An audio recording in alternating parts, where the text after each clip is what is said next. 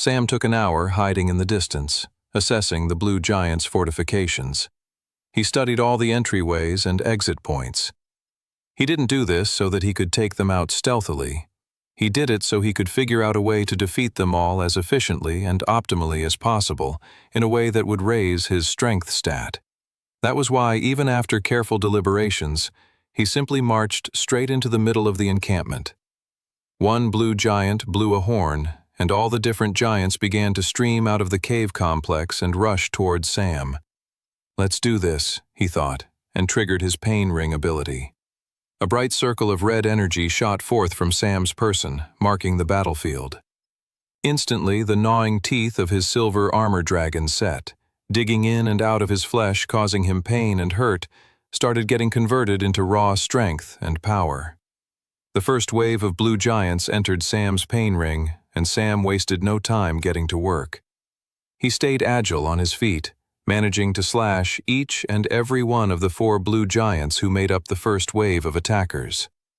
His silver dragon armor had still not raised his power levels to a point where he could rip through the blue giants with ease, which was fine, because every second fighting within Pain Ring got him closer to hitting that power level and then exceeding it. Also, Sam's quick slashes with his Berserker Sword was additionally helpful, as his Berserker Sword's special ability was to send his enemies into a hostile frenzy, which basically sent the blue giants into an unintelligent rage where they became a threat of as much destruction to themselves as they did for Sam. One blue giant got so angry, it swung its club down and managed to hit one of its companions in the head, knocking it unconscious. After slashing all the current blue giants in the pain ring, Sam then triggered Blood Flame. The 4 blue giants erupted into crimson flames, screaming as they were roasted alive. The blue giants collapsed on the ground, just in time for the next wave of enemies to rush to attack Sam from within his pain ring. The blue giants screamed with rage as they charged in against Sam. Sam leaped in the air and slashed his Berserker Sword. It ripped through a blue giant's neck with utter ease. Sam took note, seeing that his pain ring had pushed his power levels to where it needed to be to take on the horde of blue giants with ease. As the blue giant's head went flying through the air, Sam triggered level 2 of Blood Flame, creating a ball of red-crimson magic in the palm of his hand.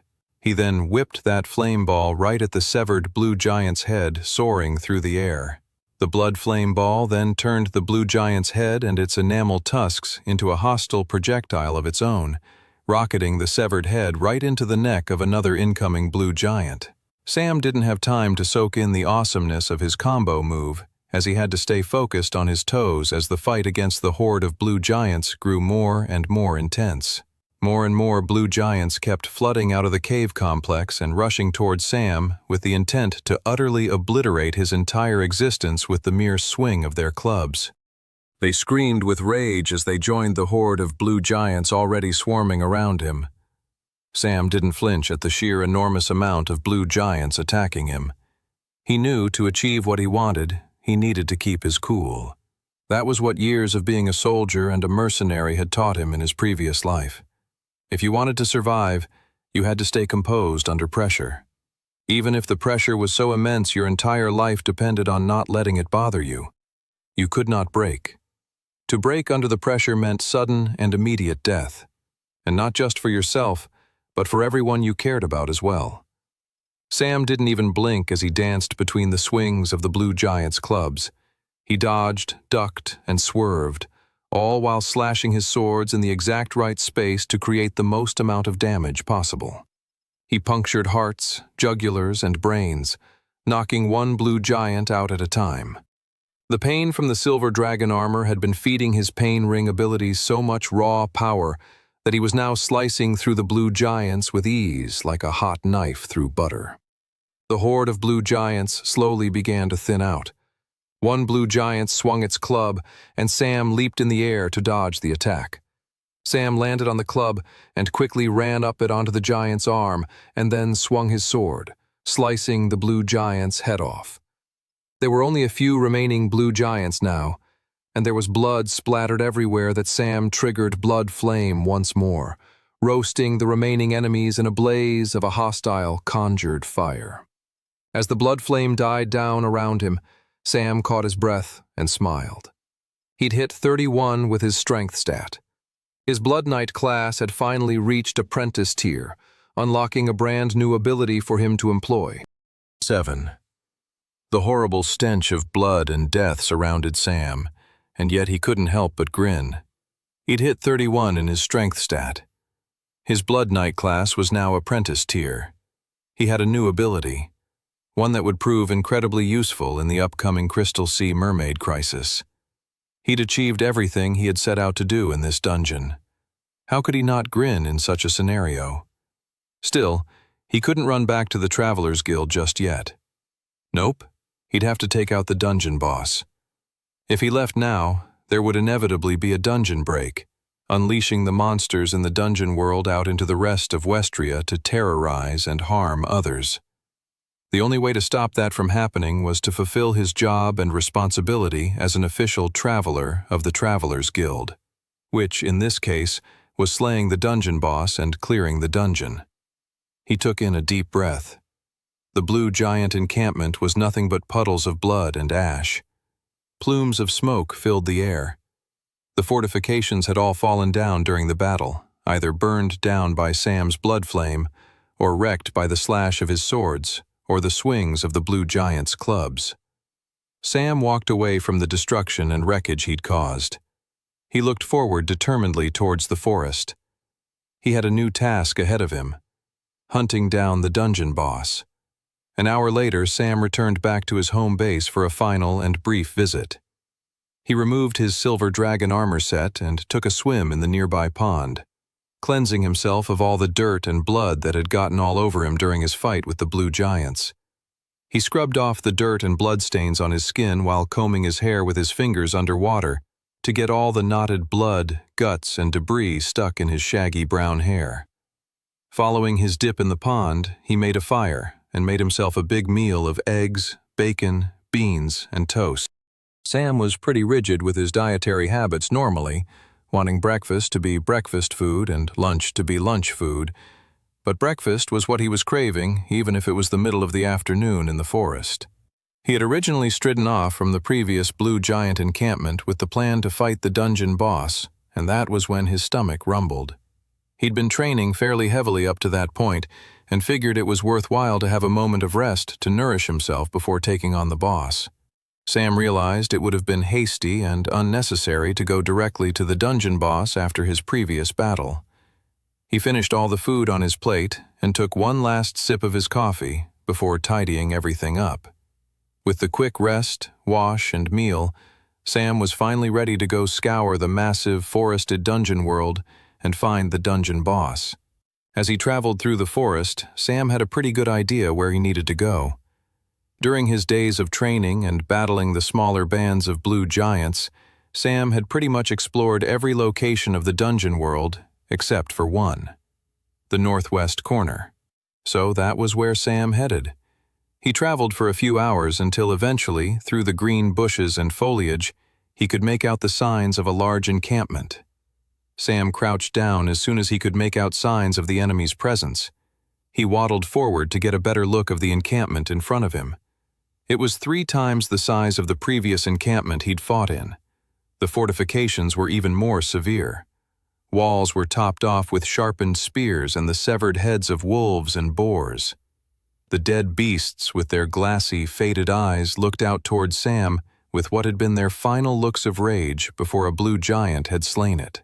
Their snarling visages of hatred were meant as a warning to any hostile intruders.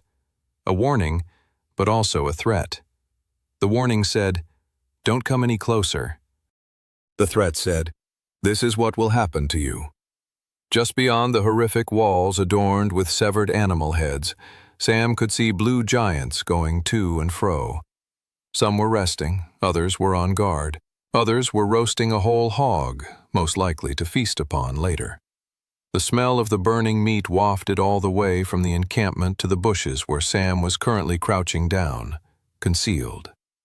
Just like the previous encampment he'd fought in, where he had finally got his strength stat up to 31, the best plan always ended up being the simplest. Sure, he could spend an hour stealth-killing loads of the guards on the perimeter of the encampment, but that wasn't where his strengths lay. His strengths were in combat that was close-up and personal, ruthless, and blood-soaked.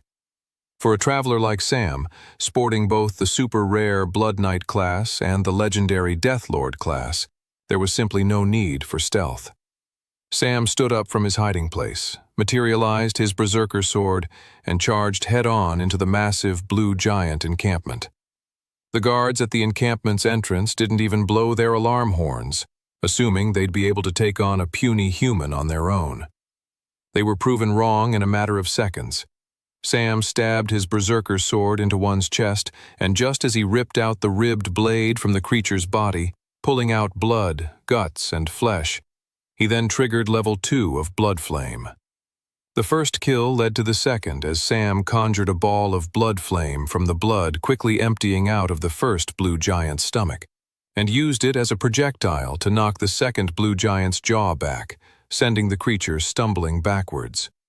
Sam wasted no time, rushing up to the disoriented monster and slashing upwards.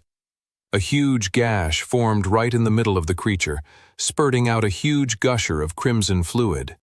The final cries and echoing thumps of the dead blue giant's corpses crashing into the ground was enough to alert the rest of the encampment that they had an intruder in their midst. Sam rushed forward. A squad of blue giants came at him in the middle of the encampment, and Sam made quick work of them. He was no longer interested in grinding out stats against these awful monsters. All he wanted was to find their leader, the dungeon boss. That was when an echoing horn went off. Sam looked up in the direction of the sound.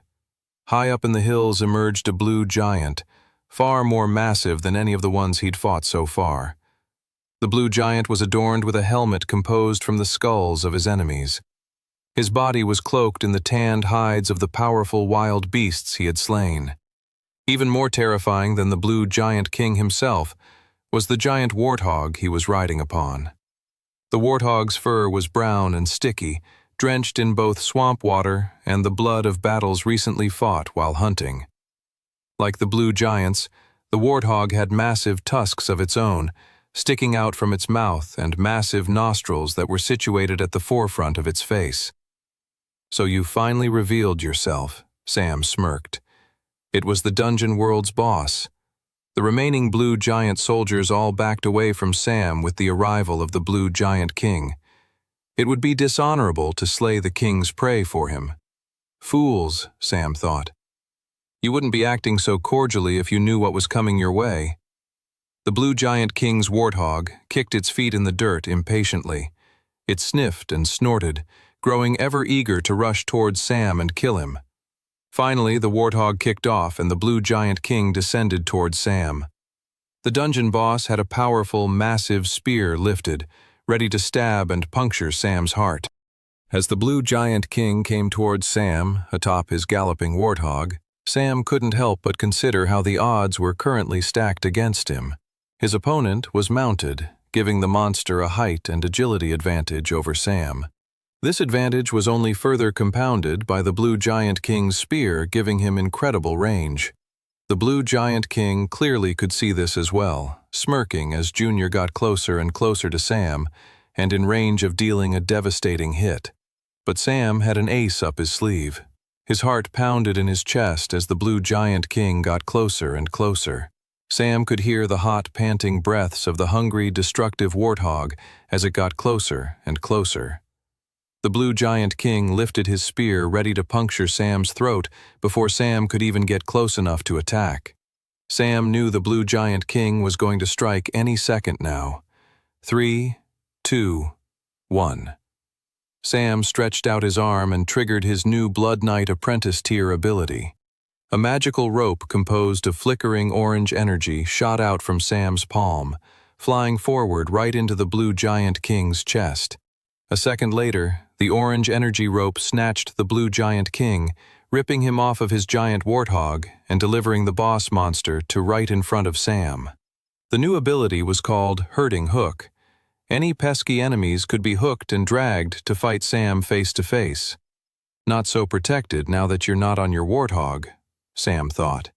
He then sliced the giant king's head off cleanly with his berserker sword. 8. Sam caught his breath as the headless dungeon boss corpse at his feet dematerialized into a monster stone. The warthog faded away along with the blue giant king. Sam concluded that they must have functioned as one unit within this dungeon world. Upon the death of the main boss, the warthog simply faded away. As for the remaining blue giants in the encampment, they had all scattered in fear of the man who had slain their king. Sam picked up the boss monster's dungeon orb and dematerialized it into his inventory. He quickly looked over his profile to review any stat gains acquired during the battle. Sam, class, Blood Knight, super rare, rank, apprentice tier. Abilities, Pain Ring, novice tier, level 2. Mark part of the battlefield as yours. Within that circle, the more you are hurt, the more powerful your attacks. Battle awareness also now increases as you take more damage. Hurting Hook, apprentice tier, level 1. Shoot a straight hook rope that if it hits an enemy, it pulls them back closer towards you. Class, Deathlord, legendary, rank, novice tier. Ability, Blood Flame, novice tier, level 2.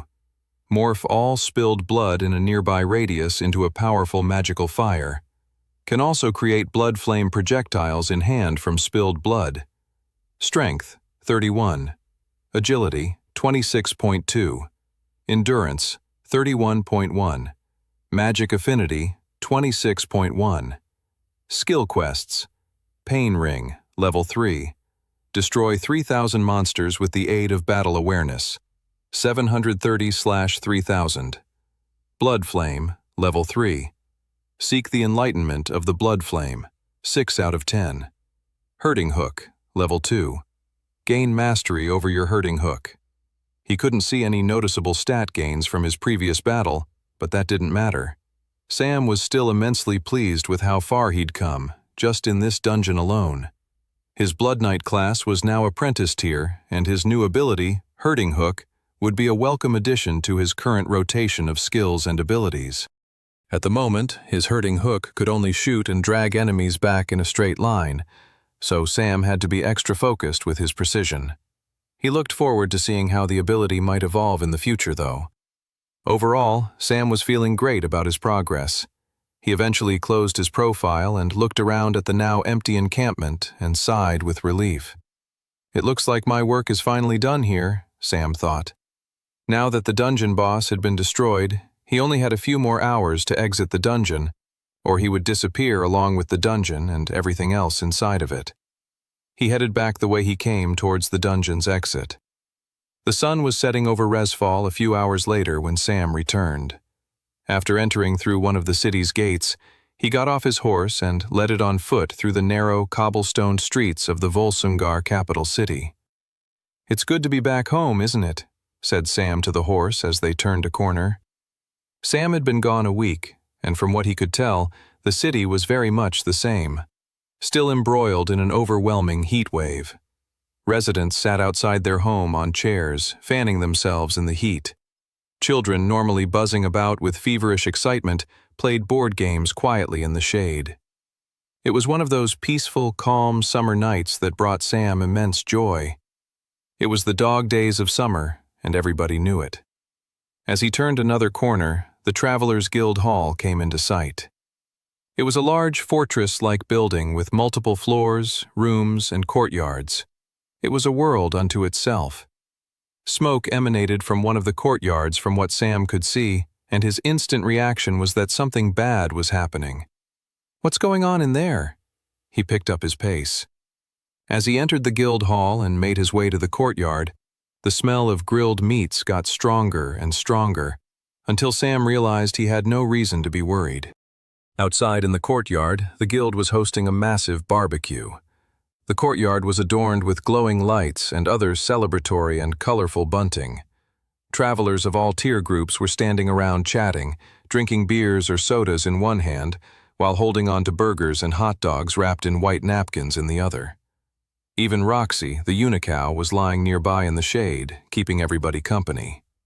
Guildmaster Edgar Redfield was wearing a white chef's hat and apron over top a summery button-down t-shirt with palm trees.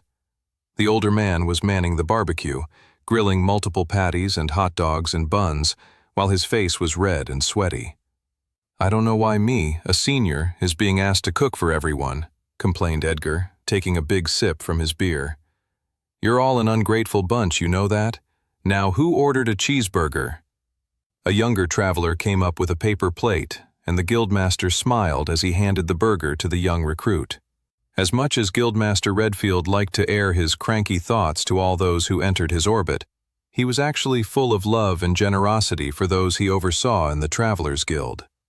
Despite all of his complaints, he would cling to the barbecue's handles before he let anyone else cook for everyone.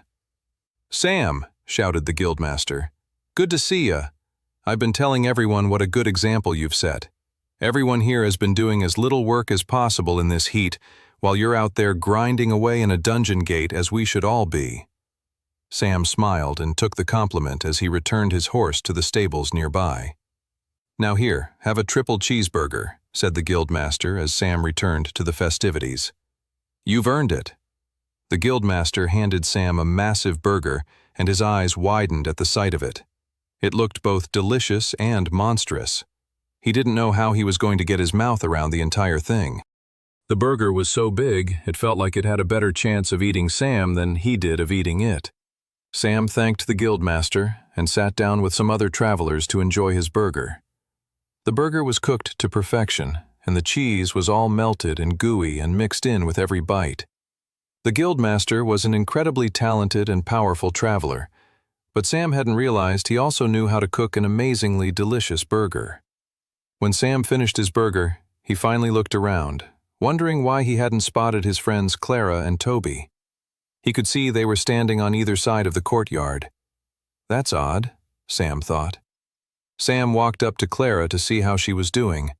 The girl was wearing a light green dress that accentuated her beautiful green eyes, freckly skin, and curly auburn hair. "Hey, I've been gone a week. Do I not even get a hello?" Sam smiled. "Sorry, Sam," said Clara, crossing her arms. "I was waiting for Toby to come say hi to you first before I came over." "I'm confused," said Sam. "Could you not just come say hello together?" "Absolutely not," said Clara, crossing her arms. Sam wasn't sure what was going on, but as a betting man, he was certain it was more likely Toby's fault than anything Clara had done. "Oh, well, I'm sorry to hear that," said Sam. "Have you had a good week otherwise?" Clara grinned. "Oh yeah, for sure. Brock has been teaching me some more techniques to use alongside my current warrior class abilities." Sam smiled. He was happy to hear Clara was getting stronger and more powerful. So was Toby. After he had saved them from the tutorial dungeon known as the White Gate, they were both evolving into strong travelers of their own. They all still had a long way to go to reach the true fearsome power in comparison to travelers like Olivia or Guildmaster Redfield, but they were well on their way.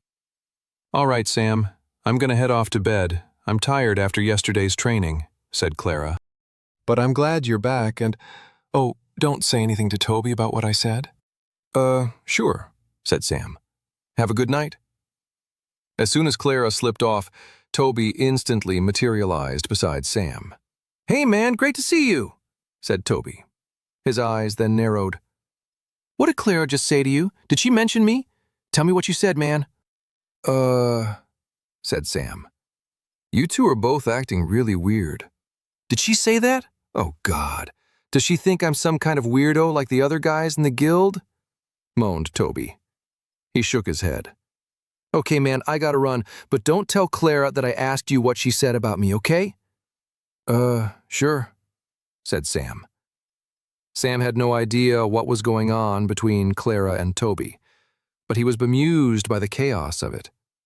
He looked over to see Brock the dwarf and Curtis the elf both sitting in an inflatable pool of water, just chilling out with beers in their hands.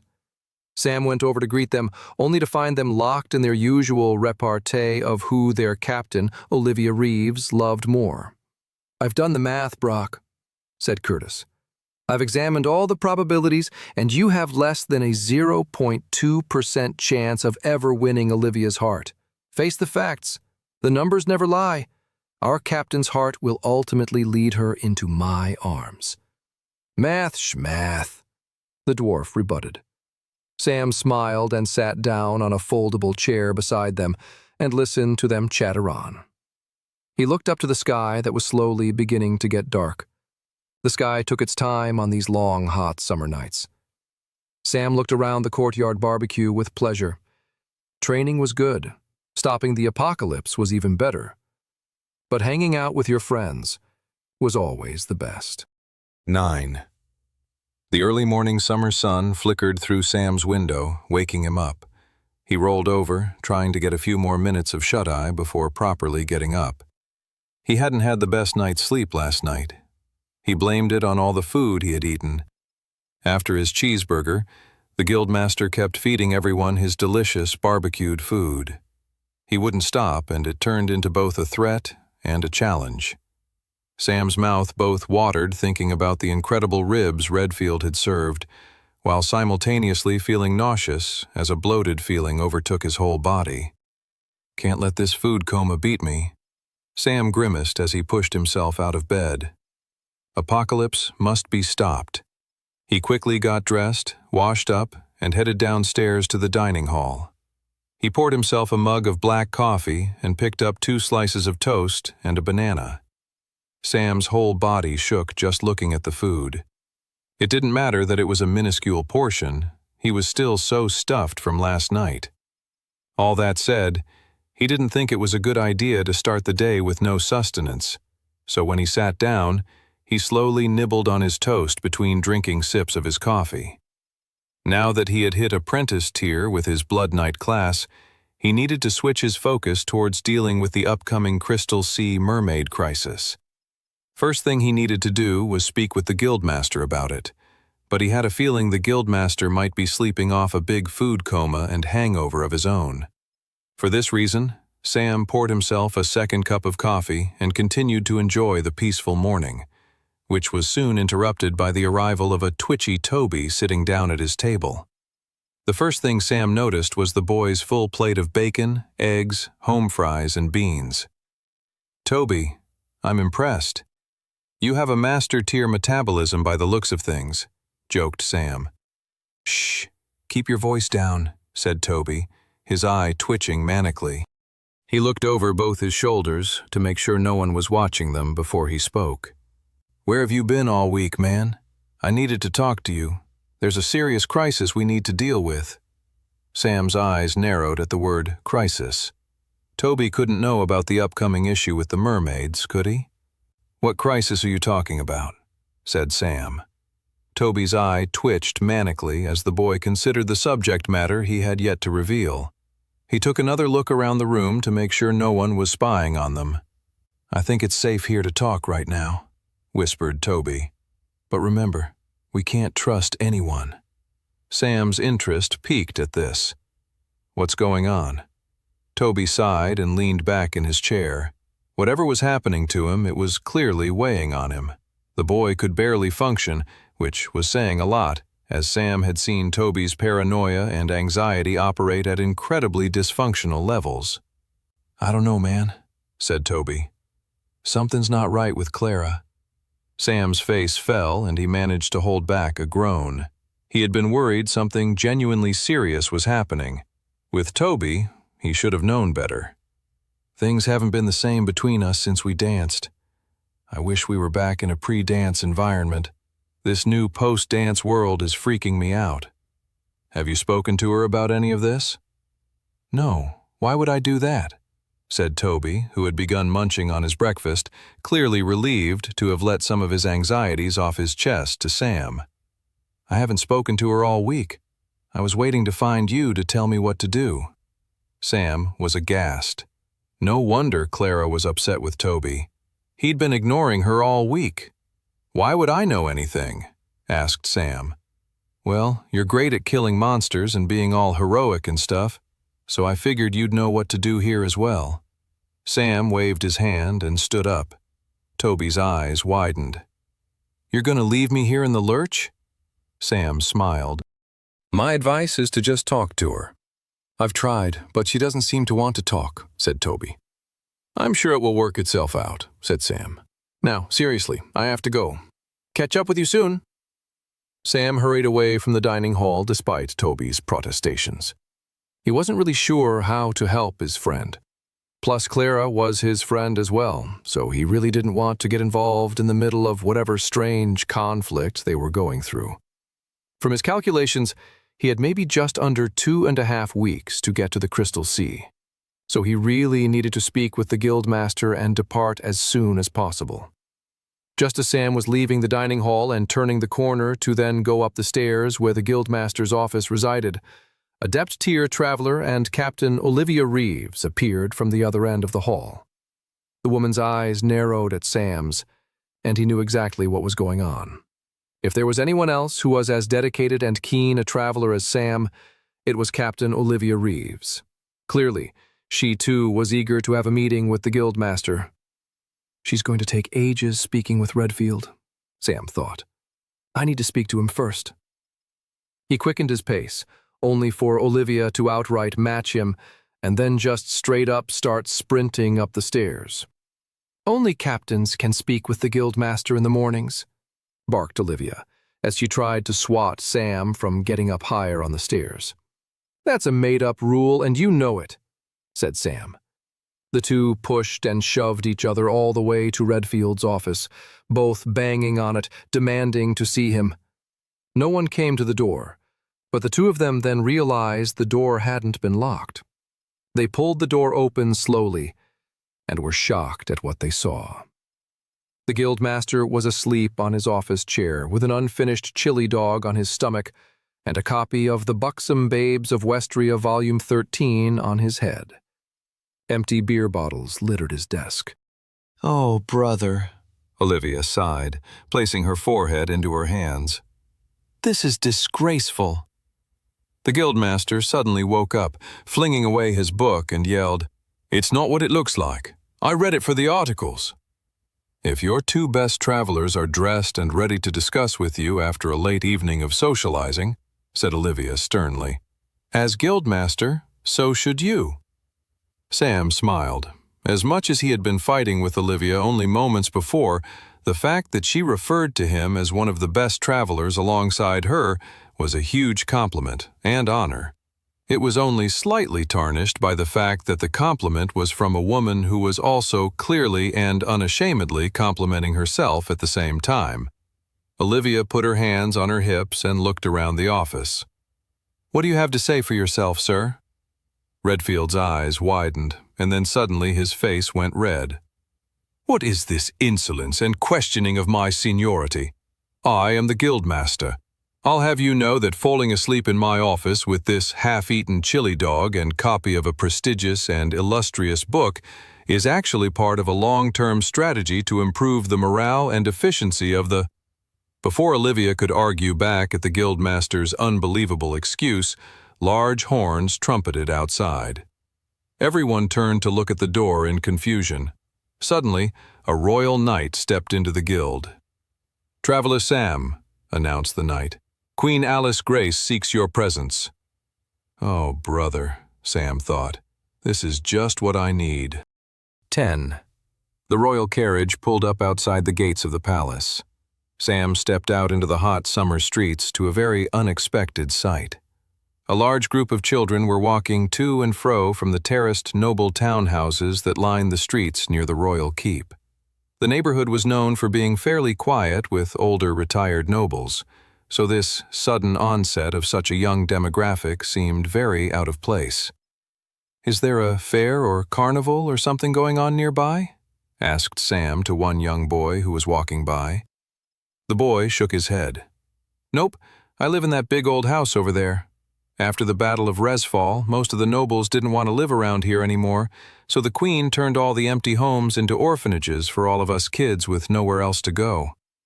Never in a million years did I think I'd be living in such a swanky place like this." Sam grinned. He was impressed. It sounded like Queen Alice was beginning to flex her royal powers for the good of the people. The Spectral Church had once been the governing body for all the orphans in the city, and based on Sam's personal experience, he knew that they did a horrendous job. It made Sam really happy to see the Queen looking after some of the city's most downtrodden and forgotten group of people. "I even got a job too," said the kid. "The Queen set it up so that we can help work as apprentices in the palace and get real work. Isn't the Queen amazing?" Sam shook his head and smiled. He knew he was going to have to compliment the Queen on all of her great work. Maybe in her new role as Queen, their relationship would be less fraught. Sam said goodbye to the boy and continued forward to the palace. Inside the royal keep, a young, beautiful queen sat at her throne. The young woman of such important stature had long blonde hair and big, gorgeous blue eyes. She normally had a pleasant demeanor and smile that would add a bit of sparkle to anyone's day. However, today there was a note of concern on her face, maybe one of frustration or impatience, though a more discerning onlooker might have suggested what it truly was: nervousness. Alice sat on the throne, tapping her finger impatiently. The throne room was so massive and had such high ceilings that she could hear the echo of her nail clacking against the metal of her throne, which only reminded her of why she was impatient even more. The sound of the nail echoing across the empty throne room was interrupted by the only other person currently in the room: the Queen's handmaiden and guardian, Mildred Cross. "Nervous, my lady?" said the older woman. The young 16-year-old girl's face went bright red before her nose scrunched up in a scowl. "Nervous?" she thought. "How could Mildred think I'm nervous? I'm simply impatient for that annoying young black-haired traveler who's always staring at me and then making me show him gratitude by saving my life constantly. What does he expect me to say? Oh gosh, you're ever so strong, charming, and handsome." Queen Alice Grace crossed her arms and took in a deep breath as she considered the young, irritating traveler boy who was coming to visit them. She then couldn't help but wonder how the boy would react if she did fawn all over him. Would he recoil from her? Or would he hold her tighter? No. Alice knew exactly what he would do. He'd let go of her gently and say something incredibly charming like, "No, we mustn't, Your Highness. We're from two different worlds." Ugh, he would do something that annoying, wouldn't he? "Did I strike a nerve?" said Mildred, looking at her with a knowing smile. Alice shook her head and huffed. "I'm not nervous at all, Mildred. I do not get nervous before visits with those I consider merely as colleagues in the goal of protecting the kingdom. I do, however, get impatient with such colleagues. What is taking him so long? I believe you think much more highly of him than I do." "So you say," said Mildred, giggling to herself. Finally, a royal knight stepped into the throne room and made the declaration. "We have brought the traveler you wish to see, Your Highness." Sam entered Queen Alice Grace's throne room. The beautiful young girl was sitting on her throne at the end of the room, while her handmaiden, Mildred Cross, stood quietly beside her. Sam hadn't seen either of them since the Queen's coronation party following the Great Battle of Resfall. Queen Alice Grace represented one of the greatest departures from Sam's previous timeline. The assassination of Princess Alice Grace ushered in a reign of terror across Resfall and the Volsungur Kingdom, leading to widespread chaos and fear across the realm.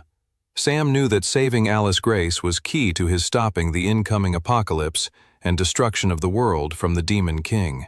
He couldn't predict where parts of this new timeline would go now that her life had been saved and she had been officially crowned Queen of the Volsungur Nation. He certainly could never predict the fact that they would end up having a strange, less than friendly relationship. But Sam just accepted things for what they were. As Sam approached the throne, Alice stood up from her throne to greet him. "It's good to see you, Traveler Sam," she said, and she raised her hand to shake it and took a step forward. Except there was one problem. The Queen forgot that the throne was situated a few steps up from the rest of the throne hall, meaning her one step outward had her now walking into open air. "Ah!"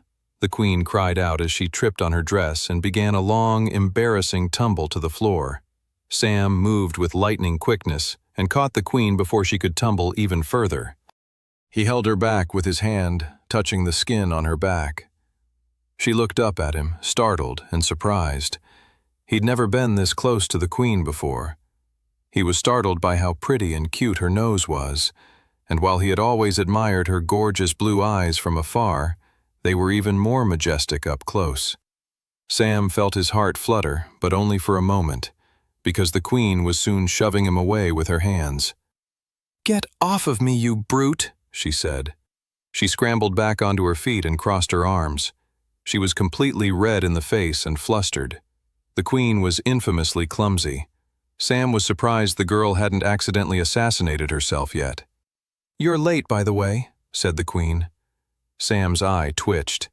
He felt an anger rise in his chest. He wasn't late at all. He'd come as fast as her royal guards were able to escort him here. Plus, he didn't give much of a damn about her schedule. He was working on his previous timeline schedule. And the devastating historical timeline was what mattered most. The Crystal Sea mermaid crisis was only a few weeks away. Still, Sam took a deep breath and stayed composed. The irritating girl was indeed the queen after all. After seeing that orphan boy outside, Sam had thought things might be different between them, but he guessed not. Alice sat back down on her throne and straightened her dress. "All right, enough hysterics aside," said Alice. "I've called you in today because you're needed on an urgent and important task. After your impressive display at the Battle of Resfall, both Mildred and I agree that you're a traveler of immense talent and are the right person for a very important diplomatic task." The compliments are nice, Sam thought to himself, though they don't make up for the frosty entrance. "We've received word from Athena, the queen of the mermaids," said Alice. Sam's back straightened. He hadn't been expecting that. "There's been a series of mermaid kidnappings in the Crystal Sea," said Alice. "She's reached out to the nation of Volsungar and requested we send travelers to help them. I'm not sure why they can't handle the issue on their own, but I believe it would be wise for us to send someone to help them. The mermaids could prove to be incredibly powerful allies." Sam grinned. The queen was now impressing him yet again. Yes, he was already planning on going to the Crystal Sea on his own, but it was good to see Queen Alice acting in such a wise and prudent manner. In Sam's previous timeline, the new treasonous ruler of Volsungar, Clarence Erdstrom, had completely ignored the mermaids' messages for help, and in return the mermaids ignored the rest of Westria right up to the moment of the world's destruction. "So will you do it?" said the queen. She looked at him with cute puppy eyes. Sam grinned. "Of course I will." He was a bit frustrated at time being wasted as he was already working towards heading to the Crystal Sea, but he figured there was nothing wrong with getting the royal family's approval. Being on good terms with the queen would be good for connections and diplomatic sway as events continued to unfold in this new timeline. Still, Sam grumbled to himself, "You'd think I'd have more sway with the queen, considering I pretty much saved her life. But, alas, the queen is peculiar, I guess. Pretty, he thought, but very peculiar." 15 minutes later, Sam found himself outside the gates of the royal keep and in the main city of Resfall. It was only mid-morning, so the heat hadn't reached its peak intensity just yet. The sun was only halfway up its climb to the center of the sky, where it would bake down on all of them for the rest of the day. Better get back to the guild and speak with Redfield, Sam thought to himself, and started walking down a relatively quiet cobblestoned street. He needed to go over the situation with the guildmaster first, and assemble a team before he began journeying out towards the Crystal Sea. By the time Sam returned to the Travelers Guild, Redfield was properly awake and dressed in his office. The space was immaculate, showing no signs of drunken debauchery of any kind. Even the dripped stains of the chili dog had been mopped from the floor. "How can I help you, Sam?" said the guildmaster from behind his desk. Sam then walked the man through the meeting with Queen Alice and explained that he needed a team to go with him to the Crystal Sea to investigate what was happening out there. "How soon do you need to start?" Sam smiled. "Right now." After his meeting with the guildmaster, Sam made a mental list of things that needed to get done before he could set off for the Crystal Sea later that day. He headed by the stables in one of the guild's many courtyards first. The stables always had a strong stench of hay and horse dung, but it was particularly palpable in the summer heat. The stable hands, however, seemed unbothered by it. They were whistling to themselves and tidying up the stable, blissfully unaware of the fact that they were working in a setting that was difficult to even breathe in for everybody else. "You all right, lad?" Sam sucked in air and tried to not breathe through his nostrils. "I'm fine," Sam said, mustering a smile. "If you don't mind, I need to put in a request for 3 horses to be ready to journey to the Crystal Sea later this afternoon." "Not a problem at all," said the stable hand. "What takes you out to the Crystal Sea?" "I'm jealous. A dip in the water would feel great this time of year." Sam smiled to the stable hand. He wished he was going to the Crystal Sea simply on a vacation, but that was far from the case. Danger and the livelihood of all of Westria hung in the balance of his journey out there. But Sam did have to admit to himself that, while danger did lurk everywhere, right now he'd much rather face danger in the coolness of the sea and beach than in the steamy cobblestone streets of Resfall. Sam thanked the stable hand and then hurried off in search of the 2 companions he was hoping to take with him on his mission. First he found Clara in a different courtyard, running drills with Brock the dwarf. "Attack the practice dummy," yelled Brock. "Kill it like you'd kill any other bloody monster you'd come across.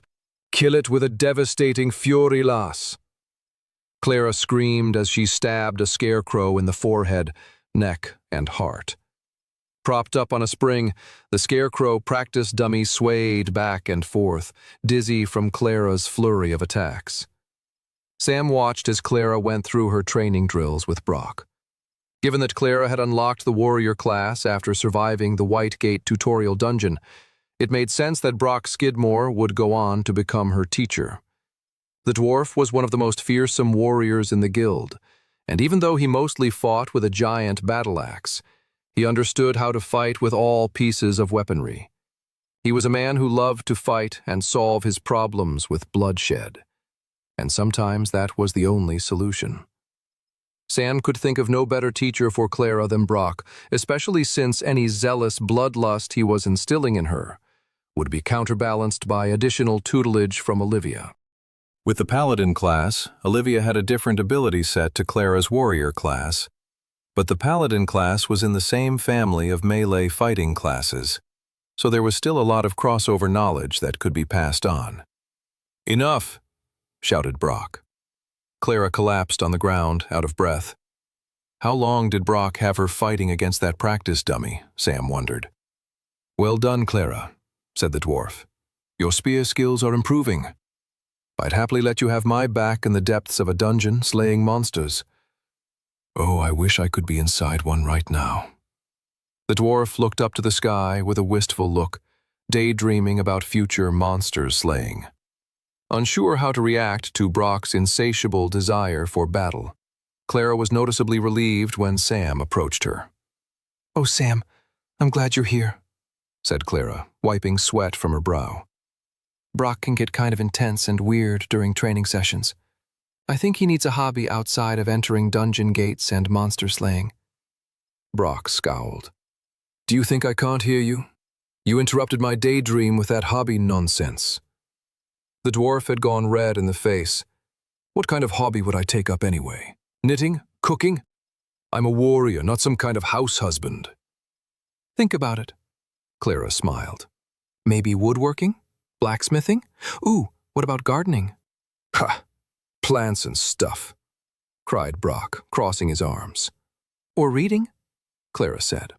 "You could borrow one of Curtis's." "All my days," said the dwarf, shaking his head. "First you criticize my passion for monster slaying, which I'll have you know has saved the lives of many, including yourself. And now you'd go so far as to suggest I borrow a book from that skinny know-it-all elf? I'm mentoring you, for heaven's sake. You young bloods have no respect for your elders. There's only one way to solve this hobby dilemma now." "Uh-oh," said Clara and Sam simultaneously. "We must fight here and now." "Once defeated, you'll see the error of your ways," said Brock, excited by the idea, materializing his giant battle axe into his hands from his inventory. Sam could see the situation was escalating more and more, and decided to cut it off there and then. Brock, sorry to interrupt," said Sam. "But the guildmaster has assigned an important mission to Clara and I, so I'm going to have to take her away from her training." Sam grabbed Clara by the arm and they hurried away from the fuming dwarf. "I'm definitely going to have to murder 10 more scarecrow training dummies now as punishment for all that," laughed Clara. "I'm sure you'll manage," said Sam, grinning. "So what's this mission the guildmaster assigned us?" "Well, technically he assigned it to me," Sam explained. "But I've been given clearance to take 2 more travelers with me, so I figured I'd bring you and Tobes." Clara's face suddenly went red and she crossed her arms. "Well then, you'll just have to go on this mission with some other warrior, but it won't be me," said Clara. "I refuse to go anywhere with that neurotic maniac." Sam sighed and shook his head. He knew that Clara could be stubborn at times, but he hadn't expected this. He didn't know exactly what was going on between Clara and Toby, but he couldn't help but yearn for the simplicity of the days when they were just 3 friends hanging out. This new romantic tension between Toby and Clara was one of the few things Sam's previous timeline had not prepared him for in the slightest. 12. After a minute of pleading, Clara eventually relented to Sam and said she would go on the mission, even if Toby were to come. They agreed to meet back by the stable in 30 minutes, in which time Clara would pack and Sam would go find Toby. As Sam went in search of his friend, he hoped to himself that Toby would be easier to convince than Clara had been. "What have you done?" cried Toby when Sam told him about the upcoming mission. Before Sam could even reply, the entire Travelers Guild library made a loud shh sound at them. "Let's chat outside," Sam whispered. Once out in the hall, where they could speak at an actual audible level without offending anyone, Toby continued to air his frustrations. "I asked you to help me, Sam," said Toby, "and now you're telling me we're going to have to go on a long journey together while Clara is giving me the silent treatment. It sounds like torture." "Hey, maybe it would be a great opportunity to ask her how she feels." Toby sighed. "That's the most ridiculous thing I've ever heard. But look, Sam, you know I have your back, so if you want me to go on this extremely awkward mission with you and Clara, I won't say no." "Good," said Sam. "We're leaving in 15. Go pack." Toby's shoulders slumped. "Dang, I thought if I acted all mature you'd tell me I didn't have to come." "Nope," Sam smiled. "I need a novice tier traveler with the wizard class and you fit the bill. So go get ready." Sam didn't care how Toby and Clara felt about each other in that moment. For Sam, he was simply too excited to be going on another adventure with his friends. After packing up and gathering their things, the trio set off from the Travelers Guild, beginning their journey towards the Crystal Sea. They led their horses through the city and finally mounted them once they were beyond Resfall's gates. The first few hours of the journey were easy as they traveled through bright green valleys and farm fields. They journeyed in silence, only breaking their self-imposed quietude when it was absolutely necessary, such as altering their course or direction. But other than that, the trio of friends moved forward on their journey, not speaking to one another. Sam didn't mind in the slightest. With Clara leading the group at the front, he was keeping guard at the back of their squad. It was the perfect opportunity for him to drain many of the monster stones he had collected a few days earlier in the Green Apprentice tier dungeon gate. Sam was all about efficiency. If he could travel and train at the same time, he would do so gladly.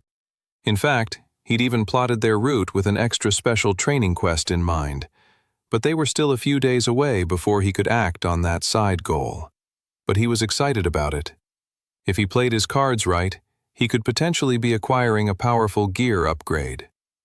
Towards dusk, the terrain became more challenging. They had entered a hilly wooded area with large rocks jutting out of the ground. The environment became so rough and treacherous, Toby almost fell off his horse. Clara giggled at that. When Toby noticed that Clara had been paying attention to him, he turned to say something, but she instantly looked away. "It's going to be a long journey if they keep this up," Sam thought to himself. Sam's thoughts were then interrupted by the quietest, most subtle of sounds. "Everybody stop," Sam whispered harshly. He leaped off his horse and materialized a rope and stake in the ground. "Get off your horses, tie them up, something is coming." Sam closed his eyes and triggered his mana sense. His novice-tier mana affinity meant he could sense the mana of any nearby or approaching creatures with mana. It wasn't a foolproof ability, as it only worked on travelers and monsters. Lone bandits in the night would escape his detection. Not to mention, most advanced novice-tier travelers knew how to conceal their mana as well. All of which revealed quite a bit about the incoming attackers Sam was picking up within his mana sense. There was a pack of 7 creatures coming their way. They weren't regular human citizens, because they wouldn't have any mana to pick up on. They weren't travelers either, unless they wanted Sam to know they were approaching them to attack, which didn't make any sense to Sam. So it either meant it was monsters, or the slightly similar but more likely culprit, mana-corrupted animals.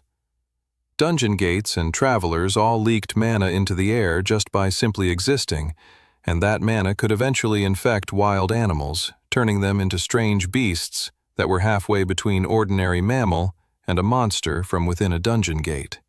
The incoming creatures were nearly silent, gliding across the wooded landscape.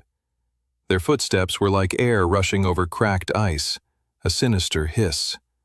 The twilight sky was quickly darkening overhead. You guys," said Toby. "Why do I have a terrible feeling in my stomach?" Sam materialized his berserker sword in one hand and his fiery flame sword in the other. Clara quickly followed suit, materializing her rare elven spear. Toby shivered, looking at his 2 companions, and then materialized his wizard staff, accepting that an inescapable battle was indeed incoming. Sam kept track of the approaching hostile force with his mana sense. The pack of creatures began to separate, looking to surround them. Between the trees, Sam began to make out glowing red eyes. Soon he could see the wolves in their entirety. They were unlike any normal wolves Sam had encountered in his pre-traveler days. They were different. Much different. Sam couldn't see their teeth, but he knew they were long and sharp from the way they gnashed their jaws at them. The wolves all shared the same type of fur, an orange and white pattern. The creatures were mangy and gaunt. The corrupted mana was destroying them from the inside out. The mana corruption had clearly damaged their brains, otherwise they wouldn't be attacking Sam and his friends so brazenly. The wolves had turned into nothing more than monstrous slaves to their own destructive desires, hungering for violence and nothing else. Clara rushed forward and triggered the novice-tier ability of her warrior class, Attack Burst. She thrust her spear forward, and from that thrust, a bright golden light of energy shot forward as if a magical spirit of the spear itself burst forward, going much farther than the spear could ever go normally on its own. The attack burst moved so quickly that the target wolf could only snarl and attempt to dodge, but couldn't move out of the way quick enough, so the energy spear ripped right through its stomach, cutting it in half. "Are we going to keep standing around, or are we going to finish these dumb wolves off?" said Clara between gritted teeth. She raised her spear to attack once more as the wolves charged in towards them in all directions. Sam ran forward with his 2 swords and attacked the nearest wolf. He slashed the wolf, wounding it deeply. He didn't stay on target, though, running in a large circle, making sure to hit each and every wolf attacking them. Once they'd been all hit once and were dripping with blood, Sam triggered his Death Lord ability, Blood Flame. All the blood on the ground and even the blood dripping on the fur of the wolves began to glow a deep crimson red before bursting into powerful destructive flames. The wolves cried out as their bodies shook in pain before finally collapsing on the ground, dead. "Well," said Clara, "that was fairly easy." One remaining wolf that had stayed back appeared out of nowhere and leaped towards Clara. The wolf's jaw was wide open, ready to rip through the flesh of Clara's neck. The wolf was hungry for both flesh and vengeance. Clara's eyes widened. She hadn't been prepared for this attack. There was no way she could alter the angle of her spear quick enough to stop the wolf from landing a devastating blow. But then, out of nowhere, a gushing swirl of powerful water emerged and blasted right into the attacking wolf, sending it far off course. Pushed back by the water blast, the wolf flew backward right into a fallen branch that punctured the wolf right in the stomach. The wolf was wedged to the branch like a skewer, limping and squirming to escape, until eventually so much blood leaked out of it that its eyes faded into lifelessness. Clara blinked and then did a double take, looking at the dead wolf and then at Toby, who was still standing upright, drawing mana into his hand in case of any other attackers. "Thanks, Tobes," she said. Toby blinked in surprise that Clara was finally speaking to him again. "You're welcome. Does that mean we're talking again?" Now that they were safe and no longer in the heat of battle, it was as if Clara remembered she was mad at Toby more than she was grateful for him saving her life. "No, it does not," said Clara, crossing her arms and looking away. Sam decided to change the subject before another fight broke out. "I can see a cave in the distance," he said. "Let's set up camp. I have a great idea for dinner tonight." "Really?" said Toby. "Yeah," said Sam. "It's a special recipe. Wolf stew." 13. 30 minutes after their battle with the mana-corrupted wolves, Sam and his friends had set up camp in a nearby cave. Sam had created a small fireplace and had skinned and chopped up the wolves and thrown them into a pot alongside onions, potatoes, and carrots. After a while, he poured in some beef stock and red wine to mix in with the juices of the wolf meat. A delicious scent began to waft through the air. Leaning on the wall of a nearby cave, Clara's stomach grumbled. "Oh man," she said, looking at the cooking of stew. "That smells delicious." "I agree," said Toby. "Are we not concerned more wild animals will come approach us due to the nearby scent?" Sam shrugged. "If they do, we'll scare them off or slay them. We're going to have to take turns keeping guard in the night anyway. Who knows what creatures or bandits or rogue travelers lurk in these woods?" "Bandits or rogue travelers?" Toby sighed. "Don't worry about guard duty, everyone. I don't plan on sleeping tonight."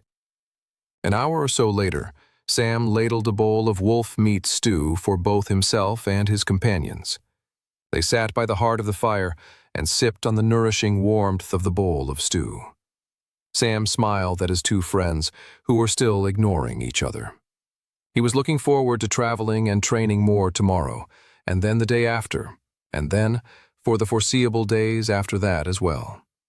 The journey to the Crystal Sea continued, and the days began to pass. They traveled by horseback, occasionally getting off their steeds when the ground grew awkward, or when they needed to cross over a river or creek with a particularly strong current. The weather was still warm, but the baking heat of Resfall was gone. The air was gentler somehow, and the occasional breeze kept Sam and his companions cool, along with their horses. Sam practiced cycling his mana core during the day as they traveled, and he encouraged Clara and Toby to do the same. Mana cycling was a great way to train when doing something else. It made traveling more efficient. The only thing that slowed down the mana cycling was when the terrain got rocky or a buzzing mosquito distracted them from their focus. At night, the group would set up camp and, based on a nightly rotation, took turns cooking dinner for the others. While dinner was being prepared, those who weren't cooking would practice and train in areas that they couldn't train in while traveling on horseback during the day. Clara practiced her spearmanship, Toby worked on his mana manipulation, and Sam practiced his sword stances. After dinner, they would draw straws for who would stay guard for the first portion of the night while the others rested. And then they'd go to sleep, under the warmth of the fireplace, while the crackling ash and hum of pine trees offered them a lullaby of the wilderness, and one of their friends stayed up, protecting them from whatever potential dangers might emerge in the night. A few days later, a small village came into view. The village was a collection of wooden homes built side by side. The homes were crafted from wood and straw with thatched roofs. There was a small dirt path running through the town, lined with wooden carts clearly used by the village's farmers and merchants. The dirt path was the only way in and out of the place. As Sam and his companions got closer, he took in the smell of fresh bread and roasting pig coming from a nearby home. Along with the smell of cooked meats, the village had a rich, earthy smell of loam, vegetation, and sweat from a hard day's work. Soon, Sam, Clara, and Toby found themselves at the center of the village, marked by an unassuming well. The sky overhead was turning into a mellow twilight orange. Sam scanned the houses, searching for one advertising itself as an inn. Eventually, Sam's eyes landed on a particular home that had a hanging lantern above its door, and a sign further up with the words Huckleweed Inn written in cracked and dry paint that needed a new coat. Sam and his companions stepped inside to find a cozy oak-paneled room and a crackling fireplace. A homely woman perked up in surprise to see the trio of travelers. Sam figured the Huckleweed Inn must not get too much business based on the innkeeper's excitement at the arrival of new guests. They paid the inn's fee, and the innkeeper quickly ran to the kitchen and hollered for some roast dinners to be whipped up, and then she went off to draw a bath in each of their rooms. After a week of roughing it in the bush, I gotta say, I'm enjoying the luxury. Toby smiled as they all sat down in comfortable seats near the inn's fireplace. Sam smiled in agreement. Nothing beat the coziness of an inn after a few hard days of travel through the woods. The innkeeper soon served them each half of a roasted chicken, alongside mashed potatoes, yams, and gravy. After eating, the three companions soon all retired to their rooms. All three of them rested in the hot warmth of the bath the innkeeper had run for them, and then soon drifted off to sleep. In the middle of the night, Sam awoke. He got dressed quietly, and then went over to his room's window and lifted it gently. A cool nighttime breeze ushered into his room. The village was silent but for the occasional hoot of an owl and the sounds of a rushing creek nearby. Sam picked himself up and climbed out from his room's window and jumped down onto the ground. The village streets were empty except for him. He moved through the small collection of houses quietly, heading in the direction of the wolves. The whole trip so far had been leading up to this moment. Sam had made sure the journey had led them to Huckleweed Village. It had been of vital importance. Sam entered the nearby forest, his boots crackling the fallen pines on the ground. The forest was dark, except for the tiny bits of starlight that made it through the thick foliage of the trees. Sam's movements were quick but quiet in the night. After 40 minutes of foraging in the darkness of the woods, a light began to shine out, glowing more and more. Soon Sam was standing in front of a large green apprentice-tier dungeon gate that was glowing out to him in the middle of the otherwise empty forest. It was exactly what Sam was looking for. He grinned. Perfect. 14. Sam took a deep breath, taking in the large green dungeon gate in front of him. He took a step forward towards it. He contemplated how the whole journey had been leading to this point so far. Yes, this wasn't the end destination of where they were meant to be going, but this lone dungeon gate was of vital importance to Sam in his quest to grow more in power so he could take on the growing threats he knew were going to come up soon in the coming months and years. In his previous timeline, Sam had read about this specific dungeon gate, and he knew that it contained a piece of rare, vital gear that was crucial to his overall development as a traveler. Without wasting a second more, Sam stepped into the glowing green portal, disappearing from the nighttime forest entirely, leaving it to return to its empty silence. Instantly, upon stepping into the dungeon gate, Sam found himself in another realm entirely. The cool nighttime forest was replaced by the hot desert. There was no longer a breeze gently pushing against Sam's skin and armor. Nope. There was only dry air now, a bitter scent of sun and salt. He wasn't in a purely open desert, however. There were no vast vistas of sand dunes stretching out before him. Instead, he was in a canyon passageway, surrounded by swirling sand and massive cliffs on either side of him. The dungeon gate had teleported him not merely to a desert world, but to a lost dwelling hidden within the sun-coated ocean of sand. At the end of the passageway, Sam could see the entrance to a crypt or dungeon of some kind. Tall black marble statues of fox-like creatures with crowns and spears stood on either side of the tall, ancient doorway. He couldn't see much beyond the door, except for the flicker of torchlight, descending downwards into the crypt below. This dungeon gate was quite different from the other worlds he'd entered, but this was to be expected with dungeon gates that were apprentice tier and higher. In higher-tiered dungeon worlds, the environments became less single-realmed, but more hybrids. One could have a valley realm that led to a snowy, mountainous region.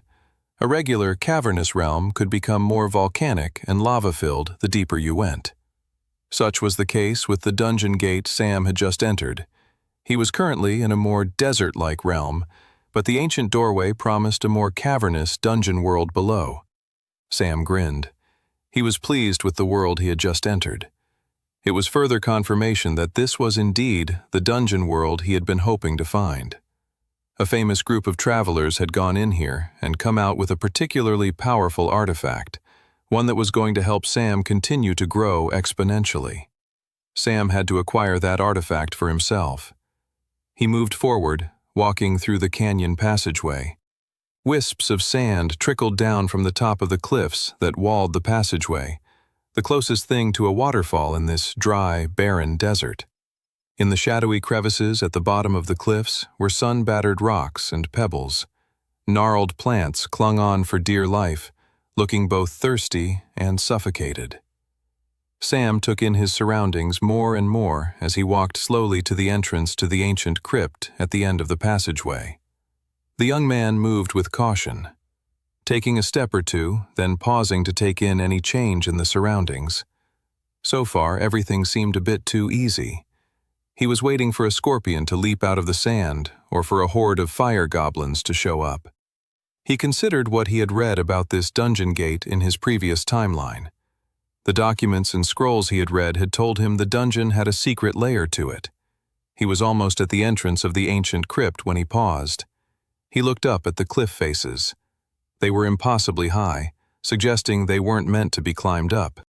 But Sam had long ago learned that often, when a dungeon world presented an impossible challenge that could easily be ignored, there was normally huge rewards beyond them. Sam considered the words written down about this gate from his previous timeline. That the dungeon had a secret layer. Sam eyed up the cliff faces once more. Maybe that layer isn't below me, Sam thought, but above. Sam walked over to the cliff face and reached out his hand to grab hold of it and see how firm the rocks jutting out from the cliff really were. The first one he grabbed was firm, but the second crumbled as soon as he touched it. I'm going to have to be extra careful here then, aren't I? Part of him wished he could use his hurting hook ability here, but unfortunately he already knew that the hook of energy would only bounce off the rocks and fade away. Hurting hook only worked against sentient enemies and not inanimate objects. Sam then unequipped his silver dragon armor set and dematerialized it into his inventory.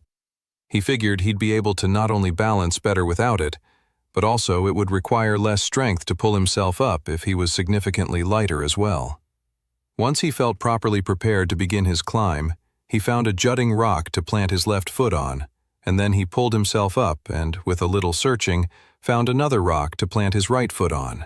And so it begins, Sam thought. At first, the climbing was easier than Sam had expected. He fell into a rhythm, using his hands for balance and grip, and his feet to search for higher rocks that would help push his body up the cliff even more. As time went on, Sam began to feel the sun beat against his back as he climbed further and further. After an hour of climbing, his whole body ached, and he was desperately in need of something to drink. Worst of all was the knowledge that he was only halfway up the cliff face. He sighed and looked towards the bottom. It was far away now. The statues guarding the ancient crypt were nothing but specks from where he was. He'd be in big trouble if he were to fall now. He knew death wasn't on the table, because he could quickly materialize and equip his silver dragon armor and trigger its ability to hold on to pain which would save him from death. But falling would annoyingly mean he would have to attempt climbing the cliff all over again from the very beginning. Sam shook his head at the thought. This better be worth it. He then took a breath and continued to climb higher. After 10 minutes more of climbing, he felt something tickle his nose. It was a wisp of sand. It was enough to make him want to sneeze, which had the potential to make him fall, which would be terrible. But then it got worse. The sand picked up. Sam turned his head and his eyes widened at the sight. It wasn't just a bit of wispy sand in the air. It was a desert storm. Oh, crap, Sam thought. He quickly determined whether he could climb the rest of the cliff before the sandstorm hit. Unfortunately, it didn't look like he was going to be able to make it. Instead, he would have to hold on for dear life as the storm passed. He closed his eyes and gripped on to the rock. Like a tsunami of sand, the sandstorm blasted into Sam, pummeling forward like an unbreaking wall of sand and debris. Sam kept his eyes shut and tried to hold his breath. The sandstorm rampaged through the desert, blasting into the passageway and cliff face Sam was climbing. Sam stayed still and focused on his grip and balance for 3 minutes. The storm must be passing soon, Sam thought. How long can it last for? Sam felt his grip beginning to slip on the rocks he was holding on to. Oh, come on, Sam thought. Please don't fall. Then, at that very moment, the sandstorm faded away. The sky went clear again, and Sam could breathe properly. He felt so relieved he almost dropped his shoulders and screwed up his positioning. Grateful that he survived the sandstorm, Sam felt that he needed to climb the rest of the cliff before another one showed up. 10 minutes later, Sam climbed his way onto the hidden top layer. He was out of breath and his muscles were sore. But as he lay there, resting after his climb, he looked out into the distance on this new top layer of the dungeon world he had reached, and in the distance, he saw something that made him smile. Off in the distance was exactly what he was looking for, a secret boss monster. 15. Now at the top of the cliff, Sam felt like he'd entered a totally new zone to the dungeon world. The ground was bright white, cracked and burnt away from the relentless sun beating down on it. The sky was a sharp blue, and the contrast with the white ground made Sam's eyes wince. Across this new zone, Sam could see a gigantic, lone monster, a secret boss monster. Standing by a scraggly tree without leaves was a giant bird with primarily blue fur and a white mane. It had large yellow eyes and a bright silver beak. It towered over the landscape. It was as big as a dragon. The monster wasn't paying any attention to Sam. For the monster, Sam was nothing but a speck, a worm, a gnat. Sam didn't care. It gave him a chance to prepare himself for the big battle ahead. He rematerialized his silver dragon armor set from his inventory and equipped it. Next, he materialized both his berserker sword and his flame sword. Sam moved towards the giant bird's side so that he could approach it sneakily and get an initial attack in. But the bird suddenly sensed him and squawked in his direction. Well, I guess that takes out the sneaky option, Sam thought to himself. With nothing to lose, Sam rushed forward to take on the giant secret bird boss. Once in the creature's orbit, Sam triggered Pain Ring. A bright circle of crimson-red energy shot out from his chest and took over the surrounding area that included both Sam and the giant bird monster. The silver dragon armor digging into Sam's flesh immediately began converting the pain into raw power due to being inside his newly triggered Pain Ring. Sam jumped in the air, swinging his flame sword quickly and following up with a second slash from his berserker sword. Both attacks landed, but barely ruffled the giant bird's feathers. Not surprising, Sam figured. This bird monster was a secret boss in an apprentice-tier gate. It wasn't going to be an easy fight.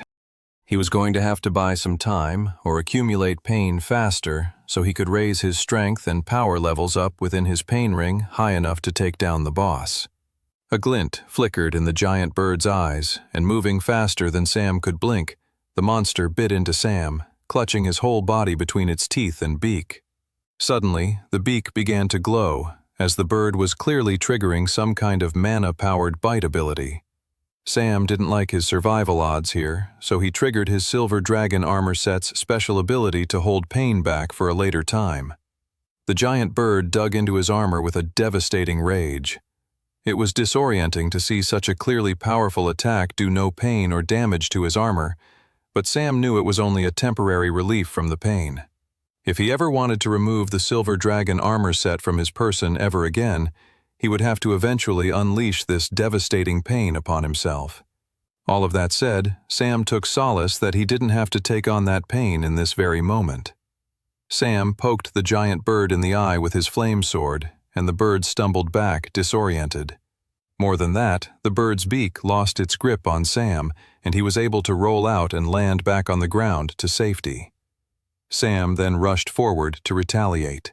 He had taken tons of pain from the silver dragon armor set now while within the pain ring. The fact that he was able to force the giant bird to stumble back so much was proof of that. Sam jumped in the air, slashing his flame sword one way and then his berserker sword another. The bird screamed as two bloody red gashes emerged between its blue fur. "Looks like I'm in a position to finish this," Sam thought. But Sam had predicted the conclusion to the battle far too soon. The giant bird suddenly kicked off and flapped itself higher into the air. Sam's eyes widened at the cowardice of the retreating boss monster. He quickly triggered Hurting Hook. A bright orange light shot out from his hand onto the back of the bird. It pulled the bird closer to Sam, but the monster was powerful enough to be dragging itself away and fighting Sam's newest unlocked ability. Luckily, though, the Hurting Hook ability did manage to give Sam an opportunity to jump on the bird's back. "Try escaping me now," Sam yelled. The bird shrieked and shook, trying to fling Sam off. Sam clutched onto the bird's fur for dear life. The giant bird then kicked off into the air and flapped its wings, lifting both itself and Sam high up into the clouds of the dungeon world. The giant secret bird boss flew with such intensity and speed, the wind pummeled backwards into Sam's face. The torrential gust shot back all of his shaggy black hair. The speed at which air was blasting into Sam was so intense, it threatened to knock him off the bird entirely. Sam couldn't let such a devastating thing happen to him. For one, he'd be accumulating so much pain within his silver dragon armor set that he might not be able to survive it once he unleashed the pain. But more importantly, the secret boss might retreat forever, and Sam would lose out on the incredible rewards slaying it would bring.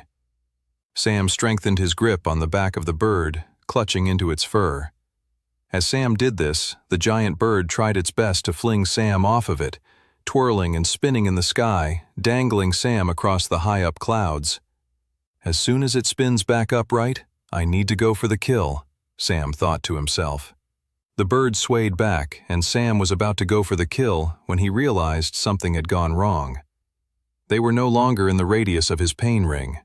All that accumulated power from the ongoing pain from his silver dragon armor set was now gone. He was back to low apprentice tier strength, which was simply not enough to kill the secret boss monster. But then Sam grinned. He had an alternative solution. He still had all the pain stored up from the giant bird's mana-charged bite attack. That should be enough, Sam thought to himself as he triggered a new pain ring on the back of the giant bird. A red circle of crimson energy shot forth from Sam's chest. He then materialized his berserker sword in one hand, readying himself. Next, he triggered the pain from the bird's bite attack. The stored-up pain overwhelmed his body. A sharp ripple of hurt and agony ushered through his entire being. Sam gritted his teeth and bore the overwhelming amount of damage coursing through his entire body. "I can sit in this agony later," Sam thought to himself. "Must kill this bird while I still can." He lifted his berserker sword and pummeled it into the back of the boss monster. The sword punctured the giant bird's flesh, and he felt his strength and power increase as the intense amount of pain from earlier rippled through his body and then reconverted into raw energy and power due to his pain ring ability. The blood and guts flew out from the creature's back, coating the white clouds and sky with a red mist.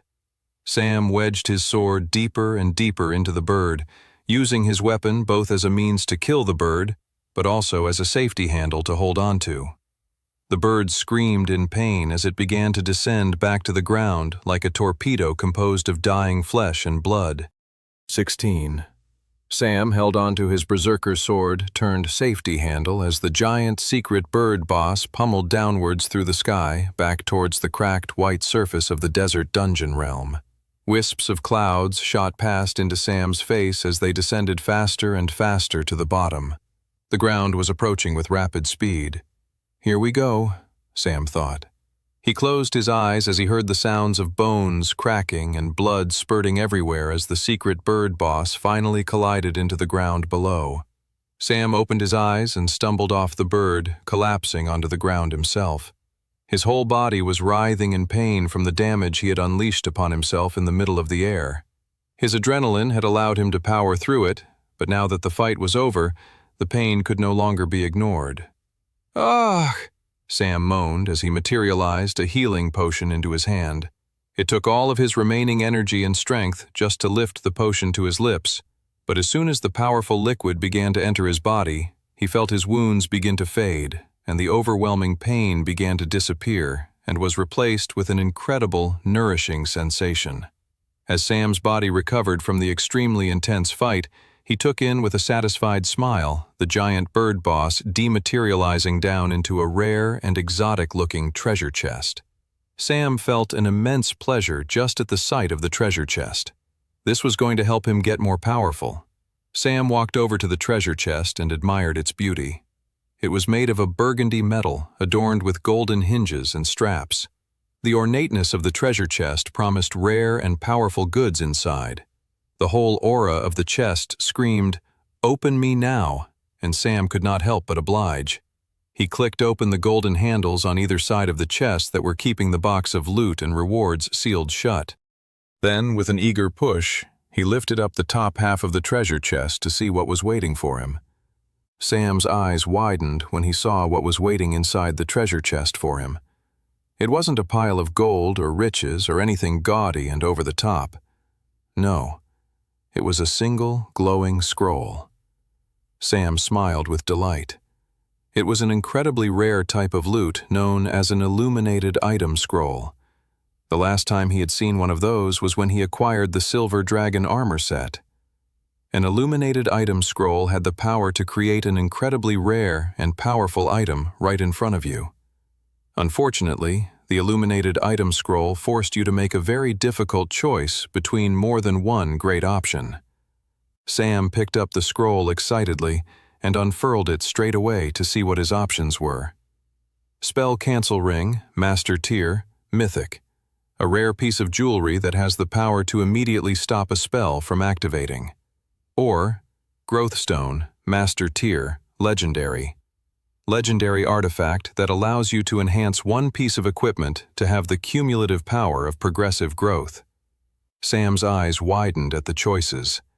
They were both incredibly valuable and effective items he'd love to have in his arsenal. The Spell Cancel Ring offered a pretty impressive trump card against travelers with magic casting classes, as well as particular monsters with powerful mana-based abilities. Then there was the Growth Stone. This was the prized item Sam had been hoping to find in this dungeon gate.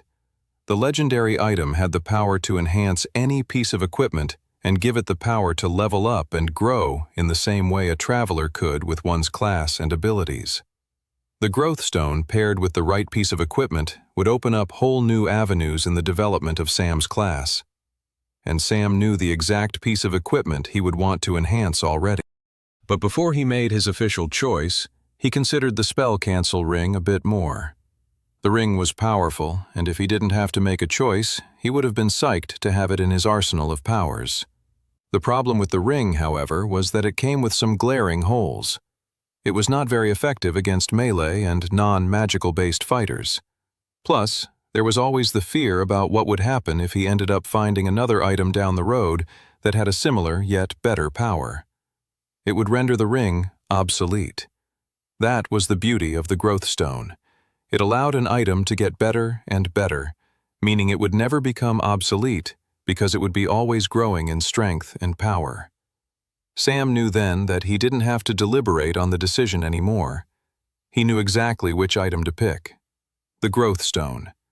The illuminated item scroll suddenly poofed into a cloud of smoke, and next thing Sam knew, he was holding a glowing blue crystal in the palm of his hands.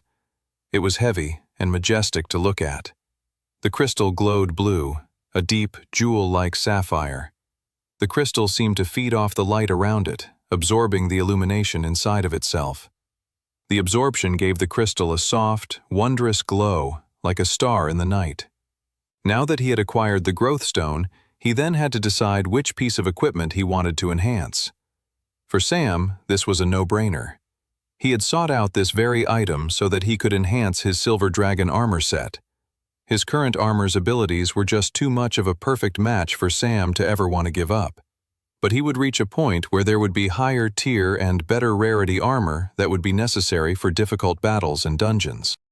The Growth Stone would allow his Silver Dragon armor set to grow alongside him as he developed as a traveler, unlike most weaponry and equipment that eventually became obsolete as you became more powerful and acquired better gear. Sam couldn't wait to see how, when applied with the Growth Stone, the Silver Dragon armor set might develop and evolve. He was eager to find out more. Sam wasn't sure exactly how he applied the Growth Stone to an item, but then as he was holding it up, his Silver Dragon armor set began to glow much in the same way as the stone. As the Silver Dragon armor set was indeed the piece of equipment he wanted to enhance, he instinctively followed the feeling and the shared illumination between the two items. He brought the glowing crystal closer to his chest of armor, and both items began to shine even brighter the closer they came together. Sam couldn't explain it, but they were glowing so bright that by the time the glowing blue crystal touched the chest piece of his Silver Dragon armor set, the armor began to absorb the stone. When the armor had completely absorbed the Growth Stone, a ripple of blue energy cascaded across the entire Silver Dragon armor set. Then, as if nothing happened at all, the blue energy faded away, leaving his Silver Dragon armor set to glint in the sunlight of the dungeon world like nothing had ever happened. Sam was momentarily awestruck by the wondrousness of the moment. That awe was immediately cut short, however, with an eager curiosity to see how his rare armor had been enhanced by the Growth Stone. He looked over his profile and read the prompt on his equipment, and his eyes widened as he reached the bottom and saw a new addition to the equipment's mini profile. Silver Dragon armor set, composed from the remains of the ancient and powerful Silver Dragon. This heavy armor absorbs damage and pain and allows for redistribution into different parts of the body. Also can hold damage that can be unleashed later. Armor cannot be removed if damage is being held. The inside of the armor is lined with tiny teeth of the Silver Dragon that constantly draw blood upon the user. This set of ancient armor has killed many of those who have chosen to wear it. Additional ability, Level 1. Dragon Defense. The teeth of the Silver Dragon armor set can now be controlled to shoot outwards as an additional offensive or defensive maneuver. Sam grinned as he read over the words of the armor's new ability. Sam triggered the ability straight away, and he felt the gnawing dragon teeth of the armor disappear, and his whole person be taken up by sharp, thin blades, coming out almost at half an arm's lengths. The dragon teeth's outward reach was even further than the interior reach into Sam's flesh. Sam grinned. This was a neat, crafty little ability that could be used to surprise unsuspecting opponents. He loved it. And while the new ability was cool in and of itself, what was even better were the words Level 1, which promised there would be Level 2 abilities and so on. Who knew what greater and cooler powers existed as he leveled up the armor? But for now, Sam couldn't wait to try out his new ability acquired by the enhancement of the Growth Stone. 17. With the secret boss killed and the Growth Stone acquired, Sam was pretty much done with this dungeon world. He would head straight out the exit of the dungeon and go back to bed if he could, but it was his duty as a traveler to clear the dungeon. If he didn't, after a week's time, a dungeon break would occur, and the monsters in this realm would descend upon Westria, destroying everything in their path. He didn't wish that upon anyone, and certainly not upon the quaint, wholesome village of Huckleweed. Time to get to work, Sam thought. He walked back to the edge of the cliff from where he came from and began the long climb back down to the original canyon passageway. Going down the cliff proved to be a lot easier than going up. Going down required less strength, as he didn't need to push himself up on the rocks, but required just as much focus and balance. Sam quickly got the hang of it, getting into a rhythm, dropping himself down from one rock to the next. In just under an hour, he was back at the bottom of the desert passageway where he had started. He looked up at the tall cliff face, amazed and impressed by the dungeon world's ability to conceal secret areas. These dungeons really do make you work for it, Sam chuckled to himself. He then turned his attention to the ancient crypt and the two giant fox statues guarding the entrance of the ominous crypt. Sam stepped past the large black stone statues and entered the ancient dwelling. The opening passage was a torch-lined stairwell leading down toward some kind of subterranean complex lost to the sands of time. The cavernous walls flickered with the shadows of the torch's flames as Sam descended deeper and deeper. Finally, he reached the bottom and discovered a sepulchral burial tomb. The large room was filled with dusty stone coffins and cobwebs. The air in the room was thick and musty. It reminded Sam of an old noblewoman's house back in Resfall, the kind of home he and his orphan pals used to steal things from just to survive and get by for another week. Dust covered everything, from clay pots to ornate, jeweled boxes. Sam stayed still at the entrance. If there was one thing he knew about ancient burial tombs, it was that they were normally full of traps. He cautiously picked up a stray stone at his feet. Even the rock Sam was cautious of. He had no idea what would set off whatever booby traps were waiting for him in this godforsaken crypt. His hands clasped around the rock, and he sighed with relief when he picked it up and the floor didn't fall out beneath him. "All right," said Sam, tossing the stone up and down with his right hand. "Let's see what nastiness this freaky dungeon wants to throw at me." Sam gently swayed his hand and tossed it into the center of the burial room. The rock flew through the air. Sam observed and calculated everything as this happened. No airborne traps that I can see. The rock hit a stone tile, making a pitifully light echo through the room. Sam waited a second, hesitating.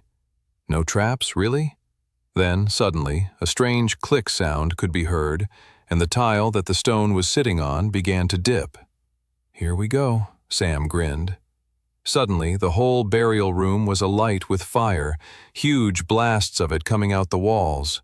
Thick tendrils of flame gushed out into the tomb like some kind of psychotic oven whose entire goal was just to roast everything to ash. Sam took a step back and covered his eyes with his arms from the sheer brightness of the walls. Sweat formed on his forehead from the heat's sheer, palpable intensity. Holy crap, Sam thought. Eventually, the flames died down and the tomb returned to normal. The tile that had set off the flames lifted back up to normal. Note to self, don't step on that tile unless you want to get roasted alive. Figuring that was the worst of it, Sam stepped into the room. He looked around. Something still didn't feel right. Not that there was necessarily another trap coming to sneak up on him and kill him before he even knew what happened. No, there was just no obvious continuation of the dungeon from this room, and that didn't seem right. The crypt must go deeper. Sam closed his eyes and triggered his mana sense. He immediately picked up the mana of 2 or 3 monsters in front of him, which made it all the more strange when he opened his eyes and saw nothing in front of him. Sam moved towards the front of the tomb, making sure to steer clear of the tile that induced the flamethrower trap. As he got closer, the walls began to shake. Dust and sand shook from the walls. The whole tomb shook. Sam began moving backwards, hoping to get to the stairs before he got buried alive. The walls at the front of the room eventually came down, while the rest of the room stayed intact. Beyond the walls that had crumbled emerged 3 large, purple-scaled scorpions with glowing red eyes. I was waiting for the monsters to arrive, Sam grinned. The scorpions crawled forward, and Sam picked up another stone. Right when the scorpions were in the middle of the room, Sam threw the stone right at the tile he had knocked before. "Gotcha," Sam grinned. The huge blast of flames shot out from the walls once more, and the purple scorpions all roasted alive as the burial tomb's trap destroyed them to bits. When the flame trap finally relented, Sam stepped back into the tomb and picked up the fallen green apprentice-tier monster stones and dematerialized them into his inventory. Sam then investigated the crumbled wall from which they had emerged. Beyond the shadows was another long stone staircase. Blue, mana-colored torches now lined the walls. The change from the more typical orange flame torches suggested to Sam that the difficulty of the burial crypt was about to get more intense. The stairwell led into a much larger, open, cavernous area filled with ruined temples and statues. The broken stone statues were white and stood across the open area like ghosts or spirits lost to the world yet frozen in space, not dead or alive, in transition from the world of the living to the afterlife.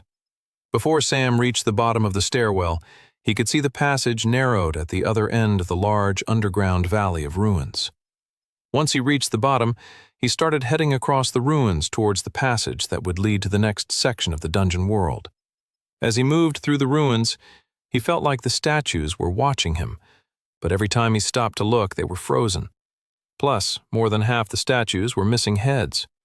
Headless statues couldn't watch him, could they? He moved across the underground valley of ruins, eventually getting to the end of it. Beyond the narrow passage, he found a room with a large, white statue of a giant, bearded man. Some kind of ancient god figure of some kind. As soon as Sam stepped into the room, the statue began to shake. Its eyelids opened, showing different shades of gray.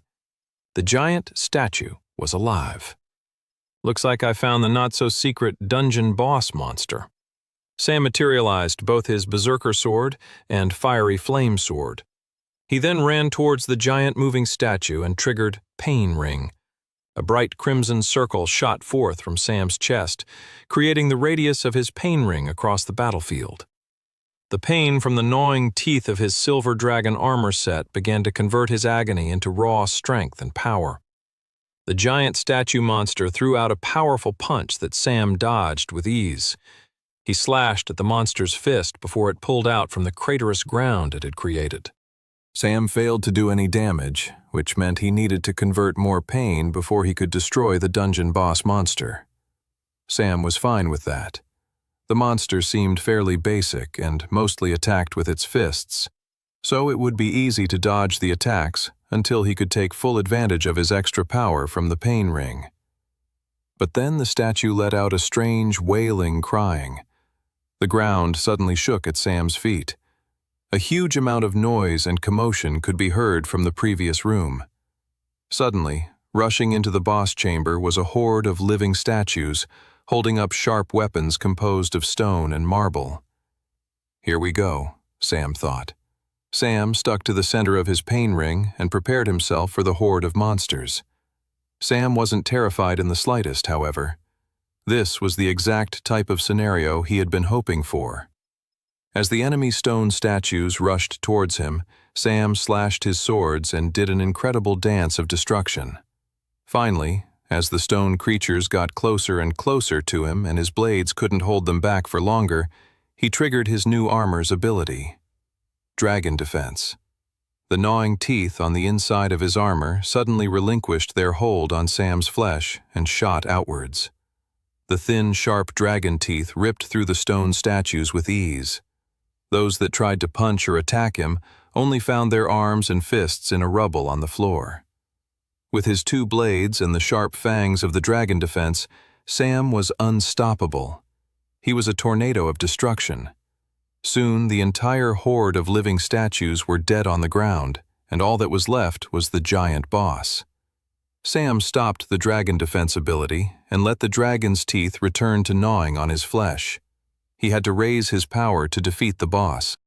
After a few more minutes of dodging attacks, Sam's strength levels were through the roof, and within a few slashes, like some kind of demented and murderous sculptor, he had reduced the statue to nothing but dust. 18. Sam stood in front of the crumbling marble that represented the dead boss monster. Another dungeon done and dusted, Sam thought to himself. He turned around and started making his way out.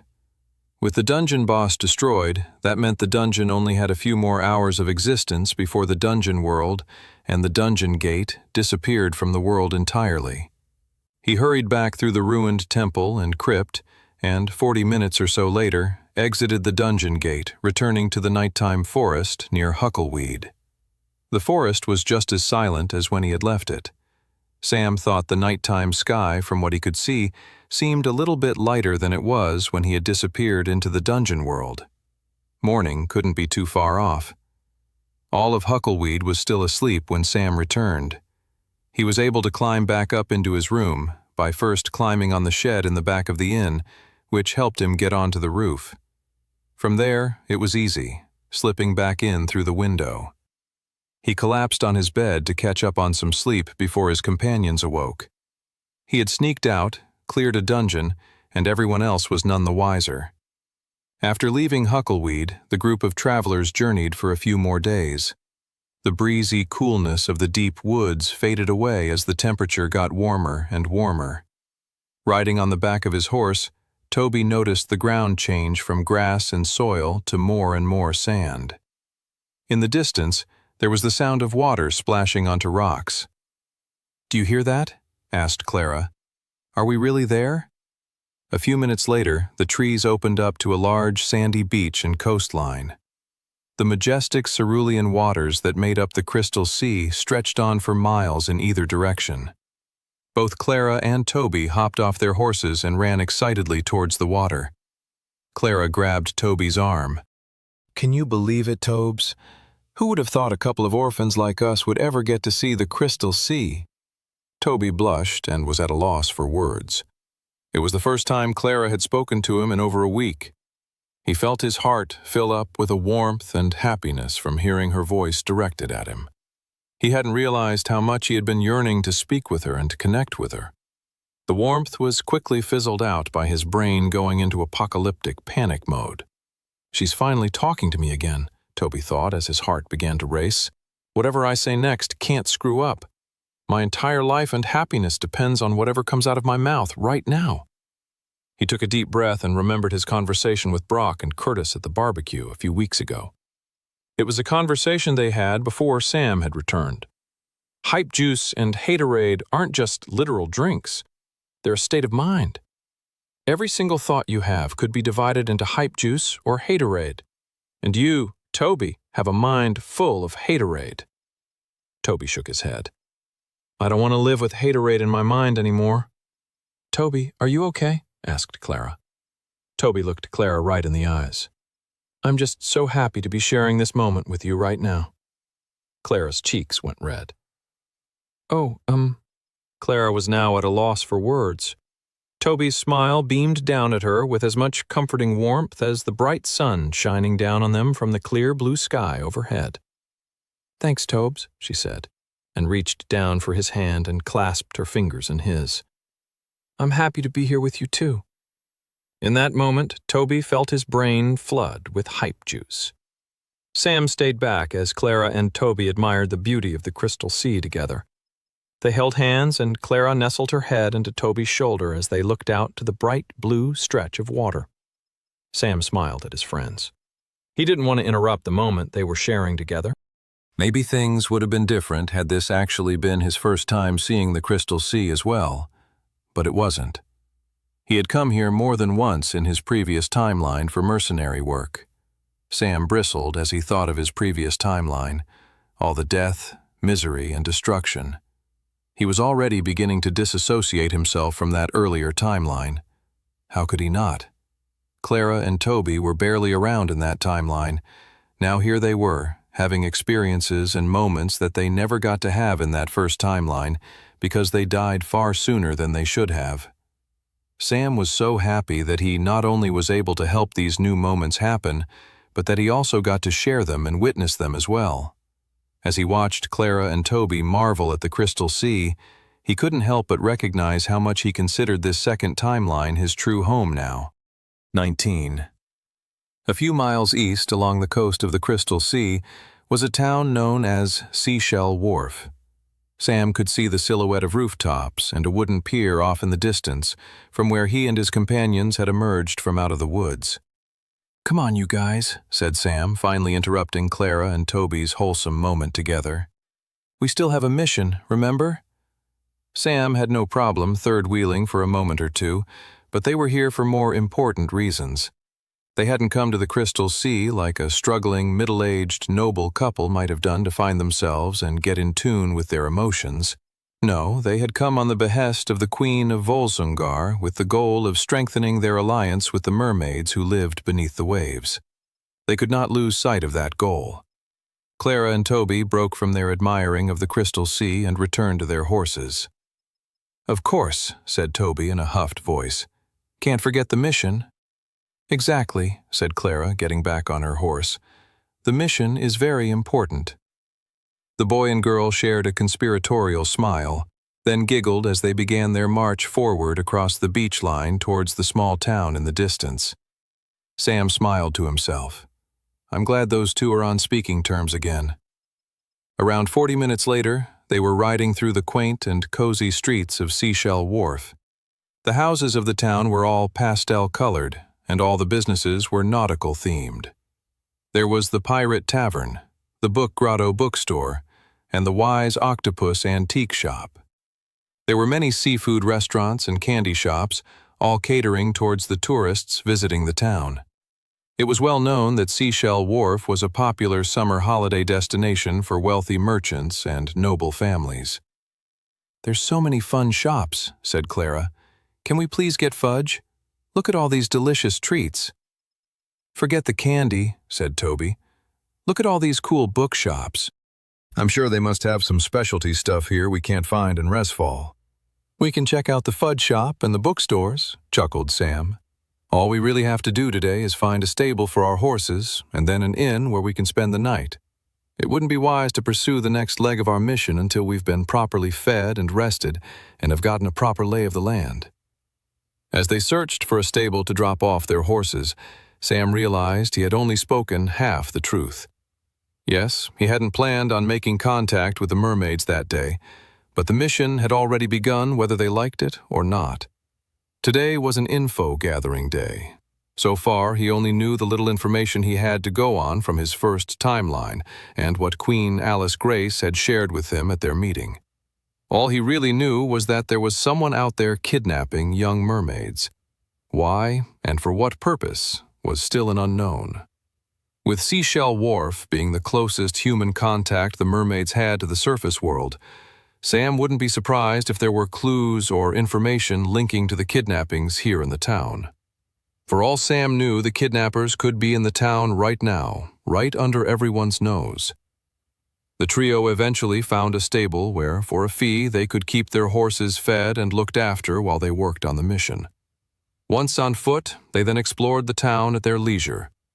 Clara bought a huge chunk of salted caramel fudge and walked around with her mouth open as the fudge dissolved in her mouth. "Ah, it's so tasty." The owner of the bookshop where they went next requested that Clara wait outside as no food was permitted in the building. "Some of these books are valuable treasures that have survived centuries," said the owner. "They've passed beyond many hands before landing in my shop, and I refuse to be the one who contaminates such rarefied pages with fudge." "Fine by me," said Clara, backing out of the shop. "I'd rather stay outside and enjoy this deliciousness than breathe in the dusty air of this place." Said the bookstore owner, crossing his arms. "You should really teach your friend some manners." Toby and Sam looked to each other, shrugged, and then laughed. "We grew up in an orphanage, sir," said Toby. "We had no one to teach us manners. The closest person to doing anything of the sort probably would have been the girl outside." Sam nodded his head to Toby's words. His friend was right. The closest person to a mother growing up in their orphanage had been Clara. She was the disciplinarian and mother figure to them all, organizing birthdays, dinners, and everything else. Of course, she could only do so much with what she was given. Showing up to the dinner table was more of a priority than proper fork and knife skills or saying, "Excuse me," when you left for the bathroom. She was working with a ragtag group of hungry pickpockets. There was only so much magic she could pull off whipping them into shape. The bookstore owner's face twitched. Clearly the man's feelings were deeply torn. He was repulsed by anyone who would walk into a bookstore such as his with crumbs of fudge all around their mouth. But on the other hand, he couldn't help but feel a twinge of sympathy for the group of children who grew up without parents to love and take care of them. The owner sighed, looking at the auburn-haired girl through the bookshop window, savoring her fudge. "I guess you know what they say," said the man. "You shouldn't judge a book by its cover." The owner left them alone after that. Sam searched the shop for any useful books on mermaids, while Toby bounced around, gasping with delight, picking up one book after another. "I want to buy the whole shop!" cried Toby, returning to Sam with a huge stack of books he wanted to buy. "Sam, I have to confess to you something." "I'm a bookaholic." Sam convinced Toby to only buy 3 of 20 books he was carrying around, and they then left the shop happily. Both Clara and Toby were pleased with how the day was going, but Sam couldn't help but be disappointed. He had gathered no intel on the mermaids so far. He kept his ear on as many conversations as he could overhear and had picked up nothing. Even subtle inquiries had led nowhere. After the bookstore, the 3 friends went down by the pier for a quick lunch. They ate battered cod and fries while dangling their legs over the docks. They threw bits of their potato fries down to the beach where a group of seagulls picked at and fought over their leftovers. The trio then spent the rest of the afternoon doing a bit more sightseeing before they finally went in search of an inn. They eventually found one, a quaint peach-colored building with a bright white door. The inn was on the edge of the town, facing the Crystal Sea. They booked a room each and requested a bath to be drawn for all of them. The 3 friends had dinner on the patio, overlooking the Crystal Sea as the sun set. Dinner at the inn was a delicious seafood platter with crab and calamari. When the old lady innkeeper came to clear their table, she acknowledged their travelers' cloaks. "Oh, are you 3 going to help with the mermaid situation?" Sam's eyes immediately perked at that. Finally, someone's brought up the mermaids. Before Toby or Clara could say anything, Sam leaned forward towards the older woman. "What do you mean? Is there an issue with the mermaids?" "Well, normally I see the odd one bump its head up out of curiosity in the water," explained the innkeeper. "But they haven't come up in a few weeks. I don't know what's going on. I hope they come up for the fireworks festival at the end of Summerfin like they normally do. It was always a pleasure of both mine and the love of my life, my long-ago departed late husband, that is, to admire the beautiful fireworks along with the mermaids watching from the surface of the sea. It will be quite sad if that doesn't happen this year." Sam took in the woman's words carefully. So it seemed that the mermaids had not contacted anyone in the town to tell them about the kidnappings. Only this lone innkeeper had noticed something peculiar or strange going on with the mermaid behavior. Interesting, Sam thought. The 3 travelers sympathized with the woman before all heading to their rooms for bed. They had a big day ahead of them tomorrow. After traveling all this way, they would finally try and make contact with the mermaids who lived beneath the sea. In this new timeline, Sam hoped he would be able to avert the Crystal Sea mermaid crisis and all of its devastating consequences. The next morning, Sam awoke and went downstairs to the breakfast dining area of the inn to find it empty except for the smiling old lady innkeeper. "Can I get you anything, dear?" Sam paused and looked at the empty tables once more. "1 second," he said. Sam marched back up the stairs and banged on both of his friends' doors. "Time to wake up," said Sam. "Big day ahead of us." Normally, when Sam was tackling dungeons by himself, he didn't mind eating breakfast on his own. In fact, he preferred it that way. But he couldn't let his 2 pals' tendency to sleep in keep them from what they needed to do that day. Even acting as a human alarm clock, Toby and Clara still took about 15 minutes to arrive at the breakfast table. Sam was already halfway through his smoked salmon and cream cheese bagel when Toby and Clara slumped down beside him. The innkeeper came by with a pot of coffee and poured a mug for both of Sam's sleepy friends, only to return a few moments later with 2 plates of strawberry crepes and chocolate sauce. "Here you go," said the innkeeper. "Enjoy. I've heard about some girls who go absolutely crazy for crepes. Pet gerbils, too." "Thanks," said Toby and Clara, before digging into their crepes. They both swooned with joy. "This is delicious. I wonder how it would taste if we put fudge on it." "Always with the fudge," laughed Toby. Once the group was done eating and sipping on their mugs of coffee, Toby brought up an important question. "How the heck are we going to contact the mermaids anyway? They all live underwater, right? And last time I checked, none of us can breathe underwater, so what are we going to do?" Sam flashed both Clara and Toby a smile. "Oh, don't worry. I came prepared." 30 minutes later, The trio was standing on the beach in nothing but their bathing suits. Sam was wearing a pair of black swim shorts, while Toby was wearing one with little parrots dotted on them. Ikra wore a green bikini with white polka dots that accentuated her eyes. I still don't understand how we're going to meet mermaids when we can only survive underwater for, at best, 2 minutes, said Toby. Sam completely understood Toby's concerns. In fact, before they had set off from Resfall, he had had the exact same thought process. But Sam knew from all of his studies in his first timeline that there were means for non-surface dwellers to visit the mermaids and fish folk who lived beneath the sea. Over the history of Westria, there had been visits and interactions between the two groups. That was why before leaving, Sam had procured 3 very special items known as gill rings. Gill rings were ordinary silver rings that granted its wearer the ability to breathe underwater.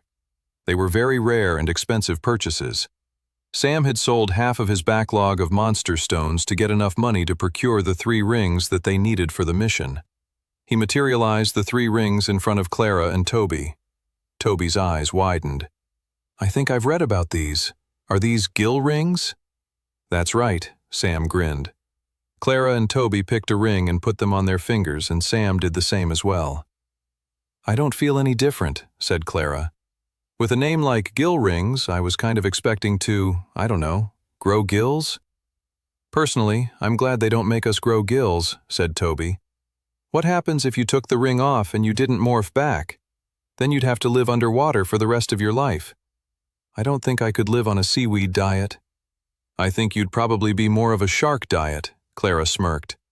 What's that supposed to mean? Said Toby before his whole body went pale. Oh man, I was so preoccupied on how we were going to get underwater that I hadn't taken a moment to think about all the things that could happen there if we did. The traveler gulped. Come on, said Sam. Let's go visit the mermaids. The 3 friends walked into the crystal sea and didn't turn back. Behind the 3 friends, a duo of sun-tanning ladies watched the travelers go out further into the sea until they disappeared underwater. The ladies watched and waited for the 3 travelers to emerge back on the surface, but they never returned. Sam swam deeper and deeper below the surface of the crystal sea. He led the way as Toby and Clara swam behind him. This is crazy, said Toby, as they continued their descent towards the bottom of the underwater world. Sam was in complete agreement. For the first 2 minutes, he kept waiting for his vision to go blurry and for himself to pass out from a lack of oxygen. Rationally, he knew the gill rings would stop that from happening, but in practice, his body and mind were still acting in accordance to everything their many years alive had taught them. But after 3 minutes of not dying underwater, Sam and his companions began to relax. The depths of the blue underwater world kept expanding in front of them. Colorful coral and seaweed lined the bottom of the water world. Fish, big and small, floated along. Sensing Sam and his friends, most of the fish kept their distance from them. It was truly incredible. Sam, Clara, and Toby were privy to a world beneath the waves. A world largely untouched by Westria's surface-dwelling races like the humans, elves, and dwarves. The trio came across a large piece of red coral that looked like a claw reaching out of the sand. Exactly what I'm looking for, Sam thought, grinning at the sight of the grandiose coral.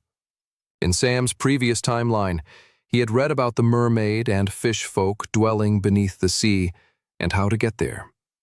There had been a guide written by one of the last groups to adventure down there decades earlier. We should be there in no time.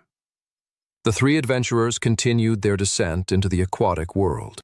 Unbeknownst to them, a tentacled being was stalking them through the water. 21. The tentacled creature watched the 3 surface dwellers swim off in the distance. The creature was known as a bloodlust squid. It was one of the few creatures that could survive the darkest depths of the crystal sea. The squid had been waiting for prey to come along for a very long time. Filling meals had become more and more scarce beneath the surface of the sea, what with the bloodlust squid having to compete with the fish folk and mermaids for sustenance. The bloodlust squid would have happily eaten mermaids or fish folk, but they were too agile and accustomed to the water, that they were potentially an even greater threat to it than the bloodlust squid was to them. The bloodlust squid had lived a long time beneath the waves, but it had been growing old and weak, and the lack of proper sustenance was only increasing the aging process faster.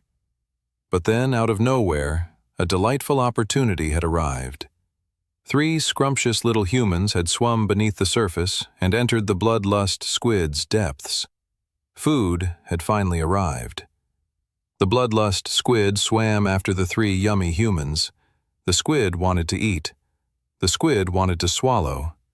The squid wanted to devour them all. "I think we should be at the mermaid capital city in just under an hour," Sam said as he led the way across the seabed floor. "Sounds good," said Toby. "By the way, what kind of food do mermaid—" "Ah!" Both Sam and Clara immediately turned around. Their eyes widened at the sight of a monstrous creature that had grabbed hold of Toby. It was a terrifying creature known as a bloodlust squid. The creature was a long, ghastly-looking monster. It was dark green in color with a pinkish tint. Its tentacles were thick and whip-like. Large suckers trailed the long tentacles and looked like they could easily latch on to whatever they wanted. In this case, one tentacle's suckers had latched on to Toby. "Ah, help me!" cried Toby, squirming within the clutches of the bloodlust squid's powerful tentacle. "I don't want to die! I don't want to be squid dinner!" Sam swam towards the bloodlust squid. It was awkward trying to attack underwater, which was exactly why Sam had made sure to hit Apprentice tier in his Blood Knight class, so he could unlock Hurting Hook. Sam triggered the new ability. A bright flash of light shot out from his hands and reached right for the bloodlust squid. The hook landed and immediately began pulling the bloodlust squid towards him. "Clara, get ready to stab it!" Clara materialized her elven spear and gripped it tightly. Just as the squid came into range, she triggered her warrior class's attack burst ability. A burst of energy shot forth along with her spear attack, puncturing the squid's flesh. Clouds of blood leaked out into the water. Sam's eyes narrowed as he triggered Blood Flame. The leaking blood of the squid transformed into a bright crimson fire at the center of the squid, lighting all around it. The bloodlust squid was in such writhing agony, it let go of Toby as it slowly burned alive. Sam was pleased to see that his Blood Flame ability worked underwater. The crimson fire of the blood flame was different from regular fire. It didn't follow the same rules or laws of science, and so the crimson blood flame could still emerge beneath the surface of the sea. The creature's dead husk began to float off away from them, as the trio of companions all caught their breath from the sudden surprise attack. "That was close," said Clara. "You're telling me," said Toby. "Listen," said Sam. "There's a reason I requested you two for this mission. As you can see, it's incredibly awkward to fight underwater. Good work with your attack burst, Clara. That was exactly what I was hoping you would do. A normal spear thrust, or even a swing of my sword for that matter, doesn't have the same effect underwater." We're muted due to the pressure of the water all around us. That was why that extra energy from attack burst was necessary to harm the bloodlust squid. His 2 friends both listened to him closely. "But why did you request me?" asked Toby. "My water magic won't be that effective down here, will it?" Sam shook his head. "Think about it, Tobes. You can manipulate the very environment we're in.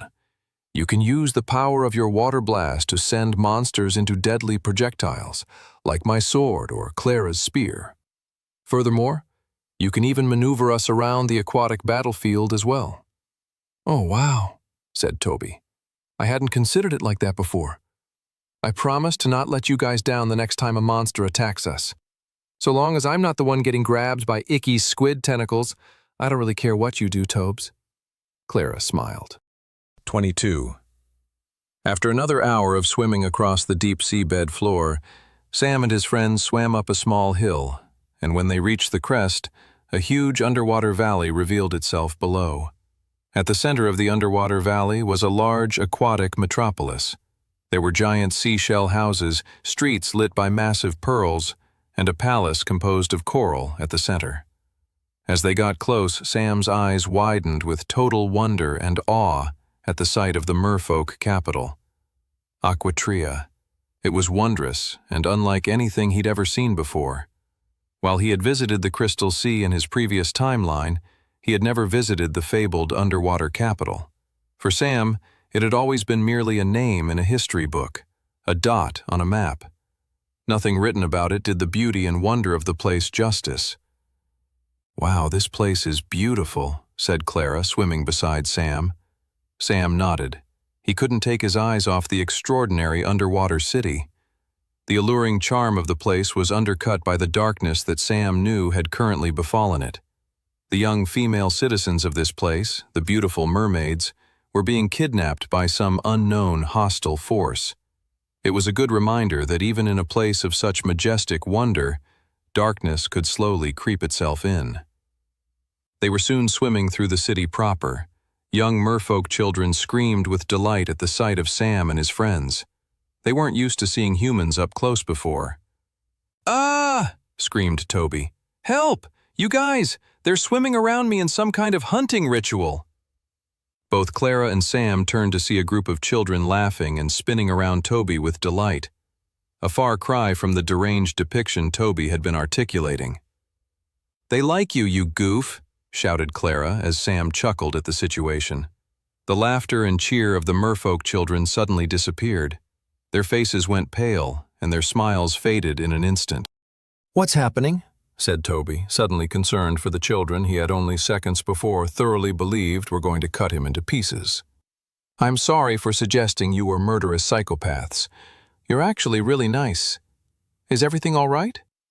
The merfolk children were speechless, and before Sam or any of his companions could say anything else, they swam away instantly. Within seconds, Sam and his friends were the only ones occupying the now empty street. "What's going on?" asked Clara. "Something doesn't feel right." Suddenly, swimming towards them in all directions was a squad of mermen with sharp spears pointed directly at them. "Okay, I know I may have cried wolf with those cute merfolk children, but don't tell me this oncoming horde of angry merfolk is not giving you guys the heebie-jeebies." "Honestly," said Clara, "I'm more uncomfortable with the fact that you just used the phrase heebie-jeebies. Who even says that?" Sam ignored his friends' bickering as he tried to figure out what the heck was going on. Did they need to get ready for a huge fight? He didn't want to cause a problematic diplomatic situation with the merfolk. The whole reason he was even here was to avoid such an outcome. But what were they supposed to do? From what Sam could tell, there was no escaping these guards. They were coming for them in every direction. The only option was to fight or surrender immediately. Sam figured the latter option would be best. He just hoped it didn't get them killed. He raised his arms up in surrender, only for the merfolk to arrive and bark at them. "Stop! Intruders! Explain why you surface dwellers are trespassing in realms you don't belong within." Sam grimaced at the words, surface dwellers. The way the merfolk guards said the words with such venom, Sam could already fill in the blanks of what had been happening down in Aquatria since the kidnappings had begun. Blame was being pointed in every direction, but it was calcifying in the direction of those who lived above the sea. Who else would serially kidnap mermaids? The merfolk had never behaved in such a way. It had to be some outside party, some unknown enemy. Under such circumstances, there was only one possible culprit for such heinous crimes. It had to be the fault of, as the merfolk guards had just spat in their faces, the surface dwellers. Clara's face went red, and it looked as if she was about to bark back at the merfolk for being ungrateful for the assistance the three of them had come to bring. Sam gave her a sharp look to not do anything rash. Both her and Toby nodded in understanding that Sam would be the one to lead them through this tense diplomatic exchange. "We were sent here by—" Before Sam could even finish, the three human travelers were met with spears close to their faces. "Silence, surface dweller," said one merfolk, who must have been the captain of the squad. All trespassers are meant to be brought to the Queen.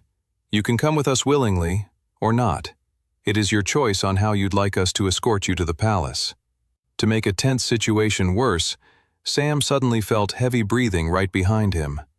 "I vote we go willingly," whispered Toby in his ear. "Don't you agree, Sam?" "My gosh, Tobes, why are you such a coward?" "Of course, Sam is going to agree that we're going to go willingly," whispered Clara. "Isn't that right, Sam? Please tell me we're not going to fight these freaky fish people. I don't want to die beneath the—" "Take us to your Queen," said Sam, interrupting the hushed conversations of his two companions. He was beginning to question why he had chosen them to accompany him on this mission. "We'd be honored to speak with her." 23. The squad of merfolk spearmen escorted Sam and his companions to the Coral Palace at the center of the underwater capital, Aquatria. The squad swam on either side of them, as well as above and below them. They also didn't take account for the fact that Sam and his companions were only human and did not have fins that could make them swim at the same speed as the merfolk could. "How do you people get anywhere without fins?" asked one of the merfolk guards. We walk?" replied Toby. The merfolk guards turned to one another. "What is this thing the surface dweller speaks of? What is walk?" "It's the most banal activities of surface dwellers," said the merfolk guard leader. "It's how they get from one place to another. I've read about it before. Don't even get me started on the supposedly pleasurable activity they call hiking." Eventually, the merfolk guards adjusted to the humans' pace of swimming, and they arrived in the throne room of the merfolk queen. The merfolk queen's throne room was a tall tower of beautiful multicolored coral, where floating in the center of which was a purple clamshell throne. "We've brought you the intruders, Queen Athena," said the merfolk captain, speaking on behalf of the entire squad. The merfolk queen hovered above them, concealed by the shadow of her throne. Given his tempestuous dealings with Queen Alice Grace, Sam was feeling ever so slightly nervous about what the merfolk queen might be like. So far, he didn't feel like he had the best track record with royalty. "Good work," said the feminine voice towering above them all. "Now be gone. Leave the potential intruders, to me." The captain of the merfolk squad made an awkward face and then gave Sam and his companions a pitying look before swimming away with his regiment of spearmen. Sam felt a strange feeling in his stomach. Did the queen just say, "suitors"? Once the throne room was empty, but for the merfolk queen and the human travelers, the portentous figure towering above them came out of her shadow and swam towards them. A stunningly beautiful mermaid came into view. The queen had long, ghostly silver hair and sharp, piercing blue eyes. The top half of her body was well endowed and only scantily covered with a seashell bikini. A diamond piercing sparkled from her exposed belly button, which marked the end of her human top half before leading into her sparkling emerald fin. "Welcome, human intruders," cheered the gorgeous mermaid queen. The queen swam up close to them. Her beautiful sparkling blue eyes widened at the sight of Sam. "Oh my, aren't you handsome?" She swam right up close to the point that Sam was overwhelmed both by her striking face and chest. Sam blushed.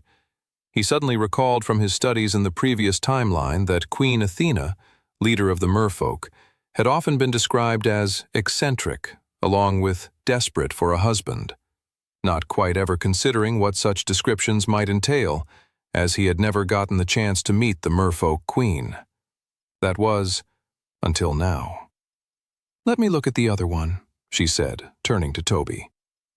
"Oh God, please no," muttered Toby under his breath, his face going red.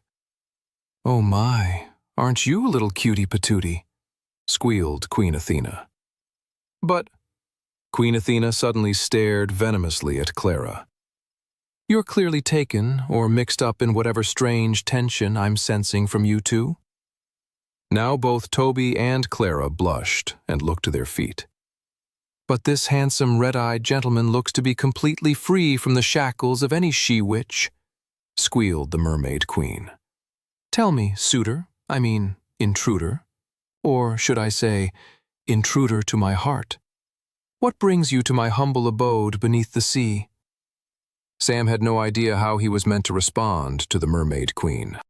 He didn't want to offend her and reject her intense advances towards him, but they had come to help the merfolk with a dire situation, not to shamelessly flirt. Said Sam, at an immediate loss for words. "I believe you sent a note to the Queen of our nation, Queen Alice Grace, requesting our help with a series of kidnappings happening here in Aquatria." "Oh my," said Queen Athena, throwing her head back dramatically and clasping her hand to her forehead. "How could I forget the absolutely dire situation that has befallen my people? Shame on you, you charming rake, for distracting me from what truly needs to get done around here. You've taken advantage of my desperation. It's lonely being queen with no king, you see. You get to my age and all the age-appropriate fishfolk fellas are married off." "Were we talking about kidnappings or your non-existent love life?" asked Clara. "Why, you surface-dwelling wench!" shouted Queen Athena. "Point out my failings, why don't you? Failures both politically and of the heart." "Well, don't you think," Toby began, "you'd be more effective at pursuing the matters of the heart once you've settled this dire issue that plagues your people and your home?" Queen Athena sighed. "You're absolutely right, you cute little clam boy. Let me apologize for all of the, how should I put it, mixed signals of your entrance into Aquatria." Sam couldn't help but think that mixed signals was a pretty funny way of describing both being attacked by merfolk guards and then being the unsolicited victim of an ineffective seduction by the Mermaid Queen herself. "But let's get to the most important matter at hand," continued Queen Athena. "As you may have heard already, someone has been kidnapping our young mermaids, ripping them from their homes and family. And for what devilish purpose, I don't even want to imagine." Sam nodded along, listening to the Queen's words carefully. "Based on my brief interaction with your guards, I got the feeling that suspicion of the culprit is being pointed at outsiders." Queen Athena's face turned ever more downcast. "Yes, surface dwellers are regularly blamed for our problems, even when we can't fully explain why or how it could be their fault. And it's true, it's possible it's a surface dweller behind these kidnappings, but it's also possible it could be someone within the merfolk community." The group of travelers nodded at the Mermaid Queen's words. The situation was going to be difficult and thorny diplomatically no matter what was discovered. If they discovered that humans were behind the kidnappings, that would cause strife and chaos on its own. If they were to discover merfolk behind the kidnappings, on the other hand, who knows if the merfolk citizenry would even believe them. But Sam was getting ahead of himself. They would have to approach this mission slowly and methodically. "So as you can see," said Queen Athena, "the suspicion of the surface dwellers has taken hold and made it even more difficult for us merfolk to have objectivity in this matter. That is why I called upon your sweet Queen Alice Grace for her assistance. I am so happy she has answered the call." "Well, we're more than happy to help you," said Sam. "If I could get a bit more information—" Suddenly Queen Athena hugged Sam, squeezing him tightly into her bosom. "Oh, I knew you'd say that. My future husband wouldn't leave a poor lady like me in need now, would he?" Sam was starting to get the feeling that by the end of this mission, he might be the one who would need rescuing from a kidnapping. 24. After Sam managed to extricate Queen Athena's chest from his deeply crimson-cheeked face, he was able to gather a bit more intel on the current mermaid kidnapping case. The Queen provided Sam and his team with the names of the victims and where their families could be found and what witnesses and evidence had already been gathered. Unfortunately, there still wasn't much to go on. The kidnappings had not been witnessed by anyone. The young mermaids just vanished, leaving pain and misery in their wake. So far, there'd been at least 6 mermaids disappearing over the last 2 months. Sam promised Queen Athena that they'd get to the bottom of the mystery and find the missing girls.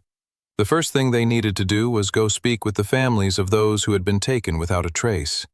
Sam and his companions left the coral palace of the Mermaid Queen more determined than ever to solve the mystery and complete their mission successfully. As they traveled to the first victim's home, he noticed how the colorful underwater paradise was barren of life. Sure, there were a few merfolk passing by, but the place lacked the liveliness he had read about in history books during his studies in his previous timeline. The kidnappings had cast a fog of suspicion and fear all across Aquatria, and it wouldn't be lifted until the missing young girls were found and the culprit was put in the custody of the law. Sam wished he had more knowledge of the Crystal Mermaid crisis from his previous timeline, but it was an event shrouded in mystery even in Sam's first life. The Queen had reached out to the new king of Volsungar at that time, Clarence Erdstrom, and had been soundly ignored. The merfolk's plight had been maliciously rejected, and so the merfolk had turned their back on the rest of Westria, never to be seen again. Was that because the kidnappings led to a larger disaster beneath the sea? Did the kidnappings lead to something far worse? All Sam knew was that the situation got so bad that the merfolk wanted nothing to do with the surface world of Westria ever again. "I won't let that happen this time," Sam promised himself. "The goddess sent me back to stop horrors like this one from happening, and that's exactly what I'm going to do." They arrived in a neighborhood of Aquatria known as Seahorse Shantytown. It definitely felt like a more impoverished area of the underwater capital than some of the other areas they had swam through. There were less seashell houses and more structures made out of the debris of sunken wood and overgrown moss. Sam and his companions eventually found a ramshackle hut that, according to Queen Athena's instructions, was the home of the first kidnapped victim. "I feel bad," said Clara, staring at the rundown home. "If one of their daughters was kidnapped 2 months ago, I can't imagine what it must be like to wake up each day. It makes me sick just thinking about it. Are we really going to barge in and make them think about the nightmare they wished would end?" Sam nodded. "Yes, we are." He understood Clara's point, but he'd rather put people through a few uncomfortable conversations, especially if it meant resolving the matter more satisfyingly than the limbo the whole merfolk community currently found themselves in. "It won't be easy, but it's what we have to do," Sam said. "Come on." They swam up to the hut. Sam couldn't see a doorbell of any kind and didn't think knocking had the same effect so far below the surface of the water, so he just decided to holler out. "Hello," said Sam. "We're looking for Naraya?" At first, they got nothing but silence.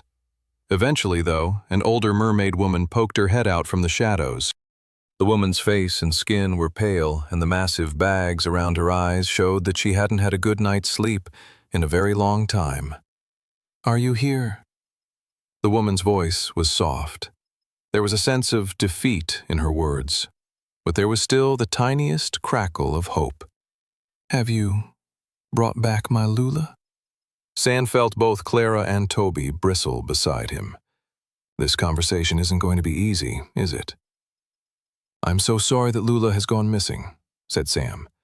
"We've come all the way from the surface realm to come and help you find her. I promise we'll find her." Tears welled up in the mother's face. "Can you promise me she'll be alive?" Sam gulped. "You know I can't answer that. But what I can say is we're going to do everything we can to find out what happens to her, and bring her back home, and put this kidnapper to justice." Neria gulped. She looked as if she almost believed him. She certainly wanted to believe Sam, but he was sure the merfolk police probably told her the exact same thing. She was a woman living in a perpetual nightmare, wondering what happened to her daughter, Lula, whether the young girl was okay or not. It was the not knowing that was the real torture. The hope brought with it the pain of another day passing with no sign of her lost daughter. "So, I know it's painful, but do you mind walking us through what happened one more time?" said Sam. "The sooner we have a handle on the situation, the better we will be able to go track her and the other missing girls down." The woman wiped a tear from her eye. "All right then. I don't have much to say. I wasn't there when she disappeared, now was I? My Lula loved to dance. She was at a dance class that she liked to go to after her schooling. I normally waited up for her to return home before eating dinner and settling in for the evening. I waited all night." The mermaid woman was sobbing now. I waited all night, and she never came. Clara placed a hand on the crying mermaid mother's back, comforting her. The woman sniffled and then said, I knew something was wrong, even after an hour. My Lula was never late. She would have told me if she had something on after her class. I don't know why anyone would want to take my Lula away from me. What kind of world is this where young girls get snatched in the night? Sam couldn't help but clench his fists as the woman spoke. He felt an anger bubbling inside of him, an anger on the poor, suffering mermaid mother's behalf. He felt a rage and determination in his heart. Don't worry, said Sam. We'll find out who did this, and we'll make them pay. Clara and Toby nodded in agreement beside him. They asked the woman a few more questions before leaving her in peace. Sam hoped the next time they spoke to her they would have some kind of good news. Either that they brought Lula home safe, or that they brought back her captor, dead. As they moved on to the next victim's home, Toby spoke up. Based on what that woman told us, we still don't have much to go on, said Toby. It's possible that none of the difficult conversations we have today are going to reveal anything new to us, said Sam. But it is the cumulative power of what these people tell us that might reveal more. Who knows what patterns we might suss out across the day? And so began a long day of sad and uncomfortable conversations, all across Aquatria. They zigzagged all across the underwater capital, going to wealthy neighborhoods to poor areas and everything in between. Some of the merfolk citizens they passed welcomed them, seeing hope in their arrival, while others gave them snide looks and called them names while pointing accusatory fingers at them. The families of the missing girls were very much the same. To be fair, none of them welcomed them with open arms, but some were more appreciative of their attempts to help than others. One family even shouted at them and demanded they get out of their sight at once.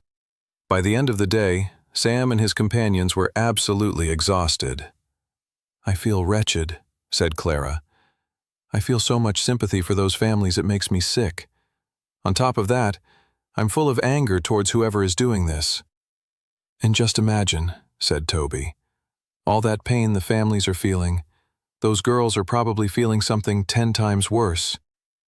That is, said Sam forlornly, if they're even still alive. Let's make whoever is kidnapping these mermaids pay, said Clara between gritted teeth. I'm in full agreement, said Toby. But I feel like we're still at square one. I don't know who to speak to next or what we should even do. I feel like I'm drowning in a quicksand of unanswered questions. It's driving me crazy. Sam nodded. He knew how Toby felt. Today had been rough. The sadness of the victims' families had only made him more determined. He listened to each of their words with careful precision. He didn't want to miss a beat. Doing so could cost the lives of those mermaids who were captured, and any future mermaids who might still get caught by the piece of garbage who was doing this. There was a pattern, though, said Sam softly. The kidnappings all happened under the same circumstances, when the girls were alone and always at night. All 3 of them looked up. The surface of the crystal sea was very far away. They couldn't even see it. But they could tell evening had approached as there was a darker pallor across the seabed floor, and beams of starlight trickled down through the water, leaving little spots of light all around them. It was a beautiful sight to see. Aquatria in the night. It was a shame that such a beautiful occasion had been stripped of its wonder and replaced with only fear. With the ongoing threat of kidnappings, the merfolk had established an evening curfew, making the city barren. Only Sam, Clara, and Toby were out in the streets from what they could tell. I'd say let's hide somewhere in the dark and wait for the kidnapper to strike, said Toby. But no one is out right now. Is this it then? Said Clara. Have we hit a dead end? They briefly discussed what their options were, and they decided they would find lodgings for the evening and go over the evidence they had gathered that day once more. Maybe there's something we're not seeing, Sam thought to himself. As they began to swim towards the center of the underwater capital, their hearts defeated at the lack of progress, A scream suddenly echoed through the night. 25, Sam, Clara, and Toby all jolted into alertness at the sound of the scream. The scream sounded young, feminine, and absolutely filled with terror. Hell! And then the sound was muffled. The kidnapper silencing his newest victim. Which direction did that scream come from? Said Toby. Sam looked around and narrowed his eyes towards a collection of seashell houses. That way, come on. They started swimming in the direction of where they heard the scream. Sam swam with full force, pulling his hands back and forth and kicking with as much strength as he could. If the kidnapper was merfolk, they'd be in huge trouble trying to catch up. But they had to try their best. Sam knew they might not get an opportunity like this again. Turning a corner, Sam hoped to come into sight of the captor pulling a mermaid away. But they saw nothing. We can't have lost them, can we? He triggered his mana sense in desperation, hoping to pick up some moving target of some kind. He picked up nothing. Darn it! Yelled Sam. Sam, look, said Toby, pointing right in front of him. Floating nearby was the tiniest red wisp. If you weren't looking for it, you could almost miss it. Blood, gasped Clara. Sam grinned as a light bulb went off. He snapped his fingers and triggered Blood Flame. Suddenly, a little trail of bright crimson blood flames emerged, creating a path forward. Come on, said Sam. We're on the trail now. They swam from one glowing fire of blood flame to the next, until they turned a corner in the city and made out two figures in the distance. One figure was cloaked in black. Clutched between the cloaked figure's armpits and forearm was an unconscious young mermaid. We got him, said Sam, swimming forward with all of his might. Toby, push me forward with your water blast.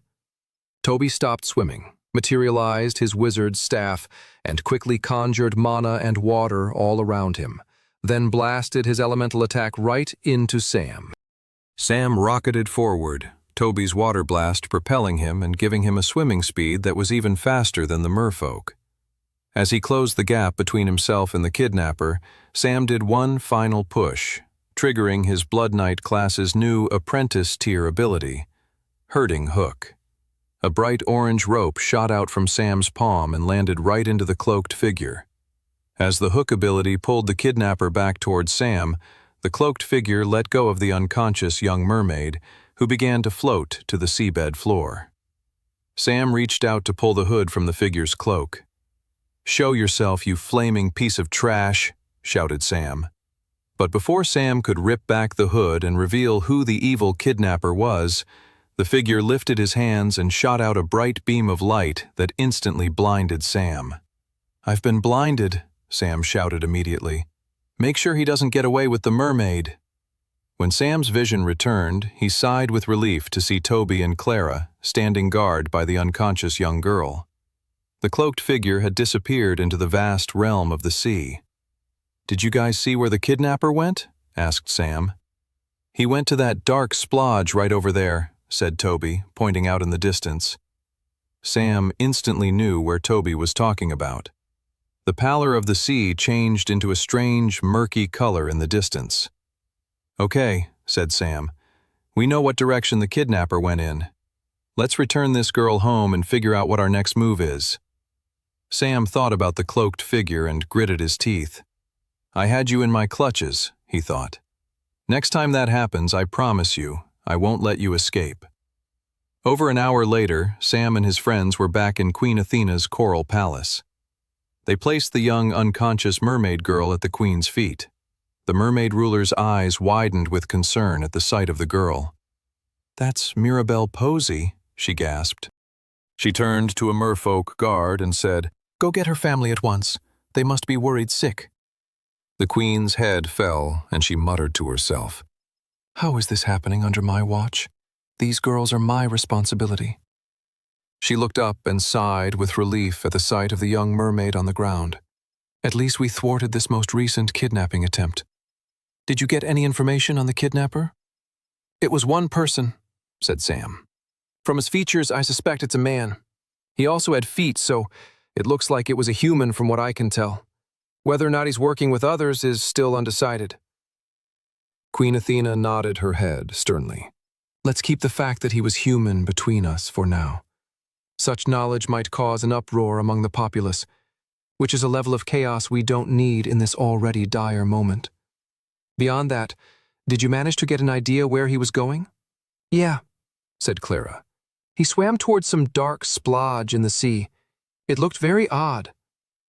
The queen nodded with the knowingness of someone who had been bested, or pushed in a corner by a clever enemy.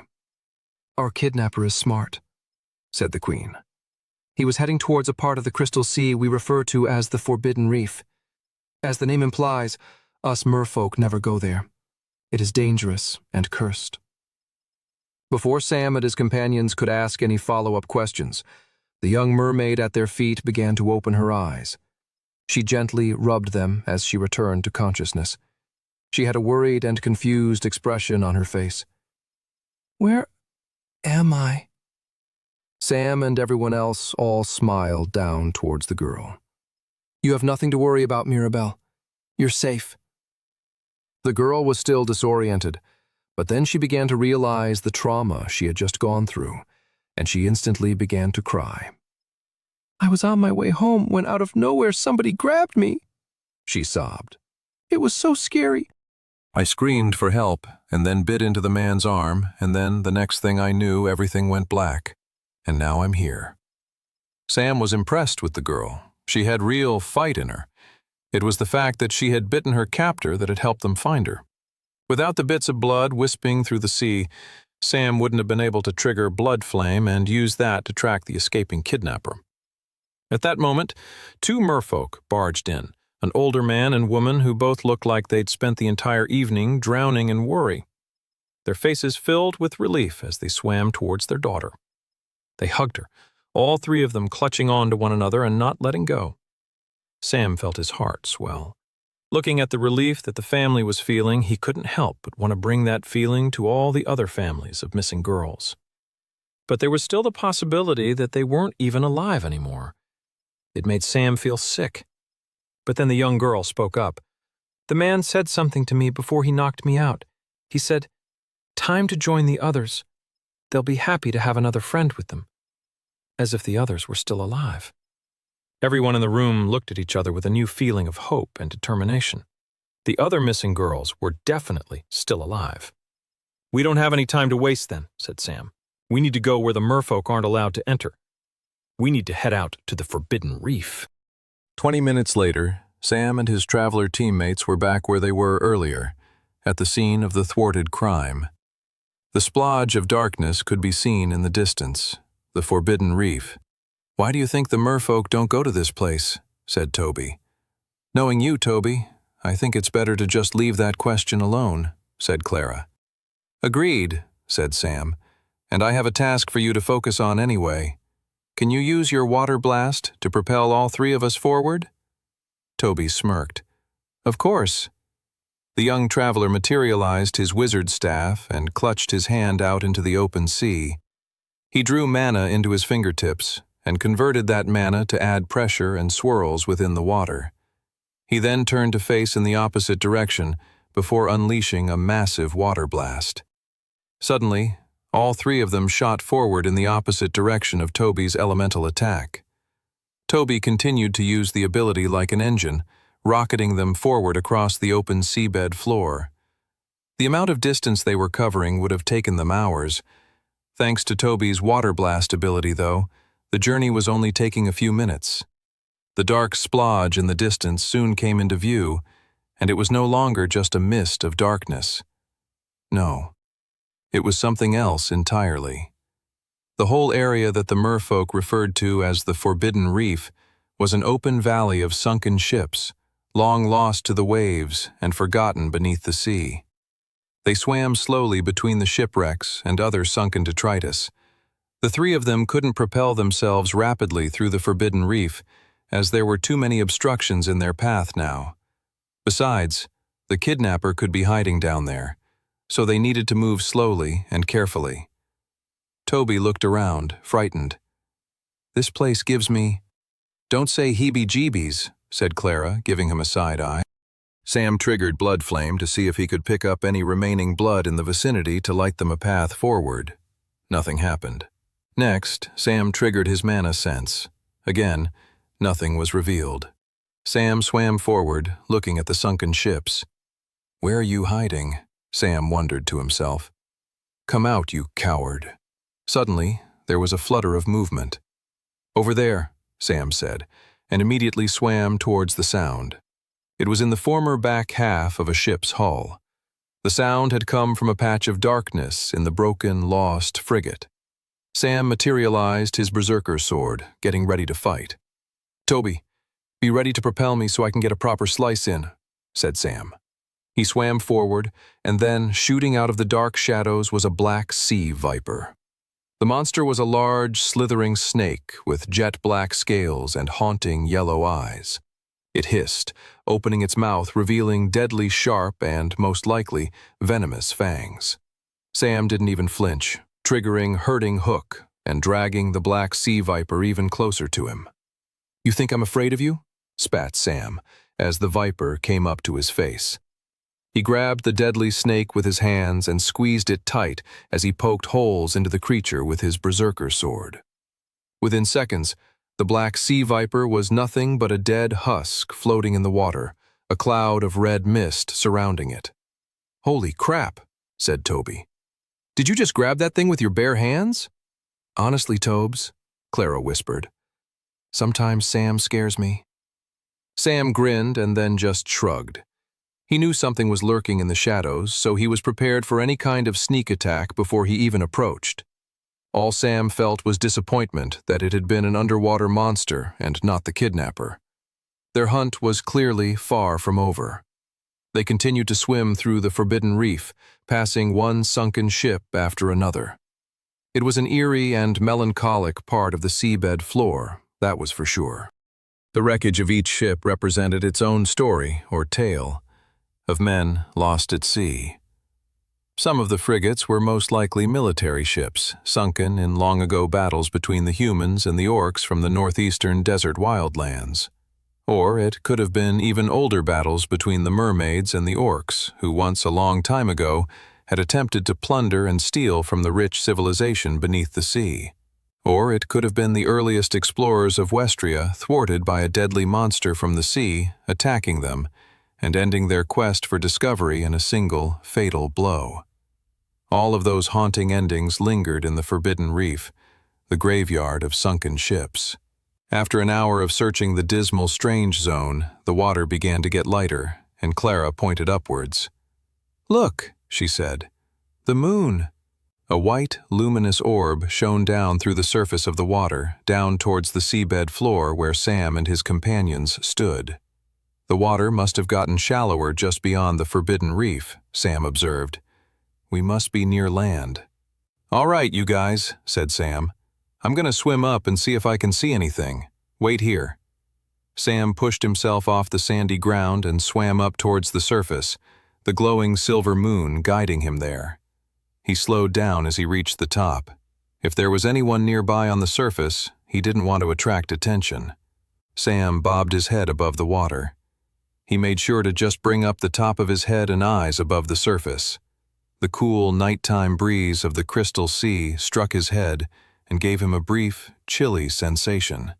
He had grown so used to spending time underwater with the aid of his gill ring that he had forgotten what it was like to exist above the surface. He was amazed at the sight of the open, clear sky, full of so many stars and the bright silver moon. In the distance, he spotted a lone island in the middle of the sea. He saw two standing torches wedged in the ground, guarding what looked like a cave. Two hooded figures stood on guard in front of the cave as well. A third cloaked figure emerged from the jungle area beside the cave and walked past the guards and torches and descended into the cave below. "Strange," Sam mused. Sam swam back down to join his friends. "I think I may have found our culprits," said Sam. "There's an island just ahead of us. From the little I know about the Crystal Sea, I don't think there's an island listed on any map in the area we are in. Does an island in this part of the sea mean anything to you, Tobes? You were reading that book on the area, The one you bought from the bookstore. Toby sighed. I only bought Volume 1 of the Island Guide to the Crystal Sea, and no, it didn't come up. But perhaps, if someone hadn't kept me from buying Volume 2... Sam snickered.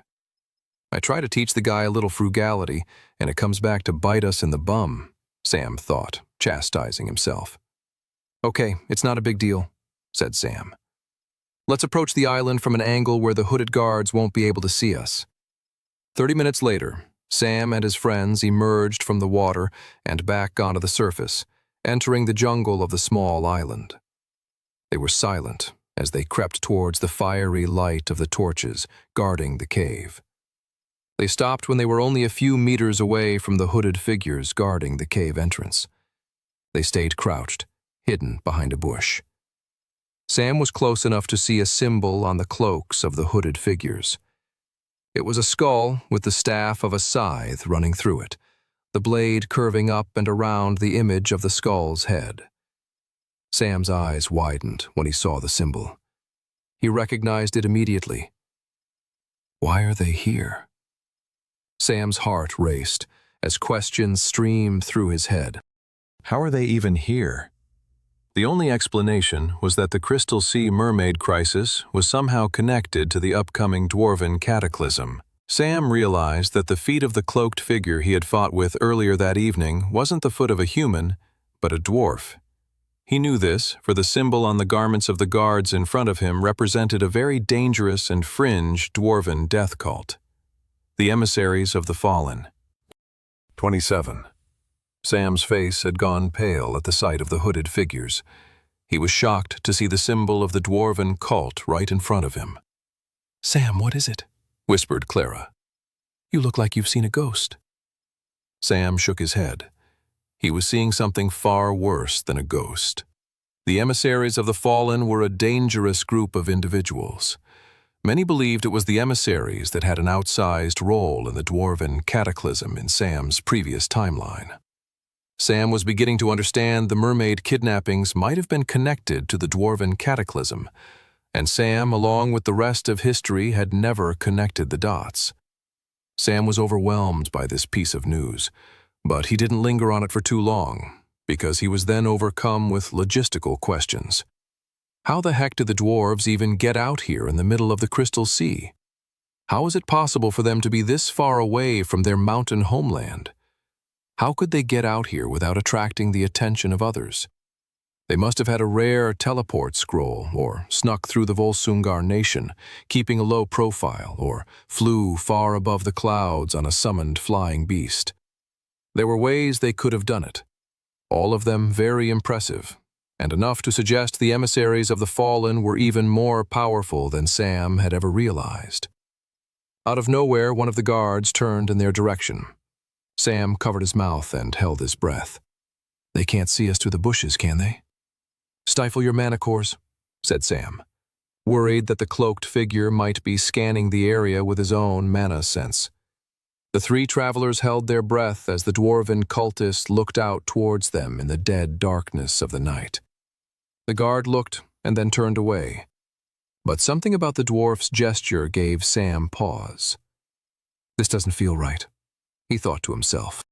If the emissaries of the fallen had gone to such liberties to take over an island in the middle of the Crystal Sea, would they really only have 2 guards defending it? Sam looked over his shoulder and stared out into the jungle ahead of him. It was a good thing he did, because emerging from the shadows of night was a massive greatsword. Sam's eyes widened. He instantly reacted, materializing his berserker sword and flinging his arm up to block the attack. The clash of metal echoed through the night, and suddenly the 2 cloaked figures guarding the entrance to the underground tunnel had turned and were readying magical projectiles of their own. Well, there goes the stealth plan, said Clara. I don't know.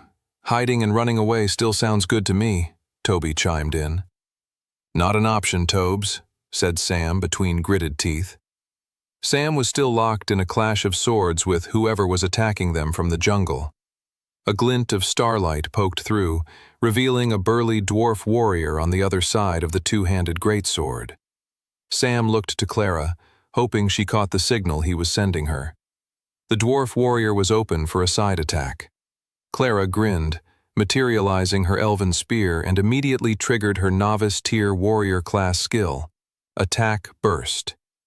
A huge burst of energy shot out from the tip of her spear as she thrusted it right at the exposed side angle of the attacking dwarf warrior.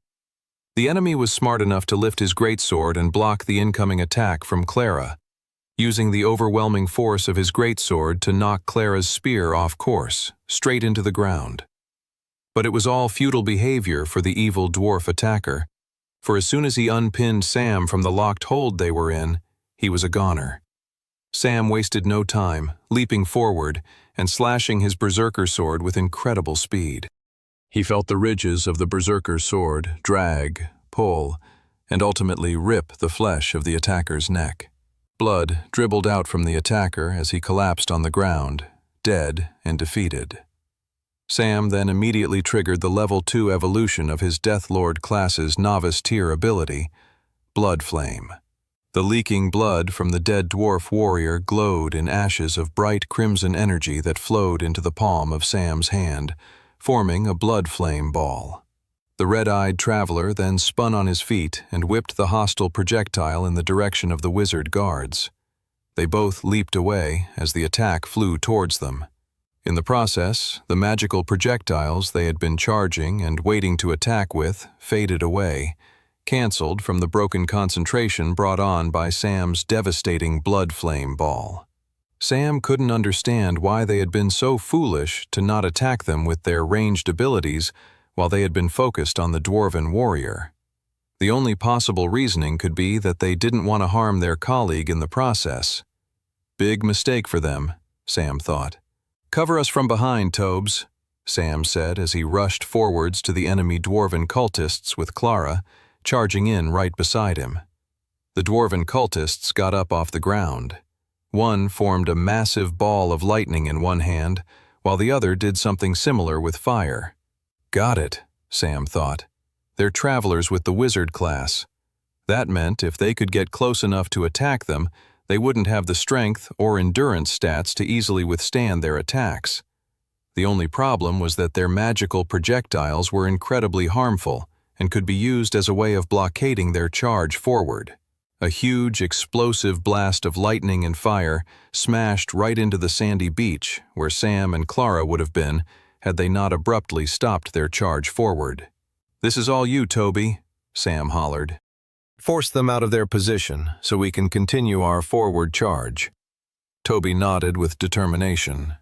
With Toby's hand gripping his wizard's staff in one hand, he conjured a huge amount of water in his other hand and began lobbing powerful water ball blasts in the direction of the dwarven cultists.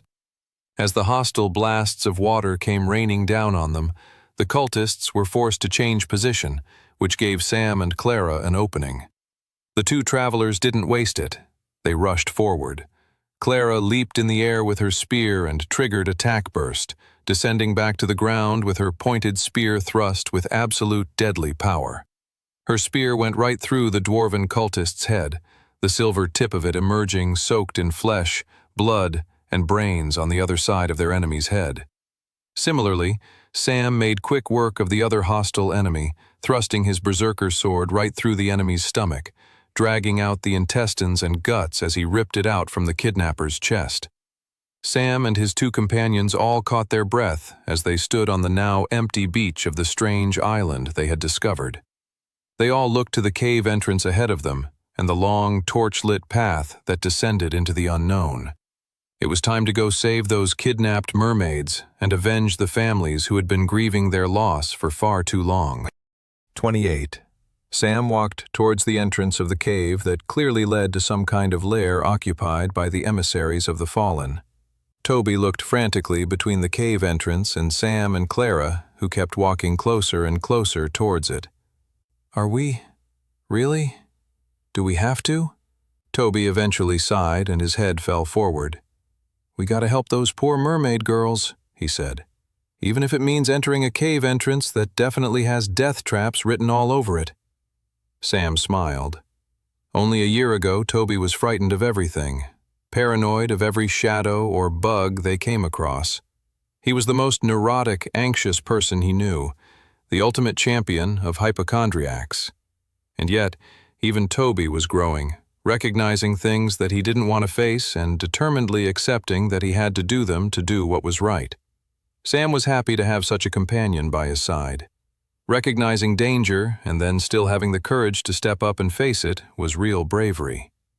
"I couldn't have put it better myself, Tobes," said Sam. Together, the three companions then stepped into the cave entrance and started walking down the spiral stone staircase towards the unknown bottom.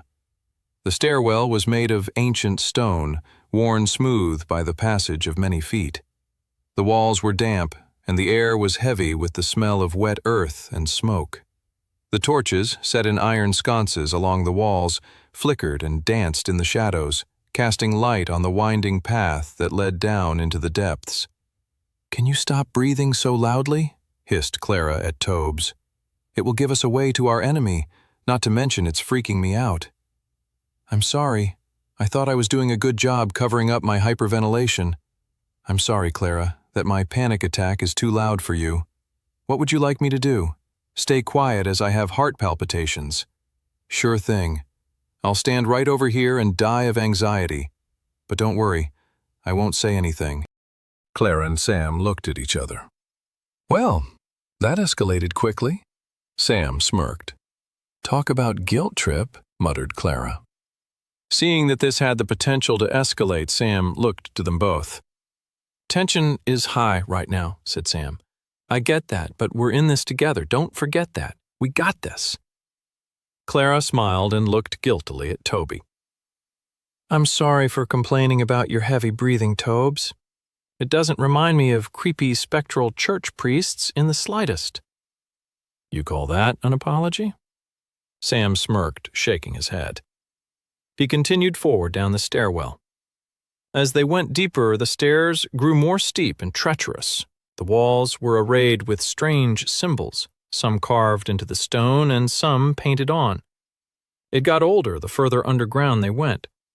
The stairs eventually ended, and the three companions found themselves at the bottom of the long, ancient stairwell, and found themselves at the beginning of a large underground complex of some kind. The very first room had wooden tables with pieces of paper, strange beakers, and notes. Sam scanned the notes and saw they were scientist logs. "I don't like the looks of this stuff," said Toby, glancing down at the papers. "This looks like some pretty sinister, dark magic." Sam grimaced. The emissaries of the fallen were clearly running experiments down here. It made him shiver to think what they might be doing to the poor kidnapped mermaid girls. They needed to put a stop to the cult's nefarious behavior at once. "Come on," said Sam. "We got to keep moving." As they moved further through the underground complex, Sam continued to trigger his mana sense to make sure there were no nearby enemies. He couldn't understand where everyone was. For such a large underground headquarters, it was more empty than Sam would have expected. They passed from one chamber to the next until eventually the underground room forced Sam and his companions into a bit of a pickle. The path forked. There were now two directions they could go in. "Well, you know what they say," said Toby. "Never split the party." Sam didn't say anything, mulling over what they should do. "Why aren't you saying anything, Sam?" said Toby, his voice cracking as he asked the question. Sam didn't like the idea of splitting the party, but he also didn't like the idea of going down the wrong passage and then having to backtrack. They would be wasting time which they didn't have. Sam couldn't be sure, but the fact that the underground complex was so empty suggested to him that the main populace of cultists who worked here were further on, and if they were all gathered together like that, something important must have been happening. Something important that might cost the kidnapped mermaid girls their lives. Sam didn't want to put the mermaids in even more danger just from the wrong choice of passage. No, they had to go down both. It was the only way forward. Sam turned to Toby and Clara. "We're going to have to split. I'll take the left passage, you two take the right. If either one of us hits a dead end, we circle back and catch up with the other.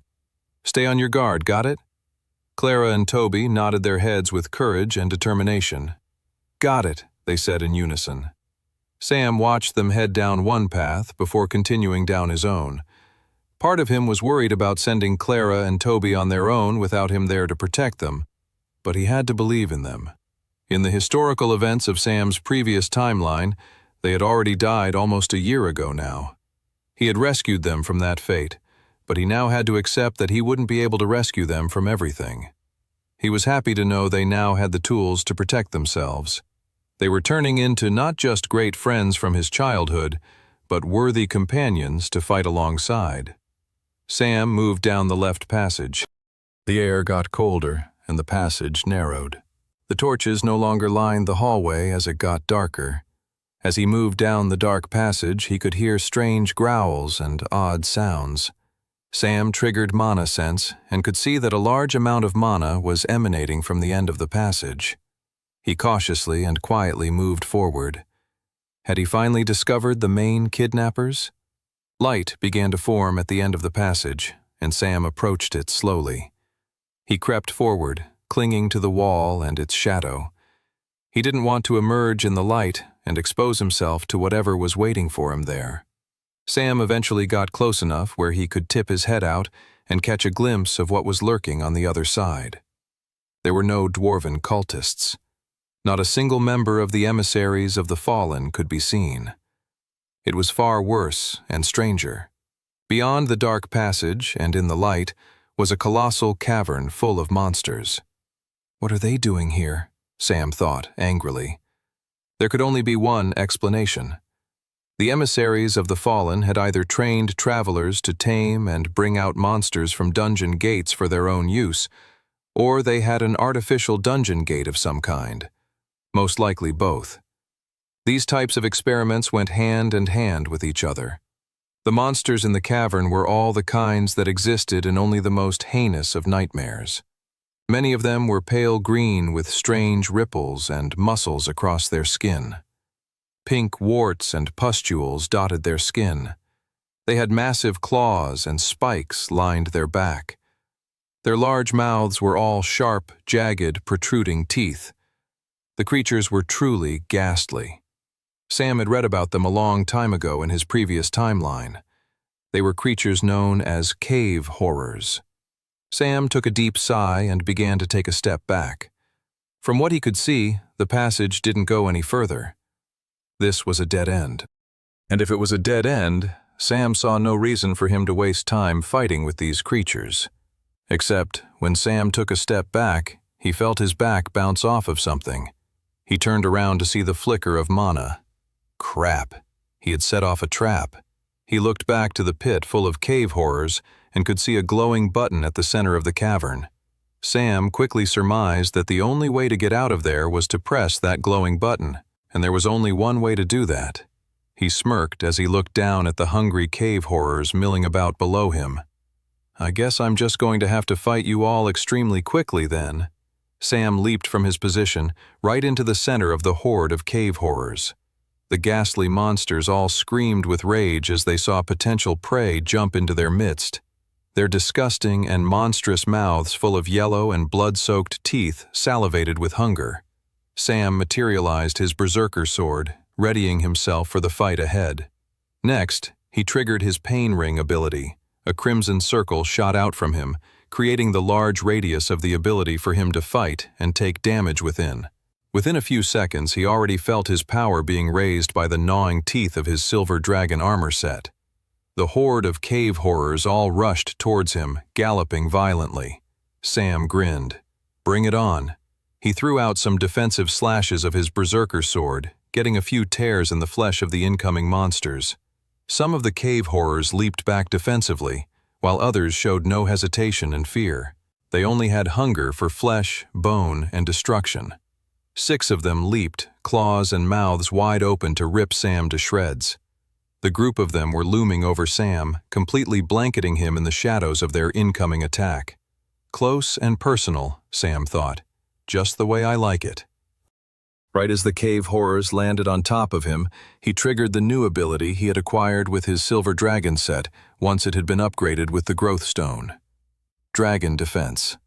The teeth of his silver dragon armor set stopped gnawing into his flesh and shot outwards, 100 sharp needle points of destruction, blasting out from his body, stabbing anything that got within touching distance of him. The cave horrors groaned as what they had expected was going to be an easy meal was actually the cause of their impending death. The blood from the cave horrors stabbed and punctured on top of him from his dragon defense dripped down on top of Sam, dripping onto his face and hair and even leaking below his armor. Sam then triggered the level 1 version of Blood Flame. All the blood on him and in the surrounding area erupted in a bright crimson flame, roasting the first wave of cave horrors alive. They all screamed, then whimpered as the flames burnt their souls out of them. Sam spun on his feet, flinging the skewered, flaming cave horrors in every direction. Horrific corpses turned into blood flame grenades as they crashed down into the remaining horde of hungry cave horrors. Sam was a roving mass of destruction now. His body and sword was covered in blood flame, and he let the cave horrors rush at him within the radius of his pain ring and lopped off their arms, heads, and flesh with absolute ease. They may have been nightmarish creatures, but the pain ring had shot Sam's power so high up, it eventually felt like he was simply dicing onions. After 10 minutes, Sam was standing in a cavern full of cave horror corpses, completely on his own. The button to undo the trap wall was available for him to trigger and free himself from this deadly pit. But there was something else that was now occupying Sam's attention. He was staring at his profile and a prompt that had come up. "Congratulations, Blood Flame has leveled up." Sam grinned as he took in the newest evolution of the ability. 29. Clara led the way down the passage in the underground dwarven cultists' lair. Toby walked a step behind her, keeping guard on their rear. "I hope Sam hits a dead end and catches up with us soon," said Toby. "Or that we find a dead end and go catch up with him. Maybe we should just turn around and tell Sam there was a dead end? You know, that might be one of the best ideas I've ever had. What do you think, Clara?" Clara took in a deep breath. She didn't want to acknowledge that she felt somewhat similar. No, she didn't want to run away like Toby was suggesting. But she definitely felt more on edge since Sam had split from their party. It wasn't that she wasn't confident in her growing warrior class abilities. Nope, it definitely wasn't that. Just as she wasn't worried about Toby's abilities either. They were definitely growing stronger and more capable. But there was just something special about Sam. It didn't matter if he were weaker than his opponents, he always seemed to know more, was always one step ahead. Sometimes it felt like he was 10 steps ahead. It was truly incredible. How Sam became that way, Clara could never know. She could pin it back to that day he had woken up and his eyes had changed color. They had gone from black to a deep and strange red color. Sam had never been the same after that day. Sometimes she missed the Sam from the days before then. But then she would tell herself it was the same Sam. He just changed. In some ways a little, and in other ways, a lot. But one thing was for sure. Sam had kept them alive time and time again. It's time we grew more confident in fending for ourselves, Clara thought. Clara snapped from her thoughts as she suddenly heard a strange sound. It was the sound of humming and chanting echoing from farther down the passage. Both she and Toby instantly crouched and moved into the shadows of the wall. "You hear that?" whispered Clara. "Yep," said Toby. "It was my worst nightmare." "We went down the right passage. We're not going to find the dead end." Toby gulped and then spoke again. "But that's okay. We need to go help the kidnapped mermaids." Clara nodded with determination at Toby's words. The kidnapped mermaids haunted Clara's thoughts. They were the reason they were on this mission in the first place. She desperately wanted to save them. All three of them did. But Clara couldn't help but feel more and more concerned. She wanted to find and save the kidnapped mermaids.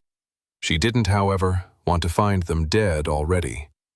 The markings on the wall and the strange laboratory they had found at the beginning of the underground complex did not make her feel optimistic about the outcome of the young and helpless mermaids they were searching for. Clara and Toby crept cautiously forward in the direction of the voices. The passageway eventually led to an open, cavernous area where they found a group of cloaked, hooded figures with the same symbol as the guards of the cave entrance from earlier. They were all chanting and waving their arms. They were surrounding a stone slab which had none other than the 6 kidnapped mermaid girls tied up to it. Both Clara and Toby looked to each other, understanding the portentousness of what they had just discovered. There was good news and bad news. The good news, the kidnapped mermaid girls were still alive. The bad news, they definitely looked as if they were on some kind of sacrificial altar about to be murdered to whatever insane god the emissaries of the fallen worshipped. The mermaids were all pale-skinned. Their eyes were red from the tear-filled days and nights. There were massive black bags under their teary eyes from lack of sleep. Their fins had lost their shine and luster, being out of the water for so long. Their bodies were thin and malnourished. Their captors had clearly been underfeeding them. Clara clenched her fists. "I'll kill every single one of those pieces of garbage for taking such innocent girls and turning them into the hollowed-out shells of fear and terror I see before me," she thought to herself. Toby looked over his shoulder. "Nope, Sam is not here yet. Just when I would have liked to have that insane, psychopathically competent swordsman with us. Maybe we should go get him?" Clara punched Toby in the arm. "There's no time. Look," she whispered. One of the cultists raised a sharp silver dagger and began to approach the squirming, terrified mermaids. Coralina's whole body trembled with terror. She was on the far left-hand side of stone slab of the kidnapped mermaids, meaning whatever that scary man with the raised dagger was about to do, she would be the first to find out. She couldn't see the face of the snickering cultist that was approaching her, but she could hear his soft laughter. He was taking immense pleasure in the fear Coralina and her fellow captive mermaids were exhibiting. She didn't even feel hate for this man in that moment. She only felt fear and the quiet desire for this nightmare to end. "Please," she thought to herself, "I don't want to die. I want to go back to Aquatria and see my mom and dad and little sister again. Why are they doing this to us?" She would cry and beg for her life, but she knew better than to do that. She had done that for the last few weeks in the cell these cultists had kept her in, and that always led to trouble, to punishment, to even less food than they were already giving her. The cultist was now looming over her with his dagger raised. Coralina's eyes widened at the glinting silver blade looming above her. This blade was the arbiter of her death. Any moment now, it would swing downward and rip into her flesh, her blood dripping onto the ground, fulfilling whatever deranged ritual these cultists were performing. The cultist plunged his arm downward, the dagger heading straight for Coralina's heart. The blade was about to land and end the innocent mermaid's life when a massive blast of magically conjured water flew across the room and knocked the silver dagger out of the cultist's hand. The silver dagger clattered to the ground, echoing all through the room. The cultists turned in the direction from where the magical blast had come from. Emerging from the shadows was a beautiful, orange-haired human girl, gripping a spear. Right beside her was a slightly plump, brown-haired boy with a wizard's staff, his hand clawing at the air, creating another powerful water projectile in his hands. Coralina smiled for the first time in weeks. "Someone has come to save us." 30 Clara gripped and readied her spear. There were at least 8 cultists in the large chamber, and they were now all looking at the 2 of them. They were all cloaked in black and had the short and burly stature of dwarves. They quickly all materialized weapons, swords, flails, spears, axes, and wizard staffs. "So they are all travelers too," Clara realized. "No advantages for us, then."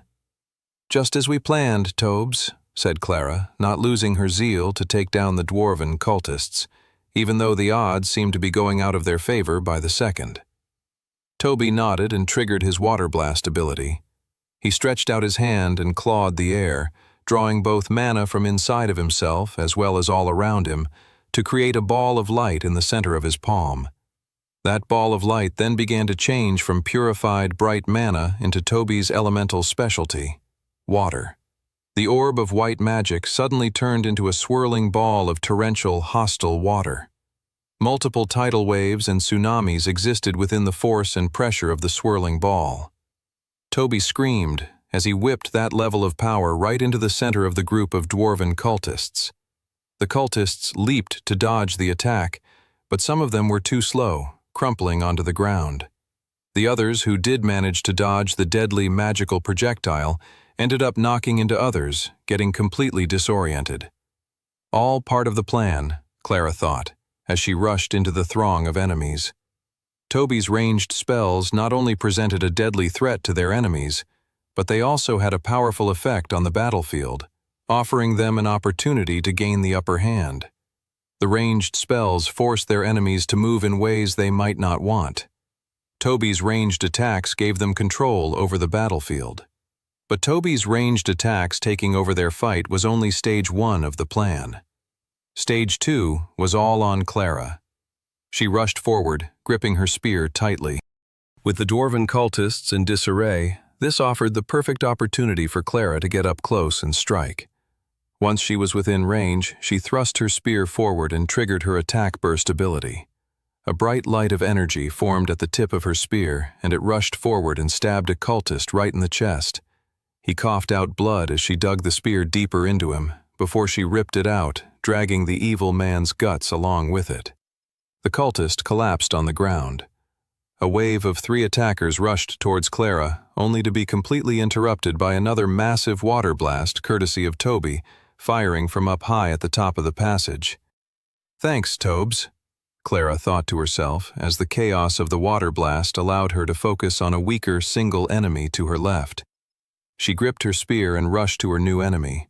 She feinted slightly as if she was about to thrust her spear, and the cultist dodged it. But it was only a feint, and Clara was already thrusting forward right where the cultist had chosen to move, and triggered attack burst to strengthen the deadly attack even more. Blood shot forth from the cultist's forehead as Clara's spear attack landed. In the midst of all the carnage, Clara caught a glimpse of the faces of the mermaids. They were no longer terrified. She could see the spark of hope fill their eyes. Clara planned on bringing them more than hope, though. She was bringing them salvation from these evil kidnappers. Or so she thought. Suddenly, a huge ripple of lightning came out of nowhere and entered her body with painful intensity. A shockwave rippled across her body, affecting the inside of her flesh beneath her skin, keeping her completely paralyzed. "What is this?" The lightning paralysis attack had made it impossible for her to move outside of the tiniest of gestures. She could look with her eyes and see Toby squirming as well. A cultist with sparkles of lightning around his hand snickered at the sight of Clara and Toby, now helpless to do anything. Clara had been full of hope, optimism, and confidence. Now, a feeling of dread overcame her as she watched one of the cultists walk over and pick up the knife. Gundrick gripped the silver knife that had only moments ago rested on the ground of the chamber. He held the silver knife up to his face and smiled as it glinted in the torchlight. How could something so pretty and beautiful be the cause of such destruction? He thought to himself. It was only a passing thought, however, a poetic and philosophical question to ponder sometime after he sacrificed the captured mermaids. Gundrick approached the first mermaid on the stone slab, who was squirming in terror. He grinned at the sight of the fearful mermaid. These sweet little mermaids were dying for a higher cause. Could they not see that? He turned and smiled at the paralyzed human travelers who had come to save them. "Your little rescue attempt was a failure," he snickered. "Now I'm going to make you watch me kill these little mermaids before I end you." "Hurry up, Gundrick," said one of the remaining cultists. There were only 4 cultists left, half of whom they had started with, thanks to those irritating human travelers. Still, even with some of his fellow cultists dead, it would all be worth it in the end. "Time to get this over with," said Gundrick, lifting up the dagger once more. "Time to die." A huge pain shot through Gundrick's entire body. He looked down to see a deep crimson blade of fire sticking out from his stomach. "What's this?" Gundrick fell over, his vision swirling and going out of focus as his last seconds of life quickly approached. He watched as another young traveler had emerged, a human boy with black hair and deeply red eyes. He wielded a sword of conjured magic, a blood flame sword. The last thing Gundrick saw was the boy rush through and destroy his fellow cultist colleagues. The blood flame sword flashed and flickered out of existence from the boy's grip as he rushed after Gundrick's final living cultist colleague. Then, right as the boy caught up with the fleeing dwarf, he swung his hands like he was swinging a blade, and, as he did so, the particles of blood on the ground flew up and transformed into the blood flame sword on the spot, completely materializing into the deadly blade just as it reached the neck of the evil cultist and sliced right through it, cutting the man's head off with utter ease. 31. Sam caught his breath as he stood over the final dwarven cultist he had finished off. The powerful conjured blood flame sword flickered in and out of existence. Toby and Clara looked at Sam's new sword with amazement in their eyes. Neither Toby or Clara were still paralyzed by the lightning spell now that Sam had finished off all the dwarven cultists and canceled out the spell by destroying the ability's wielder. "When did you get that power?" gasped Toby. Sam grinned. He had only gotten the power moments before, and it had proven to be incredibly handy. It was the third level of his blood flame spell, which was proving to be evolving in a spectacular way. The first level had been the original area of effect ability that sent all nearby droplets of blood into a crimson flame that could roast enemies alive. Level 2 gave Sam a bit more precision in the form of a blood flame ball, meaning he could conjure the blood flame into a more direct ranged projectile at his enemies. Now, at level 3, he could conjure a blood flame sword out of the fallen blood of his enemies. It was an amazing new ability that offered another trick up Sam's sleeve, which he was always happy to have. The fact that it could flicker in and out of existence via blood meant there were some pretty crafty possibilities of usage that made it slightly different from a weapon that could only be materialized in and out of his grip from his inventory. Furthermore, the blood flame sword had a high level of power, probably on the scale of an adept tier weapon like his berserker sword, maybe even slightly more powerful. All in all, it was a great addition to Sam's arsenal of abilities and weapons.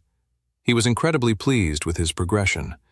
He was much further ahead with his abilities than he was in his previous timeline, meaning the rate of his advancement was going at a very good pace.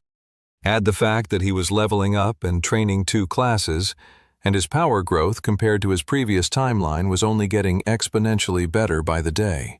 Sam released his mental grip on the ability, and, just like if he had dematerialized a physical weapon into his inventory, the sword faded away from the material realm. "Excuse me?" said a soft voice. Sam turned to see the captured mermaids tied up on the altar. The group of traumatized mermaids were all looking at him with a mixture of fear and hope. They clearly weren't sure if this man who could conjure a sword out of blood and could slice heads off evil cultists without flinching was there to save them, or for some other different menacing reason. Sam softened his shoulders and gave the mermaids a wave. "Sorry for the, violent entrance," he said. "Your families are worried sick about you." The group of young mermaids all widened their eyes at that. A bit of color returned to their otherwise pale faces. "You've seen our families?" said one of the mermaids. Sam recognized one of them from a picture shown to him earlier by the fishfolk police, and it looked as if Clara did too, as she said, "You aren't Lula, are you?" The girl smiled. "You know me. You've seen my mom. Is she all right?" "She's worried sick about you," said Toby. "She'll be very happy to see you." "So you've come to take us home?" said all the mermaids in unison. Sam, Clara, and Toby all smiled at the young mermaids. "Of course," said Sam. "Let's get you all out of here." Nerea awoke in her empty ramshackle home on the less than desirable fringes of Aquatria. She didn't know how long she had been asleep for. That was all she did these days, numb herself from the pain. Be it with drink or the extremely potent tidal tranquility pills that her doctor had prescribed to her. She numbed herself and tried to sleep, to forget where she was. Even nightmares were better than her reality. When she was awake, she couldn't help but blame herself for Lula's disappearance. She knew it was wrong, but she couldn't help herself. She wondered if they had been less poor, or if she had married a better man than Lula's father, or if they could have afforded to live in a less dodgy neighborhood. Would this horrible thing have ever happened? Neria looked around briefly, only to shut her eyes once more. Everywhere she looked reminded her of Lula. When Lula had first learned to swim with her fin, or when she had won her first dance competition, or when she discovered how much she loved seaweed soufflé and decided it was her favorite food. It all left Neria paralyzed and confused.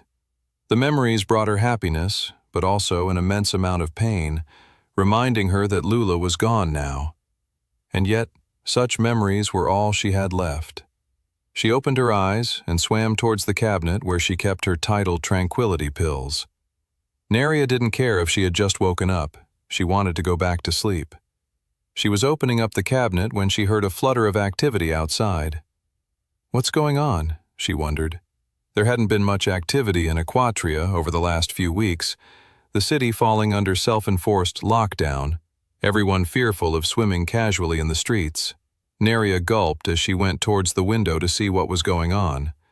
Part of her couldn't help but think, "Oh, goddess, please don't be another one. I wouldn't wish such terror on another little mermaid girl, or wish the pain I feel on any other parent." Outside her window, she saw her neighbors and people all across the city of Aquatria coming out of their doors with a rejoiced spirit and an air of celebration. Neria rubbed her eyes and felt her heart flutter. It's not possible, she thought. It couldn't be. She didn't even want to think her thoughts out loud, because she didn't think she could bear the disappointment if it turned out to not be true. The disappointment would be enough to kill her. She would not recover from it. Even still, Neria took a courageous swim outside her home and towards the slowly amassing group of mermaids and fishfolk. As she got closer, she could hear everyone cheering. Then, she caught sight of the strange, black-haired human boy with striking red eyes, along with his other two human companions. They've come back, Neria thought. Could that mean? And right at that moment, her eyes locked onto a group of young mermaids, and one mermaid in particular. "Lula!" she cried out. Lula's eyes widened and filled with tears of joy as she caught sight of her mother. The two swam towards each other and embraced one another in a powerful hug. Neria didn't want to let go of her little Lula, now back in her arms. Lula didn't want to let go either. "I missed you so much, Lula," cried Neria. "Me too, Mama," said Lula, crying. "I was worried I'd never see you again." "Me too," cried Neria. "But now, here we are." Neria felt such an overwhelming sense of joy and relief in her heart. Her reality had finally become a better place to be than the unconscious escape of her dreams. 32.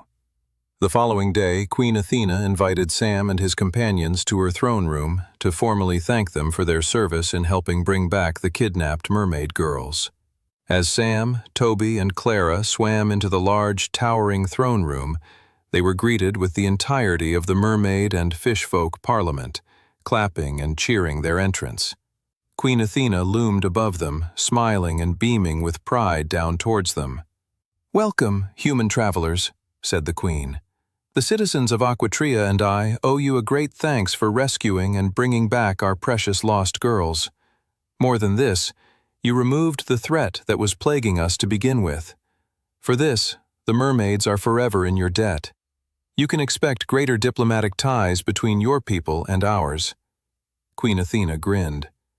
"It's nice to see her act so regal and less desperate for a husband," whispered Clara to Toby. "For sure," said Toby in agreement. An attendant came out with a large treasure chest and stood beside Athena. "While nothing will truly capture the gratitude we feel," said Queen Athena, "we believe we could provide you with a few rare treasures that might help you on future quests and adventures." Athena then removed from the large treasure chest a beautiful silver trident, adorned with bright blue crystals and incredibly sharp and deadly knife-like ends. The queen then presented the powerful weapon to Clara. Sam's eyes widened at the sight of the spear, and was able to pick up its stats in his profile. Serial's Spear of the Sea, super rare, tier, adept. +5 to strength stat, plus 50% likelihood of dealing extra critical damage. That weapon was perfect for Clara. While tridents were normally less efficient in battle than a normal spear, due to the cumbersome weight brought on by the extra points, Fishfolk craftsmanship removed all of those detriments into a brilliantly powerful, lightweight, mid-range weapon. The fact that it also added an additional 5 points to Clara's strength stat was an absolute boon, especially for someone like her with the warrior class. It would mean that 3/4 of the way to reaching the next tier in her strength stat, she could be dealing damage on that level already. It would prove a very good ace in the hole for any opponent that was underestimating her due to the current tier of her class. Clara's eyes glowed with wonder as she picked up the weapon and did a practice swing with it. Queen Athena grinned, happy to see her first gift had been so well received. She then turned to Toby. "You are a young growing pupil, mastering the most wondrous of elements," said the queen. "We believe this will help you grow even further." She then presented Toby with a beautiful wizard's staff, adorned with pearls, crystals, and rare seashells. At the tip of the staff was a powerful, glowing blue orb. Sam read the stats and was just as amazed as he had been with Clara's treasure. Atlas's Scepter of the Tides, super rare, tier, adept. All water elemental spells are 50% more potent. All water elemental spells deal 50% more damage. Sam was amazed by the description of Toby's new piece of equipment. It would make sense that the mermaids would have the best piece of loot for a wizard specializing in the element of water. This new wizard staff was going to make Toby's water elemental spells really pack an extra punch. At 50% more damage, Toby's water elemental attacks had the potential to overtake Sam in terms of raw damage, especially at the start of a battle, prior to Pain Ring shooting Sam's power up to fearsome levels. Toby was going to become a hot-in-demand ranged damage dealer for other novice-tier and apprentice-tier travelers in the guild. Sam was super pleased for his friends, knowing that any gains Toby and Clara earned were truly gains that he was also benefiting from. But then there was also a thought beginning to take over from the eager, loot-hoarding maniac inside of him. What cool reward am I going to get? "Finally," said Queen Athena, turning to Sam, "for the leader of this fine group of adventurers, I gift you with this most ancient of treasures." She pulled out of the treasure chest a glowing, clear crystal orb. She swam over to Sam and placed the orb in the palm of his hands. He looked at the orb in amazement and read the prompt that came along with it. Unknown treasure effect. Staring at the system prompt in his retina, Sam had no idea what he was looking at. It was unlike any rare item he had ever come across. He had never heard of something called an unknown treasure, or that its effects couldn't be picked up by the system. He was deeply fascinated and excited by the prospect of such a unique item, though also the tiniest bit disappointed that it didn't have a more immediately practical effect. This treasure has been handed down from one generation of Aquatrian royalty to the next, with the instructions to pass it on to a special individual who comes from the surface, who brings joy and happiness to the people of Aquatria. I can think of no better fit than you, young man. Sam smiled and nodded his head, accepting the generous gift and compliment from the Mermaid Queen. He then couldn't help but think Queen Athena was holding his hand for much longer than she should have, and trying to stare deeply in his eyes. She then leaned in and whispered in his ears, "My offer still stands if you'd like to stay down here for a little bit longer and go for dinner. I know a very nice place that does delicious conch crepes. And you know what they say, special ladies always love crepes." Sam blushed. He really didn't want to say he had two queens now in his life that were consistently aggravated and inexplicably mad at him. "Shh," whispered the queen. "You don't have to answer now."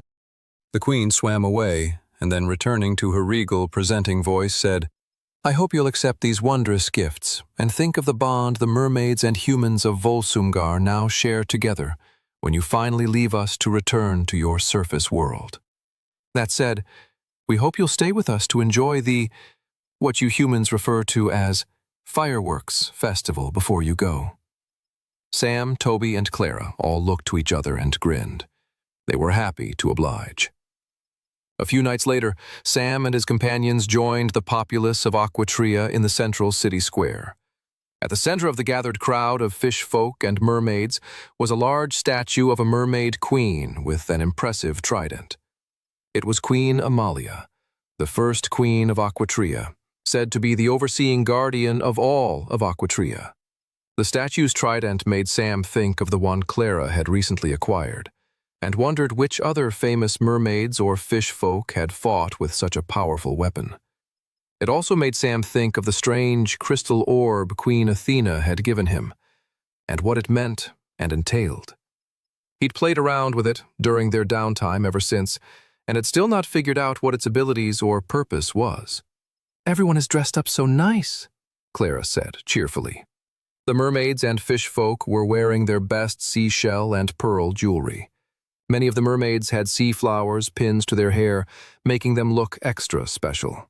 "I'm amazed the mermaids and fish folk celebrate the fireworks festival with us year after year," said Toby.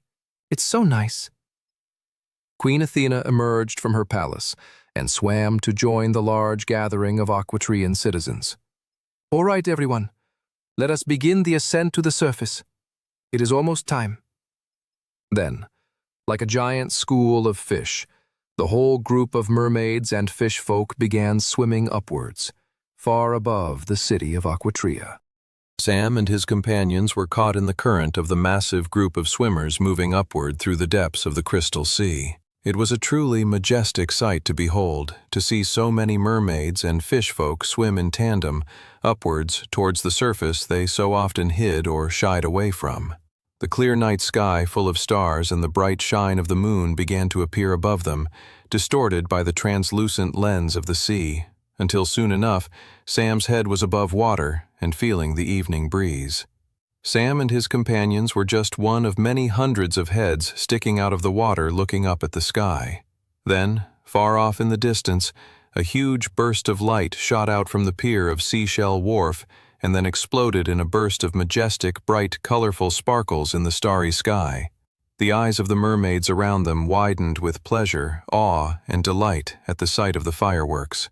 All of the girls Sam and his companions had rescued hovered around them, watching the fireworks and sharing a wondrous and beautiful moment with the heroes who had saved and protected them so close by. Across the crystal sea from where Sam and the mermaids watched the fireworks shine and burst forth, stood an old woman on the balcony of the inn she looked after. She clutched a small framed painted portrait of her long-deceased husband and love of her life, and watched with joy as the fireworks burst in the sky. But her eyes didn't linger on the nighttime sky for long. She looked out across the sea, and her eyes began to fill with tears as she saw the glitter of the beautiful mermaids and the scales of their fins reflecting in the water as the fireworks burst forth high above them. She was so happy to see them. She knew her husband would have been glad as well. The old innkeeper smiled with so much joy as she wiped a tear from her eye. Sam smiled as the fireworks show continued above him. He was happy to share this moment with his pals, Clara and Toby, but also with his new fish folk and mermaid friends as well. But he couldn't help but feel a strange sense of melancholy and seriousness as he stared up at the night sky. The fireworks festival, held all over the human kingdom of Volsungar, marked the coming end of the summer season. Next month was September, and would officially mark a year of him being back in this timeline. So much had happened. So much still would happen. He had to keep working hard to stop this world from being destroyed. It was beautiful nights like this one that reminded him how important the task at hand truly was. He was protecting moments like these, treasured moments previously lost in his old timeline, pearls of happiness shared between all those in Westria. 33. A week and a half later, Sam and his companions arrived back in Resfall. They had managed to make good time, journeying back. All three of them were so eager to get back to Resfall and the Travelers' Guild that they were far more determined on their journey back, pushing both themselves and their horses to the absolute limit. As they rode on the back of their horses approaching Resfall, Sam could see the onset of autumn coming on. The air was cooler, The nights were getting longer, and the leaves on the trees were beginning to take on an orange hue. They passed farms full of workers, doing the final prep work before cutting and collecting all of their hard-earned crops of the season.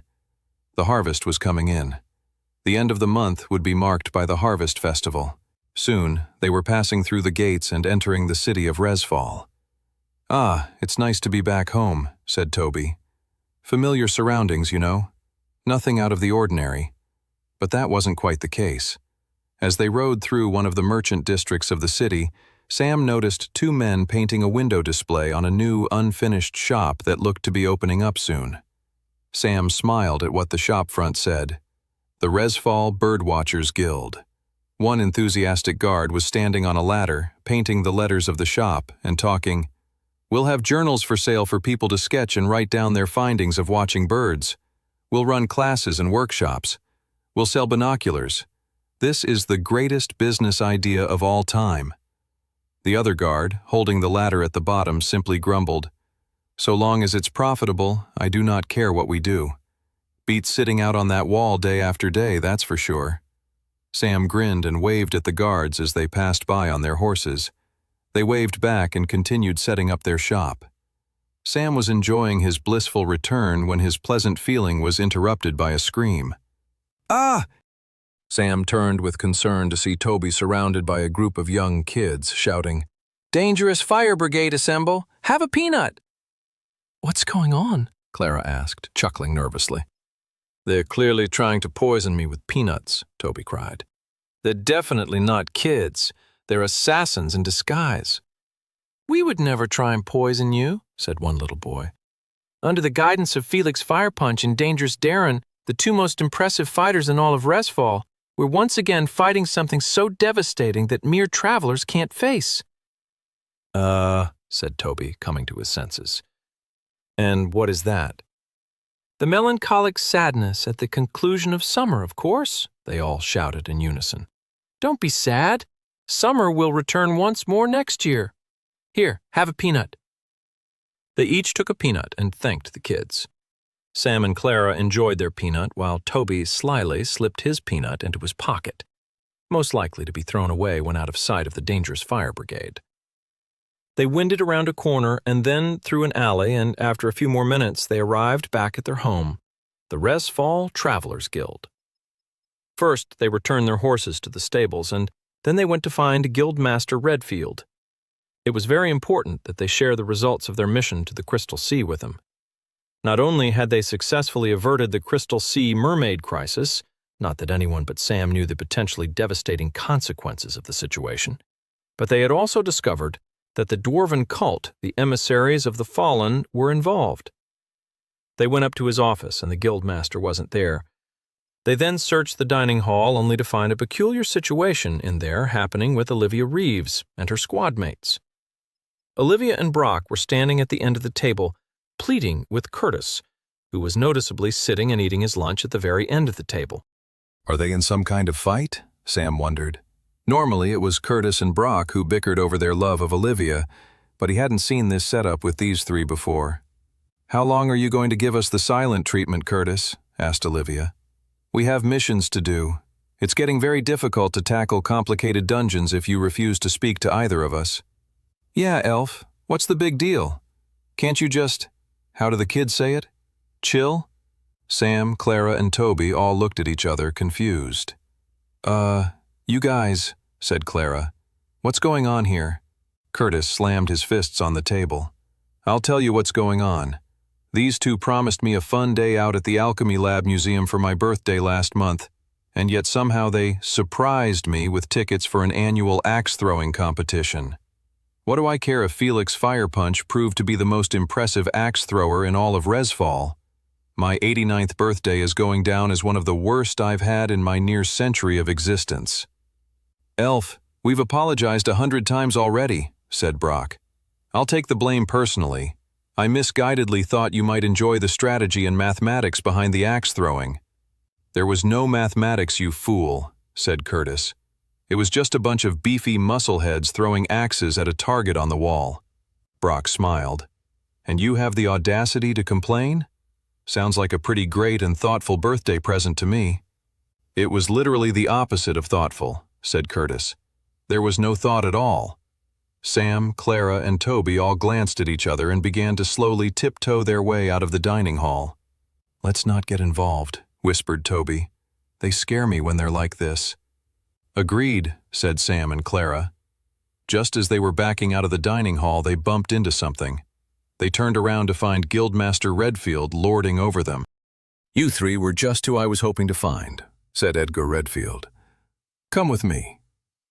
They followed the Guildmaster back to his office, happy to escape Olivia Reeves' squad battling it out in the aftermath of the birthday gone wrong debacle.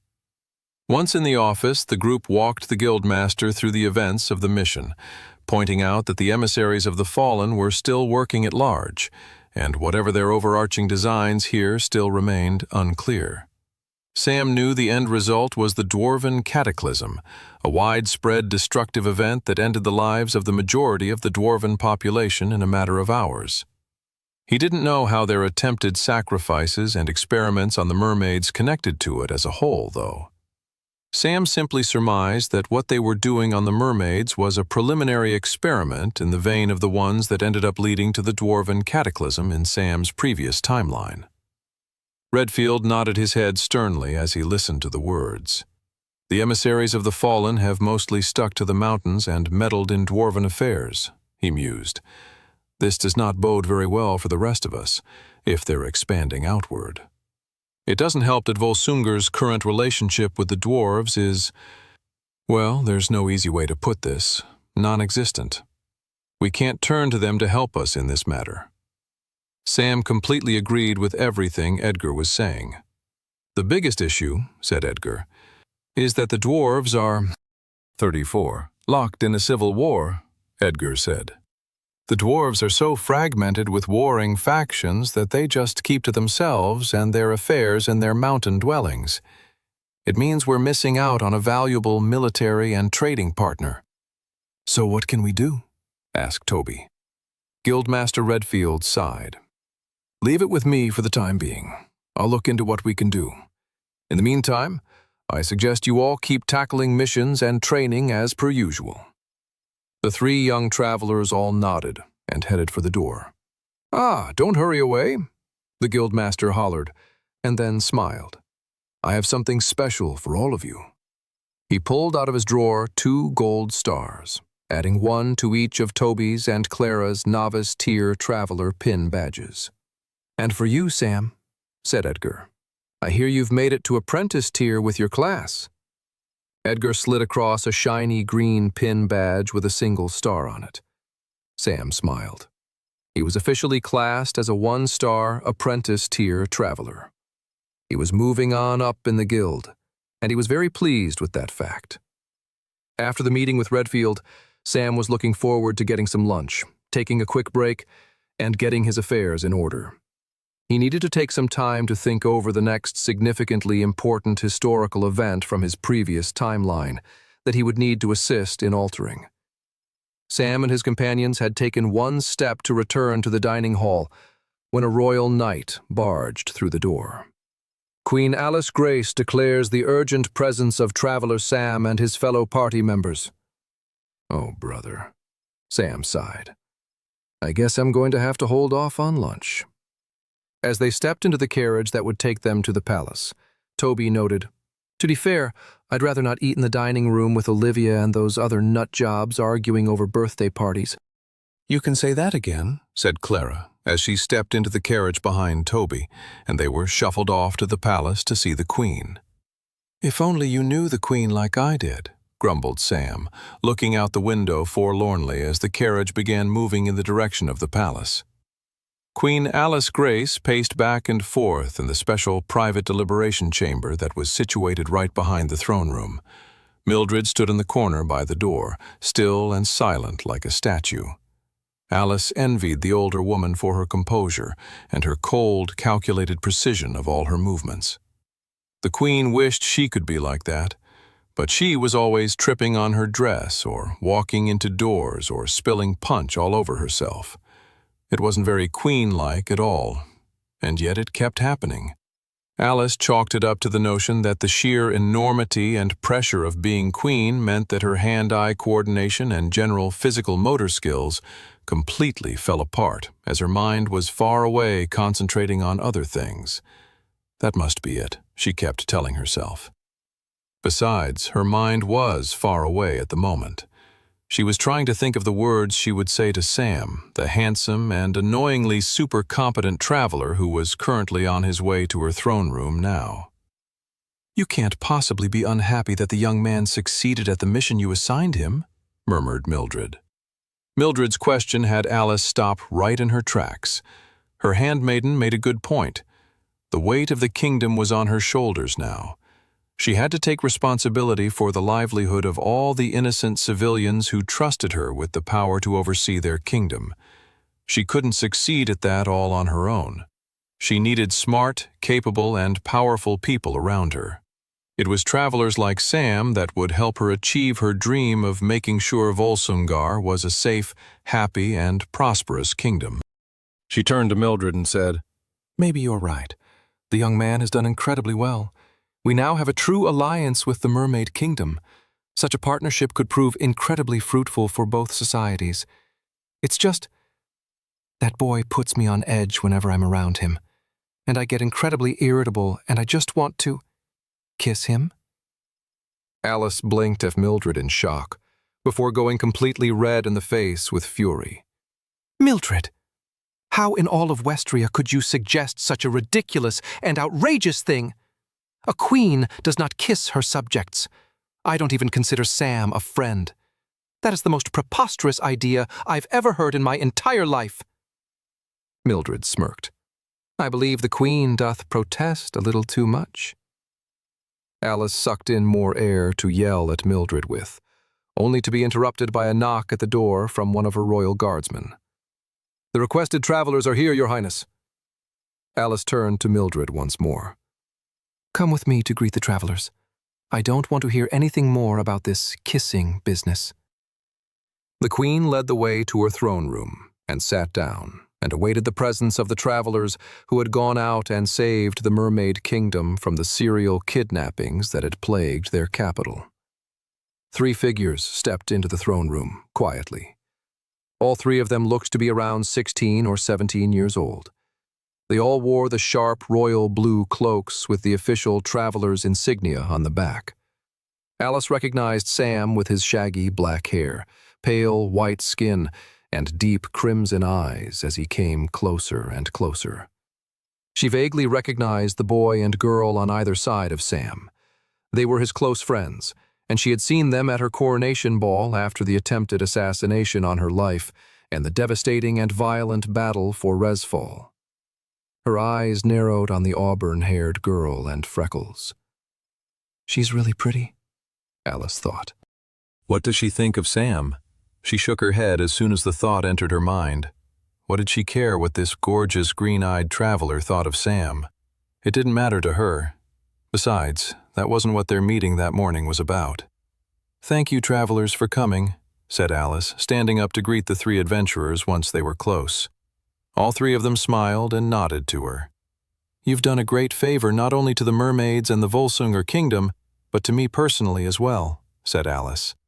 "To honor your incredible success, all 3 of you are officially owed a royal favor." All 3 of the travelers' eyes widened at those words. A royal favor was one of the greatest gifts a monarch of the Volsungar kingdom could bestow on their subject. It was the equivalent of a genie's wish. For any request the subject made, the monarch would try and achieve it to the best of their ability. Of course, some of these requests had to be made within reason. You couldn't ask for more favors or demand a palace be built, but whole fortunes and success stories had been built on the back of a single royal favor. Such a gift was not to be taken lightly. Sam smirked and crossed his arms. "It looks like you're finally showing some gratitude to us for saving your life." Alice's jaw dropped and she did a double take. "Excuse me?" she said. "Do you spit ungrateful insolence in my face after I honor you so magnificently?" Sam shrugged as the girl's face got even angrier looking. Toby and Clara shared an odd look with each other. "Is it just me, or is there some weird tension between these 2?" asked Clara. Definitely, said Toby. In the distance, Mildred was subtly nodding her head yes to Clara's question. The Queen's face began to blush beet red. She clenched her fists and closed her eyes. There's no weird tension at all, said the Queen, getting flustered and speaking rapidly. Time for you to go now, bye. 35. 15 minutes later, Sam and his companions were back out in the streets of Resfall, the shadow of the royal palace looming behind them. Crinkled, fallen leaves were whisked across the cobblestone streets of the autumnal city, and the smell of hot coffee and cider wafted from a nearby pub. Shall we return to the Travelers' Guild? Asked Toby. Sam sighed. He had needed a moment to himself ever since they had gotten back to Resfall from the Crystal Sea, and so far had struggled to find one. Now, finally seemed like a perfect opportunity. You two go on ahead, said Sam. I'll catch up with you guys at the guild later. I need to go do some errands. Toby and Clara both shrugged. All right, catch you later. Sam watched his two friends walk off down a side street in the direction of the guild. Clara and Toby walked close to one another, where their shoulders were almost touching. Both of their hands were dangling at their sides, waiting and hoping for the other one to clasp it and hold it tight. But nothing happened. Perhaps they're not there yet. Sam smiled. He was happy that the two of them got to be even this far in their relationship to one another, for it had never even gotten to this wonderful, tender place in their previous timeline. The sight of his two friends made him smile. They then turned a corner and were no longer in view. Sam sighed with relief, finally taking in the moment that he was now truly alone. He walked for a bit until he found a small fountain square and a lone bench he could sit on to contemplate. As he stared out at the fountain and the passers-by, Sam thought about his next steps on his mission to save all of Westria granted to him by the goddess. With the Crystal Sea mermaid crisis now successfully averted, Sam could turn his attention to the upcoming Secret Gate affair. This would once again provide an opportunity to tip the scales in Westria's favor in the face of the upcoming apocalypse that ended Sam's previous timeline. More than that, it would amply train him for the dwarven cataclysm that was fast approaching on the other side of next year. The Secret Gate affair involved multiple individuals competing within an irregular gate for powerful loot and glory. There was one particularly evil man who Sam had to make sure didn't unlock the boons from this particular irregular gate. That man went by the name of Grendel Blackheart. Grendel Blackheart was the leader of a small province on the edge of Volsungar that bordered the Glittering Forest, the homeland of the elves. He was one of the major war criminals in the Elven genocide. In Sam's previous timeline, he recalled Grendel Blackheart boasting that he had slaughtered over 2,000 innocent elves with his abilities. Slaying Grendel wouldn't stop the genocide from happening, but removing one of his major enemy's top soldiers would be a small, incremental increase in his odds against the horrific event. Sam felt an anger swell in his heart as he thought about all the evil people and injustices that happened in his previous timeline. He looked out to the fountain square and all the innocent people passing by. Innocent mothers with their children, artists, merchants, an elderly couple out for a stroll. All these people needed to be protected, saved from the evil powers that be. I need to stop Grendel, Sam thought as he clenched his fists, trying to contain his anger. Raw anger and bitterness wasn't going to do anything for him outright. It wasn't that his emotions were useless or wrong, but they needed to be channeled somehow. It was perfectly fine to be angry. Sam couldn't see how anyone knowing what he did from his previous timeline could not be angry. But he needed to use that anger as a motivator, as a way of pushing towards his goals. Sure, he was angry just thinking about Grendel Blackheart, but what was Sam going to do next to stop the evil man and his misdeeds? If Sam was going to deal with Grendel Blackheart and the Secret Gate affair, he would need to get his Deathlord class up to apprentice tier to catch up with his Blood Knight class. First step on that journey to unlocking apprentice tier in the Deathlord class would be to reach 31 in his agility and magic affinity stats.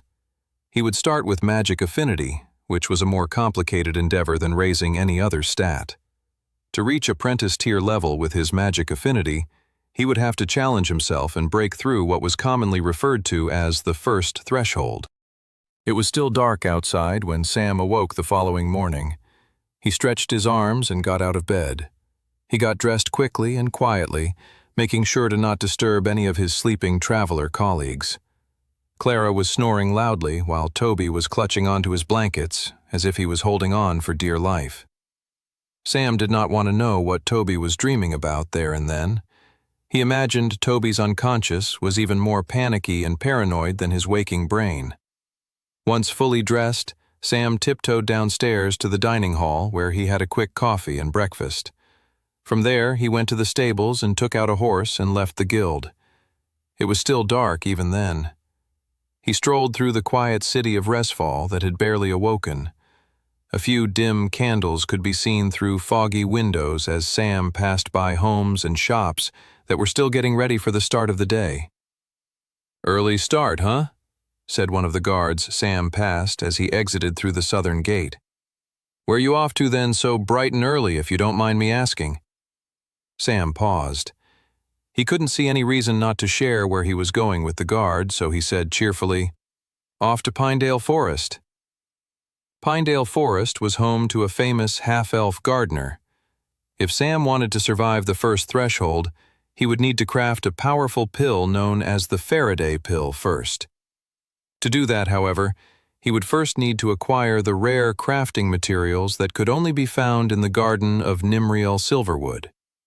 Before Sam could explain any of that to the friendly guard, however, he was jumping on the back of his horse and galloping off in the direction of his newest mission, the sun finally just beginning to rise over the horizon as he did so. Sam traveled for a few days, camping out in the woods some nights and staying in inns when he could. On his 6th night of traveling, he managed to arrive in a sleepy little village just as the sun was falling, meaning he could book into an inn for that evening. Sam found the inn in the center of town, a large, old wooden building with a weathered sign with a carved image of a candle and a bed. He stepped inside, instantly blanketed by the warm embrace of the nearby crackling fire. The inn smelled of roast chicken, simmering soup, and the scent of freshly poured ale. Sam booked a room for the evening and requested a bath be drawn. He was sticky and sweat-strewn after a few good nights of sleeping in the woods. He decided it was only polite to the other guests to wash up before coming back down for dinner. He didn't want to wreck anyone's evening with his stench from days of vagabonding in the woods. Following his hot, refreshing bath, Sam returned to the inn's main dining area in plain clothes and ordered dinner. As he waited for his food, he couldn't help but notice the furtive glances being shot his way by everyone else in the establishment. He took a sip of his cider and let the stares from the other guests continue. Such attitudes and reactions from civilians were commonplace for travelers. They held more sway in the public imagination than many nobles or royalty.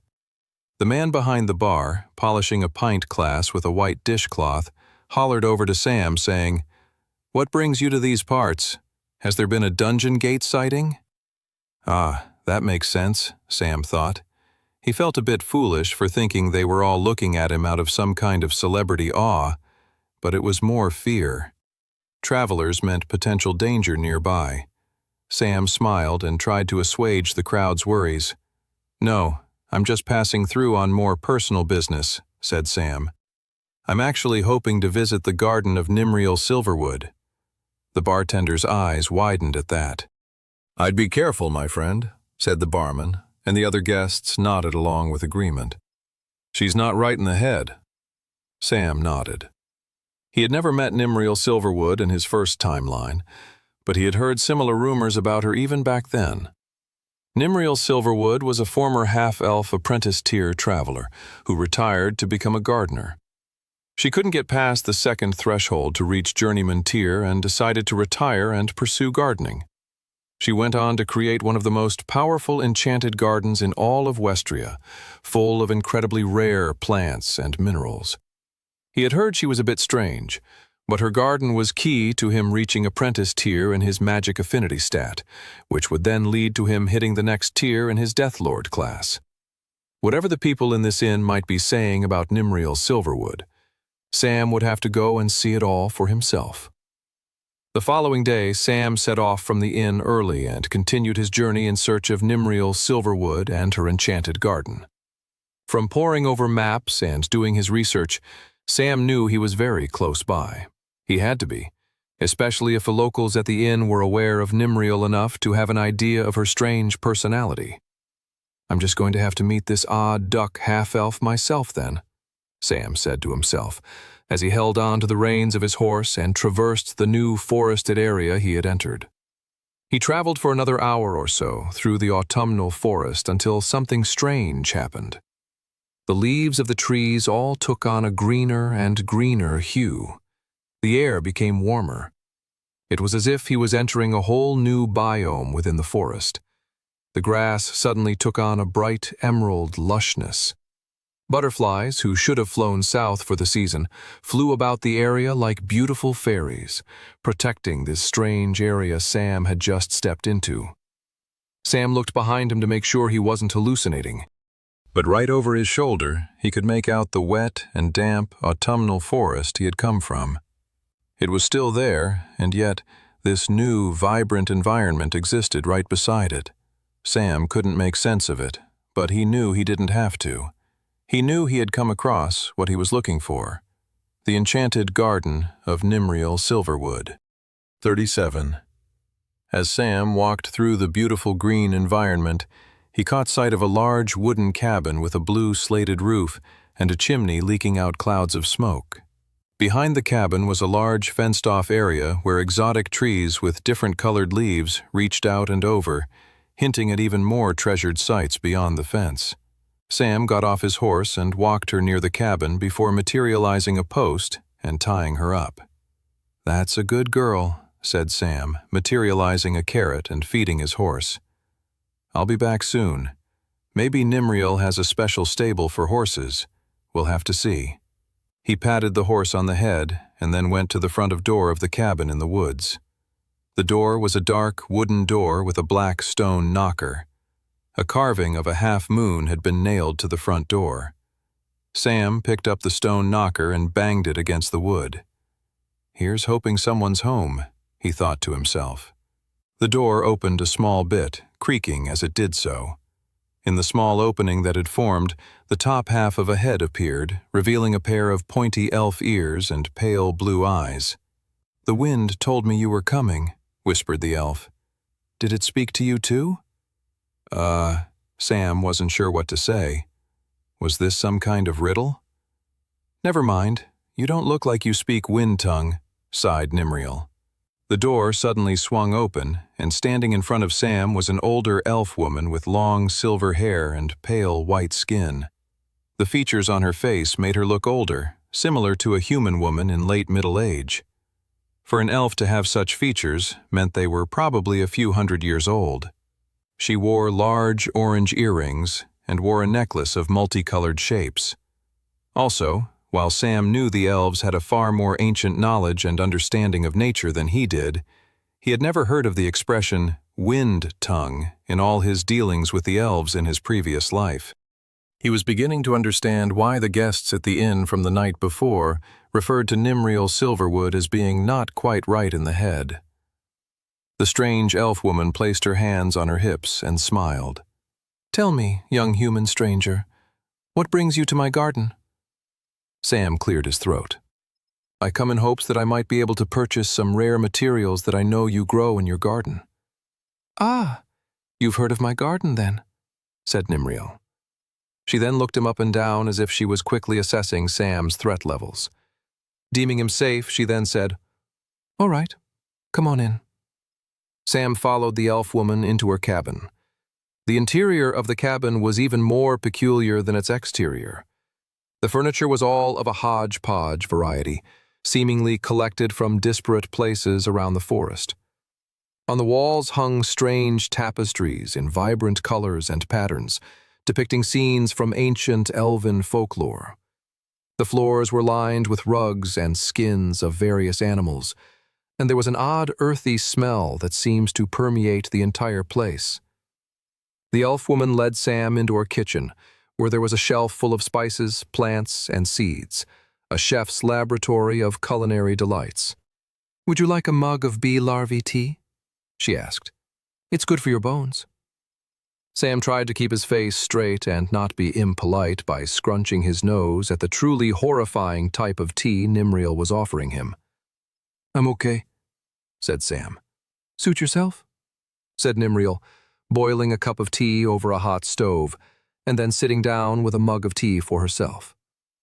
Now tell me, young man, what is it that you are looking for? I'm looking for 3 types of plant, starflower, witchberry, and firevine, said Sam. Nimriel raised her eyebrows at the 3 plants Sam had just named. Did she know of the recipe of which he was trying to concoct? He doubted it. The elf-woman's reaction could merely be a response to the rarity of all 3 of the plants. He was not making a simple, run-of-the-mill request, that was for sure. I can help you, said Nimriel. But first you have to tell me why.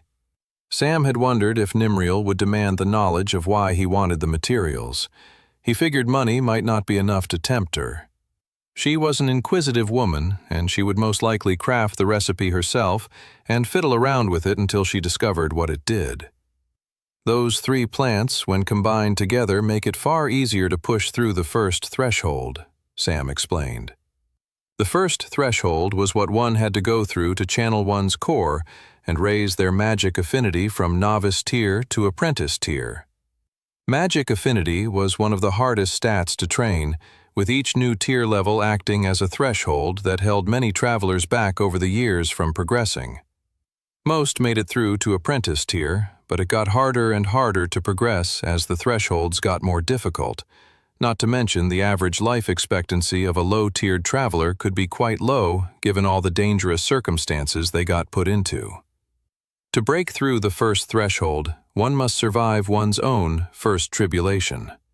The first tribulation required ascending all of the mana coursing through one's body, including their mana core at the center of their chest, and transforming it all from blue, novice-tier mana into green, apprentice-tier mana.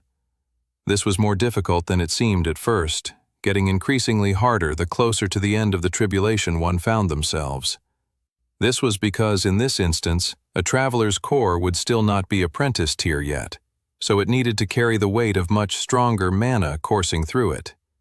It was an incredibly deadly tribulation, and many who were not careful died from it, as it took intense concentration and the ability to withstand huge amounts of pain. And the pain ring wouldn't help Sam push through. He had tried it in his first timeline. That said, years after Sam barely survived his first tribulation in his previous timeline, a scientist in the southern human kingdom of Opali discovered a rare combination of items, when distilled into a pill form, could significantly aid in the process of pushing through the bottleneck to progressing one's magic affinity. Those rare materials were the very ones Sam was requesting from Nimriel Silverwood. That is very fascinating, mused Nimriel. So does that mean you will help me? I would love to, said the elf woman. I have firevine and witchberry, but I don't have any starfall. Sam's stomach fell. Had his whole journey to the enchanted garden been a waste? Then, Nimriel Silverwood's lips formed into a smirk. But, she said, I know where you can find some. 38. Sam stayed silent, paying close attention to Nimriel Silverwood's words. She had just told him she knew where to find starfall, the final remaining ingredient he needed to make the Faraday pill that would help him push through the first threshold. Nimriel lay back in her chair, clearly pleased with herself that she had enthralled Sam with her promise of the knowledge he needed. She took a sip of tea and then finally shared what she knew. Hot smoke swirled up from her mug of tea as she spoke. There's an area in the woods west of here where starfall grows. It's a perennial, so even outside of the special artificial biomes I've created for my plants here, it can grow out in the wild. Amazing, said Sam. How far west? A few hours' travel at the most, said Nimriel. But I must warn you, the plant grows in a very mana-dense place. Many animals have been corrupted by mana leak. Sam shrugged. He didn't understand the need for the warning. He had dealt with mana-corrupted animals before. They were far less dangerous than anything he had to face inside an actual dungeon gate. He explained this to Nimriel. "Ah, but the situation with the animals is far worse than your normal mana leak," said Nimriel.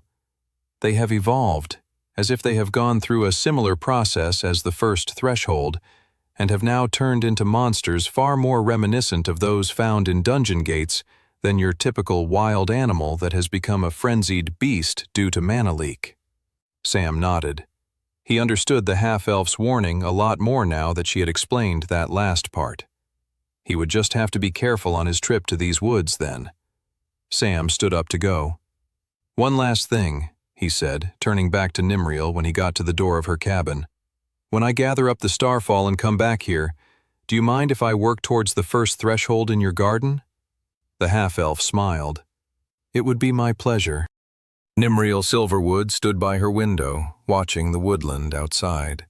The young black-haired boy with curiously red eyes was untying the horse he had ridden in on and prepared to set off towards the western woods. He certainly seems confident enough, Nimriel thought to herself. But Nimriel was wise enough to know that confidence had killed many travelers before this young man, and would certainly continue to lead to the deaths of many others. Nimriel wondered if perhaps this boy might be different. He had ignored her warning without much hesitation. He believed he could take on the monsters of the western woods all on his own. She watched the boy trudge away through the woods on the back of his horse. Nimriel sighed. She was simultaneously wishing the boy good luck, while also wondering if she'd ever see the young man again. Despite all of Nimriel's warnings, Sam found the journey to the western woods quiet and uneventful. He barely saw any animals, let alone mana-corrupted ones, and certainly not ones that had evolved due to their mana corruption. Sure, he saw the odd squirrel and a few birds atop the trees, but that was pretty much it. He arrived at a small creek and had to get off his horse to help lead it across. Once on the other side of the creek, Sam thought he saw movement in the woods. Bandits? Monsters? Sam narrowed his eyes at the throng of trees and branches in front of him. The movement had disappeared. Nothing beyond the forest stood out to him now. He had definitely seen something, though. Sam triggered his mana sense. His eyes widened. A huge source of mana was emanating nearby. The mana source he was picking up seemed frenzied and unmannered, a total lack of control. That suggested to Sam that this was most likely a mana-corrupted beast than a proper monster. That said, the fact that it was hiding from him indicated a level of intelligence Sam had never witnessed in a mana-corrupted beast before. Sam materialized his berserker sword, preparing for a potential attack. "Stay back," Sam whispered to his horse, gesturing for it to stay still. Sam took a cautious step forward in the direction of the mana source his mana sense had picked up. After his first step, he waited for a reaction in the woods. His vision was taking everything in, his ears listening out for the slightest shiver of movement. But still, he was picking up nothing. He took another step forward, when suddenly a fallen-over green, mossy log moved. "What the?" The log moved upwards, revealing itself to actually be the back of some strange, sentient tree creature. Dirt and soil fell off of the monster as it picked itself up from its resting place.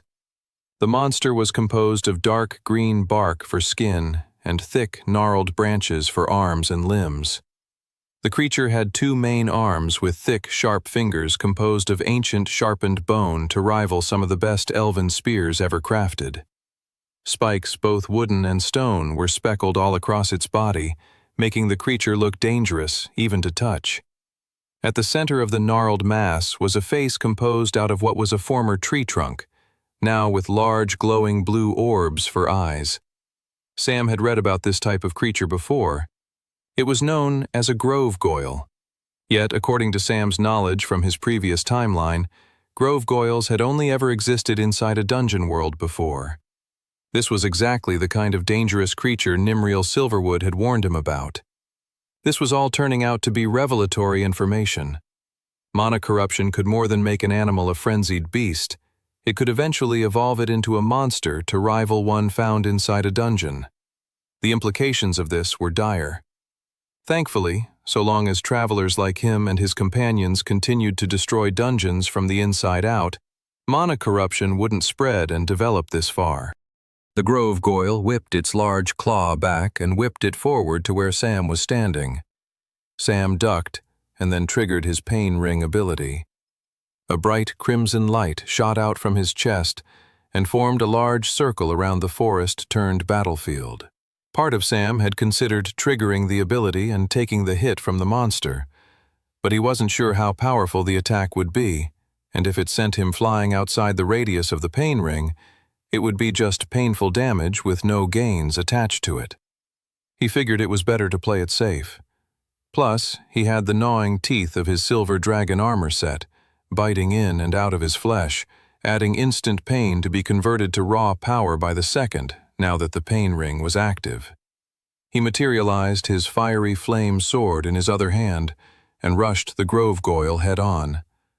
The Grove Goyle instantly reacted with another swing of its sharp claws and lumbering massive arm. Instead of ducking this time, Sam jumped, landing and balancing on the lumbering arm of the Grove Goyle. Sam then rushed forward and sliced both his swords across the Grove Goyle's face, slicing it to pieces. The glowing blue eyes of the monster faded out of sight, and the bark and branches toppled down into the ground, dead and lifeless. Sam caught his breath and looked around. He grinned with satisfaction. He had found the section of the woods where the starfall plant grew. 39. Before Sam traveled even deeper into the mana-dense area of the western woods, he crossed the creek once more and tied up his horse. He then materialized a special device that created large sound waves that scared away wild predators like bears and wolves that might try to attack and eat his horse. "Be a good girl and wait here," said Sam. "I'll be back soon." Sam then crossed the stream once more and returned to his former battlefield from 5 minutes ago, with the crumpled-over remains of the Grove Goyle. He moved beyond that, keeping an eye out and constantly triggering his mana sense to keep a lookout for any potential incoming enemies. Beyond scoping out enemies, he was also keeping a discerning eye on the ground, searching for the starfall plant. He couldn't see any within his immediate vicinity, but he also knew a bit of the conditions that starfall needed to grow. It usually grew in elevated spaces that had a clear view of the sky. While most plants needed sun to grow, starfall was special as it required direct starlight to grow, which meant the starfall plant was either growing atop the trees or there was an open valley or cliff somewhere nearby. The latter was the more likely option. Sam kept moving through the woods and watched as the terrain grew rockier. Large slabs of stone began piercing out of the ground as if they were the forest's teeth, and Sam was traversing the inside of its jaws. He eventually ducked to the ground as he came across the sight of some truly peculiar monsters. Waddling across the leafy ground was another group of monsters Sam had encountered within dungeons before. Fungal fiends.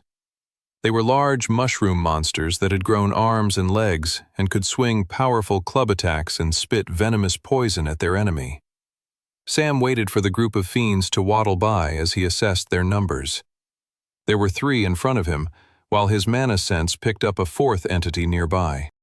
"I can handle it," Sam thought, and crept up to the group of 3 fungal fiends who had their backs to him. Sam materialized his berserker sword and stabbed it right in the back of the head of the fungal fiend, purple blood and flesh bursting out front of its face along with the tip of the Blood Knight's sword. Sam typically didn't love fighting with stealth. It normally went against his class's abilities and desire to take in pain and convert into raw power. That said, a stealth attack did have some advantages.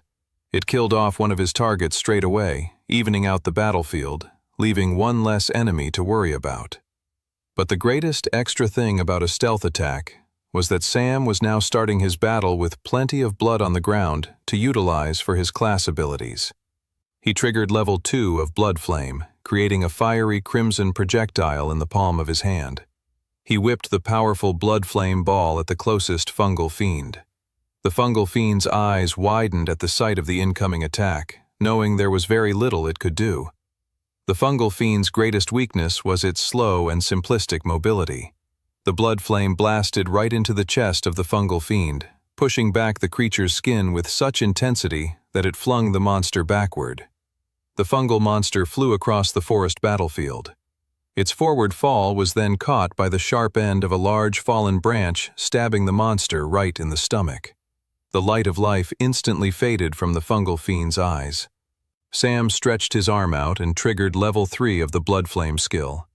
The purple blood leaking out of the recently deceased fungal fiend morphed into the crimson-red blood flames and flew in wisps of bright red towards Sam's open palm. The flow of red blood flame quickly morphed in the clutches of Sam's fingers into a bright red blood flame sword. Sam then rushed towards the fungal fiend and slashed the monster, cutting through it like butter. He then triggered Mana Sense and reacted with lightning speed as the fourth fungal fiend leaped out from the shadows for a sneak attack. The creature was coming down towards him with a giant overhead club attack. Sam triggered level 2 of Blood Flame, transforming the conjured blood flame sword into a powerful blood flame ball, and whipped it at the descending creature before it could even land its blow. The powerful projectile shot the creature far back in the air and knocked it unconscious against a tree before it collapsed back down onto the ground with such force that it immediately died. Sam wiped sweat from his brow and caught his breath. With the hostile enemies cleared, he could see a cliff face in the distance. That must be where the starfall is growing, he thought with eager excitement. He started heading forward in the direction of the cliff. Along the way, he came across a few more bands of fungal fiends and 2 grove goyles. He made quick work of them, clearing them from his path, keeping his eyes on the prize. The cliff was where he needed to get to. The forest eventually began to clear away, and he saw that it had turned to nighttime. The night sky stretched far overhead. The cliff was a long passage upward.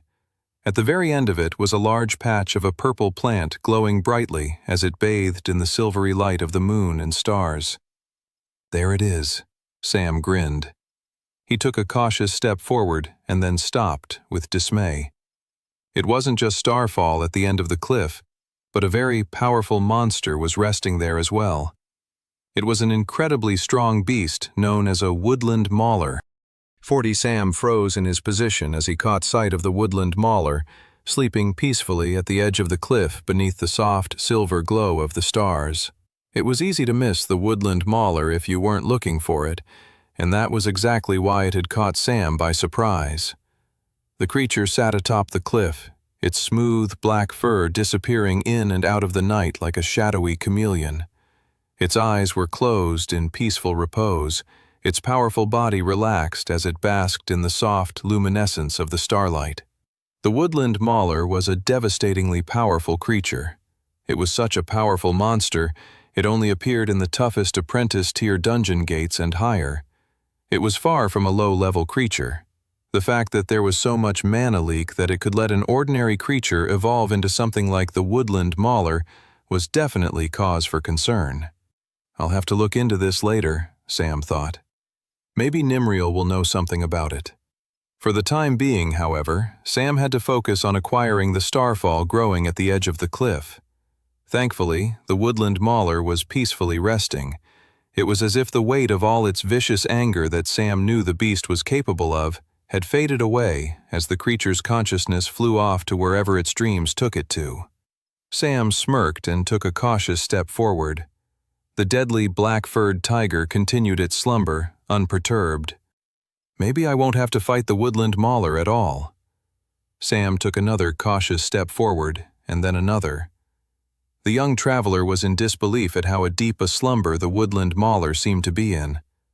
How can something so dangerous be so docile when it's sleeping? He wondered. He then shook his head. Why even question a good thing like this? He thought. Just accept that the deadly monster is asleep, and you'll be able to walk in and grab the starfall easy peasy. Sam felt his stomach lurch. He just knew that deep down in his heart, life wasn't this easy, and he felt very uncomfortable with the current moment suggesting that it was. Nevertheless, Sam kept moving forward, and the woodland mauler continued to not stir in the slightest. Almost there, Sam thought, taking another step towards the starfall plant. He was only a few more steps away from the plant when, suddenly, without warning, the woodland mauler opened its eyes and stared directly at Sam. The eyes of the creature were a bright purple glow. They burned with an anger and ferocity that only a monster as devastating as the woodland mauler could display. Within less than a second, the woodland mauler was on its feet, hissing at Sam, getting ready to pounce and cut him to pieces with its claws, pieces to then be chewed on one by one later like a basket of chicken wings. Looks like the sneak in and get out without anyone noticing plan is totally out the window, Sam thought as he materialized his berserker sword. He smiled. Perfectly fine by me. The woodland mauler leaped toward Sam, and he instantly triggered his pain ring. A bright crimson circle of energy shot out, marking the ability's radius for the clifftop battle. The constant gnawing of his silver dragon armor set was now slowly powering Sam up second by second. Sam gripped his berserker sword with both hands and thrusted it upwards towards the mauler's exposed chest. The blade clinked off of the creature like his sword wasn't hitting flesh, but rather a steel wall. Damn, Sam thought, gritting his teeth. The creature's defense is higher than my current power level. I need to take in more pain to raise my power. The woodland mauler was briefly obstructed by Sam's futile attack, but was now clawing the air, pushing itself over Sam's blade to get closer to him. Sam winced at the incoming mauler attack. The traveler dematerialized his berserker sword and let the mauler fall back to the ground, unimpeded. Sam then sidestepped away from the monster, while staying within the confines of the pain ring. It's just a waiting game, Sam thought. With the silver dragon armor set raising his power, he just needed to survive until his blade could cut through the monster's defenses. Sam and the woodland mauler circled the narrow cliff face they were fighting on. He briefly considered trying to trick the woodland mauler into leaping off the cliff, but the creature was no dummy and wouldn't fall prey to such a trick so easily. Furthermore, even if it did fall for the trick, it was so agile and had such powerful claws it could climb its way back onto the surface of the cliff face. It wasn't worth the risk of baiting himself that would be required in such a strategy. After another minute of circling each other and dodging its attacks, Sam slashed his berserker sword at the monster one more time. Even now, Sam's blade barely left a scratch. Dang, Sam thought to himself. How strong are the mauler's defenses? Then something happened in Sam's vision. The way he was perceiving the woodland mauler began to change. The beast was still black-furred with glowing purple eyes, but a sparkling diamond-shaped surface appeared below the creature's neck. Sam grinned. He hadn't used this ability of his in a while, mainly due to killing monsters too quickly most of the time. But the ability that was now coming into fruition was Pain Ring's Level 2 evolution coming into effect. After taking enough damage within Level 2 Pain Ring, Sam would gain battle awareness over his enemies, finding out their exact external weak points. With most monsters, it was normally the brain or heart, but sometimes the creature's defenses were more crafty, such as the woodland mauler. Sam realized if he wanted to beat the woodland mauler and acquire the starfall plant safely, he was going to have to hit the mauler in the exact spot his battle awareness was now showing him. It was his only chance. Sam's eyes narrowed as he came up with an idea. The swordsman and the woodland mauler circled the cliff-face battlefield once more, the stars and moon shining down on them, their silent audience for their fight. Sam gripped his berserker sword tightly as he moved in a circle. He was waiting for the mauler to try and attack him once more. As soon as the monster leaped, Sam would initiate his plan. The woodland mauler growled at Sam, taunting him, trying to provoke Sam to make the first move. But the woodland mauler was less patient than the traveler. The monster leaped towards Sam, and he instantly got to work. As the monster flew through the air, Sam triggered Hurting Hook. A bright orange rope-like beam shot out of Sam's open palm and locked into the creature's chest, pulling the monster closer to Sam even faster than it already was coming at him. Hurting Hook, however, helped Sam with his angles. It stopped the woodland mauler from achieving the complete arc of its leap, meaning Sam was dragging it closer to him only halfway through its jump, leaving the external weak spot just below its neck and top of its chest completely open and exposed. As the herding hook brought the woodland mauler into range, Sam greeted the incoming beast with the tip of his berserker sword, slicing right through the creature's neck and out the other side. 41. The following morning, Nimriel Silverwood stood in her kitchen, making herself her favorite breakfast. She was brewing herself a cup of bee larvae tea to accompany a plate of toast adorned with peanut butter, honey, and lavender petals.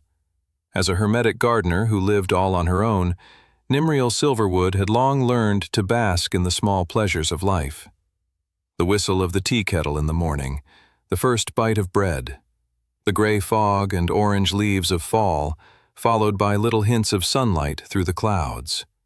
Every moment was part of life's pleasures for Nimriel Silverwood. She sipped on her tea and rejoiced in the subtle deliciousness of boiled bee larvae tea. Peculiarly, this sense of the subtle deliciousness of bee larvae tea was not shared by any guest or person she had spoken with in the last decade or so.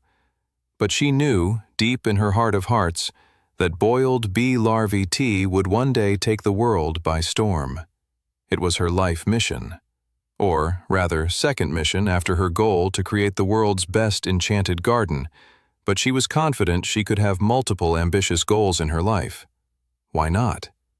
As she took a bite out of her piece of toast, she looked out the window of her kitchen and thought about ambition. She had more confidence in her goals than she did for that young man who had visited her the other day. Will the kid come back? She couldn't decide whether the young man's odds were negligible or non-existent. She shook her head. She felt it in her heart. The kid wasn't coming back. Such a shame, she thought. This is why I was never cut out to be a traveler. She sighed and looked to her half-finished mug, forlornly.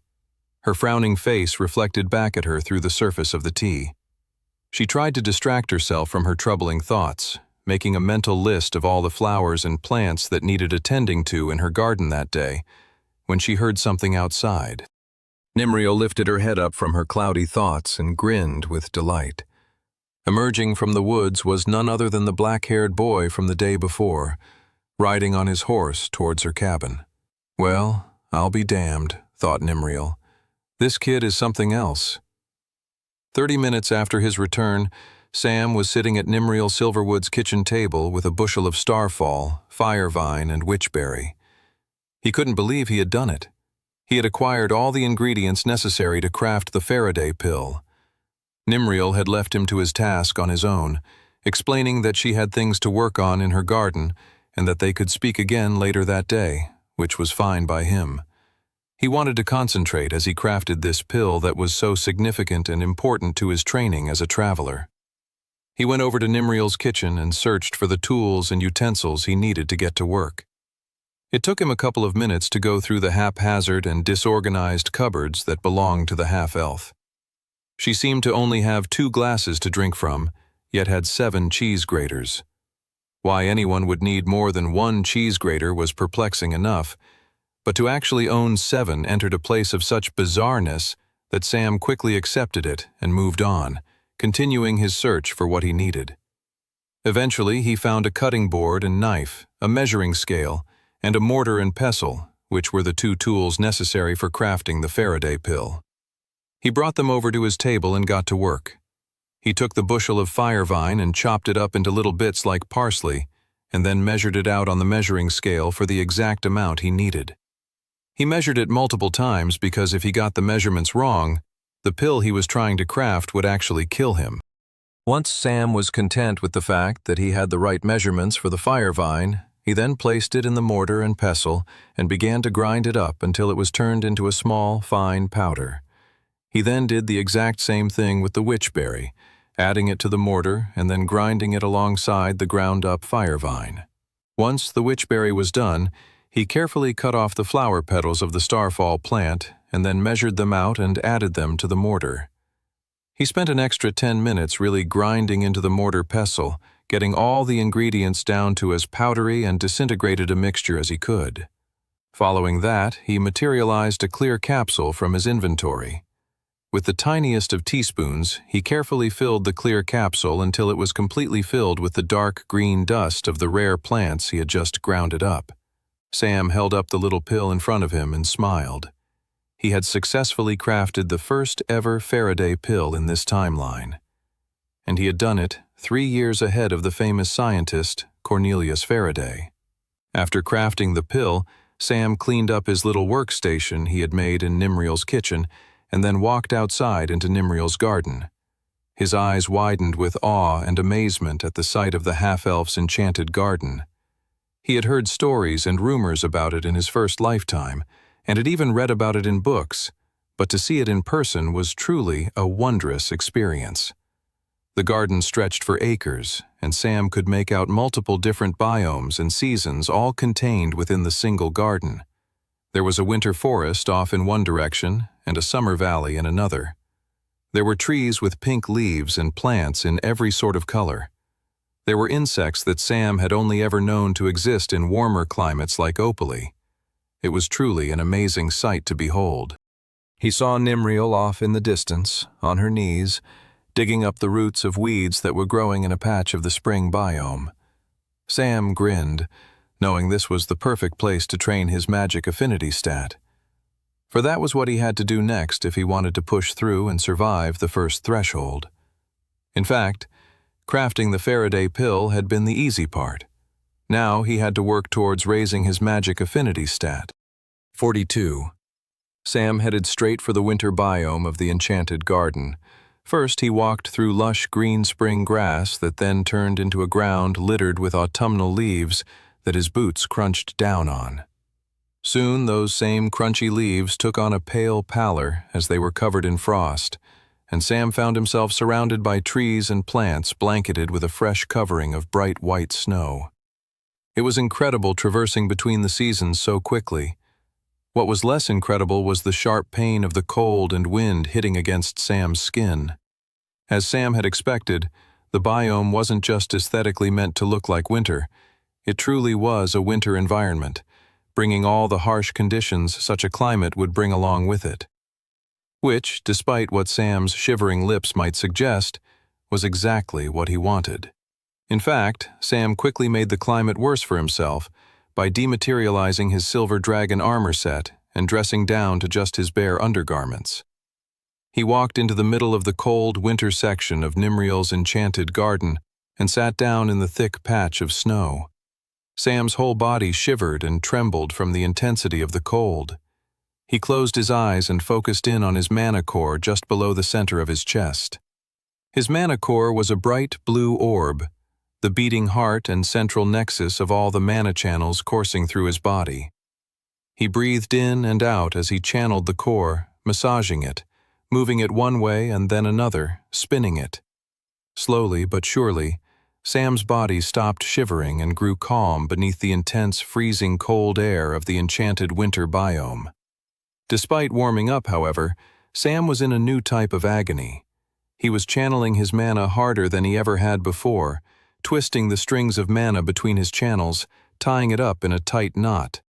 He continued straining himself like this for a couple of hours, until finally, with one last final gasp of training, Sam watched as one of the mana channels in his feet went from blue to green.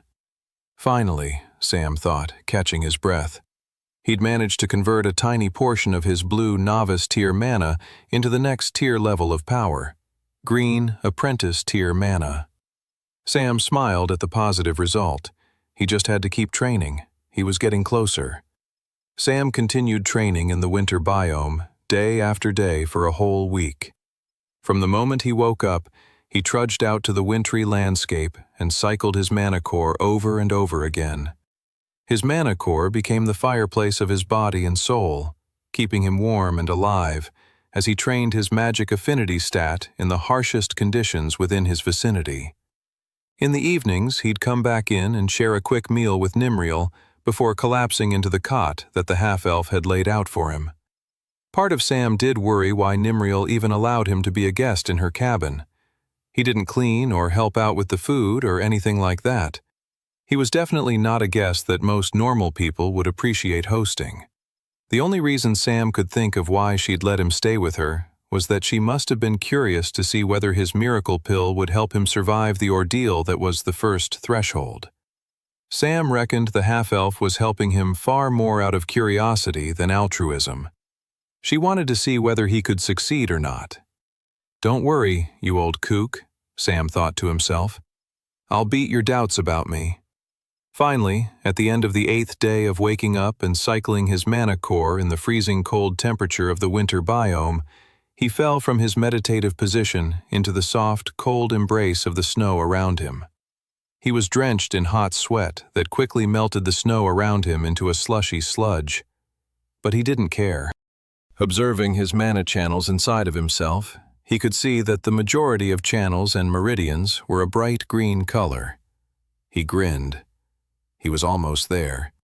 His magic affinity stat was now at 30, meaning he only had one more stat point to officially reach the next tier with his magic affinity. But this was the hardest single stat point to gain in his training. It would be far harder and more painful than the training he'd done over the last week or so to get his stats to 30 in magic affinity. All that was left to convert was his mana core. The process of doing so was so painful, with such a high potential for a fatality, that it had gained the name the First Threshold. Sam was finally ready to face it. The following morning, Sam woke up more determined than ever. He rolled out of bed, as he'd done for the last week or so. He quickly refreshed himself in the cabin washroom, and then sat down and had a small bowl of porridge and a banana. Today's the day, Sam thought. With a little bit of food and sustenance inside of him, Sam was ready to face the final test of his current training. The whole journey to Nimriel's cabin had been leading to this day. His whole journey to the western woods had been leading to this. The battle with the woodland mauler had been leading to this. The crafting of the Faraday pill, years in advance of its original creation, had been leading to this. He was finally ready to face the first threshold. Sam got up from the kitchen table and made his way outside into Nimriel's enchanted garden. He walked with solemn determination to the winter biome and sat down at the same spot he had been meditating and cycling his mana core in for the last week. Sam took in a deep breath, taking in the significance of the moment and the trial that lay ahead. He materialized the Faraday pill he had crafted almost a week ago. He placed his palm up to his mouth and placed the pill on his tongue. He then quickly swallowed it down, gulping as he did so. The effects of the Faraday pill weren't immediately apparent. Maybe he felt a little bit refreshed, but that was most likely a placebo. The power of the Faraday pill was not in any noticeable property of feeling that it gave you. Nope. Its power was in its ability to help the user who ingested it withstand immense amounts of pain. With the pill now swallowed, Sam had nothing more to wait for. It was time to proceed with facing the first threshold. He closed his eyes and began to cycle his mana core once more. He slowly let the green apprentice tier mana that was flowing inside of him enter his core.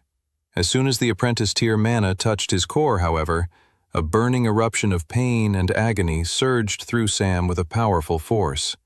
Even for someone like Sam, whose very class traded pain for power, the pain was unimaginably intense. Sam gritted his teeth, his heart raced, his fingers clenched into his palms, his whole body palpitated with vicious agony. The suffering was unimaginable. But through the pain, Sam stayed focused.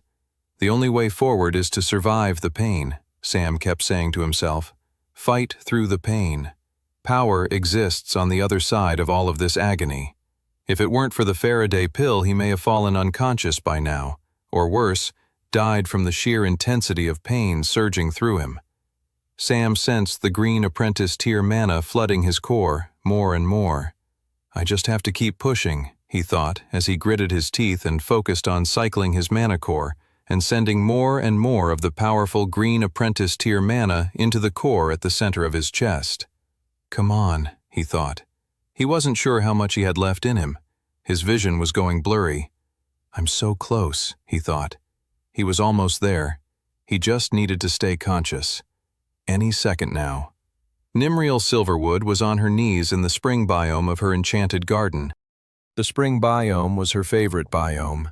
Who didn't like spring, she always thought. The plant colors were always bright and lively.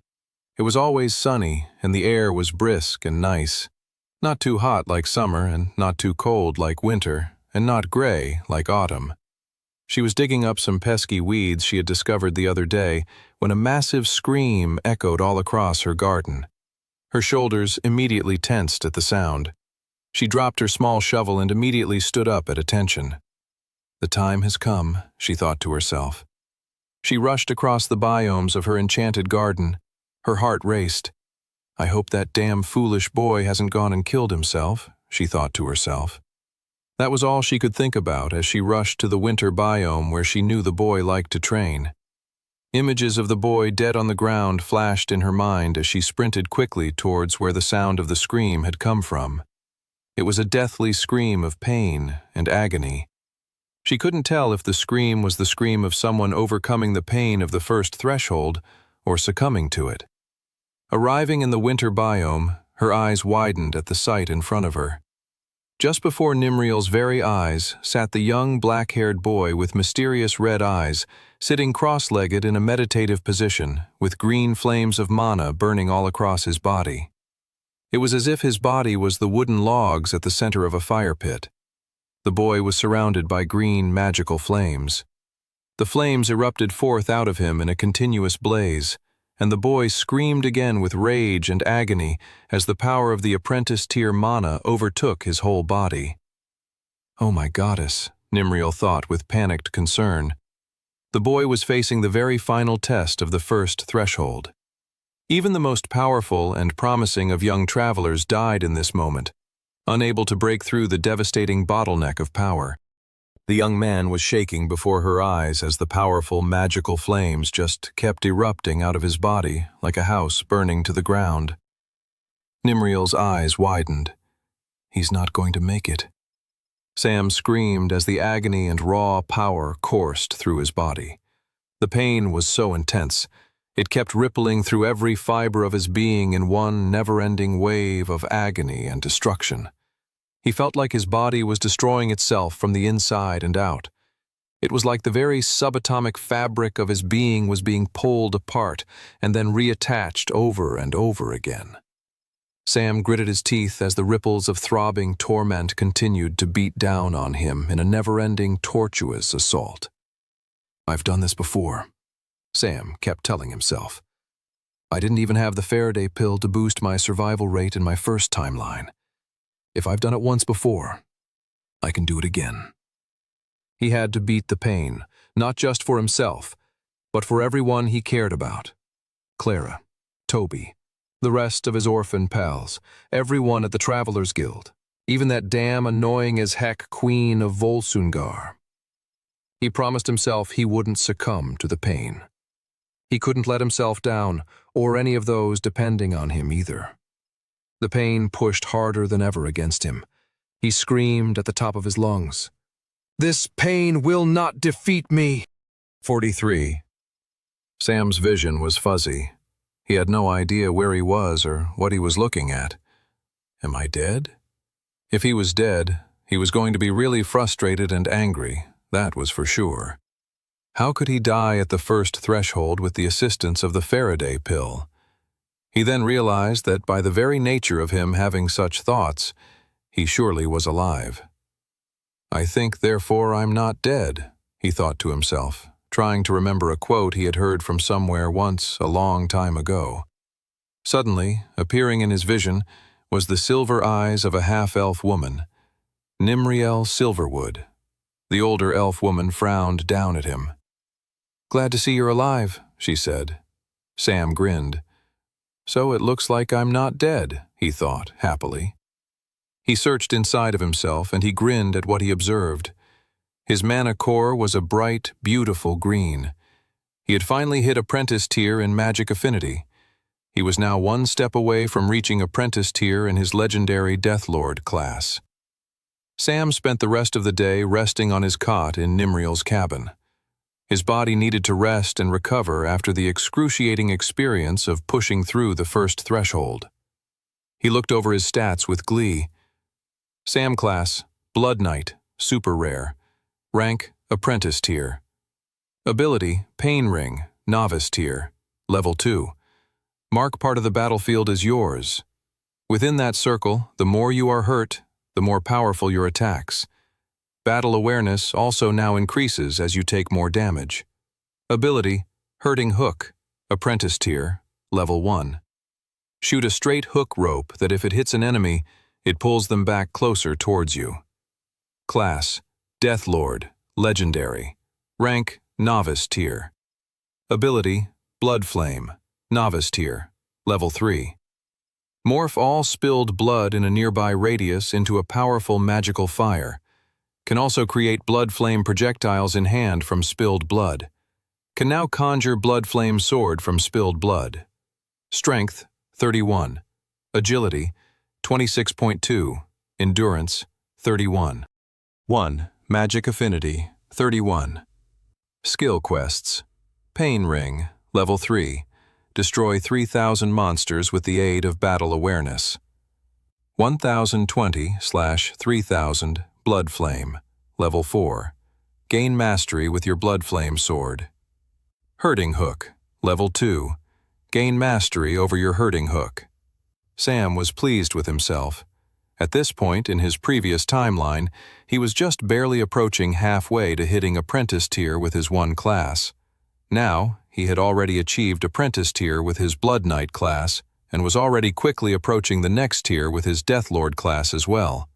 The mission given to him by the goddess required him to make powerful gains using the knowledge of the future at his disposal, and he was pleased with the speed and progress of his development. After a full day of rest and recovery, Sam joined Nimriel in the kitchen for one final goodbye dinner feast. They ate an odd assortment of delicious food from Nimriel's garden. The appetizer was something called Dragon's Breath Chili. Sam took a spoon of it and immediately felt like his whole body was on fire. Sam was gasping for water as his whole face went red, and Nimriel roared with laughter.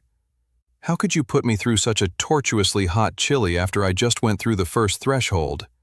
Nimriel wiped a tear from her eye. "I thought it would be funny. Also, I was curious if your precious Faraday pill had any effect against the Dragon's Breath chili. You know it has a hint of dragon fire within it." Sam shook his head. "I can't believe you'd serve such a thing to me." Nimriel quickly fetched him a glass of milk. "Here, this will help with the heat a lot more than water."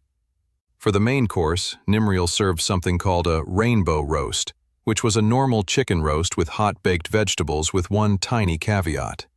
The whole meal changed colors. "Is this actually chicken?" Sam asked. "Of course it is," said Nimriel. "Have you not heard of rainbow chicken before?" She looked at him with dead seriousness. Sam realized that Nimriel had spent far too much time alone in her garden to have any sense of what other people took as their baseline for normalcy. For dessert, Nimriel then served something called frosted fruits, which was a platter of exotic fruits that were kissed by the frost of her cold winter biome. The fruit did send a shiver down one's spine, but then resulted in an incredibly refreshing feeling. It was quite the rush to eat. As they both leaned back in their chairs, stuffed from the large and strange meal, Nimriel suddenly stared at Sam with a new intensity. "I have one final test for you, Traveler Sam," said the quirky half-elf. "You can do it before you leave tomorrow morning. We can wait until then." Shortly after that, the two companions went to bed. As he drifted towards sleep, Sam stared at the ceiling and wondered what Nimriel's final test might entail. Sam woke up the next morning feeling a sense of sprightliness he hadn't felt since a few days prior. He was too weakened yesterday after the first threshold to feel fully himself, and even before he had done the first threshold, the trepidation from the knowledge of what was awaiting him had kept him from feeling on top form. But now, with the first threshold accomplished, he felt much more relaxed and at ease. And now that his core had evolved into Green Apprentice Tier mana, his body quickly adapted and recovered from all the arduous training he had been doing all week. He got out of bed, got dressed, and made his bed before greeting Nimriel in the kitchen. He was pretty much ready to go. All that he had to do before going was whatever Nimriel's test was. "I hope it isn't anything too weird," Sam thought to himself, trying not to imagine all the weird and strange oddball things Nimriel might ask him to do. "Almost ready to go, huh?" Nimriel smiled as he stepped into the kitchen. You haven't forgotten your final test, though, have you? Sam's stomach lurched. The way Nimriel was speaking made him think she had some kind of sadistic task for him to do. Sure, said Sam hesitantly. Please just tell me I don't have to have another devastating bowl of dragon's breath chili. Nimriel laughed. No, but I can pack some up for you. It's a fun meal to share with your friends. She winked as she said that. She then turned to her hot, fiery oven at the center of her homely kitchen. As for your final test, she said, grinning, I want you to stick your whole hand in that oven. I want to see that you truly understand the power you gained from the first threshold. Sam smirked. She was testing him all right. Clearly, she had been impressed with his knowledge and ability to create the Faraday pill. She was now curious to see how far his knowledge went. Fine by me, Sam thought to himself. He approached the hot wooden oven and rolled up the right sleeve of his tunic. At Novice Tier Stage 1 Magic Affinity, a traveler gained the ability to sense one's own mana and the mana of those around them. At Novice Tier Stage 2, one could then learn how to conceal one's own mana from others. Now, at Apprentice Tier Stage 1, one now had the power to channel mana inside oneself for defensive capabilities in a way that a traveler was incapable of doing so before. Nimriel was testing Sam on whether he understood this fact of the new power that lay before him. Sam turned to Nimriel and smirked. Are you sure you want me to do this? Nimriel nodded. Sam then placed his arm in the fire. Nimriel didn't like the way Sam had asked her if she was sure about her test. Why would she give him this test if she wasn't sure about the test itself?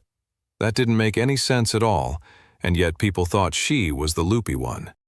Could this young man already understand the powers unlocked from passing the first threshold, she wondered.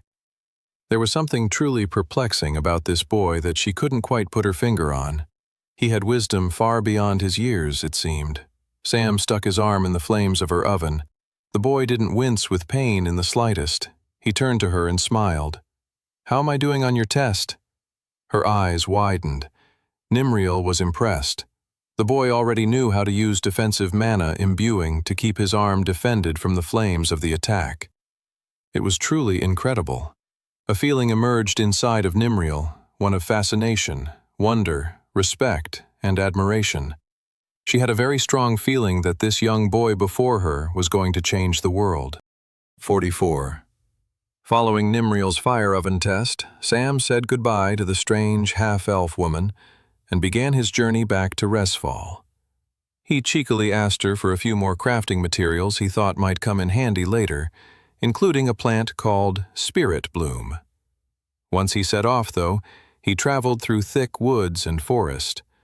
Many of the leaves from the trees had fallen, leaving the trees and their branches bare. Most nights, Sam camped out in the woods, roasting sausages over a campfire for dinner, and then falling asleep in the tent he brought with him in his inventory. As he got closer to Resfall, he found himself passing across more and more farmland, where he found happy farmers and their workers, all waving with joy as he passed by. He smiled and waved back at the farmers. The Harvest Festival will be any day now, Sam thought. The Harvest Festival always brought up the spirits of everyone in the nation of Volsungur. Sam hoped he would make it back to Resfall in time to celebrate it with his friends. A few nights later, Sam entered through the gates of the city of Resfall to find the streets packed with revelers. Multicolored bunting was hung up all across the roofs of the city, along with bright lights. He'd arrived a bit late, but just in time to celebrate the Harvest Festival. That was, if he was able to make it back to the Travelers Guild in time. Moving through the throng of drunken, happy people was proving more difficult than he initially expected. About an hour later, however, he ended up just outside the Travelers Guild. The lights looked to be off from the outside. Strange, Sam thought. Maybe they all went out to a Harvest Festival party somewhere else. Sam suddenly felt on guard. Had something happened to the guild while he was away? He got off his horse and had his hands ready to materialize a weapon if necessary. As he approached the door, he heard someone call out his name behind him. Sam turned around and saw Curtis, the elven wizard, coming up behind him. "Good to see you, Sam," said Curtis. Back from a mission, are you? Yeah, I am, said Sam. I just got back in. Where is everybody? I have no clue, said the elf. Olivia sent me out on some errand to pick her up a knife sharpening kit, which I don't really know why, but you know Olivia. I couldn't say no to a request from her. You should have seen Brock's face. He was so jealous. Of course, I could understand why Olivia asked me. You couldn't trust such an important task with that imbecile dwarf, now could you? Sam laughed nervously. He wasn't really sure what to say to the elf. That said, he felt comforted by the fact that Curtis had spoken with others in the guild only a few hours or so ago. Shall we go in and check what's going? Said Sam. Curtis agreed, and they stepped into the main foyer of the Travelers Guild. The whole guild hall was pitch dark, and Sam started to get worried again. But then suddenly the lights turned on, and all around him people cheered. Surprise! Sam grinned as he saw all the happy, smiling faces of all his friends and fellow colleagues of the Travelers Guild. Beneath everyone was a large banner that said, Happy Birthday Sam / Happy Harvest Festival / We're Sorry Curtis Party. Sam blinked at the sign. He was totally caught off guard.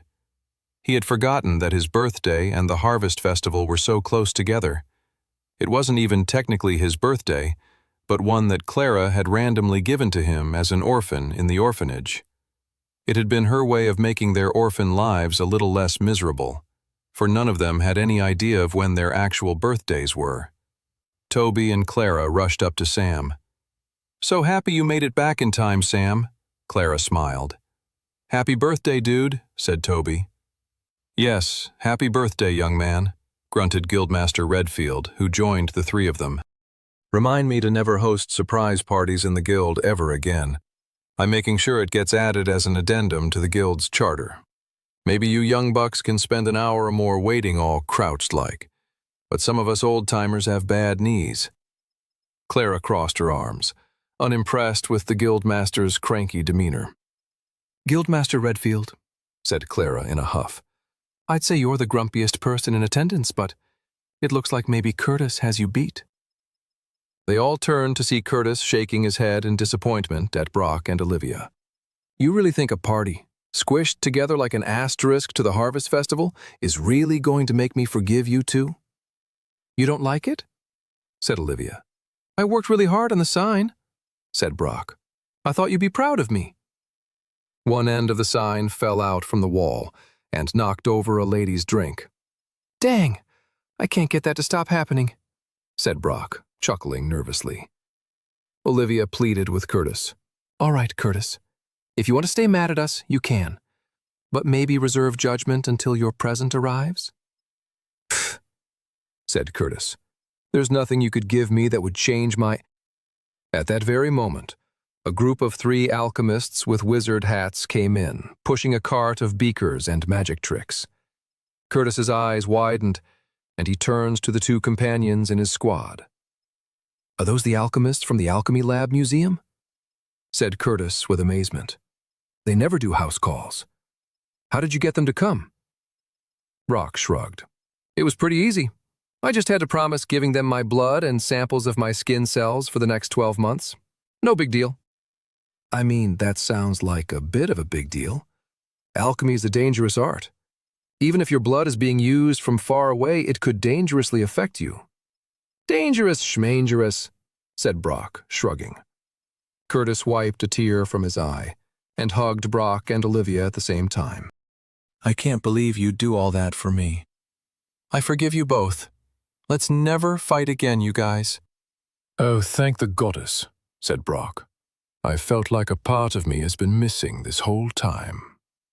I'm just so happy, said Olivia, sobbing, that we're all best friends again. Sam, Clara, Toby, and Guildmaster Redfield all turned away from the friendship bonding circle between their colleagues. That's touching, said Toby sweetly. Honestly, I'm sorry for all of us that we had to see that, said Edgar. Crying, forgiveness, talk of best friends. This is no way for travelers to talk, especially at a party. It should be drink and more drink until no one can speak anymore because they're on the floor with their own drink, you know? Sam, Clara, and Toby all shook their heads at the Guildmaster's version of an ideal party. Ah, heck, what do you young bucks know anyway? Sighed the Guildmaster. I'm having a drink in my office, alone, just the way I like it. The Guildmaster trudged off, leaving Sam to be with his friends without the watchful eye of their boss and leader around. Sam turned to Clara and Toby. Actually, could I speak with you guys privately for a minute? Said Sam. Both Clara and Toby turned to each other, confused, and then said, Sure, of course. Sam led the way out to the guild hall's courtyard. It was cool outside. The month of September was coming to an end, and the brisk air outside confirmed it. What is it, Sam? Both of his friends looked at him with concern. He had no idea what they were expecting he might say. The last time he took them aside like this was probably a year ago now, when he had first returned to this new timeline, and he told them about the danger that awaited them all in the White Gate. That all seemed so far ago now. It was only a year, but it already felt like a lifetime ago. Sam hoped Clara and Toby weren't fearful in their hearts in that moment, because he only had a good thing to share with them that evening. He then materialized 2 extra Faraday pills he had managed to make. He placed one in Toby's hand and then another in Clara's. "What are these?" asked Clara. Sam looked at them both seriously. "When you guys get to a point, if you ever do, that you want to hit a higher tier of magic affinity, these will help." "Mate," said Toby, "it's your birthday. We're the ones who are supposed to give you presents." Sam shook his head and then smiled cheerfully. "This is a special gift for you guys for always being there and making an orphan like me, someone who never knew his birthday, feel like he had one, year after year." 45. A few days later, Sam woke up to see the windows of the dorm room fogged up from the cold. He wiped away the fog from the window to see a gray, overcast sky hanging over the courtyard. Of the trees in the courtyard, only a few orange leaves still remained on their branches. The month of fall's time had officially arrived. "I guess there's no way to consider it summer anymore," Sam sighed to himself as he rubbed his eyes to wake up. It was true. In the last few days or so, any lingering residual hints of summer had completely disappeared. It was all a sign that time was barreling forward, a constant reminder that Sam had a monumental task in front of him, and he couldn't stop training and doing everything he could to stop the utter destruction of Westria at the hands of the Demon King. He looked over to see both Clara's and Toby's beds were empty. Dang, they must be training hard, Sam thought. He normally woke up before either of them. This was a first, and perhaps a reminder that Sam couldn't rest on his laurels. He needed to stay focused and work harder than ever before. Sam quickly got dressed and headed down towards the guild's dining hall. On his way, he saw Edgar and Clara sparring in the courtyard. He hadn't seen those two train together before, though, of course, the whole idea of the Travelers Guild was to make sure the more experienced travelers helped with the development of the less experienced ones. Clara was already getting tutelage from Brock and Olivia. To get some one-on-one training with the guildmaster only went to prove that the girl was showing real promise as an up-and-coming traveler. "Come on, Clara," shouted Edgar. "I know you can do better than that." "Oi, where are you going?" Clara ran into the hall, out of breath. "Sam, I've been waiting for you to get up," she said between pants. Sam's eye twitched. He felt like he was living in an alternative universe. He was always the first awake, and now suddenly everyone was treating him like he was always sleeping in. "I need your help," she said. "If you don't get back here in 10... 9, barked Edgar from the courtyard. 8, 7... "What is it?" asked Sam. He didn't want to see whatever wrath Edgar might unleash if Clara didn't finish their conversation in the next 7 seconds. Clara's cheeks blushed and her eyes turned to the floor. She seemed nervous about whatever she was about to ask him. "So it's Toby's birthday this month," she said.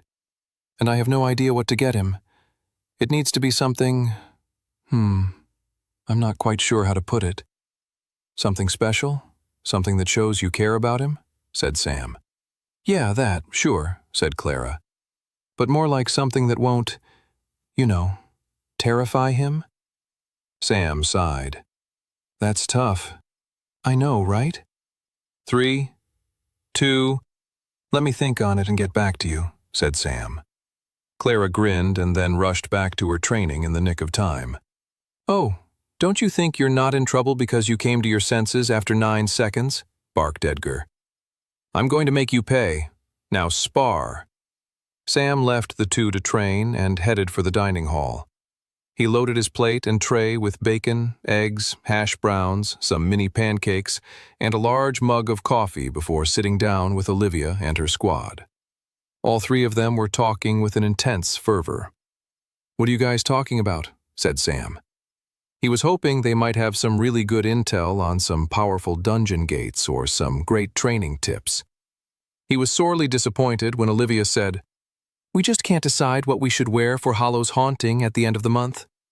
Why don't you and I go as Cleardell and Abelmus? Said Curtis with a performative air of nonchalance. Sam grinned at the suggestion. Cleardell and Abelmus were a famous couple from Westrian history. The two were madly in love and ended up dying in a cruel twist of fate. They were probably the most famous star-crossed lovers in the history of Westria. Brock coughed and nudged Curtis in the ribs. What a goofy costume idea, Elf. Olivia, we should go as the legendary orc fighting duo, Sharena and Aisha. Now there's an idea. Olivia laughed and said, Why don't we think of a costume that includes all three of us? Like the 3 dum-dums of old Westria, Sam suggested.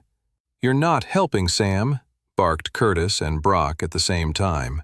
Sam chuckled and kept quiet on the trio's costume idea conversation and turned to gobbling up his delicious breakfast. He wished his colleagues goodbye once he was finished and hurried off to the mission board to see what was on offer. With his knowledge of the future, he had a pretty good idea of where he wanted to travel and train next, but it was always good if he could do it in the most official way possible. It kept his identity as someone from the future under wraps, and it helped the other guild members not show up at a dungeon gate with the hopes of clearing it, only to find that he had cleared it a few hours before. As he looked over the board and the available missions for a 1-star apprentice-tier traveler, Sam thought over his next moves. He was incredibly pleased that he had hit apprentice tier with his magic affinity stat. That meant there was just one more stat to train before he hit apprentice tier with his Deathlord class. It was time he focused on training his agility stat. Once Sam raised his Deathlord class to apprentice tier, he would unlock the second ability for that class. He couldn't wait to find out what that next ability would be. As Deathlord was the second class he unlocked in this new timeline, he actually had no idea what the next ability for the class was going to be. He was very eager to find out. He actually had the perfect mission in mind for training his agility stat, and it was at that moment that he saw the mission slip he was hoping to find on the mission board. There it is. He grinned as he pulled the mission slip from the board and took it to the guild clerks. This was the exact mission he needed for his training, to help him prepare for the upcoming struggle that was the secret gate affair. 46. After checking out the mission slip, Sam went back up to his dorm room to gather extra supplies that he might need on the mission ahead. He also wanted to do a quick stock check of his inventory as well. He grabbed the scarf the older members of the guild had given him last year for Hearthmas and wrapped it around his neck. The weather was cooling, and it would certainly get colder as he left the city behind for the countryside. He then went over his inventory, making sure he had important items, camping gear, food, healing potions, and, perhaps the oddest group of items, vials of blood. He found with the last assortment of items that having the ability to smash and create puddles of blood in a battlefield from the earliest moment was incredibly helpful. It was a great way of taking advantage of his blood flame ability that he had unlocked with his legendary Deathlord class. With everything in order, he made his way through the guild hall to the courtyard and stables, and signed out a horse for the journey and mission ahead. He then gave the guild hall a quick wave and started leading the horse out of the city. The streets were less crowded that day, everyone beginning to stay inside from the stark change in temperature. The few people he did see were all carrying a hot thermos of tea or coffee. A lot of the more savvy merchants and shops were offering coffees, hot apple cider, and hot chocolate to go to passers-by. One store Sam passed on his way to the city's southern gate had a sign outside with an interesting illustration of a peculiar dish. It was a drawing of a bowl of soup with bacon, eggs, and noodles on it, along with a cute hamster slurping up a noodle. Above the soup drawing said, "Bacon plus egg plus ramen equals my happy place." Below the drawing it said, "Come and try a hot bowl of bacon and egg ramen." Sam felt a strange longing and curiosity for the dish, but he had just eaten and had a mission to get to. Perhaps I'll try this curious culinary delicacy known as bacon and egg ramen when I get back to Resfall in a few weeks or so, Sam thought to himself. He eventually arrived at the city's southern gate and set off on his newest mission ahead. After a few days of traveling, Sam trotted out of the woods on the back of his horse to see a village off in the distance. The village was nestled in a valley between rolling hills and dense forest, and was surrounded by fields of crops and pasture lands for livestock. The village itself was comprised of a handful of dirt roads that winded their way through rows of humble houses and shops made of wood and stone. At the center of the village stood a chapel, a grand stone structure with stained glass windows and a tall spire that could be seen for miles around. Sam recognized the village at once. Ashbury. He had passed by here on plenty of missions during his mercenary days in his first timeline. He saw some tents and a plume of black smoke. At first he just thought it was a stall of grilled meats from their regular market square, but then Sam realized that the market shouldn't be on that day. Something's not right, he thought as his eyes narrowed on the small village. He felt an uncomfortable feeling of worry in his stomach, and he briefly squeezed his legs against the horse's side to push it to go faster in the direction of Ashbury. Sam had always planned on visiting Ashbury as it was close to the dungeon gate he needed to clear for his mission from the mission request board. The village would be a good resting spot with its inn, and ideally would have a stable nearby to keep his horse fed while he faced the trials of the dungeon world he was planning to enter. But the smoke made it feel as if his visit was more urgent. He arrived into town to not find any fire or attacking monsters as he had been worrying about when he saw the black plume of smoke in the distance. Villagers walked to and fro as they would normally. Nobody seemed in any kind of distinct panic about any ongoing danger, but still, from the people's faces, something strange was going on. All of the villagers' faces had a particular look of fear on them, an exhausted sense of tiredness that only living under the scrutiny of terror could bring on. He eventually headed towards the village square where the smoke was coming from. Sam's nostrils took in a strong scent of grilled meat as he approached, just as if the market was on, but no one in the village was behaving with the fervor or excitement the weekly market normally brought to the sleepy village of Ashbury. As he walked up the main road to the market square, Sam triggered his mana sense and began to get an inkling of what he thought might be going on. He could sense multiple sources of powerful mana. Sam immediately straightened his shoulders, his body on high alert, ready to take on any danger that might be lurking at the center of the town. However, when he arrived at the center of the town, he found an encampment of soldiers, all wearing official blue traveler's cloaks. This seems odd, Sam thought. Why is there an encampment of travelers in the middle of the village? Sam wondered if the villagers of Ashbury had made a request to have their town protected by travelers until the nearby dungeon gate threat had been removed. But if that were the case, why weren't these travelers simply dealing with the nearby gate? Why was the mission available for him to take if there were so many travelers already in the nearby vicinity? Sam felt it in his stomach. Something wasn't right here. As he approached the encampment, he saw two travelers with blue cloaks approach a small merchant wagon, operated by an old man and two little kids, a boy and a girl. "What kind of tiny piece of junk merchant wagon is this?" snickered one of the travelers. "Leave us alone," shouted the little girl. "We didn't do anything to you, you jerks!" The faces of the two travelers changed in that moment. Their eyes narrowed, and their growing smiles suggested the little girl's words had provoked a dark menace they had been waiting to unleash. These travelers were acting a lot more like bullies than the heroes they were meant to be. For a second, Sam considered whether they were just simple bandits dressed up with the official traveler cloaks in disguise. But his mana sense told him that these were indeed travelers. Whether or not they were actually official travelers with the guild was another thing, and Sam was beginning to suspect they weren't, based off their despicable behavior. Sam walked closer, hoping to de-escalate the fight. The two guards' eyes widened with surprise when they saw Sam approach. Their behavior instantly changed. The menace from their faces disappeared. Their mood lightened and their faces and mannerisms became more jovial. "Oh, hello there, fellow traveler," said one. "What brings you to these parts?"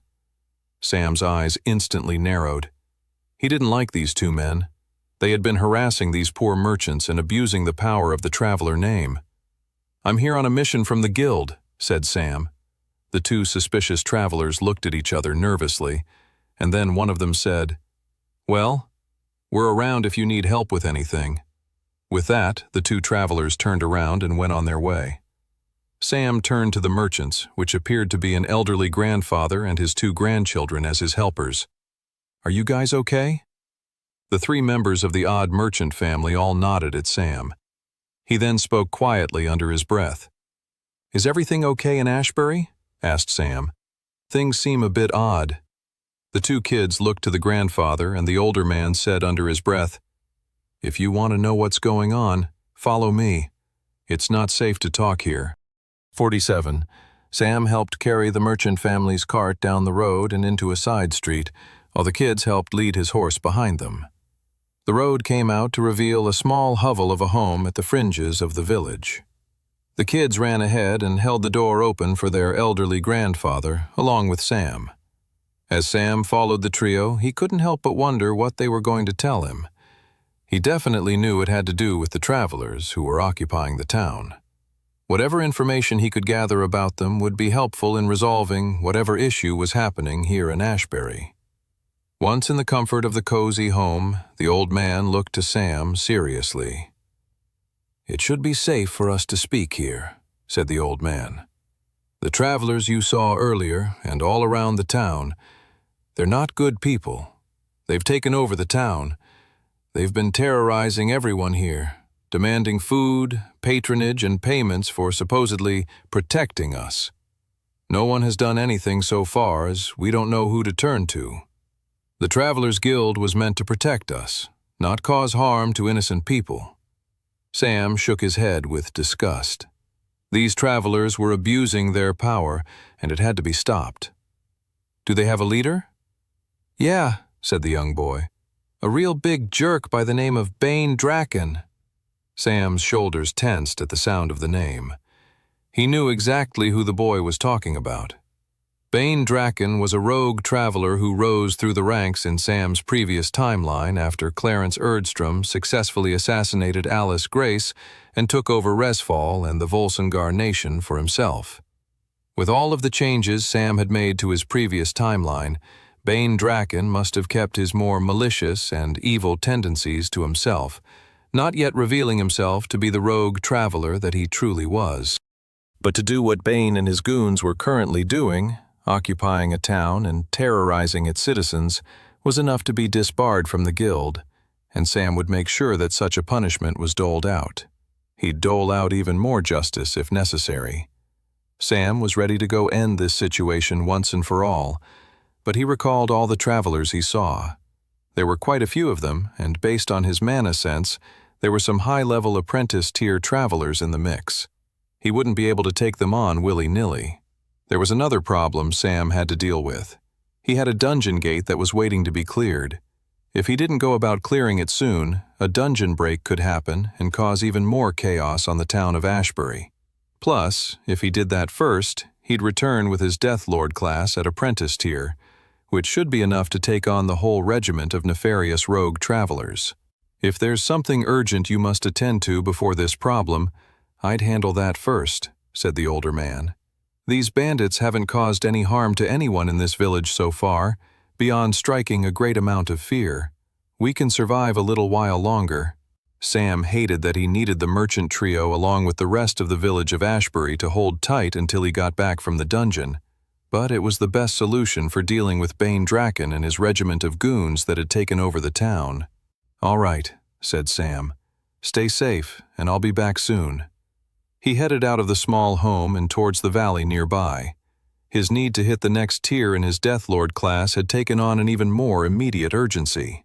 Sam traveled on horseback a few miles from Ashbury, arriving at a large, hilly valley about an hour's travel from the sleepy village.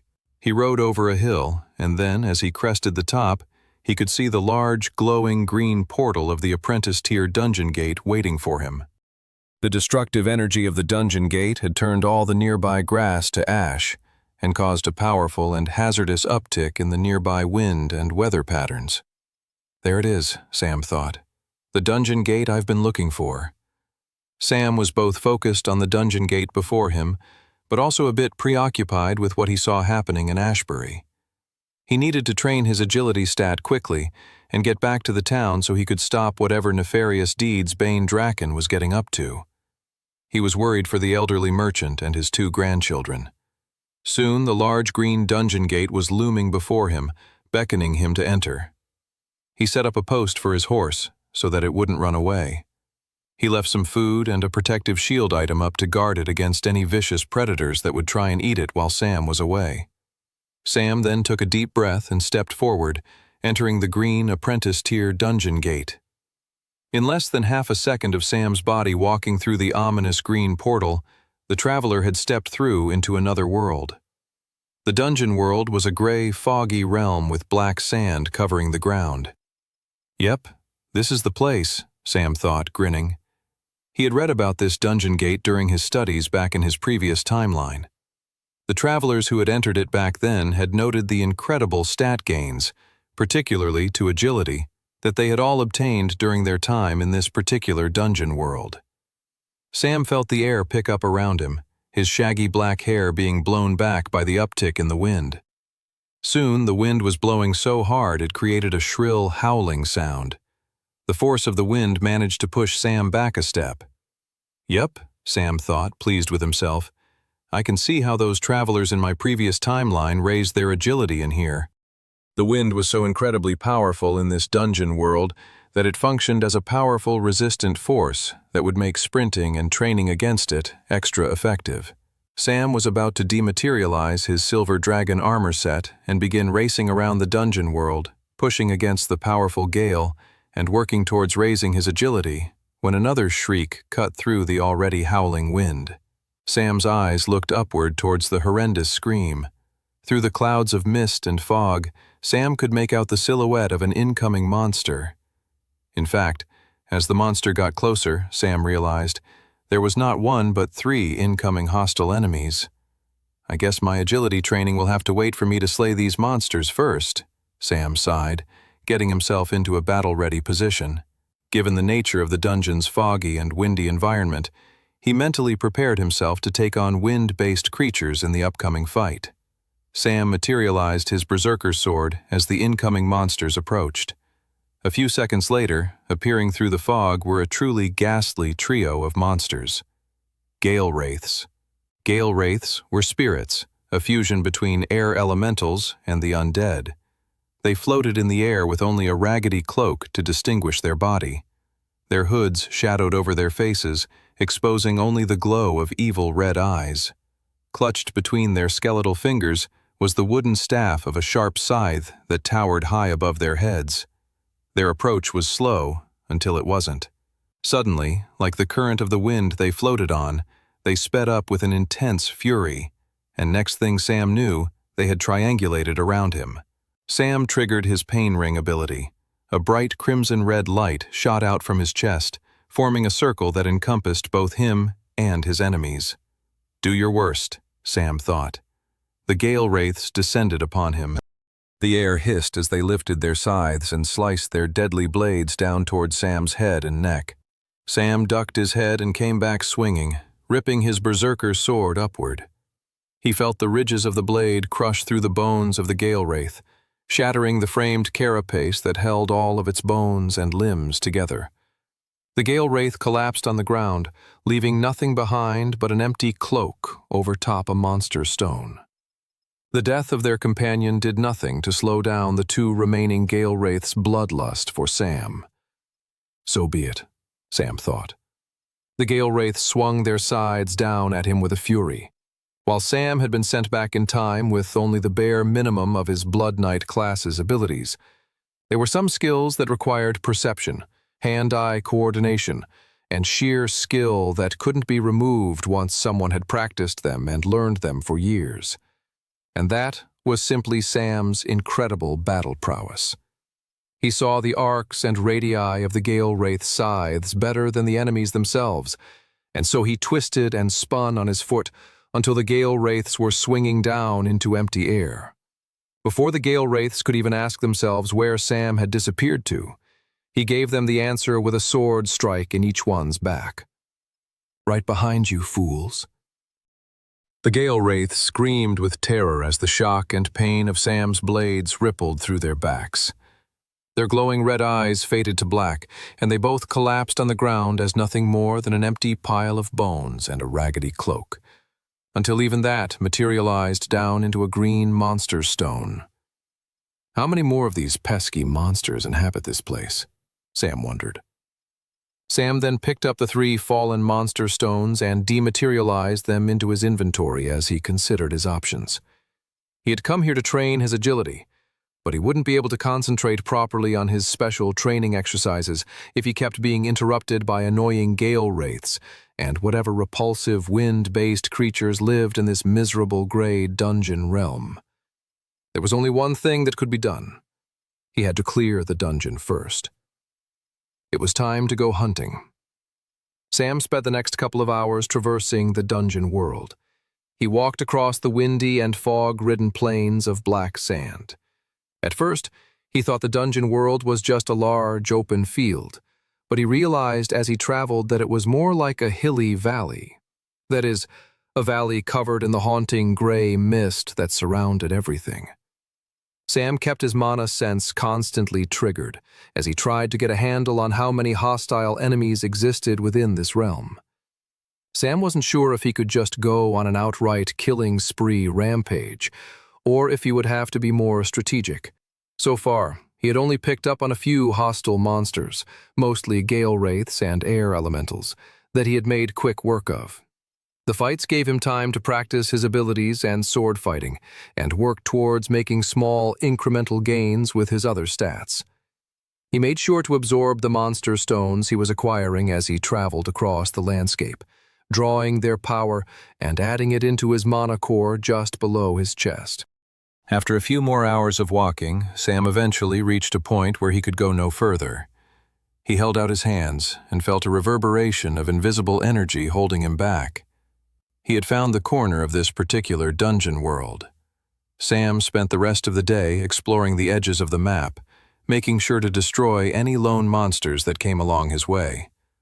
A few hours later, he was tired, recognizing he had a lot more monster slaying to do the following day. "Tomorrow," Sam said to himself, "I'll explore the center." Sam woke up early the next morning in the comfort of his tent. First thing he did was trigger his mana sense to make sure there were no nearby monsters sneaking up on him. Traveling in the dungeon world on his own, he had to pretty much sleep with one eye open in case any hostiles tried to creep up on him. He sighed with relief when his mana sense didn't pick up anything. At a slightly more relaxed pace, he then proceeded to get out of his sleeping bag and get appropriately dressed for the day. He made himself a quick peanut butter and jelly sandwich with food he'd brought with him in his inventory. He washed down the delicious, comforting sandwich with a large thermos of hot coffee that had notes of vanilla in it. Following breakfast, he packed up the campsite and began trekking through the foggy realm towards the center of the map. The wind pushed against his hair and had a shrill wail to it when it really picked itself up into a powerful force. Sam traveled for an hour without encountering a single monster. He kept his mana sense triggered and continued to not pick up even the slightest sense of nearby monsters. "I couldn't have cleared the map already, could I?" The other thing that Sam started to get concerned by was the possibility of the presence of such strong monsters that they were evading his apprentice tier level of mana sense. Such a thought kept him on his toes and his eyes regularly looking over his shoulder. But even with the added concern, Sam didn't find any immediate monsters as he traversed more and more towards the center of the map. Sam was about to accept the idea that maybe this dungeon world didn't have that many monsters when his mana sense picked something up. His eyes widened. He suddenly felt an overwhelming amount of mana and power. There was a huge cluster of enemies in the distance. This is where all the monsters have been hiding then, Sam thought. He moved forward cautiously, intent on getting a closer look at this horde of enemy creatures in the distance. As Sam got closer, he got down on his belly and crawled along the ground to stay hidden from the huge group of monsters. Eventually, he crested a hill of black sand, and in the dip of the valley, he could see a massive cluster of gale wraiths. Sam couldn't accurately count them all, but estimated that there were around maybe 20 of them. He quickly did some calculations in his head. Yeah, I can take on 20 of those things, he thought, grinning.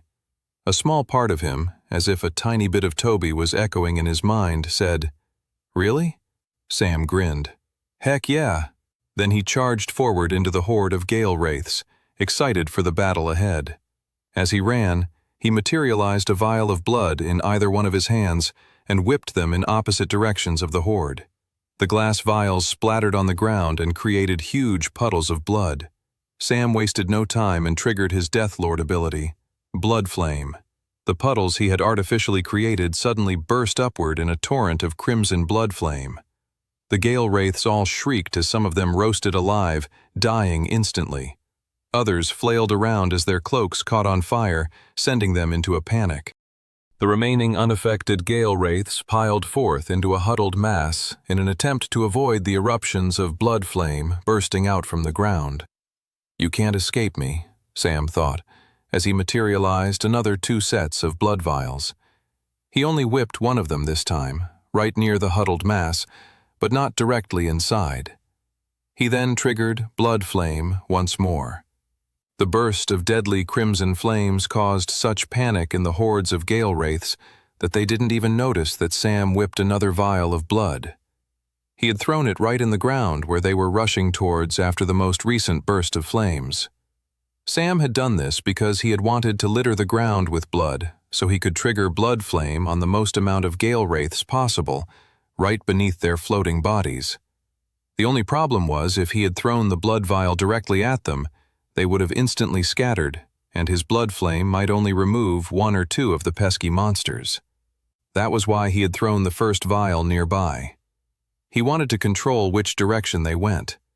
Once he had controlled the area this way, he could plant his trap. The gale wraiths didn't see it coming. At least 7 of them were right beneath Sam's crimson puddle. He waited a second longer to capture as many gale wraiths moving forward within the radius of the puddle of blood. When there were about 8 gale wraiths inside the radius, Sam triggered Blood Flame. A torrent of crimson blood shot forth out of the ground like a bursting volcano. The blood flame ripped the gale wraiths to shreds, leaving none of them alive. There were now only a scattered few gale wraiths remaining. Sam materialized his berserker sword and rushed after them. Many of the gale wraiths retreated, and Sam sprinted behind them, slicing them in the back, cutting them in half as he did so.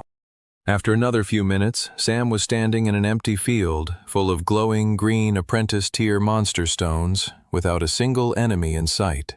Finally, he could start training his agility stat and hit apprentice tier with his second traveler class. 49. With the dungeon world cleared of roaming monsters that were going to interrupt his training, Sam could finally focus on pushing his agility stat to apprentice tier levels. His agility training would involve running against the powerful winds that existed in this dungeon world. So after collecting all the fallen monster stones of his defeated enemies, he traversed the dungeon world to where the ground was flattest and the wind the absolute harshest it could be. When Sam got to his training location, the wind howled with vicious terror.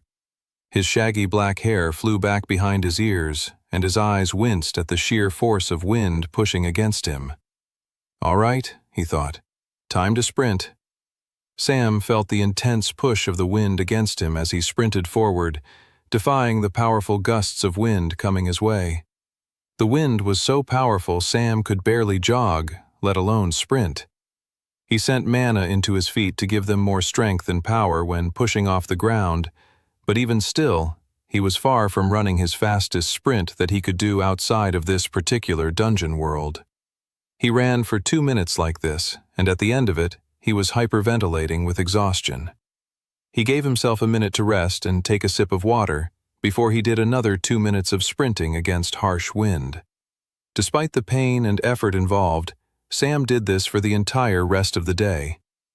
After the day of running, Sam traveled to the closest place he could set up camp without it getting absolutely destroyed in the sweep of the deadly, powerful wind.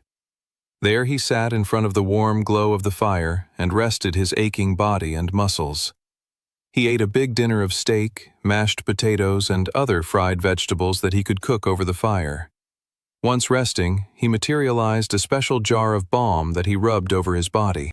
He had picked up this balm in Restfall, knowing it would be important for training in this particular difficult dungeon world. The balm would help his body recover while he slept so that he wouldn't need extra days of rest for his body to recover while he trained. Without it, he might have to take days between his arduous all-day sprint sessions to let his body catch up with the strain he was putting on it. Thanks to this balm, he wouldn't have to do that, and he could train as efficiently as possible. This was crucial as he would have to squeeze his training in before the dungeon world hit its limit and unleashed a dungeon break on the surrounding countryside of Volsungar. Sam went to bed that night and eagerly awaited the following day's training session. The following day, Sam trained for 8 hours. All he did for the whole day was sprint against the powerful gales and wind of the dungeon world. He felt both his speed and strength improving as he ran against the mighty resisting force pushing back against him. If yesterday it felt like he was jogging despite putting in a great amount of effort, today he really felt like he was running properly. Still, Sam thought, the true stat gains won't come until I can truly sprint against this overwhelming force of wind. After the day of training was over, he reviewed his stats back at camp to see how much he had gained in the stat he was trying to train. He reviewed his profile under the comforting warmth of his bonfire. Sam class, Blood Knight, super rare. Rank, Apprentice tier. Abilities, Pain Ring, Novice tier. Level 2. Mark part of the battlefield as yours. Within that circle, the more you are hurt, the more powerful your attacks. Battle awareness also now increases as you take more damage. Hurting Hook, Apprentice tier. Level 1. Shoot a straight hook rope that if it hits an enemy, it pulls them back closer towards you. Class, Death Lord, Legendary. Rank, Novice tier. Ability, Blood Flame, Novice tier. Level 3. Morph all spilled blood in a nearby radius into a powerful magical fire. Can also create blood flame projectiles in hand from spilled blood. Can now conjure blood flame sword from spilled blood. Strength, 31.8. Agility, 29.9. Endurance, 31.7. Magic Affinity, 32. Skill Quests, Pain Ring, Level 3. Destroy 3,000 monsters with the aid of battle awareness. 1,200/3,000. Blood Flame, Level 4. Gain mastery with your Blood Flame sword. Hurting Hook, Level 2. Gain mastery over your Hurting Hook. Sam grinned. He was pleased. His agility had been at 26.2 the last time he had properly checked it, meaning he had been able to grow it almost 3.7 points in just a few days. Those were incredible gains, and it all had to do with the powerful gale force wind he was running up against. He was only 1.1 points away from hitting 31 and reaching Apprentice tier in his agility stat, which would ultimately make his entire Death Lord class rise in tier level as well along with it. The final point, however, was always the most difficult stat point to raise. Even still, Sam was very pleased with how close he was getting towards his goal. And he was also happy to see his other stats were also rising incrementally during his training as well. His mana affinity had risen a whole point from 31 to 32, after draining all of those Gale Wraith monster stones of their mana and power. Good gains all around, Sam thought. Sam knew he needed to be as strong as possible if he was going to take on Bane Draken, who was terrorizing the town of Ashbury. But even more importantly, he needed to be as ready as he physically could for the upcoming Secret Gate affair.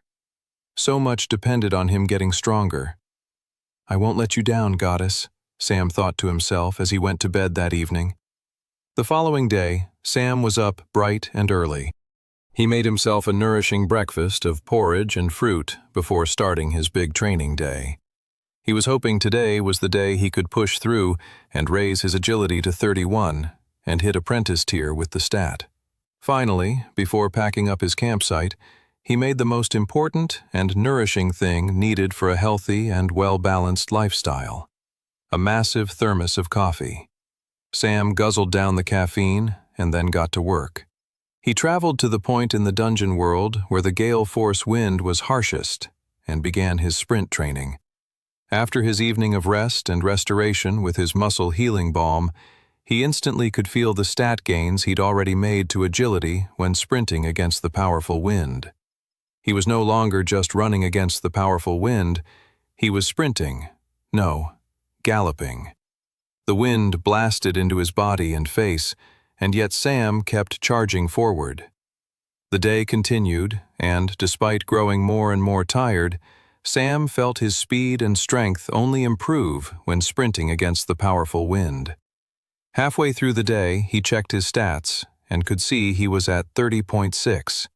He just needed another 0.4 increase in the stat, and he would be where he needed to be. Sam suddenly felt a surge of determination ripple through him. There was no denying the exhilarating rush from approaching the completion of a goal. As the day progressed, Sam trained harder and harder with greater zeal than he had in any of the previous days. He was only 0.1 points away from hitting apprentice tier in agility when suddenly the ground beneath his feet suddenly tremored powerfully. Sam instantly paused. "Damn," Sam thought. "I thought I had more time." The dungeon world was getting closer to breaking. He wanted to stay and train, but he realized he had to go take care of the dungeon boss first. He turned from his training in the field and walked in the direction of the only remaining monster in the dungeon. 50. It wasn't hard finding the dungeon boss. Sam had basically explored the entire dungeon world already and had a pretty good understanding of the map. After he had killed the large group of Gale Wraiths, Sam had picked off the remaining monsters in the dungeon world except for the dungeon boss. He had sensed an incredibly powerful presence off in the distance while he had been slaying monsters, and instantly recognized that it had to be the dungeon boss. Sam probably could have taken the dungeon boss head-on when he had first entered the dungeon, but that would have limited the amount of time he could spend training in there against the gale force wind, and that had been his priority. Until now. With the trembling inside the dungeon world, it was close to breaking. Sure, there was only the dungeon boss itself that was an immediate threat to the civilians outside, but once a dungeon gate broke, mana leakage increased rapidly, which would then lead to many animals suffering from mana corruption and becoming dangerous to those nearby as well. Simply put, a dungeon break was never good. And despite his frustrations to call his agility training off sooner than he had hoped, he was still improving his agility stat even then as he rushed in the direction of where he had sensed the dungeon boss last. As Sam ran across the misty dungeon realm, he realized he was still running against the gale force wind. Sam crested a hill and could see in the distance a powerful, titanic figure looming over the entire dungeon world in the sky. It was the dungeon boss, the Tornado Lord. A torrential, swirling tornado of wind swirled upwards high into the sky. The wind moved with such ferocious speeds it took on a sharp and deadly materiality. At the top of the towering force of wind were two long, muscular arms with fists, also composed of the powerful, whirling air. Above that were two sharp, glowing blue eyes that made up the Tornado Lord's head. Sam's eyes widened at the sight of the powerful, titanic figure looming above him in the distance. His shaggy black hair blew backwards from the sheer force of wind. He felt his body being pushed back by the sheer power. Sam suddenly realized that all this time the wind that he'd been sprinting against in his training was actually caused by the dungeon boss itself. The Tornado Lord looked down at Sam apathetically, as if to suggest the traveler was nothing more than a mere bug in its eyes. Sam didn't care. In fact, he was even more eager to take on the boss now. I can keep training my agility stat as I approach it, Sam grinned to himself. Sam pushed forward, sprinting towards the Tornado Lord. The wind was so ferocious it pushed against Sam, harder than any of his previous sprint trainings, but Sam found himself pushing through it. The resistance of the gale force wind was stronger than before, but Sam had made such strong gains over the last few days that even with this level of resistance, Sam found himself pushing through and gaining speed. As Sam approached, the Tornado Lord lifted up its fist, preparing for a punch. Sam got ready to swerve and dodge the incoming attack. Before the Tornado Lord swung its fist, however, a bright blue crackling of lightning energy swirled around the fist. Lightning magic on top of air magic. Sam grimaced. He had to rethink his calculations of how he was going to dodge this attack. A lot of lightning magic had paralyzing after effects, which would be a huge problem if Sam got hit. The Tornado Lord's lightning crackling fist descended towards the ground right where Sam was. Sam rushed to the right, pushing against the force of wind, slowing him down. The apprentice-tier traveler strained all of his muscles and stamina to push through the resistance as fast and as hard as he could, just barely dodging the lightning cackling fist as it smashed into the ground nearby. A huge explosion of black dirt shot out as the Tornado Lord's fist pummeled the ground. As the Tornado Lord cocked back the fist from its destructive impact, Sam saw that the dungeon boss's devastating attack had left a massive crater in the ground. Note to self: don't get hit by the Tornado Lord. It simply looked like the Tornado Lord dealt way too much damage in that single attack for Sam to survive it. A quick glance at his profile and Sam could see that his agility stat had gone up by another couple of decimal points. He grinned. The dungeon boss was proving to be an even more fruitful training ground than where he had been before. The only question was, could he survive in this insanely dangerous exercise area to live through and experience the benefits of his precious gains? Sam knew one thing for sure. If he won this fight, he would be leaving this dungeon as an apprentice-tier traveler with both his classes. Sam pushed forward, getting closer and closer to the Tornado Lord. The force of the wind was getting so strong Sam felt his feet getting pulled off the ground. Exactly as I had planned, he grinned. Sam knew he had to get close to the Tornado Lord to land a hit. Any outside observer, however, might have wondered how someone, even if they were to get close to the Tornado Lord, would be able to harm it, especially from the bottom of such an awe-inspiring monster. But Sam had done enough research in his previous lifetime about air elementals and this specific type of monster type to know what to do. As Sam pushed forward and got closer and closer, his whole body would begin to float off the ground. He could use this to his advantage. Sam pushed forward, and when he came to the point where he knew he wouldn't be able to run anymore, he leaped into the air. The gale force wind swept him up like a kite, and Sam found himself swirling forward around the body of the Tornado Lord, spinning closer and closer to his top. As Sam swirled around the body, he materialized his berserker sword and held it outward as he swirled around the Tornado Lord's body. Sam triggered Pain Ring. A bright, crimson light shot forward, encompassing the radius of the towering Tornado Lord's body. Pain Ring was most likely not necessary for what he was planning to do, but the extra power gained from the gnawing teeth of the Silver Dragon armor set, not to mention the pain from the excruciating ferocity of the wind hurling him around and digging into his skin, would all add to his power. Sam gripped the hilt of his berserker sword tightly, and he felt the ribbed edges of the powerful sword cut into the flesh that hid behind the Tornado Lord's swirling body composed of air. "Here we go," Sam smirked. A key misunderstanding about the Tornado Lord monster was that its entire body was composed of air. That was far from the truth. Beneath the layer of the vicious, spinning tornado was a body of flesh and mana that operated as the beating heart of the monster. As Sam's berserker sword began to swirl upward across the Tornado Lord's body, he was cutting into that hidden body, dealing damage to the dungeon boss monster, one devastating cut at a time. That was the secret to defeating the Tornado Lord. Many thought the way to beat it was to attack it from a distance. Getting close to it suggested a quick and painful death. What Sam understood was getting close to it was the only way to defeat it. Sam triggered his blood flame ability.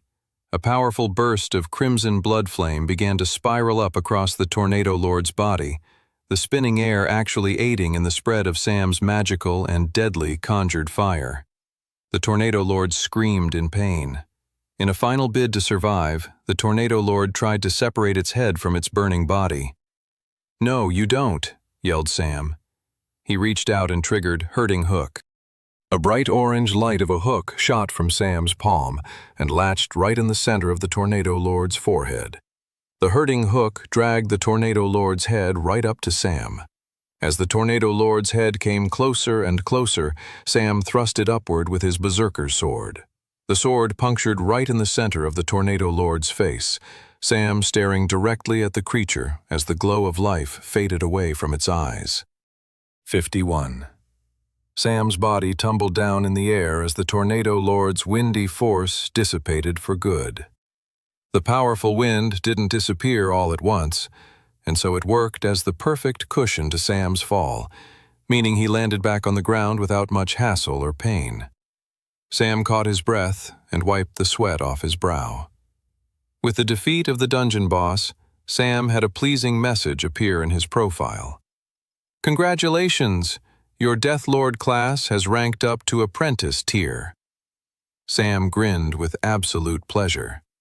The fight with the Tornado Lord had helped push his agility stat to 31, and in so doing, had ranked up his Death Lord class. Sam opened his profile to check out his new class ability. He smiled when he read the description. "Oh," he thought, "this is good."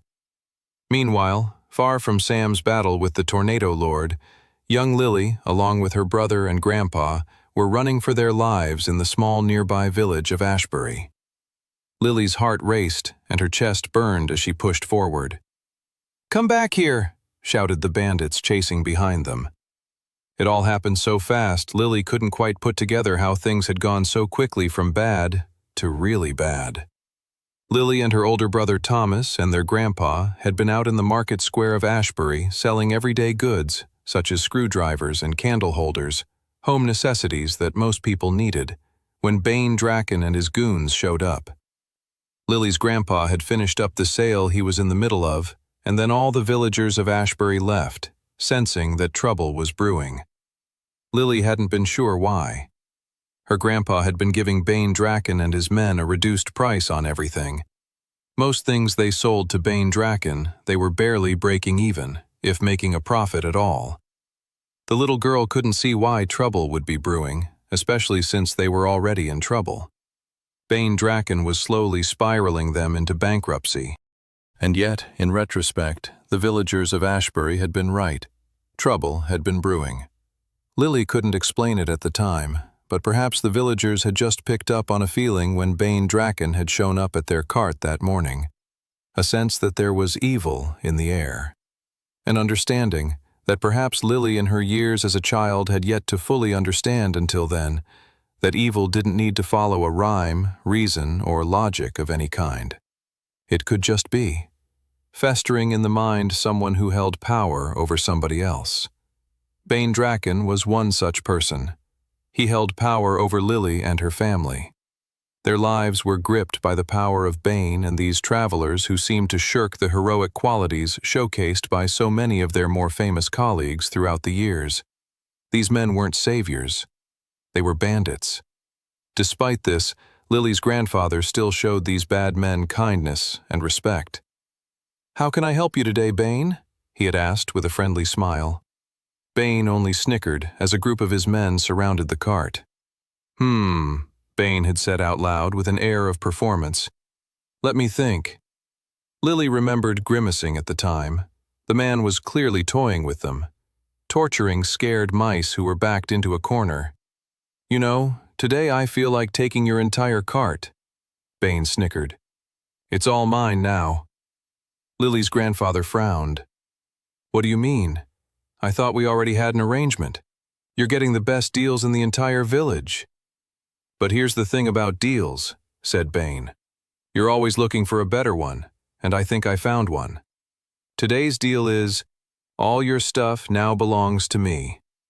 Bane and the goons snickered as they took in the horror on the faces of Lily and her family. But, said Lily's grandfather, you can't do this. I can't, said Bane, smiling even more now. What are you going to do about it? Bane gestured to one of his goons who went up to Lily's grandfather and whacked him in the head with a big club. Lily's grandfather fell to the ground in pain and agony. Remind me what I can't do again?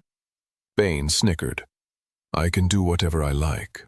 I can take these 2 grandchildren of yours and sell them off as slaves if I wanted. You know, I'll probably do that. Your cart and your grandkids are now mine. Lily's grandfather shook on the ground in pain and agony, tears rushing down his eyes.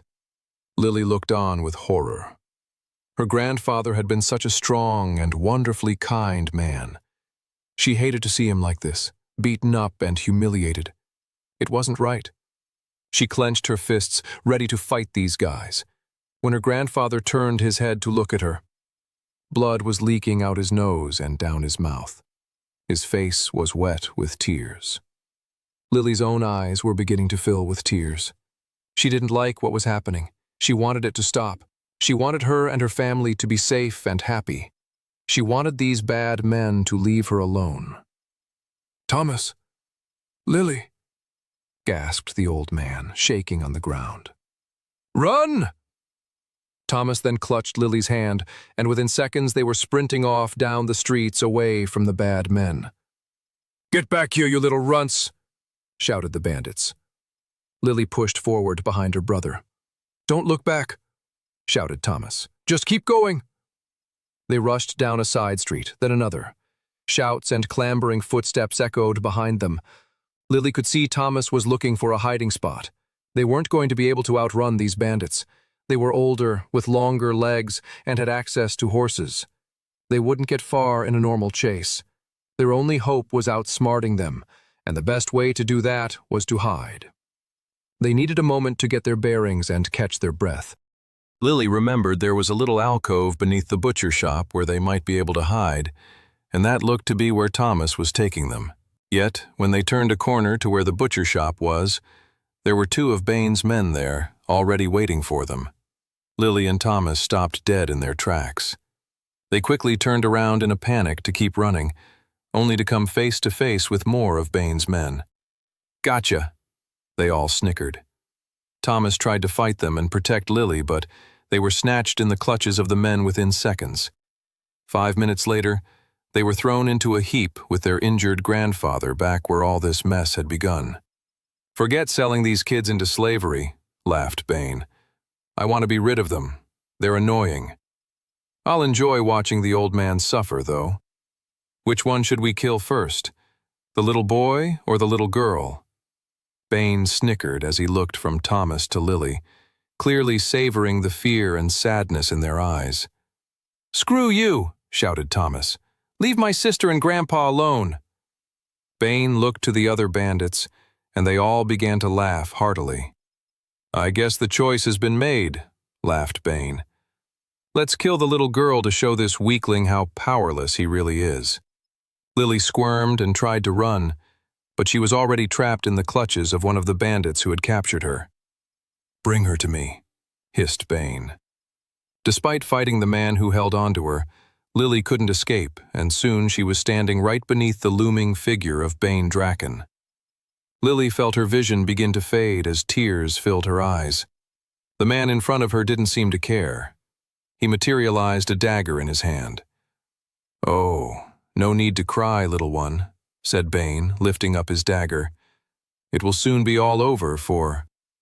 The sound of glass smashing on the ground interrupted Bane's executioner's speech, breaking the otherwise deathly silence of the market square.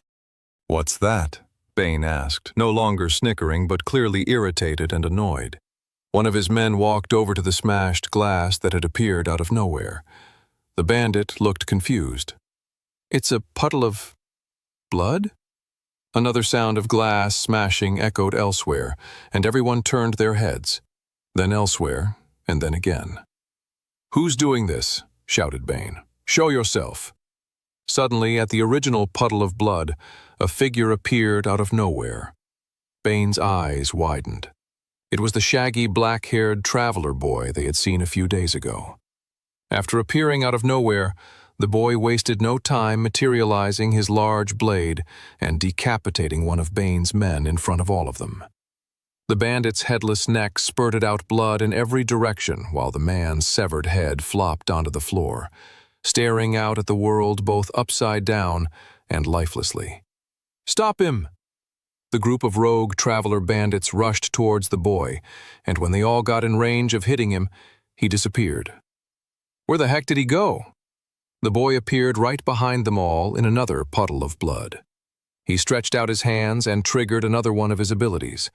Suddenly, the puddle of blood the group of bandits had all ran towards erupted with magical flames, roasting them all alive. More bandits streamed in across the market square. They chased after the boy, but he disappeared again when they caught up with him. Then, out of nowhere, the boy was behind them, stabbing them in the stomach. One bandit turned around to fight, only to find his throat dribbling with blood and his vision going black. An axe-wielding bandit swung right at the boy, only for the boy to disappear again just as the axe met the ground. Less than a second later, the boy had reappeared right behind the axe-wielder and sliced the man into two halves. "He teleports to the blood!" shouted a bandit who had figured out the source of the boy's incredible power. While the observation may have been helpful earlier, it was now totally futile. The entire market square was covered in blood. 52, Bane looked on with horror. Most of his men lay dead on the ground, horrifically mutilated by the blade of the black-haired swordsman. What kind of class does this kid have? Bane thought as he looked on with horror. This was no normal class. It had to have been rare or higher, maybe even mythic rarity. Bane couldn't make heads or tails of the boy's class and his assortment of powers. How could the boy create fireballs and teleport, and then also wield his blade with such incredible strength and devastation? It didn't make any sense. Seeing the tide of battle turn, Bane recognized there was only one thing left for him to do: run. He ran towards the nearest side road, only to find a dead end. Before he could even turn around, his back froze. He could hear footsteps behind him. "Please," Bane begged, tears rolling down his eyes. "Please, forgive me." A sharp pain ripped through Bane's back, and suddenly half a sword poked through his stomach and chest. "I cannot forgive those who relish in the pain caused by their own heinous crimes," said the boy, ripping out the blade from the rogue traveler's stomach. Such were the last words Bane Draken ever heard. Sam caught his breath, standing over Bane Draken's corpse. The young traveler knew he had reached a new level of power now that his Death Lord class had reached apprentice tier. Unlike most travelers, who at apprentice tier would have 2 powerful abilities at their disposal, Sam had 4. His newest ability was called Blood Teleport. He looked it over on his stat page. Sam class, Blood Knight, super rare, rank, apprentice tier. Abilities, Pain Ring, novice tier, level 2. Mark part of the battlefield as yours. Within that circle, the more you are hurt, the more powerful your attacks. Battle awareness also now increases as you take more damage. Hurting Hook, apprentice tier, level 1. Shoot a straight hook rope that if it hits an enemy, it pulls them back closer towards you. Class, Death Lord, legendary, rank, apprentice tier. Abilities, Blood Flame, novice tier, level 3. Morph all spilled blood in a nearby radius into a powerful magical fire.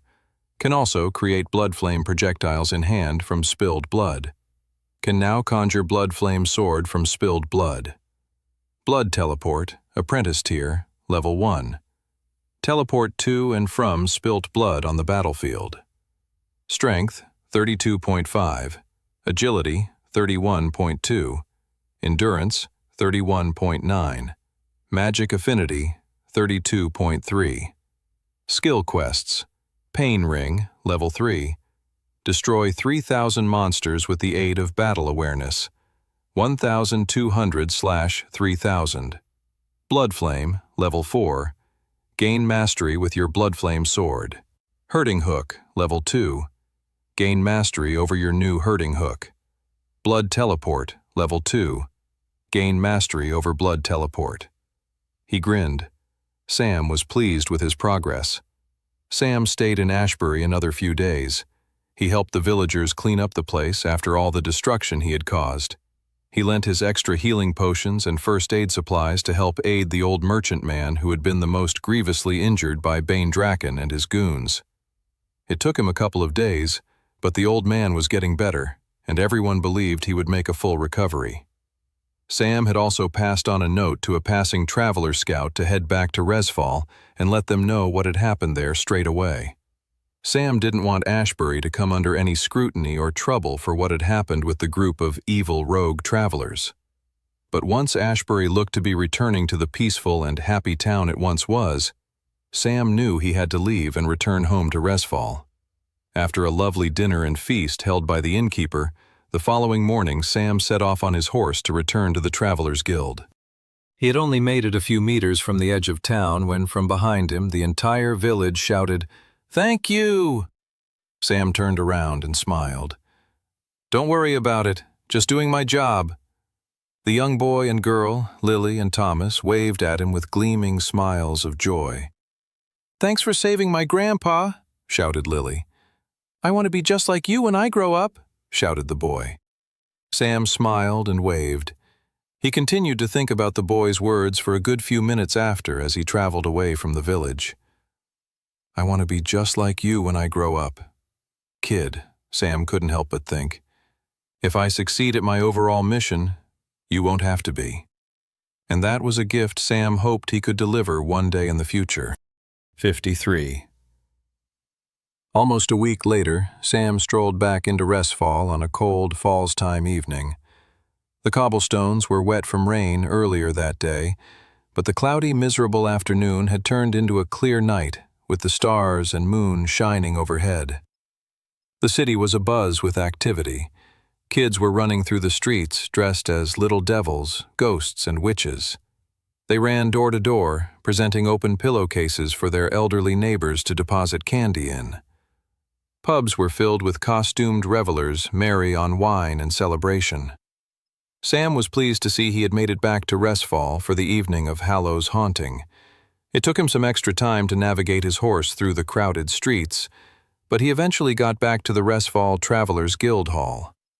From the outside, he could see through the windows his fellow travelers dressed up in costume, the entire guild hall awash in candlelight.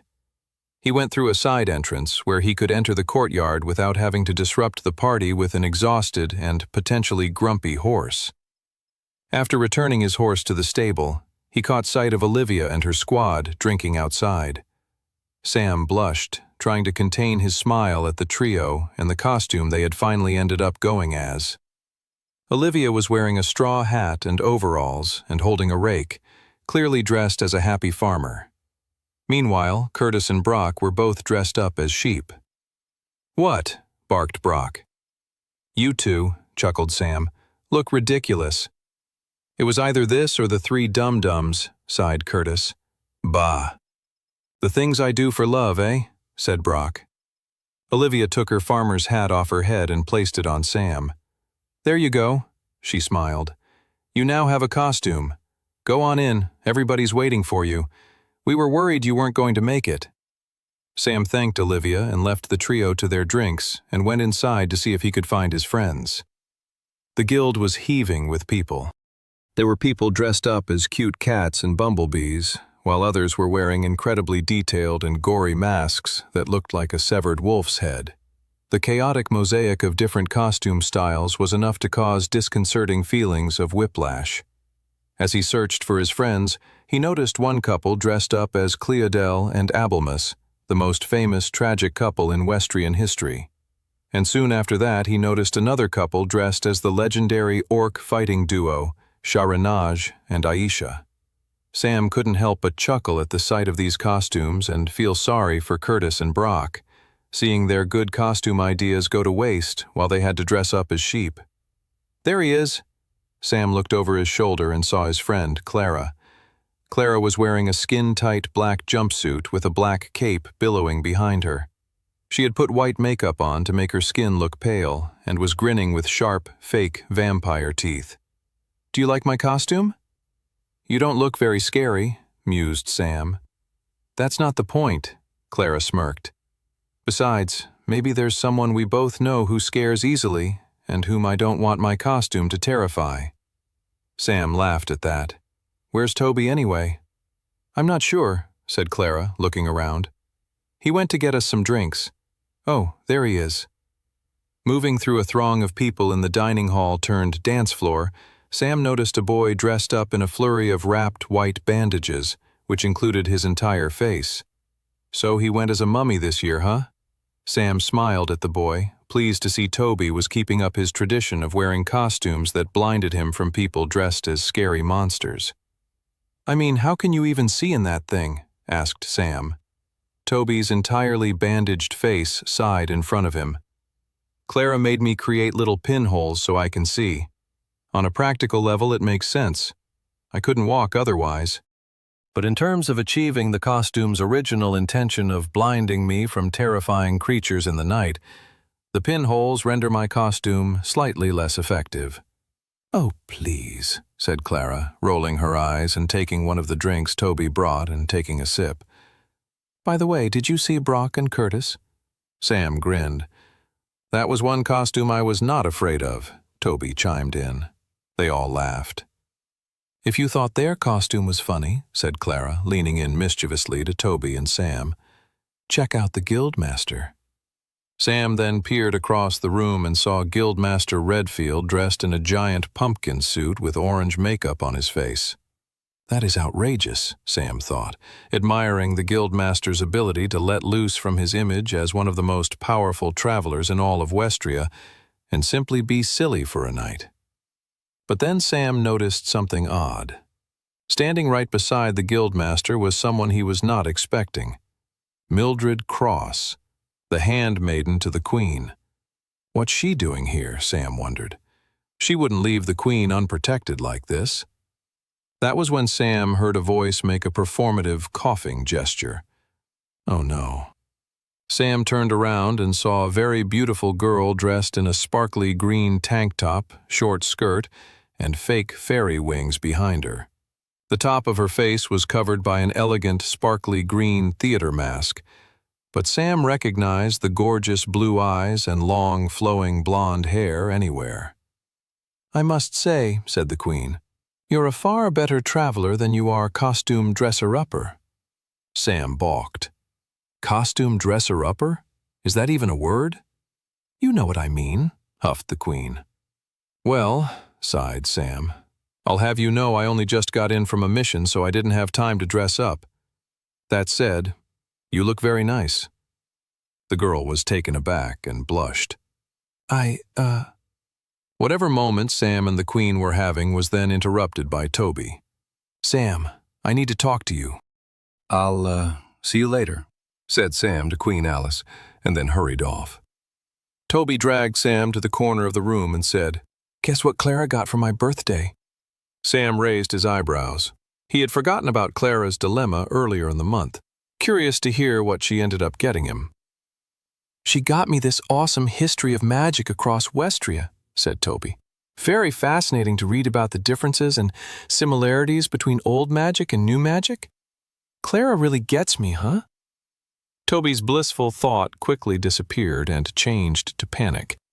"But Sam, tell me the truth. What do you think the present means?" Queen Alice Grace stood with Sam's friend, Clara, who she didn't know very well. Alice turned to the girl dressed as a vampire and said, "Don't you think it's a little rude that Sam just left in the middle of our conversation?" Clara grinned and then said, So what's going on between you two? I mean, if you don't mind me asking, Your Highness. Alice blushed. Okay, first of all, just call me Alice. Save the Your Highness stuff for big important political dinners or whatever. As for your question, I don't know. Have you ever known someone who you found incredibly annoying, and yet for some inexplicable reason you can't stop thinking about them? Toby screamed at the sight of a little boy dressed as a mouse, clearly thinking the boy was actually a gigantic mouse. Yes, I can very much relate to that, muttered Clara, watching Toby unimpressed. Any advice? Asked Alice, blushing. I'm really out of my depth here. Clara thought for a moment and then smiled as she looked at Toby, who was futilely trying to convince the others around him that he hadn't cried a little bit at the sight of the mouse boy, but rather had conjured his water magic on purpose to appear as if he had. I think you need to just think a bit more simply.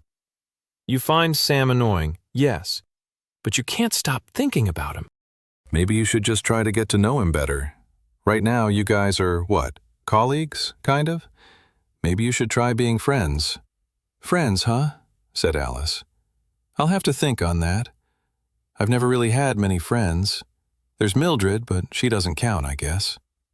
Well, you have at least one friend, Clara smiled. Who? Me, you dummy, laughed Clara. I mean, Your Highness, no, I mean Alice. The two newly official friends shared their first official laugh together. An hour later, Sam found himself standing on his own with a glass of pumpkin punch. The whole guild was now in the dining hall, dancing some strange dance a very drunk Olivia had made up called the Monster Boogie. People were laughing and giggling as they all danced together. Sam smiled and relished in the good times he was having, but there was an undercurrent of melancholy in his thoughts about being here with his friends. He knew that tomorrow would mark the first day of the month of Novriel, meaning the secret gate affair was fast approaching. Sam looked around at all the cakes and drinks and luxuries available to them all here in the Travelers Guild. It made him think about how far they had all come when only a year ago on this exact same holiday they had to perform a heist on a noble household just to eat. Sam smiled. This was a life worth preserving, a life worth saving and protecting. He grinned and drank another sip of pumpkin punch while enjoying the happy company of all of his friends. 54. A few days later, Queen Alice Grace stood in her throne room in front of a long line of attendants who had come to visit her and petition for royal assistance. There was a nobleman in front of her, demanding that his land, which consisted of hundreds of acres, be extended 5 meters extra to include a creek that belonged to another noble that the man had a vendetta against. As you can see, Your Highness, said Lord Odo Bumblefumble, this is a grave issue that affects everyone in Volsungar and needs to be attended to at once. Alice was trying her hardest to not smack Lord Odo Bumblefumble in the face for his ludicrous request. Her favorite part about being queen was helping those in need and trying to truly make Volsungar a better nation for everyone who resided within it. Her least favorite part was being called upon to be referee between the squabbles of spoiled nobles. Still, it wasn't something she could completely ignore, as many of the nobles employed whole villages and farms across the land, and so upsetting them could lead to a trickle-down effect that left innocent people in the lurch. Not to mention that many of these nobles had their own private armies that included mercenary travelers, and getting into a feud with them would be a messy and unpleasant affair. Alice had no doubt that her army and the travelers of the Travelers Guild would have no trouble squashing any kind of uprising, but even still, she didn't want things to come to that. So here she was, pretending that she cared about Lord Odo Bumblefumble's property dispute. So, what should we do about this mess? It's not fair that Earl Fitzy Foppleplop gets to enjoy the wonders of that creek, while I must watch with envy nearby. Alice sighed and looked to the window in the corner of her eye. It was a gray, overcast day. The weather was getting colder now that it was Novriel, and they were heading towards winter. Her eyes narrowed as she noticed something in the distance. "Hello!" bellowed Lord Odo Bumblefumble. "Do you even hear me, Your Highness?" And in that moment, Alice could barely hear the flustered nobleman. Her attention was drawn beyond the windows of her throne room out into the center of the city, above the rooftops and chimneys of the homes of so many of Restfall's citizens. An orb of light appeared in the center of the sky. It started as a mere speck, but it was rapidly growing bigger. Then all of a sudden, a huge explosion of light and power shone forth. The Queen's eyes widened with shock. "What the?" Across the city, a mere 5 minutes earlier, 2 men stood on the rooftop of the Alchemy Museum, holding up binoculars to observe a rare sighting of a unique urban bird known as the chirpy finch. Behind them was their first group of students who had joined their first-ever birdwatching workshop. The group mostly included elderly retirees and one young and lonely, unemployed man who had nothing to do that morning. "There it is, everyone," said the instructor in a hushed voice. "The wondrous chirpy finch. Now remember, as eager and keen as you may be to feast your eyes on such a beautiful bird, you must exercise patience. Lift your binoculars slowly. Keep your movements calm. Otherwise, you threaten to frighten the delicate chirpy finch and send it flying off, potentially never to be seen again. I lift my binoculars too quickly one time and I never hear the end of it," murmured the second instructor. "Do not conduct yourself like our assistant instructor," said the main teacher. "The chirpy finch is also sensitive to grumpiness and resentment." The students all nodded their heads, and one especially keen student was even writing everything the teacher said down on a notepad verbatim. The main instructor looked through the lens of his binoculars with bated breath. Not only was he truly excited to witness the chirpy finch in its natural habitat, but he was also very nervous and concerned for his students. He wanted them to feel the majesty of birdwatching, and, as this was the very first workshop he had ever run, the last thing he wanted was for things to go awry. Through the lens of his binoculars, he caught sight of the chirpy finch in the distance, but only for half a second. The bird suddenly fluttered away as the birdwatcher and his entire class was thrown backwards by an explosive force. The instructor's head knocked back against the balcony's roof doorway. As pain throbbed in the back of his head, he looked around to make sure his students were all right. "What the heck was that?" "Look," said a few students who were quick to recover from the disorientation from the explosive blast. For a foolish heartbeat of a second, the instructor thought the chirpy finch might still be in view, but his eyes showed him the truth straight away.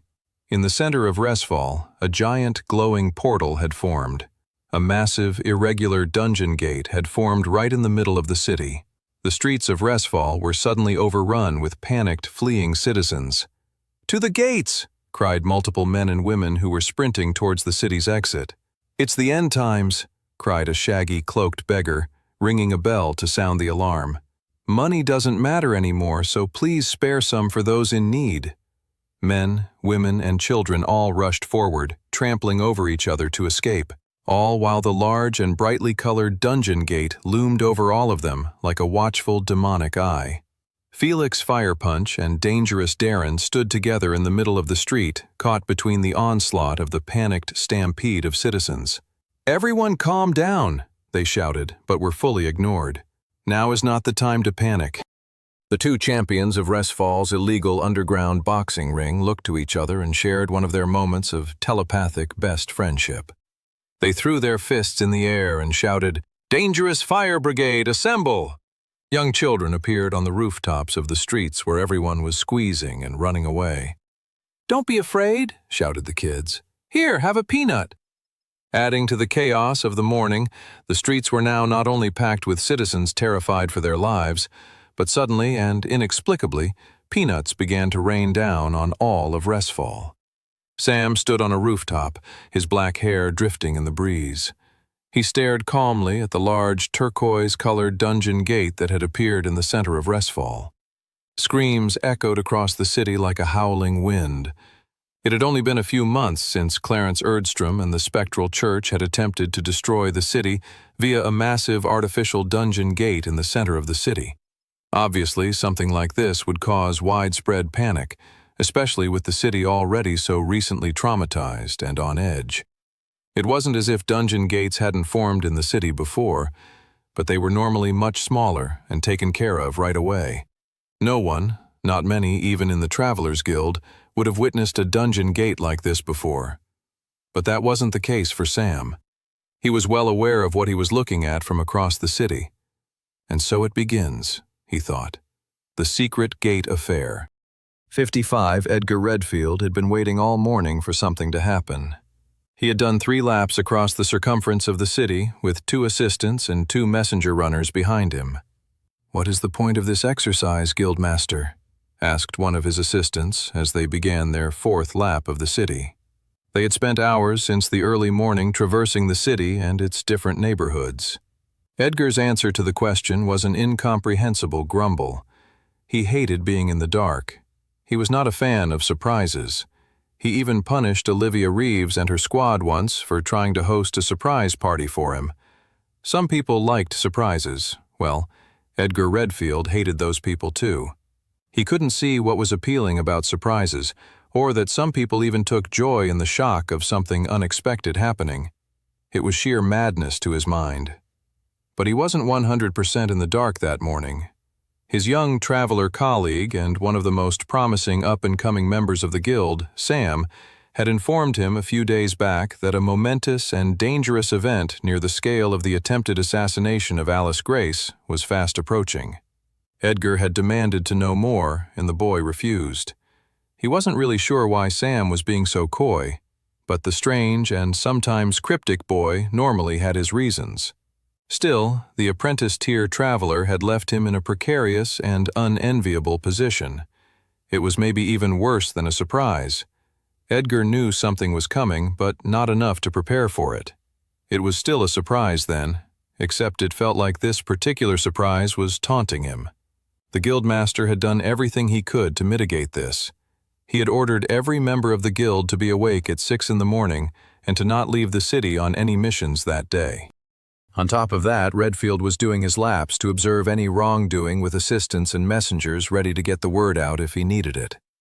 He thought he had been prepared, and then a dungeon gate appeared, the color and sheer size of which Edgar had never witnessed in all his years as a traveler.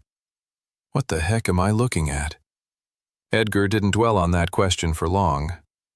"Call on all travelers," he yelled to his assistants. "Protect the innocent and cordon off the square. I want a handle on this pronto, got it?" The assistants all nodded and ran off in different directions to get the message out.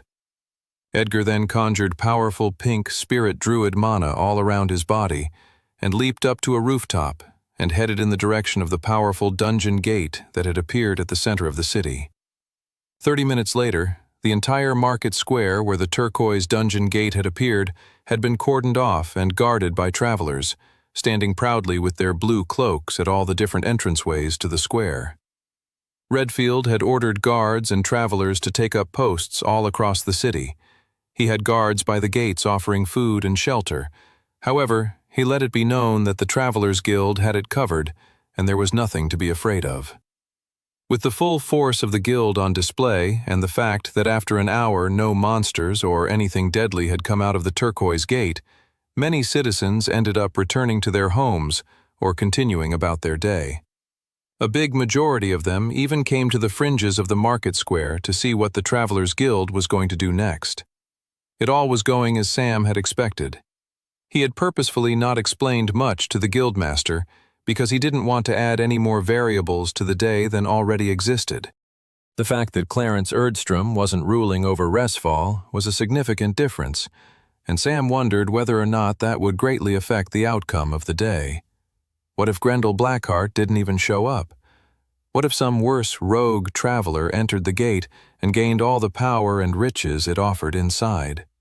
These were all concerns to be mindful of.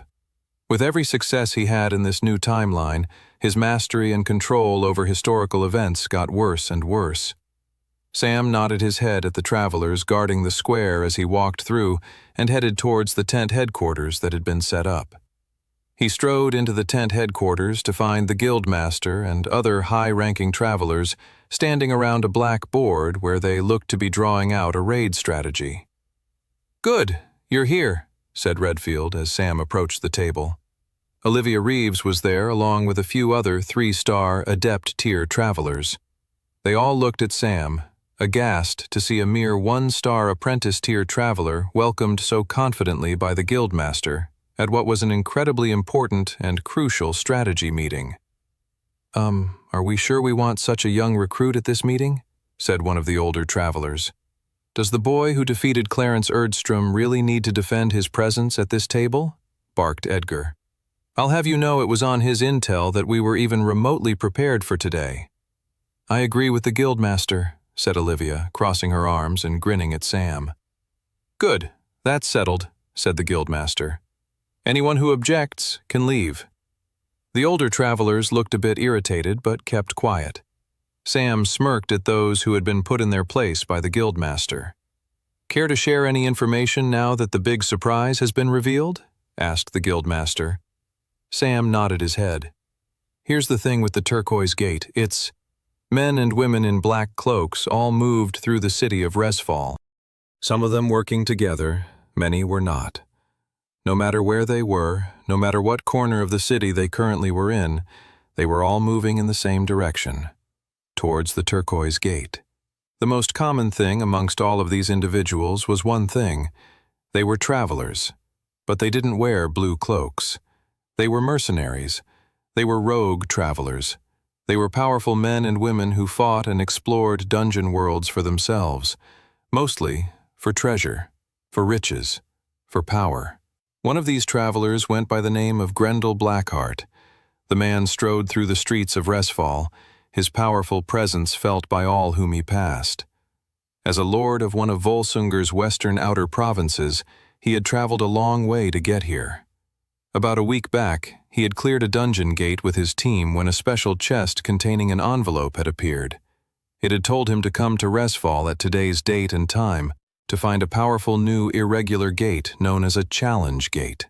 Given the nature of the term challenge gate, Grendel had presumed that the gate would be a competition of sorts, and that others beyond him would have received such envelopes as well, which made him all the angrier to see all the blue cloaks of the Resfall Travelers Guild floating around the city, cordoning everything off and offering security. The sight of it all made him sick. The strong are meant to fend for themselves, Grendel Blackheart thought, not protect the weak. He pushed through weakling citizens as he got closer to the square where the turquoise dungeon gate had formed. "Excuse me," said one of the travelers guarding the entrance. "You cannot pass." Grendel removed his black hood, revealing his long silver hair and pale face. He scowled at the lowly traveler. "Do you know who I am?" said Grendel. "I am Grendel Blackheart, lord and ruler of Gladehaven on the western fringes of Volsunger.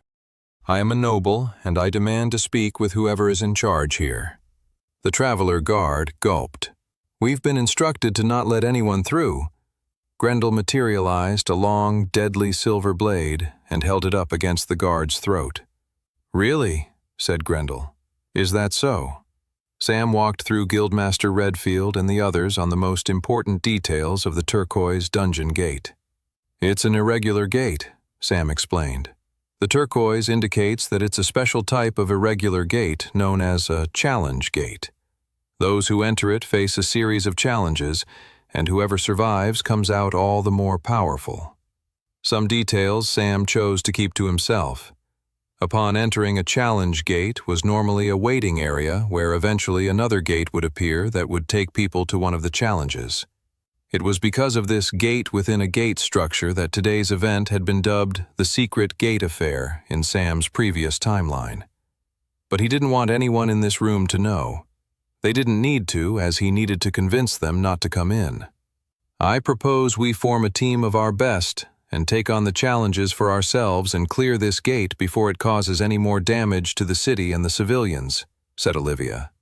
The older travelers all seemed to agree and turned to Redfield to see what he thought. The guildmaster opened his mouth to speak, but before anything came out, a young traveler rushed to the entrance of the tent, his face pale with concern. "Rogue travelers and mercenaries are demanding entrance to the gate," gasped the boy. "They're showing envelopes with invitations. They're threatening to fight their way through if we don't let them." Redfield stood up and banged his fist on the strategy table. "That's outrageous," he shouted. "I'll fight and slay any rogue traveler who wants to put our city and nation in jeopardy for their petty and selfish ends." The guildmaster strode towards the exit, ready to crush all the rogue travelers with his bare hands. "May I offer an alternative solution?" Sam said. Redfield paused. "This better be good, Mr. Surprise," he said between gritted teeth. Sam crossed his arms and said, "First off, I don't agree with sending a team into the challenge gate. The challenges are all done individually, so any amazing team we sent in would actually be competing against themselves. Worse, there can only be one winner inside the gate. That means that everyone but the winner who enters." The group of travelers all looked at Sam with horror as he finished his sentence. "Dies."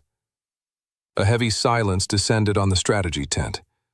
"I hate to interrupt, but the mercenaries outside, they're getting antsy," gulped the boy, who had alerted them about the situation outside the tent. "So what do you propose, huh?" asked Redfield. "Let the rogue travelers through," said Sam. "We'd be doing ourselves a favor. They'll all die in there, ridding Westria of some of the worst criminals and rogue travelers the world has ever known. The best thing is, they'd be killing each other. We wouldn't even have their blood on our hands." The other travelers nodded, half accepting Sam's proposal, but he could tell there was still some misgivings in the group. One person eventually spoke up. "Okay, sure. We get rid of a lot of rogue travelers in one fell swoop. Great. But what about the one murderous psychopath that ends up surviving the gate and coming out all the stronger? What do we do about them?" "That won't happen, I promise," said Sam. "And how can you be so sure?"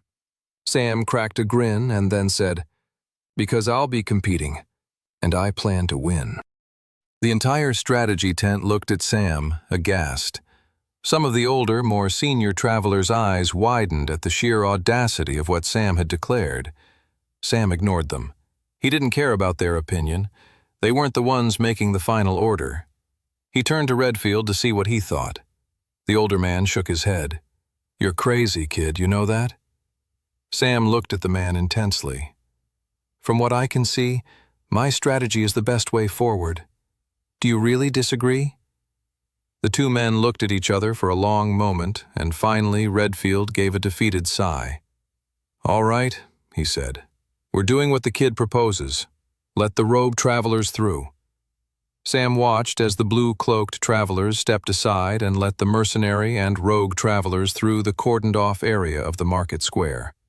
The black-cloaked mercenaries and rogues flooded through and entered the turquoise gate with zero hesitation. Greed was both a powerful motivator and balm against fear. "Fools," Sam thought. "You're all walking into your deaths." Sam was fine with it. He didn't recognize everyone entering the irregular gate, but some of the men and women he did recognize were famous serial killers, torturers, and incredibly bad people from his previous timeline.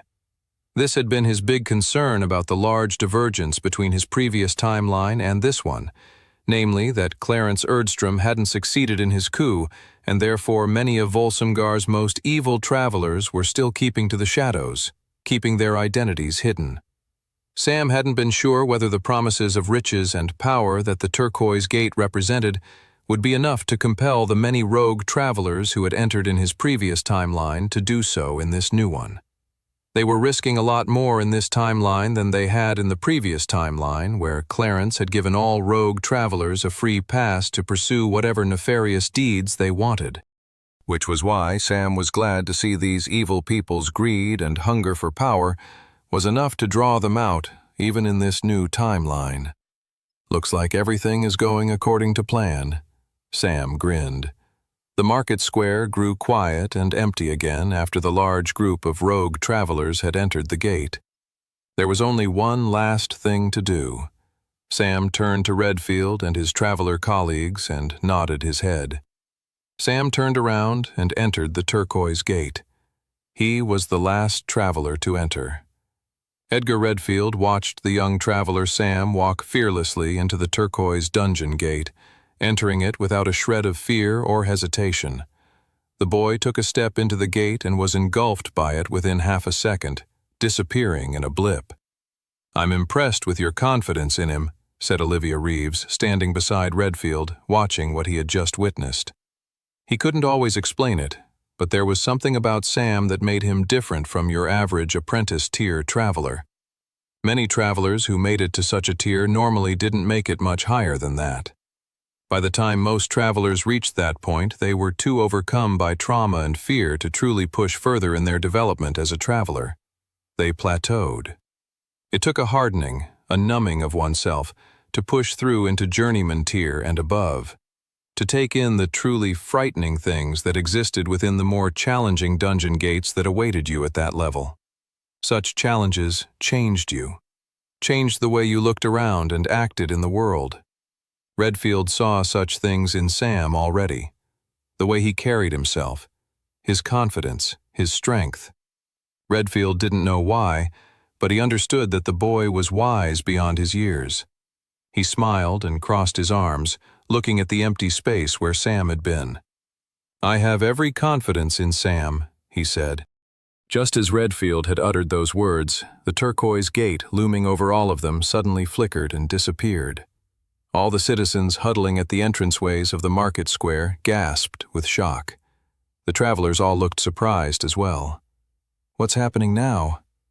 Suddenly, the turquoise energy of the gate reappeared, but no longer in the shape of a portal. All across the square were 4 turquoise squares hovering in the air. They were screens of some kind.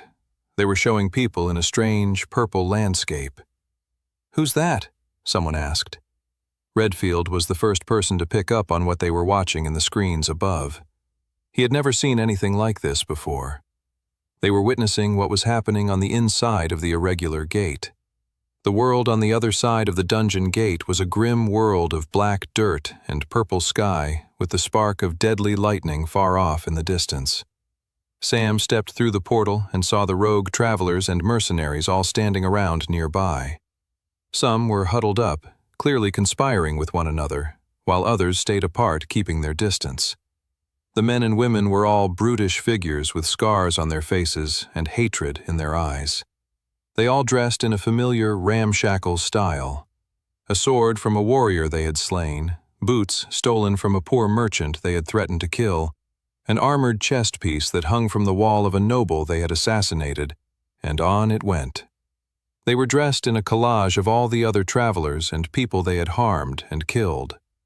These were bad people who had seen bad things and had done bad things, and would keep doing so, all in service of their own selfish ambitions and goals. All the rogue travelers turned and sneered at Sam as he took his first step forward into the dungeon world of the Challenge Gate. "Are you all the precious Travelers Guild is sending in here?" asked one large warrior with an eye patch.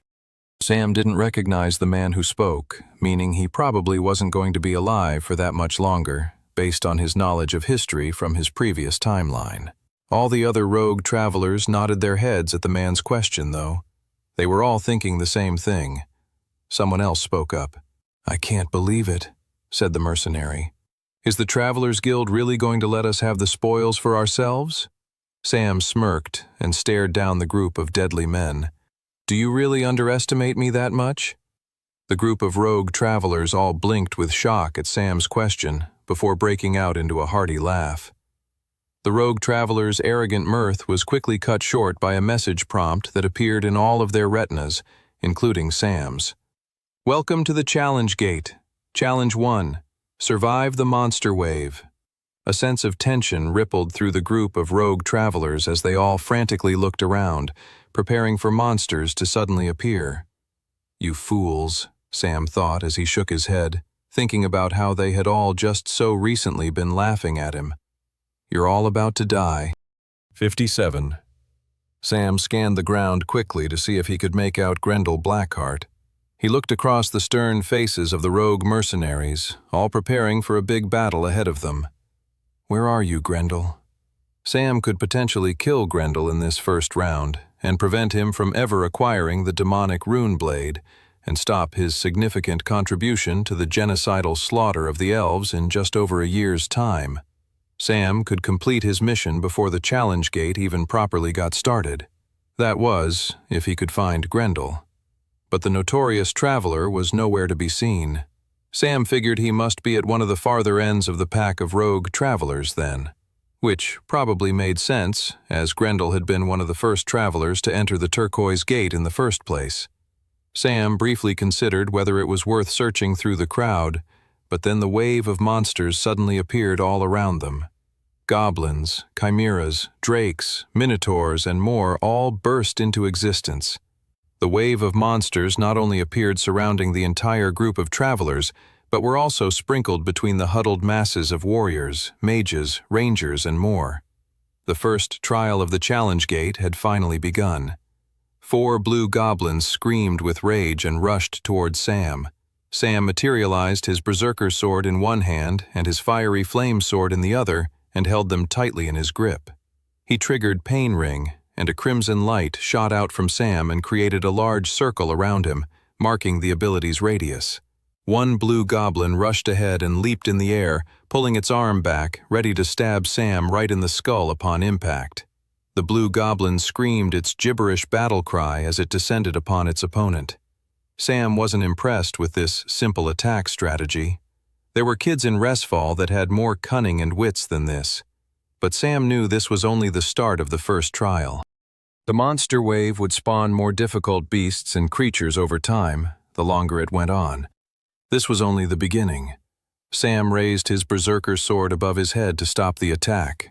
The blue goblin's dagger clinked against Sam's massive blade. Sam had blocked the attack with complete success. The blue goblin had now lost all of its momentum, slumping backwards in the air. The monster's fall was broken by Sam's fiery flame sword ripping right through its stomach and out the back. Blood and guts shot outward onto the ground. As the blue goblin's eyes began to fade with death, Sam whipped his fiery flame sword in such a way that the blue goblin slid off the tip of his blade, body covered in fire, and shot right into the group of 3 blue goblins still coming Sam's way. The dying blue goblin covered in flames screamed as it hurled across the battlefield like a cannonball. The group of attacking goblins tried to move out of the way, but were too slow. They all tumbled backwards as the flames of their dead comrade lit their own tunics and clothing on fire. But more than just fire had spread onto these dumb goblins. Their comrade's blood had spilled onto them as well. Checkmate, Sam thought as he triggered Blood Flame. The 3 remaining blue goblins suddenly erupted with another type of fire, even more deadly than the regular kind that had been burning through their clothes and skin already. The whole battlefield of the Challenge Gate's opening area was an echo chamber of screams, bloodlust, and death. In the distance, Sam could see the fallen corpses of rogue travelers that had already been slain, lying on the ground, pale, but for the blood splattered across their faces. Sam didn't have time to catch his breath or assess how the trial was going for the other travelers, as another wave of monsters was suddenly rushing towards him. This time, it was 5 kobold warriors. They were larger and fiercer than the blue goblins he had just faced off against. Sam was not surprised. He knew this was the case. The difficulty of the gate was constantly getting harder. It wasn't like every 2 minutes the difficulty was raised. Nope. Every second the spawning monsters were getting a little bit smarter and more powerful. Which was why his Pain Ring would prove to be such a powerful ability in this context. He didn't need added power against the blue goblins, and he probably didn't need it against these kobolds either. But unlike everyone else fighting in this trial, who was going to get more tired and strung out the longer this challenge went on for, he was going to get more and more powerful just like the monsters. Sam dematerialized his fiery flame sword and triggered the level 3 evolution of his blood flame spell. The blood splattered at his feet suddenly rose up off the ground, glowing a bright crimson, as all the individual particles soon formed a glorious blood flame sword within his hand. His blood flame sword was significantly more powerful than his fiery flame sword, but couldn't be created until the battle had already begun and blood had fallen everywhere. Now that it had, it made sense to make the switch. Let's do this, Sam thought. The kobolds scattered in multiple directions, attempting to surround him. Sam could see they were already behaving with greater intelligence than the blue goblins. To rectify this, he dematerialized his berserker sword, knowing that he couldn't just hack and slash his way through this smarter squad of warriors. If they were trying to outmaneuver him, he had to attack more than just them. He had to attack their positioning. Thankfully, he had multiple tools to do that. He stretched out his hand and triggered Hurting Hook. A bright chain of energy shot out from Sam's palm and into the chest of one of the furthest kobolds, the one attempting to sneak all the way around to Sam's backside. The hook locked right into the kobold's chest and pulled it against its will until it was up close to Sam. As soon as the kobold had been dragged up close, Sam shoved his blood-flame sword right into its chest and heart and twisted the blade. 1 down, Sam counted. Sam turned to the incoming kobolds, specifically the one furthest to the right who was also trying to trap and surround him. He triggered level 2 of his blood flame ability, creating a massive ball of crimson flame out of the blood leaking from the dying kobold's heart right in front of him. With the powerful ball of crimson flame in his hand, he whipped it at the incoming kobold with such force the ball broke through the kobold's neck and the monster collapsed to the ground. That's 2. Sam hadn't expected the blood flame ball attack to have such a high level of power against the kobold, but that was the combo of the pain ring and the silver dragon armor set working in tandem. His strength and power was increasing by the second to the point that he could whip his blood flame balls at his opponents with so much force it ripped right through their flesh. Of course, stronger opponents might have the endurance stats to handle such a powerful attack, but the current kobolds certainly did not. The remaining 3 could no longer really fulfill their original strategy and so abandoned it in favor of a full frontal attack. Sam triggered Hurting Hook once more, dragging one of the kobolds up close and personal, and stabbed it in the stomach once more. He then used the stabbed kobold as a shield against one of the other kobolds' attacks, letting the second comrade's slice of his blade rip through the paralyzed kobold's back. 3. Sam pushed his blood flame sword further and managed to wound the nearby kobold. With blood leaking out of the kobold's stomach, Sam triggered blood flame and roasted it alive. 4. The final kobold rushed at him and Sam ducked the attack and came back up with an upper slice of his blood flame sword, cutting the monster in 2. And that makes 5. The first trial was only heating up. The screams of battle, rage, and death continued to echo all across the battlefield of the Challenge Gate's dungeon world.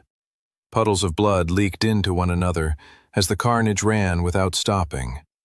Monster stones from fallen monsters lay stained with blood splatter and largely ignored. There was no time to pick them up as the stream of new monsters didn't stop. Early on in the challenge, some of the more cunning rogue travelers had stabbed their neighboring contestants in the back, but the betrayals had largely now come to an end, with every traveler now just competing to survive, focusing on whatever monsters in their vicinity that were posing the greatest threat to their life in that moment. Some of the cannier contestants had joined forces to take on the monster waves together. Sam was impressed to see some of the murderers and evil brutes working together. The apprentice-tier traveler knew, however, that his opponent's strategy was doomed to fail. This challenge wasn't entirely time-based. It would go on forever until only 4 challengers remained. Any alliances would eventually break under those circumstances. That said, Sam was the only one who knew that, so perhaps the alliance could survive. But Sam thought their fate would more likely end up with monsters overrunning them, or them betraying each other to see if that might trigger the end of the challenge. In the end, death awaited the majority of those who had entered the turquoise challenge gate earlier that morning. The gate's first trial had been going for 15 minutes by that point, and the monsters were getting noticeably stronger than the chattel creatures that had been appearing at the start. The creatures were getting larger, fiercer, faster, smarter.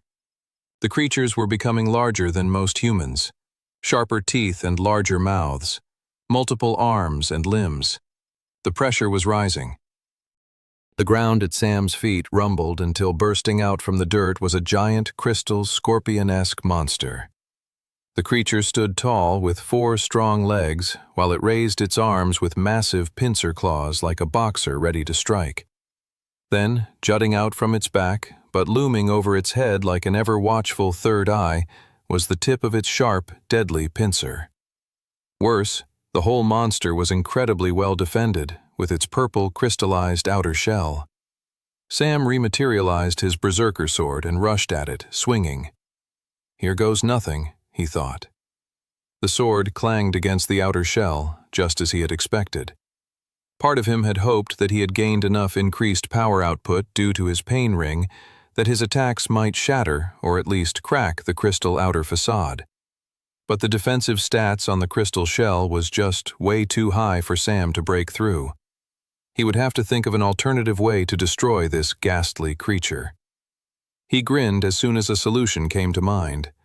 At that same moment, the crystal scorpion snatched him in its claws and pulled him forward. The crystal scorpion raised its venomous tail and prepared to stab Sam right in the throat. The crystal scorpion lifted him higher in the air, relishing the kill it was anticipating. The venomous tail came rushing down to stab Sam. Anyone else would have most likely died there and then. But not Sam. He held out his hand and snatched the tip with his fingers, holding back the deadly attack only a few inches from his face. The crystal scorpion squirmed, and the two opponents locked into a battle of strength. But then Sam smirked. Gotcha. He materialized a vial of blood in his other hand and poured it right down the scorpion's mouth. This had been Sam's plan all along. If he couldn't hurt the crystal scorpion from the outside, he would have to somehow hurt it from the inside. The only way Sam could foresee doing that was to get up close and personal with the mighty creature, and pouring blood down its throat meant he could trigger his blood flame ability and roast the creature from the inside out, which was exactly what he did. The crystal scorpion screamed, and for a brief moment, it looked like it was breathing out fire like a dragon. The creature soon collapsed on the ground, dead, and Sam quickly got his bearings to make sure if there was an immediate threat coming his way. Sam's eyes widened, as off in the distance he saw a powerful monster spawn on the battlefield. There you are, Sam grinned as he saw it appear. The monster was a gigantic walking fortress that had the tough, leathery skin of a rhinoceros, while having the sinister hunter's shape of a tiger's head.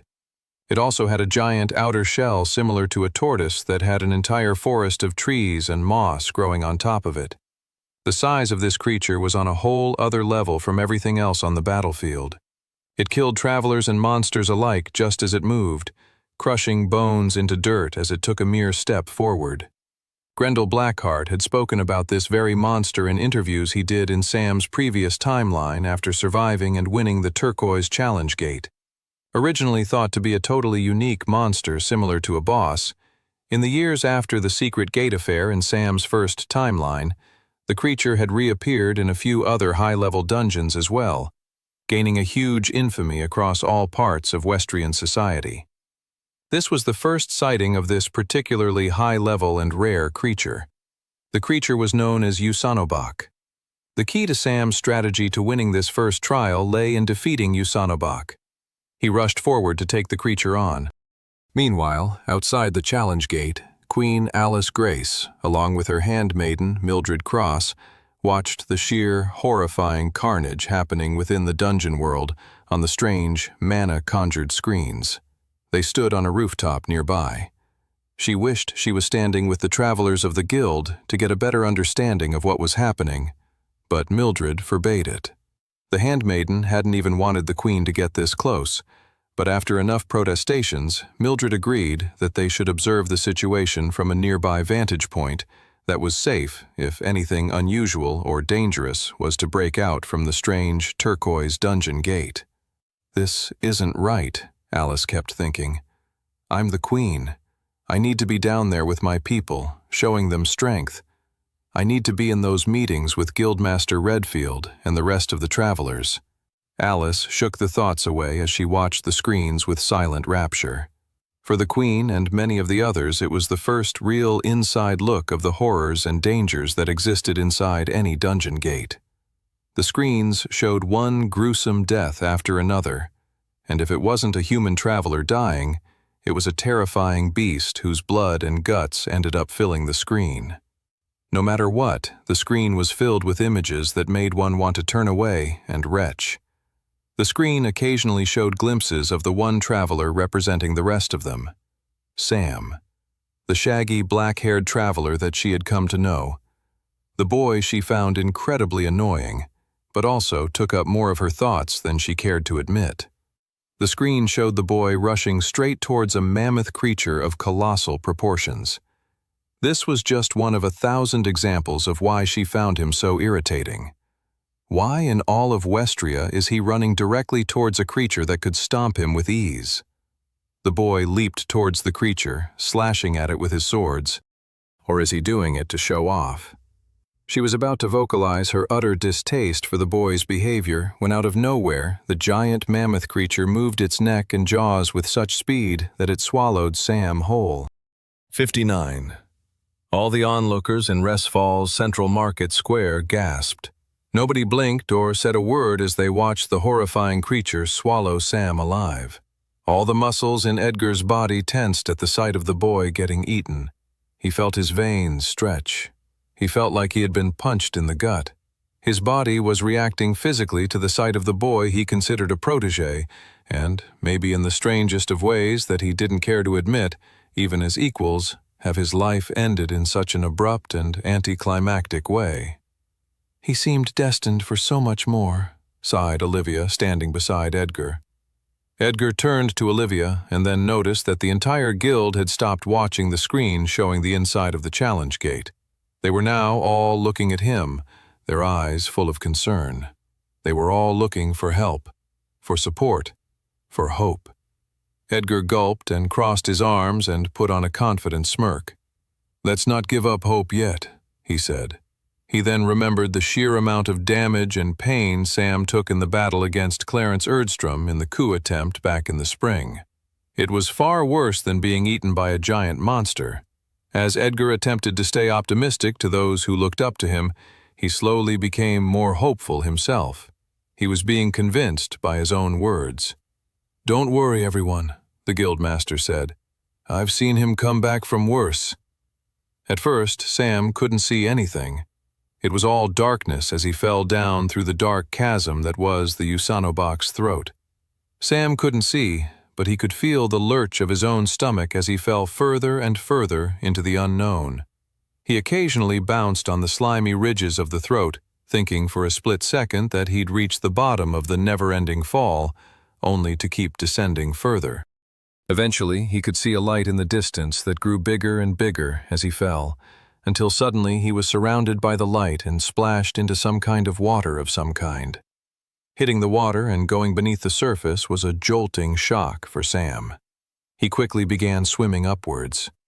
He gasped for air when he reached the surface and quickly swam towards a nearby shore. Only once he was out of the water and catching his breath did he take a moment to check out the surroundings of this new environment he found himself in. He grinned at what he saw. It was exactly as he had expected. At the bottom of the Usanobak's throat was a humid swamp with mossy trees and flies, all contained within the creature's stomach. He had read about all of this in his previous timeline, but it was truly incredible to see it in person. The writings on the Usanobak had mentioned that this specific monster contained a swamp biome within its own stomach. It effectively functioned as its own mini-dungeon within the dungeon. This was all perfect news for Sam. While everyone else was dealing with the trials of the first stage of the challenge gate, he had found himself a secret dungeon to mine for resources and rare loot. Ironically, inside the Usanobak's stomach was one of the safest places he could be right then. So long as he didn't die inside the creature's stomach and he could find a way out, this was the perfect place to kill time until the monster wave churned through the remaining challengers. Sam took in the surroundings of the swamp once more, tweaking and reassessing the next steps of his plan. The swamp looked endless, which sort of made sense, considering the sheer enormity of the Usanobak. Sam's main goal inside here was to explore the swamp, search for hidden treasure, train, and figure out an escape route for when the appropriate time came to return to the monster wave and the remaining challengers. He quickly got to his feet and began to traverse the swamp world that existed on the inside of the Usanobak's stomach. He had only taken a few steps forward when a head emerged from the murky swamp water. First, it looked like green moss floating up from the surface of the brown water, but then the moss began to take on the peculiar shape of a forehead, and then had glowing red eyes. The creature only exposed more of itself as it began to stand tall out of the water. Its face had a zombie-like quality, with very little skin between the creature's exterior and its skull.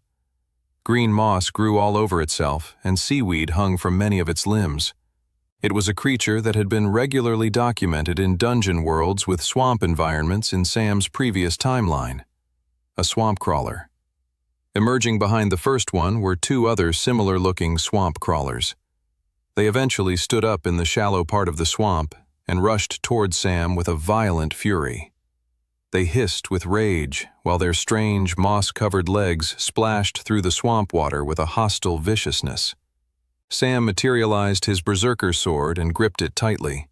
He then triggered Pain Ring, a crimson light shooting out from his stomach and marking the radius of the ability's effect across the battlefield. The gnawing teeth of his silver dragon armor set gnashed in and out of Sam's flesh, instantly raising his strength and power within the radius of the Pain Ring.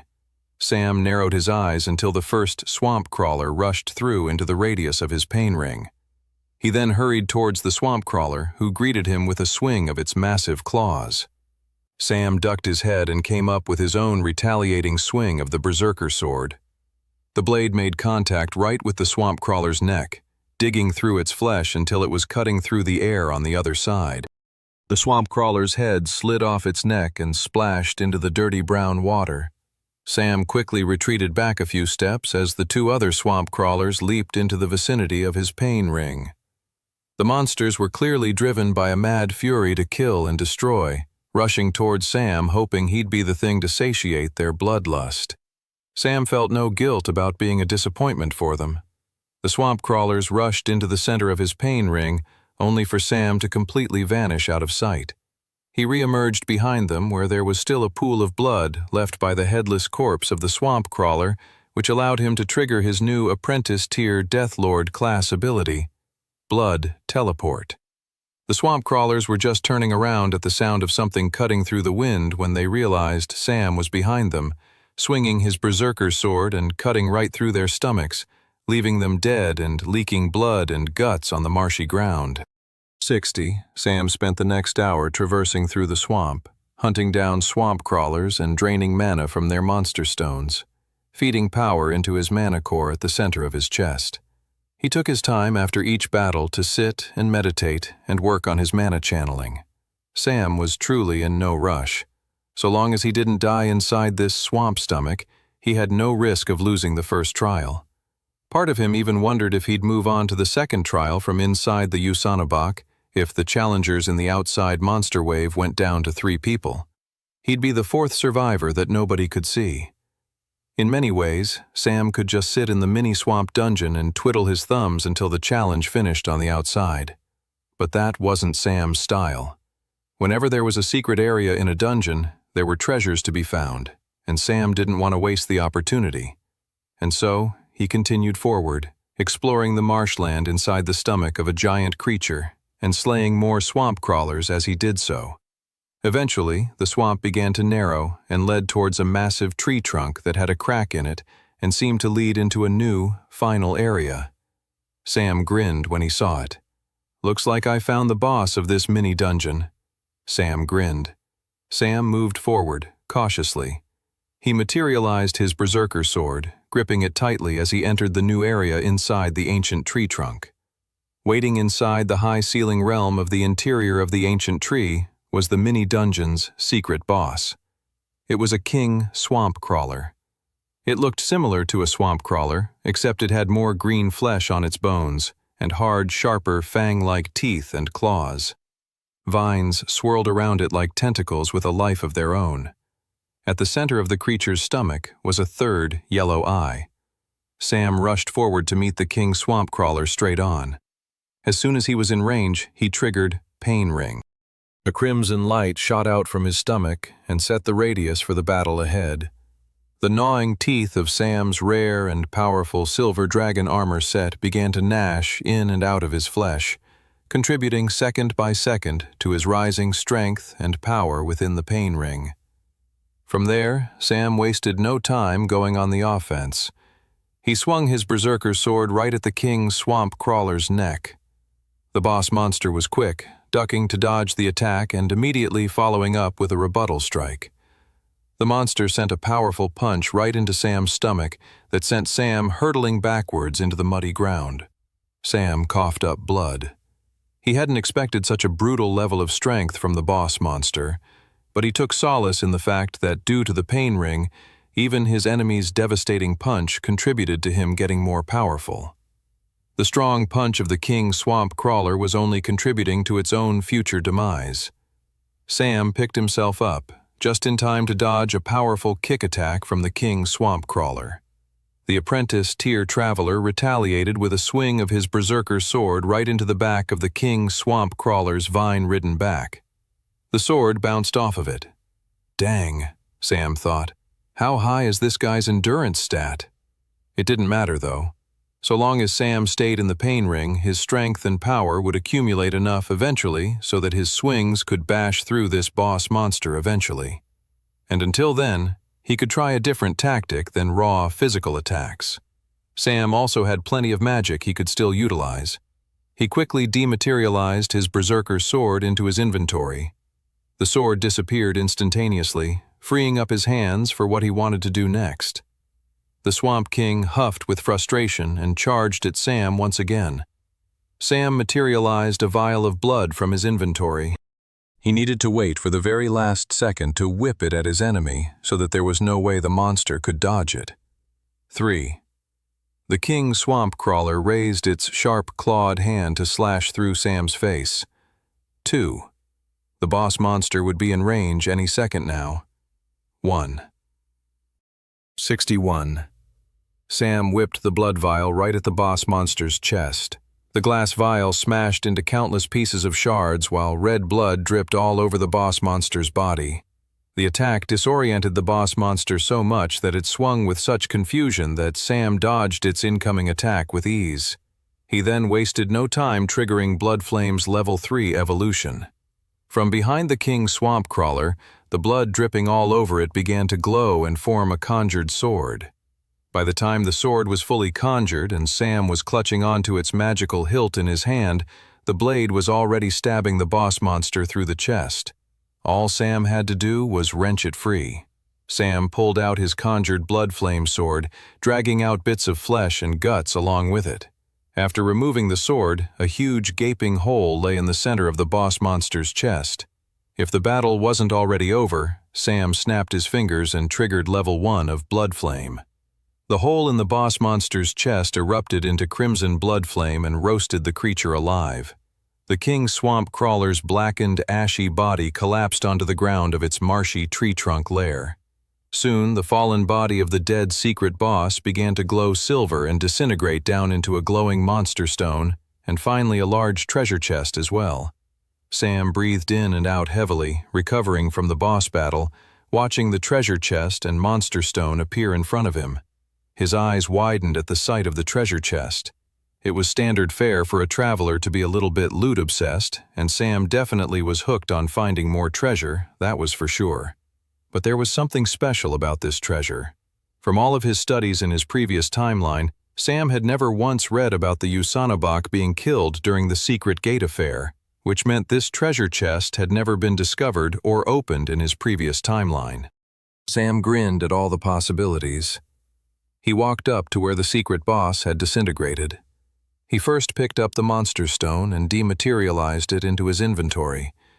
He then turned his full attention on the treasure chest. He flipped open the golden seals on either end of the chest and proceeded to lift it ajar. Sam grinned when he saw the contents. Not surprised in the slightest, he thought with a knowing smile. At the bottom of the chest was a soul-bound scroll. A soul-bound scroll was one of the rarest non-equipment items you could find inside a dungeon. The soul-bound scroll offered a traveler a choice between two items, and then the scroll would transform into the item you chose. The only problem with a soul-bound scroll was that they normally offered an excruciating choice. Sam picked up the soul-bound scroll and braced himself for some hard decisions. He unfurled the piece of parchment and read what was on offer. Ring of Empowerment, Super Rare, Tier, Adept, plus 10 Strength. Or Ring of Endurance, Super Rare, Tier, Adept, plus 10 Endurance. Sam grinned at the choices. He liked what he saw, a lot. Rings were especially great accessories as he had 10 fingers, which meant he could wear quite a few of them and gain all of their power and buffs from them, which was super handy. Rings were a lot less complicated than finding, say, a chest piece of armor or boots, which would force him to make a really difficult choice between one great piece of equipment over another. Rings were a much more adaptable piece of loot that complemented and augmented one's setup with a lot more ease. The real question, though, came down to which ring did he want. The obvious answer was undoubtedly the Ring of Empowerment. The added strength was an incredible bonus and would add so much to his power output at the beginning of a fight. The added 10 points to his strength stat would have him already halfway towards unleashing journeyman tier levels of strength in his attacks. That was incredible. Also, once he did hit 41 in his actual strength stats, that would mean he'd still be an apprentice tier traveler, but one with the ability to dish out journeyman tier levels of damage, which would be a powerful surprise against any opponents who underestimated his capabilities. But Sam wasn't one to make an impulse decision on something so important, so he weighed up the potential upsides of the Ring of Endurance in his head. The upside of the Ring of Endurance was that he would be able to withstand significantly more damage. The problem with this, however, was that his Blood Knight class required him to take in pain to get more powerful in a fight. So the Ring of Endurance really didn't synergize well with his abilities in the slightest. That said, Sam still encountered and would continue to encounter enemies that could dish out a level of damage that Sam simply wouldn't be able to withstand, which was where the Ring of Endurance potentially had its benefits. Sam didn't need to weigh the odds for too long. He knew what item was best for him and his class. Meanwhile, outside the stomach swamp dungeon of the Usanobak, the monster wave of the challenge gate raged on. Grendel Blackheart thrusted his powerful silver sword into the heart of a ghoulish giant lizard and then wrenched it free, dragging the organ out with it. "Ah!" screamed Grendel as he spun around and slew another beast with a single slash. How long will this monster wave go on for? He had plenty more energy to keep fighting, but he knew he couldn't go on fighting forever either. They had been fighting against this monster wave non-stop for over 2 hours now. Surely this fight must come to an end sooner or later. But he couldn't figure out what would trigger the end of this challenge. He considered killing the remaining challengers, but a few other theories held him back from doing so. He figured the challenge would end after a certain number of other contestants died. Then they'd be able to move on to the next challenge. If Grendel did kill the remaining challengers, that might make the remaining challenges easier, but he also couldn't be sure whether or not that would disqualify him or penalize him going forward, which led him back to square one, to keep fighting and hope that something changed. From what he could see on the battlefield, there were only 3 other challengers besides him fighting back the monster wave. All of them had been keeping their distance from the giant Usanobak that seemed to be happy killing monsters while leaving the rest of them alone. Grendel turned his focus back on fighting monsters. As endurance tests went, Grendel was happy it was all based on something he loved to do: killing. Alice Grace held her hands up to her eyes. She was sick of watching the challenge gate. She hated that she was spending time watching all of these awful men and women who relished killing slaughter one set of monsters after another. This can't be good for the nation's morale, she thought, watching how powerful those who actively choose to not fight with our Travelers Guild are. What message is this sending to all those watching? She looked down from the rooftop, where her and her handmaiden, Mildred Cross, were standing, and took in the crowd of onlookers. They were all looking to the screens with horror. She could see it in their eyes, the fear growing ever more powerful. Fear of the dungeon gates, fear of travelers and those who use their power for selfish ends. This isn't good. She moved her fingers out of her eyes so she could peek once more at the carnage happening on the mana screens. Alice wasn't even sure what she was hoping would happen next. All their hope had been placed in Sam. And he was dead, eaten by that giant, terrifying monster. She couldn't stomach the thought. She felt guilty that only moments before his death she'd been thinking about how annoying he was. She then thought about the advice Clara had given her at the Hallows haunting party at the Travelers Guild. She had never been given a chance to even attempt that, to try being Sam's friend. Tears welled in her eyes. She didn't want to think about Sam being gone, about him being dead, about all the times they wouldn't spend together now, about how that strong feeling of annoyance and irritation that she felt in her chest and heart would never return. All that would be there now was a throbbing emptiness. Suddenly, Mildred tensed and she pointed up to the screen. The whole crowd gasped at the sight. The Usano box screamed to the sky with pain. "Something's happening," said Mildred. Her words were laced with hope. A sword suddenly poked out from the side of the massive Usano box. Alice blinked with surprise when she saw it. "I've seen that sword before," she thought. No, it couldn't be. The sword ripped back and forth through the flesh of the giant monster, creating a bigger and bigger hole. The hole then started to blaze on fire. The sword appeared at a different point in the Usano box, and soon the sword had created a bloody, massive tear and had lit that on fire with crimson, magical flames. Soon enough, there were multiple blood-filled gashes leaking fire all across the Usano box. The giant creature collapsed on the ground, writhing in pain. Finally, the sword emerged on the creature's back, followed by a hand and then another. Then, pulling himself up was none other than the shaggy, black-haired traveler known as Sam. Alice's eyes widened. The emptiness in her heart lifted and filled with a powerful sense of relief. Everyone across the market square suddenly cheered. "He's alive!" The boy then ran up the back of the dying Usano box and plunged his giant sword into the head of the massive beast. He stabbed it again and again, until the light in the gargantuan monster's eyes faded away. The cheering of those watching didn't stop. Everyone was so happy to see him alive and well. He had more than just survived. In the eyes of everyone watching, Sam was the clear winner of the first trial of the challenge gate. 62. Sam caught his breath as the Usanobak's whole body collapsed onto the ground in a tremorous rumble. He leaped off the dead creature's head and back onto the black, ashy ground of the dungeon world. Sam was back where he had started this whole ordeal. He looked around and took in the 4 other travelers who were continuing to fight and slay the unending onslaught of monsters. So the first trial still hasn't ended, huh?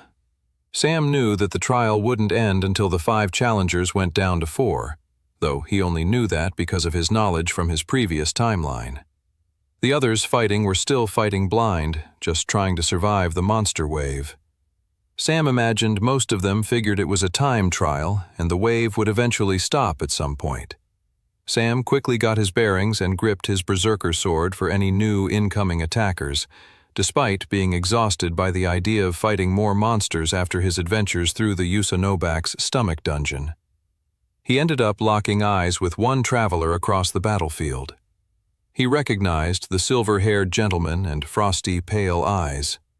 Grendel Blackheart. I could kill him now and succeed at my mission, Sam thought, and moved in the evil man's direction.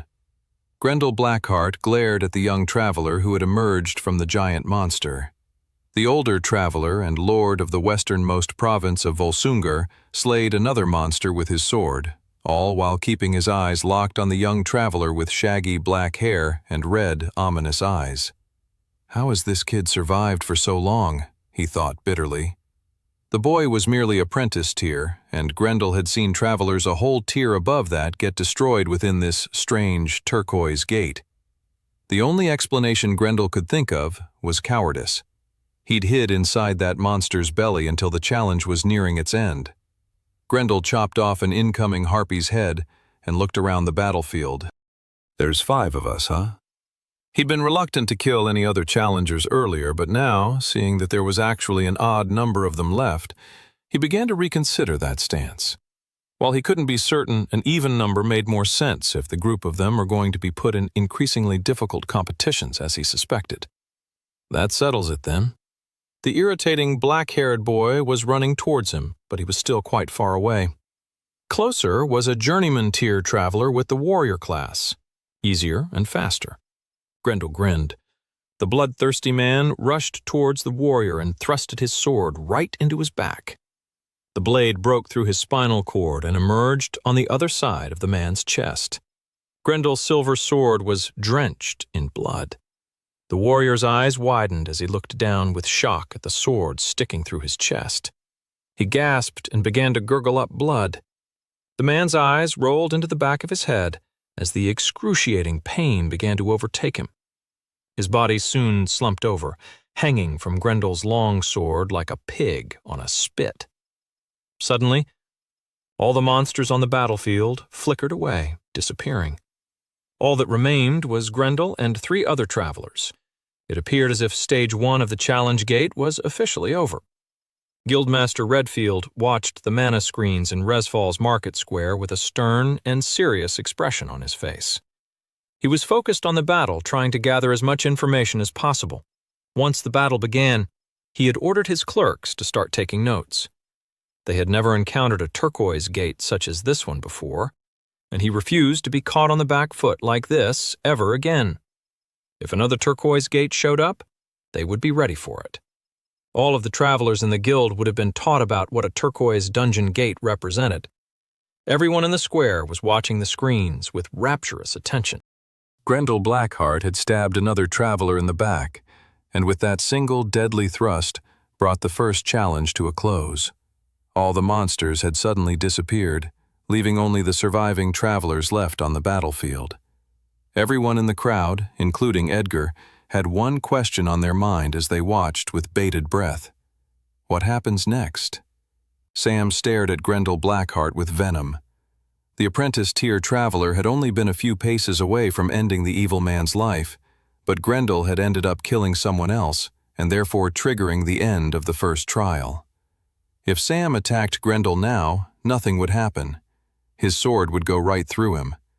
It was part of how this irregular gate functioned. Stabbing Grendel now would only signal to his enemy that he had a particular vendetta against him. He'd just have to wait until the next challenge to stop the man from having a future anywhere near similar to the one he had enjoyed in Sam's previous timeline.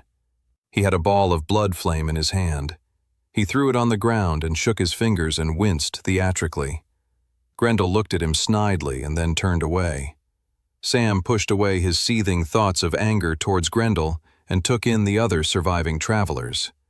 He needed to scope out the competition for the subsequent trials, and it appeared as if the competition was very stiff. Sam recognized both of the contestants from his previous timeline. One was a powerful woman with long brown hair, a stern face, and a large bow on her back. Ravenna Shadowmoor. In Sam's previous timeline, Ravenna had been a strong and deadly rogue traveler assassin.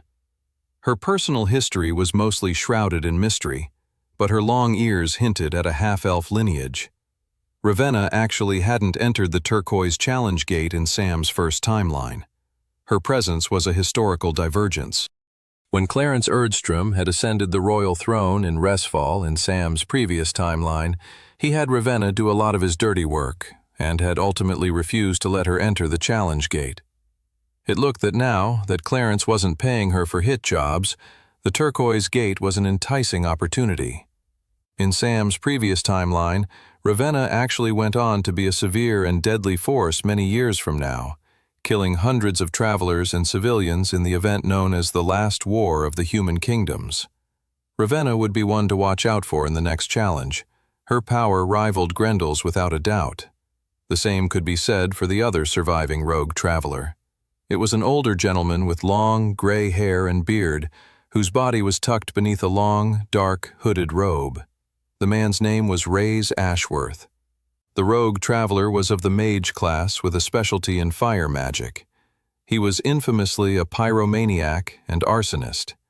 He had died here in this challenge gate in Sam's previous timeline, leaving behind an infamous history of burning down multiple villages, murdering countless innocent men, women, and children.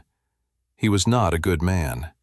So these were Sam's competition: Grendel Blackheart, Ravenna Shadowmoor, Rays Ashworth. Fortunately for him, he knew a lot more about them than they did about him. None of them spoke, all simply standing exactly where they were when the trial ended. Suddenly, a huge turquoise portal appeared before them all. It was the passageway to the second trial of the challenge arc. Sam took a step towards the portal. Now the real battle was about to begin. 63. The wind howled across the strange dungeon world that made up the first trial of the turquoise challenge gate. Sam took a step forward in the direction of the glowing portal in front of him. The gateway to the second trial. The powerful gusts blowing across the dour dungeon world sent Sam's hair flying to the side, many strands getting in front of his deep, red eyes. He didn't even flick his hair. He wasn't bothered. He was focused on the task at hand. He stepped forward and walked through the portal, entering the zone of the second trial. In a split second, Sam appeared in another realm. Before he could even get his bearings on his new location, a dense, palpable humidity smacked against him. The air was hot, and he felt it in his lungs as he took his first few breaths in this new environment.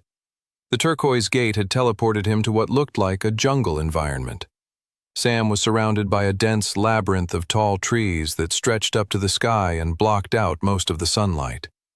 The ground was covered in thick layers of moss and ferns, and in the distance, he could hear the sounds of exotic birds chirping and the buzz of unfamiliar insects. As Sam got his bearings in the new jungle world he'd been transplanted to, a message came up in his retina. Challenge 2. Slay another challenger. Sam nodded at the words that appeared. The message prompt must have come up as soon as the 3 other challengers had entered the portal and arrived in the new jungle realm. The second challenge was simple, yet more complicated. From what Sam knew from his studies in his previous timeline, was that the 4 travelers in the second trial all spawned at 4 different corners of the jungle map, and then were given the freedom to hunt each other down. It was effectively a 1 versus 1 versus 1 versus 1 match. Anyone could fight anyone. Anyone could kill anyone. As soon as a challenger slayed another, they were teleported away to a transitional area to await the start of the third and final trial. On top of the 3 infamous rogue travelers who were now stalking the jungle to kill him, the jungle also had its own deadly monsters roaming it. This meant that there was a secret win condition to the round. If 2 challengers were killed by monsters before the other 2 could face off against them, those 2 surviving challengers would go on to the final round. So, theoretically, a challenger could win just by surviving and outlasting his enemies, even if he didn't fight them in the end. Sam's immediate plan was to get his bearings and figure out the lay of the land in this jungle, and figure out what his strategy for this new trial would be. Did he want to fight Grendel here? Or wait until he was at his most tired in the final round? Or potentially let the others kill each other first? Sam found the idea of slaying Grendel now quite appealing. He couldn't guarantee victories against any of them, so if he killed Grendel now, at least he knew in a worst-case scenario, if he didn't survive the challenge gate, the Elven genocide would have been significantly knocked off course. Sam quickly shook his head at that thinking. He must be getting tired after trudging through the Usanobach stomach dungeon. He couldn't explain the slightly defeatist thinking. He had to defeat Grendel Blackheart. He had to win this challenge. He wasn't just trying to stop the gruesome horrors of the Elven genocide, which definitely needed to be stopped, but also to undo the utter demise of all of Westria that ended his first timeline. Sam was ready to trek forward and hunt down the other challengers when he spotted a set of yellow eyes watching him through the foliage. Before Sam could do anything, a medium-sized raptor leaped out from the foliage towards him. Sam spun on his foot and quickly materialized his berserker sword and slashed upward. He reacted to the sudden monster attack with such speed that his berserker sword created a massive gash in the raptor's stomach as it flew through the air above him. A bright red line formed across the raptor's stomach before bursting out a torrent of blood and collapsing on the ground at Sam's feet. Sam looked down at the beast he had just slain with utter ease and watched as it disintegrated down to a monster stone. He bent down and picked up the stone. That was a close call, Sam thought. He triggered his mana sense to take in the surrounding area. Sam's eyes widened as he saw a major, overwhelming force of mana coming his way. His mind immediately went to the 3 other contestants, and he prepared himself accordingly for a grueling battle ahead. The intensely powerful force of mana was only seconds away, not giving Sam enough time to hide or take on an optimal position. He took a battle stance and gripped his berserker sword and narrowed his eyes to where he believed the force was coming from. Emerging from the jungle was a massive reptile known as a Spikosaurus. The creature roared as it came into view, showcasing its destructive mouth filled with hundreds of sharp, deadly teeth. Sam quickly put together that the tiny little raptor he had destroyed had actually been this new Spikosaurus's dinner. It looked as if the massive reptile had plans to use Sam as his new meal replacement. Worse, from what Sam's mana sense was telling him, this creature was at least journeyman tier levels of power, meaning it was a whole tier class above Sam. That's not good. Sam triggered Pain Ring, a bright crimson light shooting out from his chest and creating a large circle in the battlefield. He felt his power begin to surge upward as the gnawing teeth of his silver dragon armor set dug into him, in and out, tearing away at his flesh again and again, while his necklace of healing consistently healed his skin, only for it to get torn into over and over again in an infinite loop of pain, all of which fed into the central and most important ability of his Blood Knight class, Pain Ring. Sam dodged the fast swipes of the Spikosaurus, watching entire tree trunks be turned into shreds either by its claws or the chomp of its teeth where it expected Sam's head to be.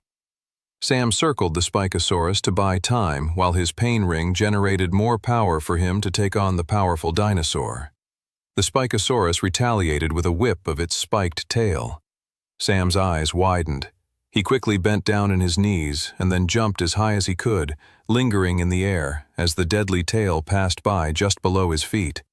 Landing back on his feet, Sam quickly slashed his berserker sword into the Spikosaurus. He did a bit of damage, but not enough. It was as if his blade were a little kid's fingernails scratching into hardened skin. Dang. I need to keep surviving until my power levels get higher, Sam thought grimly. He rolled across the jungle battlefield right as the Spikosaurus lunged its snapping jaws in his direction. As Sam got up, the Spikosaurus changed in his vision. The creature's back left foot glowed purple. Ah, this hasn't happened in a while, Sam grinned. It was the second-level evolution of his Pain Ring ability. After taking in enough pain, he would gain battle awareness, giving him insights into his opponent's weak points. He didn't use this element of his Pain Ring ability very often, mainly because he slew his opponents far faster normally, or that he could predict weak points fairly easily without the battle awareness's help. He knew the classic weak points: brain, heart, and gonad. But given that the battle awareness was showcasing the creature's leg, there must have been some kind of imperceptible weakness there. A weak muscle or strained leg. Sam knew that he had to take advantage.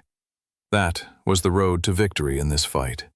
He moved with lightning speed, maneuvering around the vicious Spikosaurus, until he finally got behind it and slashed his berserker sword right in the glowing area that his battle awareness indicated the weak spot was. As soon as his hit landed, the Spikosaurus cried out in pain. Sam's attack had broken through the Spikosaurus's powerful armored skin, breaking through muscle, tendon, and ultimately bone, cracking it. The Blood Knight knew that this was his opportunity for victory, and he didn't have a second to waste. 64.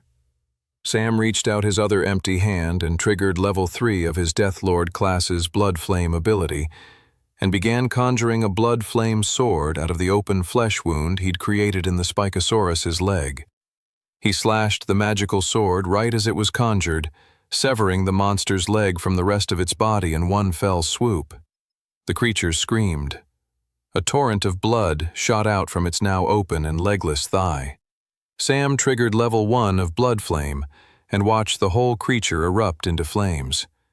He caught his breath as the roasted and charred Spikosaurus began to melt down into a yellow-hued monster stone. Sam bent over and pocketed the orb in his inventory. That was far closer than I would have liked, Sam thought to himself. He had never been in doubt that he could defeat the Spikosaurus, but he was uncomfortable with how much focus and attention it had demanded of him. It would have been the perfect opportunity for one of the other challengers to sneak up on him. Sam then considered the yellow orb he'd just pocketed. The monster had left behind a journeyman tier orb. That would prove to be incredibly beneficial in the development of his magic affinity stat and general traveler development overall. A journeyman tier level monster had a faint chance of appearing inside an apprentice tier dungeon, but such occurrences would be few and far between. The fact that Sam was currently in a dungeon where such monsters were roaming freely was a huge opportunity that a lot of other travelers at his level would never receive. Sam had already made plans for the opportunity of being inside this irregular dungeon gate, but the yellow journeyman tier stone only hammered that home. Sam was finally getting his bearings inside the jungle world of the second challenge of the turquoise irregular dungeon. He knew what his plan was. He'd focus on maximizing the gains from this challenge while his opponents hunted each other down and killed one another. Sure, he could go hunt down Grendel straight away, but Sam had to think both in the short term and the long term. He had to think beyond Grendel Blackheart, beyond the Elven genocide, which was still quite far away. He needed to get powerful enough to turn the tide in all of Westria's favor against the Demon King who came to destroy them all. Unique dungeons such as this one were once-in-a-lifetime opportunities to find loot and treasure that would help elevate his progress as a traveler exponentially. And thankfully, Sam had done the research in his previous lifetime to help him exploit this exact scenario.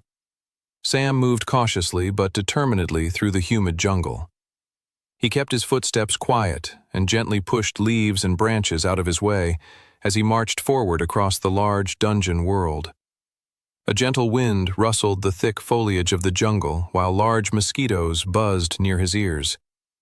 Sam kept his mana sense on high alert at all times. If he picked up one of the challengers or a deadly monster, he wanted to know about such a presence straight away. Sam recalled his previous timeline. He remembered standing in the market square, watching the screens of the challenge gate and its contestants battling their way through the challenges. There was one challenger who ran from a fight and passed by a strange devil fairy that'd been hanging out by a fountain. That had to have been a secret boss, Sam thought to himself as he moved forward. In Sam's previous timeline, they only had Grendel Blackheart's testimony along with the witness accounts from those watching the screens in the market square, and none of those accounts confirmed the presence of any secret benefits hidden within the challenge itself. However, as the years passed, scholars of the dungeon gates had later discovered the presence of hidden treasures, secret bosses, and optional layers, all within challenge gates that appeared after the arrival of this first one. Sam planned on seeking out that devil fairy and reaping whatever benefits came from defeating it. He continued to travel through the hot and sticky jungle. The farther he went, the more he could hear the sounds of a rushing stream of a river, echoing through the thick throng of the jungle. The upcoming change in environment was enough to make Sam slow down. He crouched for a moment and observed what his mana sense was picking up. There was a cluster of about 5 unique, mana-filled entities. The fact that he wasn't hearing explosions or screams told Sam that this group of mana-rich beings had to have been dungeon monsters rather than the challengers he was up against. The creak also indicated that he was getting closer to his destination. From Sam's memory in his previous timeline, the contestant who had passed the devil fairy had been near water a few moments before then. Sam moved slowly until the riverbank came into view. From his hidden vantage point in the trees, he could make out a group of 5 dread rhinos drinking in the creek. They were both a problem and a blessing. The rhinos were a problem, as they were what separated him from crossing the creek and getting to the devil fairy's fountain lair. If he tried to run past them, he'd be potentially dragging them into the fight with the devil fairy, which would cause major issues for him, which he did not want. The rhinos were a blessing because they were journeyman-tier monsters, but only just, meaning they shouldn't be as much work as the Spikosaurus was earlier that day. With all that in mind, Sam got to work on taking out the dread rhinos. Sam materialized a vial of blood and whipped it at a rock close to the shore of the river. The vial smashed open, leaving a huge splotch of deep red blood on the stone. All 5 dread rhinos looked up with alarm at the smashed glass. Sam then stepped out from his hidden position in the forest and conjured a blood flame ball. He whipped it at one dread rhino. The blood flame ball burst in its face, not doing much damage but clearly angering the rhino. The beast snorted and then started charging towards Sam. The apprentice-tier traveler quickly changed position and whipped another blood flame ball at another rhino. As that second one began charging at him, Sam changed positions again. He did this 5 times until he had 5 dread rhinos coming at him in all directions. Just as they were all about to collide and trample over him, Sam triggered Blood Teleport. He disappeared and reappeared on the rock where he had originally smashed one of his trusty blood vials. When Sam reappeared, he watched with satisfaction as the dread rhinos all charged into one another, their powerful horns digging into each other's flesh, creating a bloodbath of destruction. There was no way the dread rhinos would live for much longer after grievously harming one another so drastically, but to speed things up, Sam triggered Blood Flame and watched them all roast. Once they were all destroyed, he quickly gathered up their fallen monster stones and moved across the river to the jungle on the other side. Sam was closing in on the Devil Fairy. He was looking forward to facing off against the secret boss that had been ignored in his previous lifetime.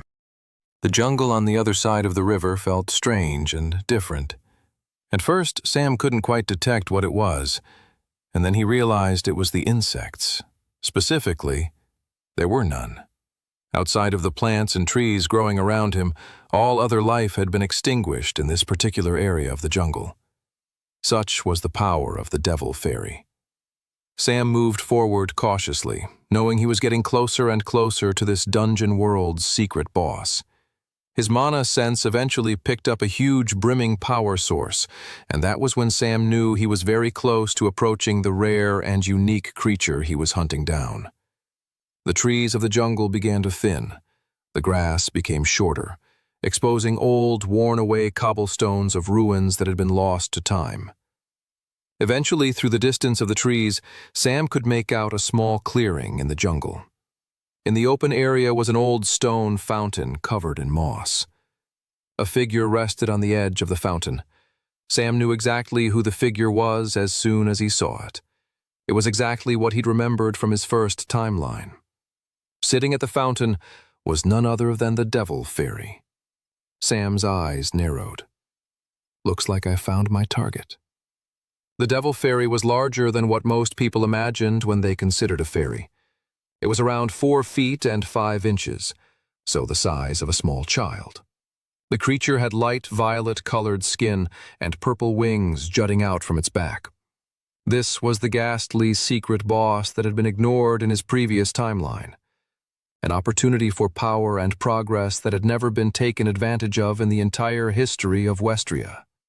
Sam wouldn't let that opportunity go to waste in this new timeline. He materialized a vial of blood in his hand and got to work. The Devil Fairy's nose first twitched, then wrinkled entirely as the horrific scent filled her nostrils. It was the utterly repulsive smell of a human. "What human dares to enter my domain?" thought the Devil Fairy. She would have been more insulted at the egregious affront if she wasn't so excited. A spider might balk at the idiocy of a fly caught in her web, but still be excited by the prospect of a juicy new prey. This captured the Devil Fairy's feelings precisely.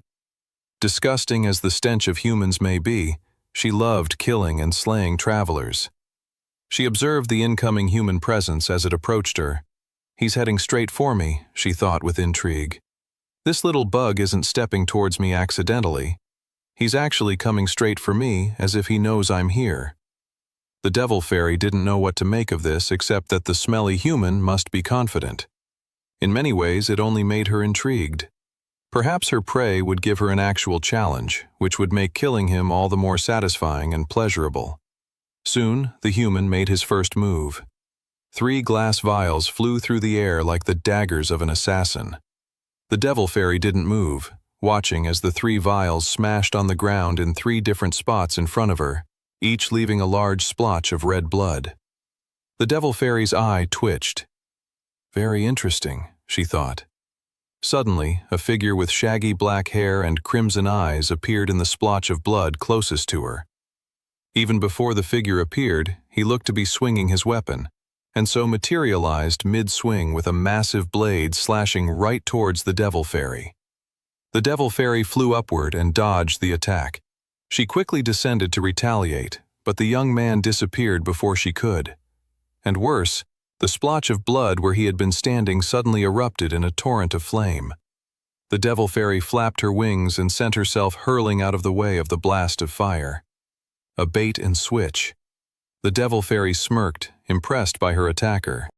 It will be a pleasure to defeat and kill this crafty little human.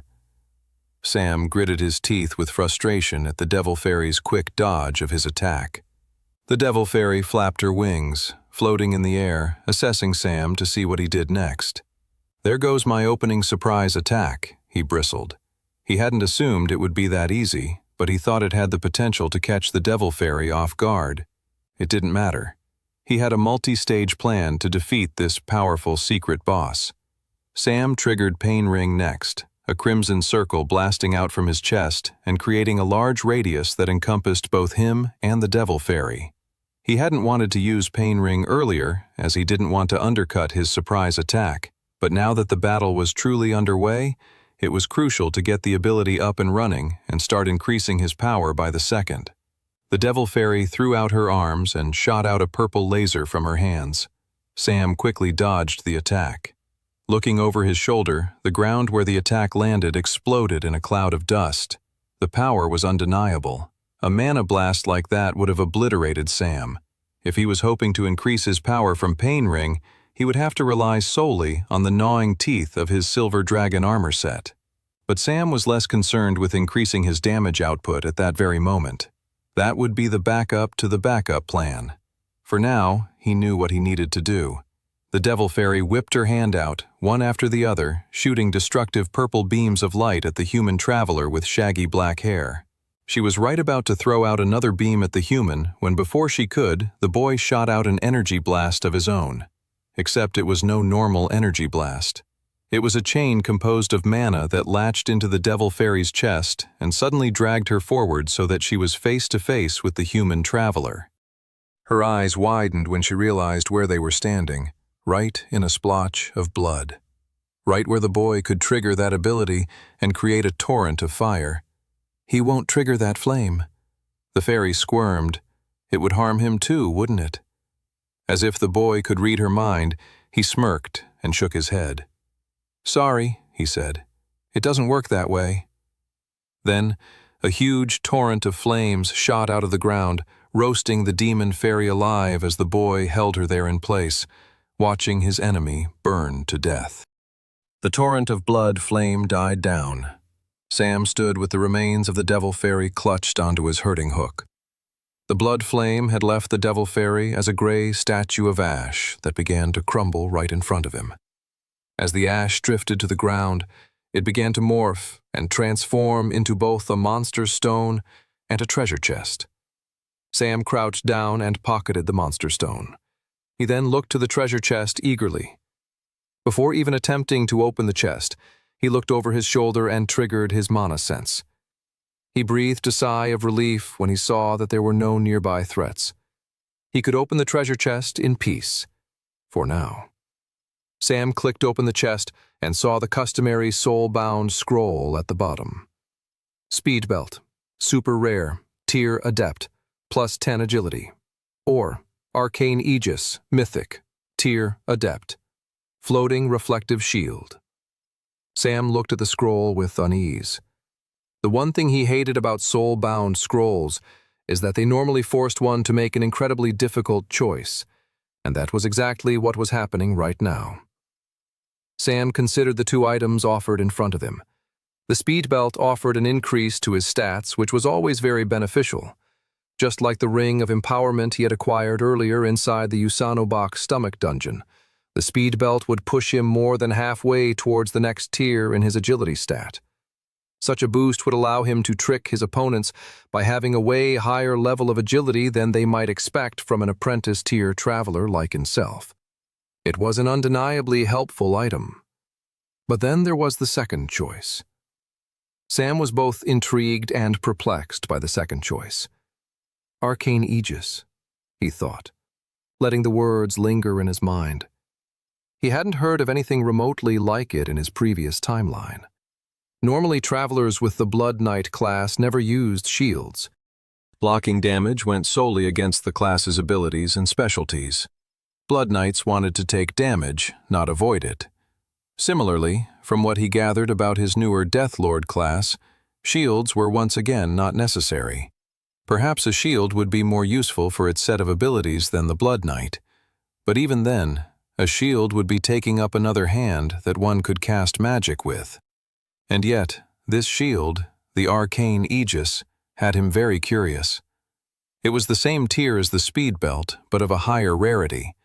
Mythic rarity, to be exact, which was the second highest rarity an item could have, just beneath legendary status. Facing the choice of the speed belt and a normal shield, Sam would have automatically declined the shield straight away. But there was something about the description of this one that sounded very appealing. Floating reflective shield. So presumably the shield wouldn't be held in his arm or hand, meaning he didn't lose any versatility to his fighting style with it equipped. Then there was the fact that the shield could reflect things, potentially magical attacks. The shield sounded like it could be an incredibly handy item within his arsenal. It might not become a signature piece to his dual-class rotation of abilities. Nothing would ever dethrone Pain Ring from its crucial position in all of his fights. But when necessary, such a shield like the Arcane Aegis could be incredibly valuable. While the speed belt probably had more consistent and short-term value, agility, like all stats, could be improved on its own and with a host of other items. A reflective floating shield, however, could not be recreated out of nowhere. Sam had made up his mind. He chose Arcane Aegis, and the scroll exploded in a puff of smoke, disappearing out of existence. Replacing the soul-bound scroll was a glowing blue shield floating just above his hands. He lifted his finger and went to poke it, and found his arm went through the shield. It looked as if the shield did not block physical attacks. Just to be sure, though, Sam materialized his berserker's sword and swung down on the floating blue shield of energy. The blade cut right through the blue energy, leaving not a mark or scratch on the magic shield. Sam turned to some of the remaining splotches of blood that he had laid down in his fight with the Devil Fairy and triggered the Level 2 evolution of Blood Flame. Glowing crimson wisps of ash flew from the splotch of blood toward Sam's fingers until a blood flame ball swirled in the palm of his hand. He then whipped it at the floating blue shield of energy, curious to see what would happen. The blood flame ball flew through the air, smashing into the Arcane Aegis, only for it to bounce off of the blue energy and start flying right back at Sam. The blood flame ball burst into his chest, doing no damage.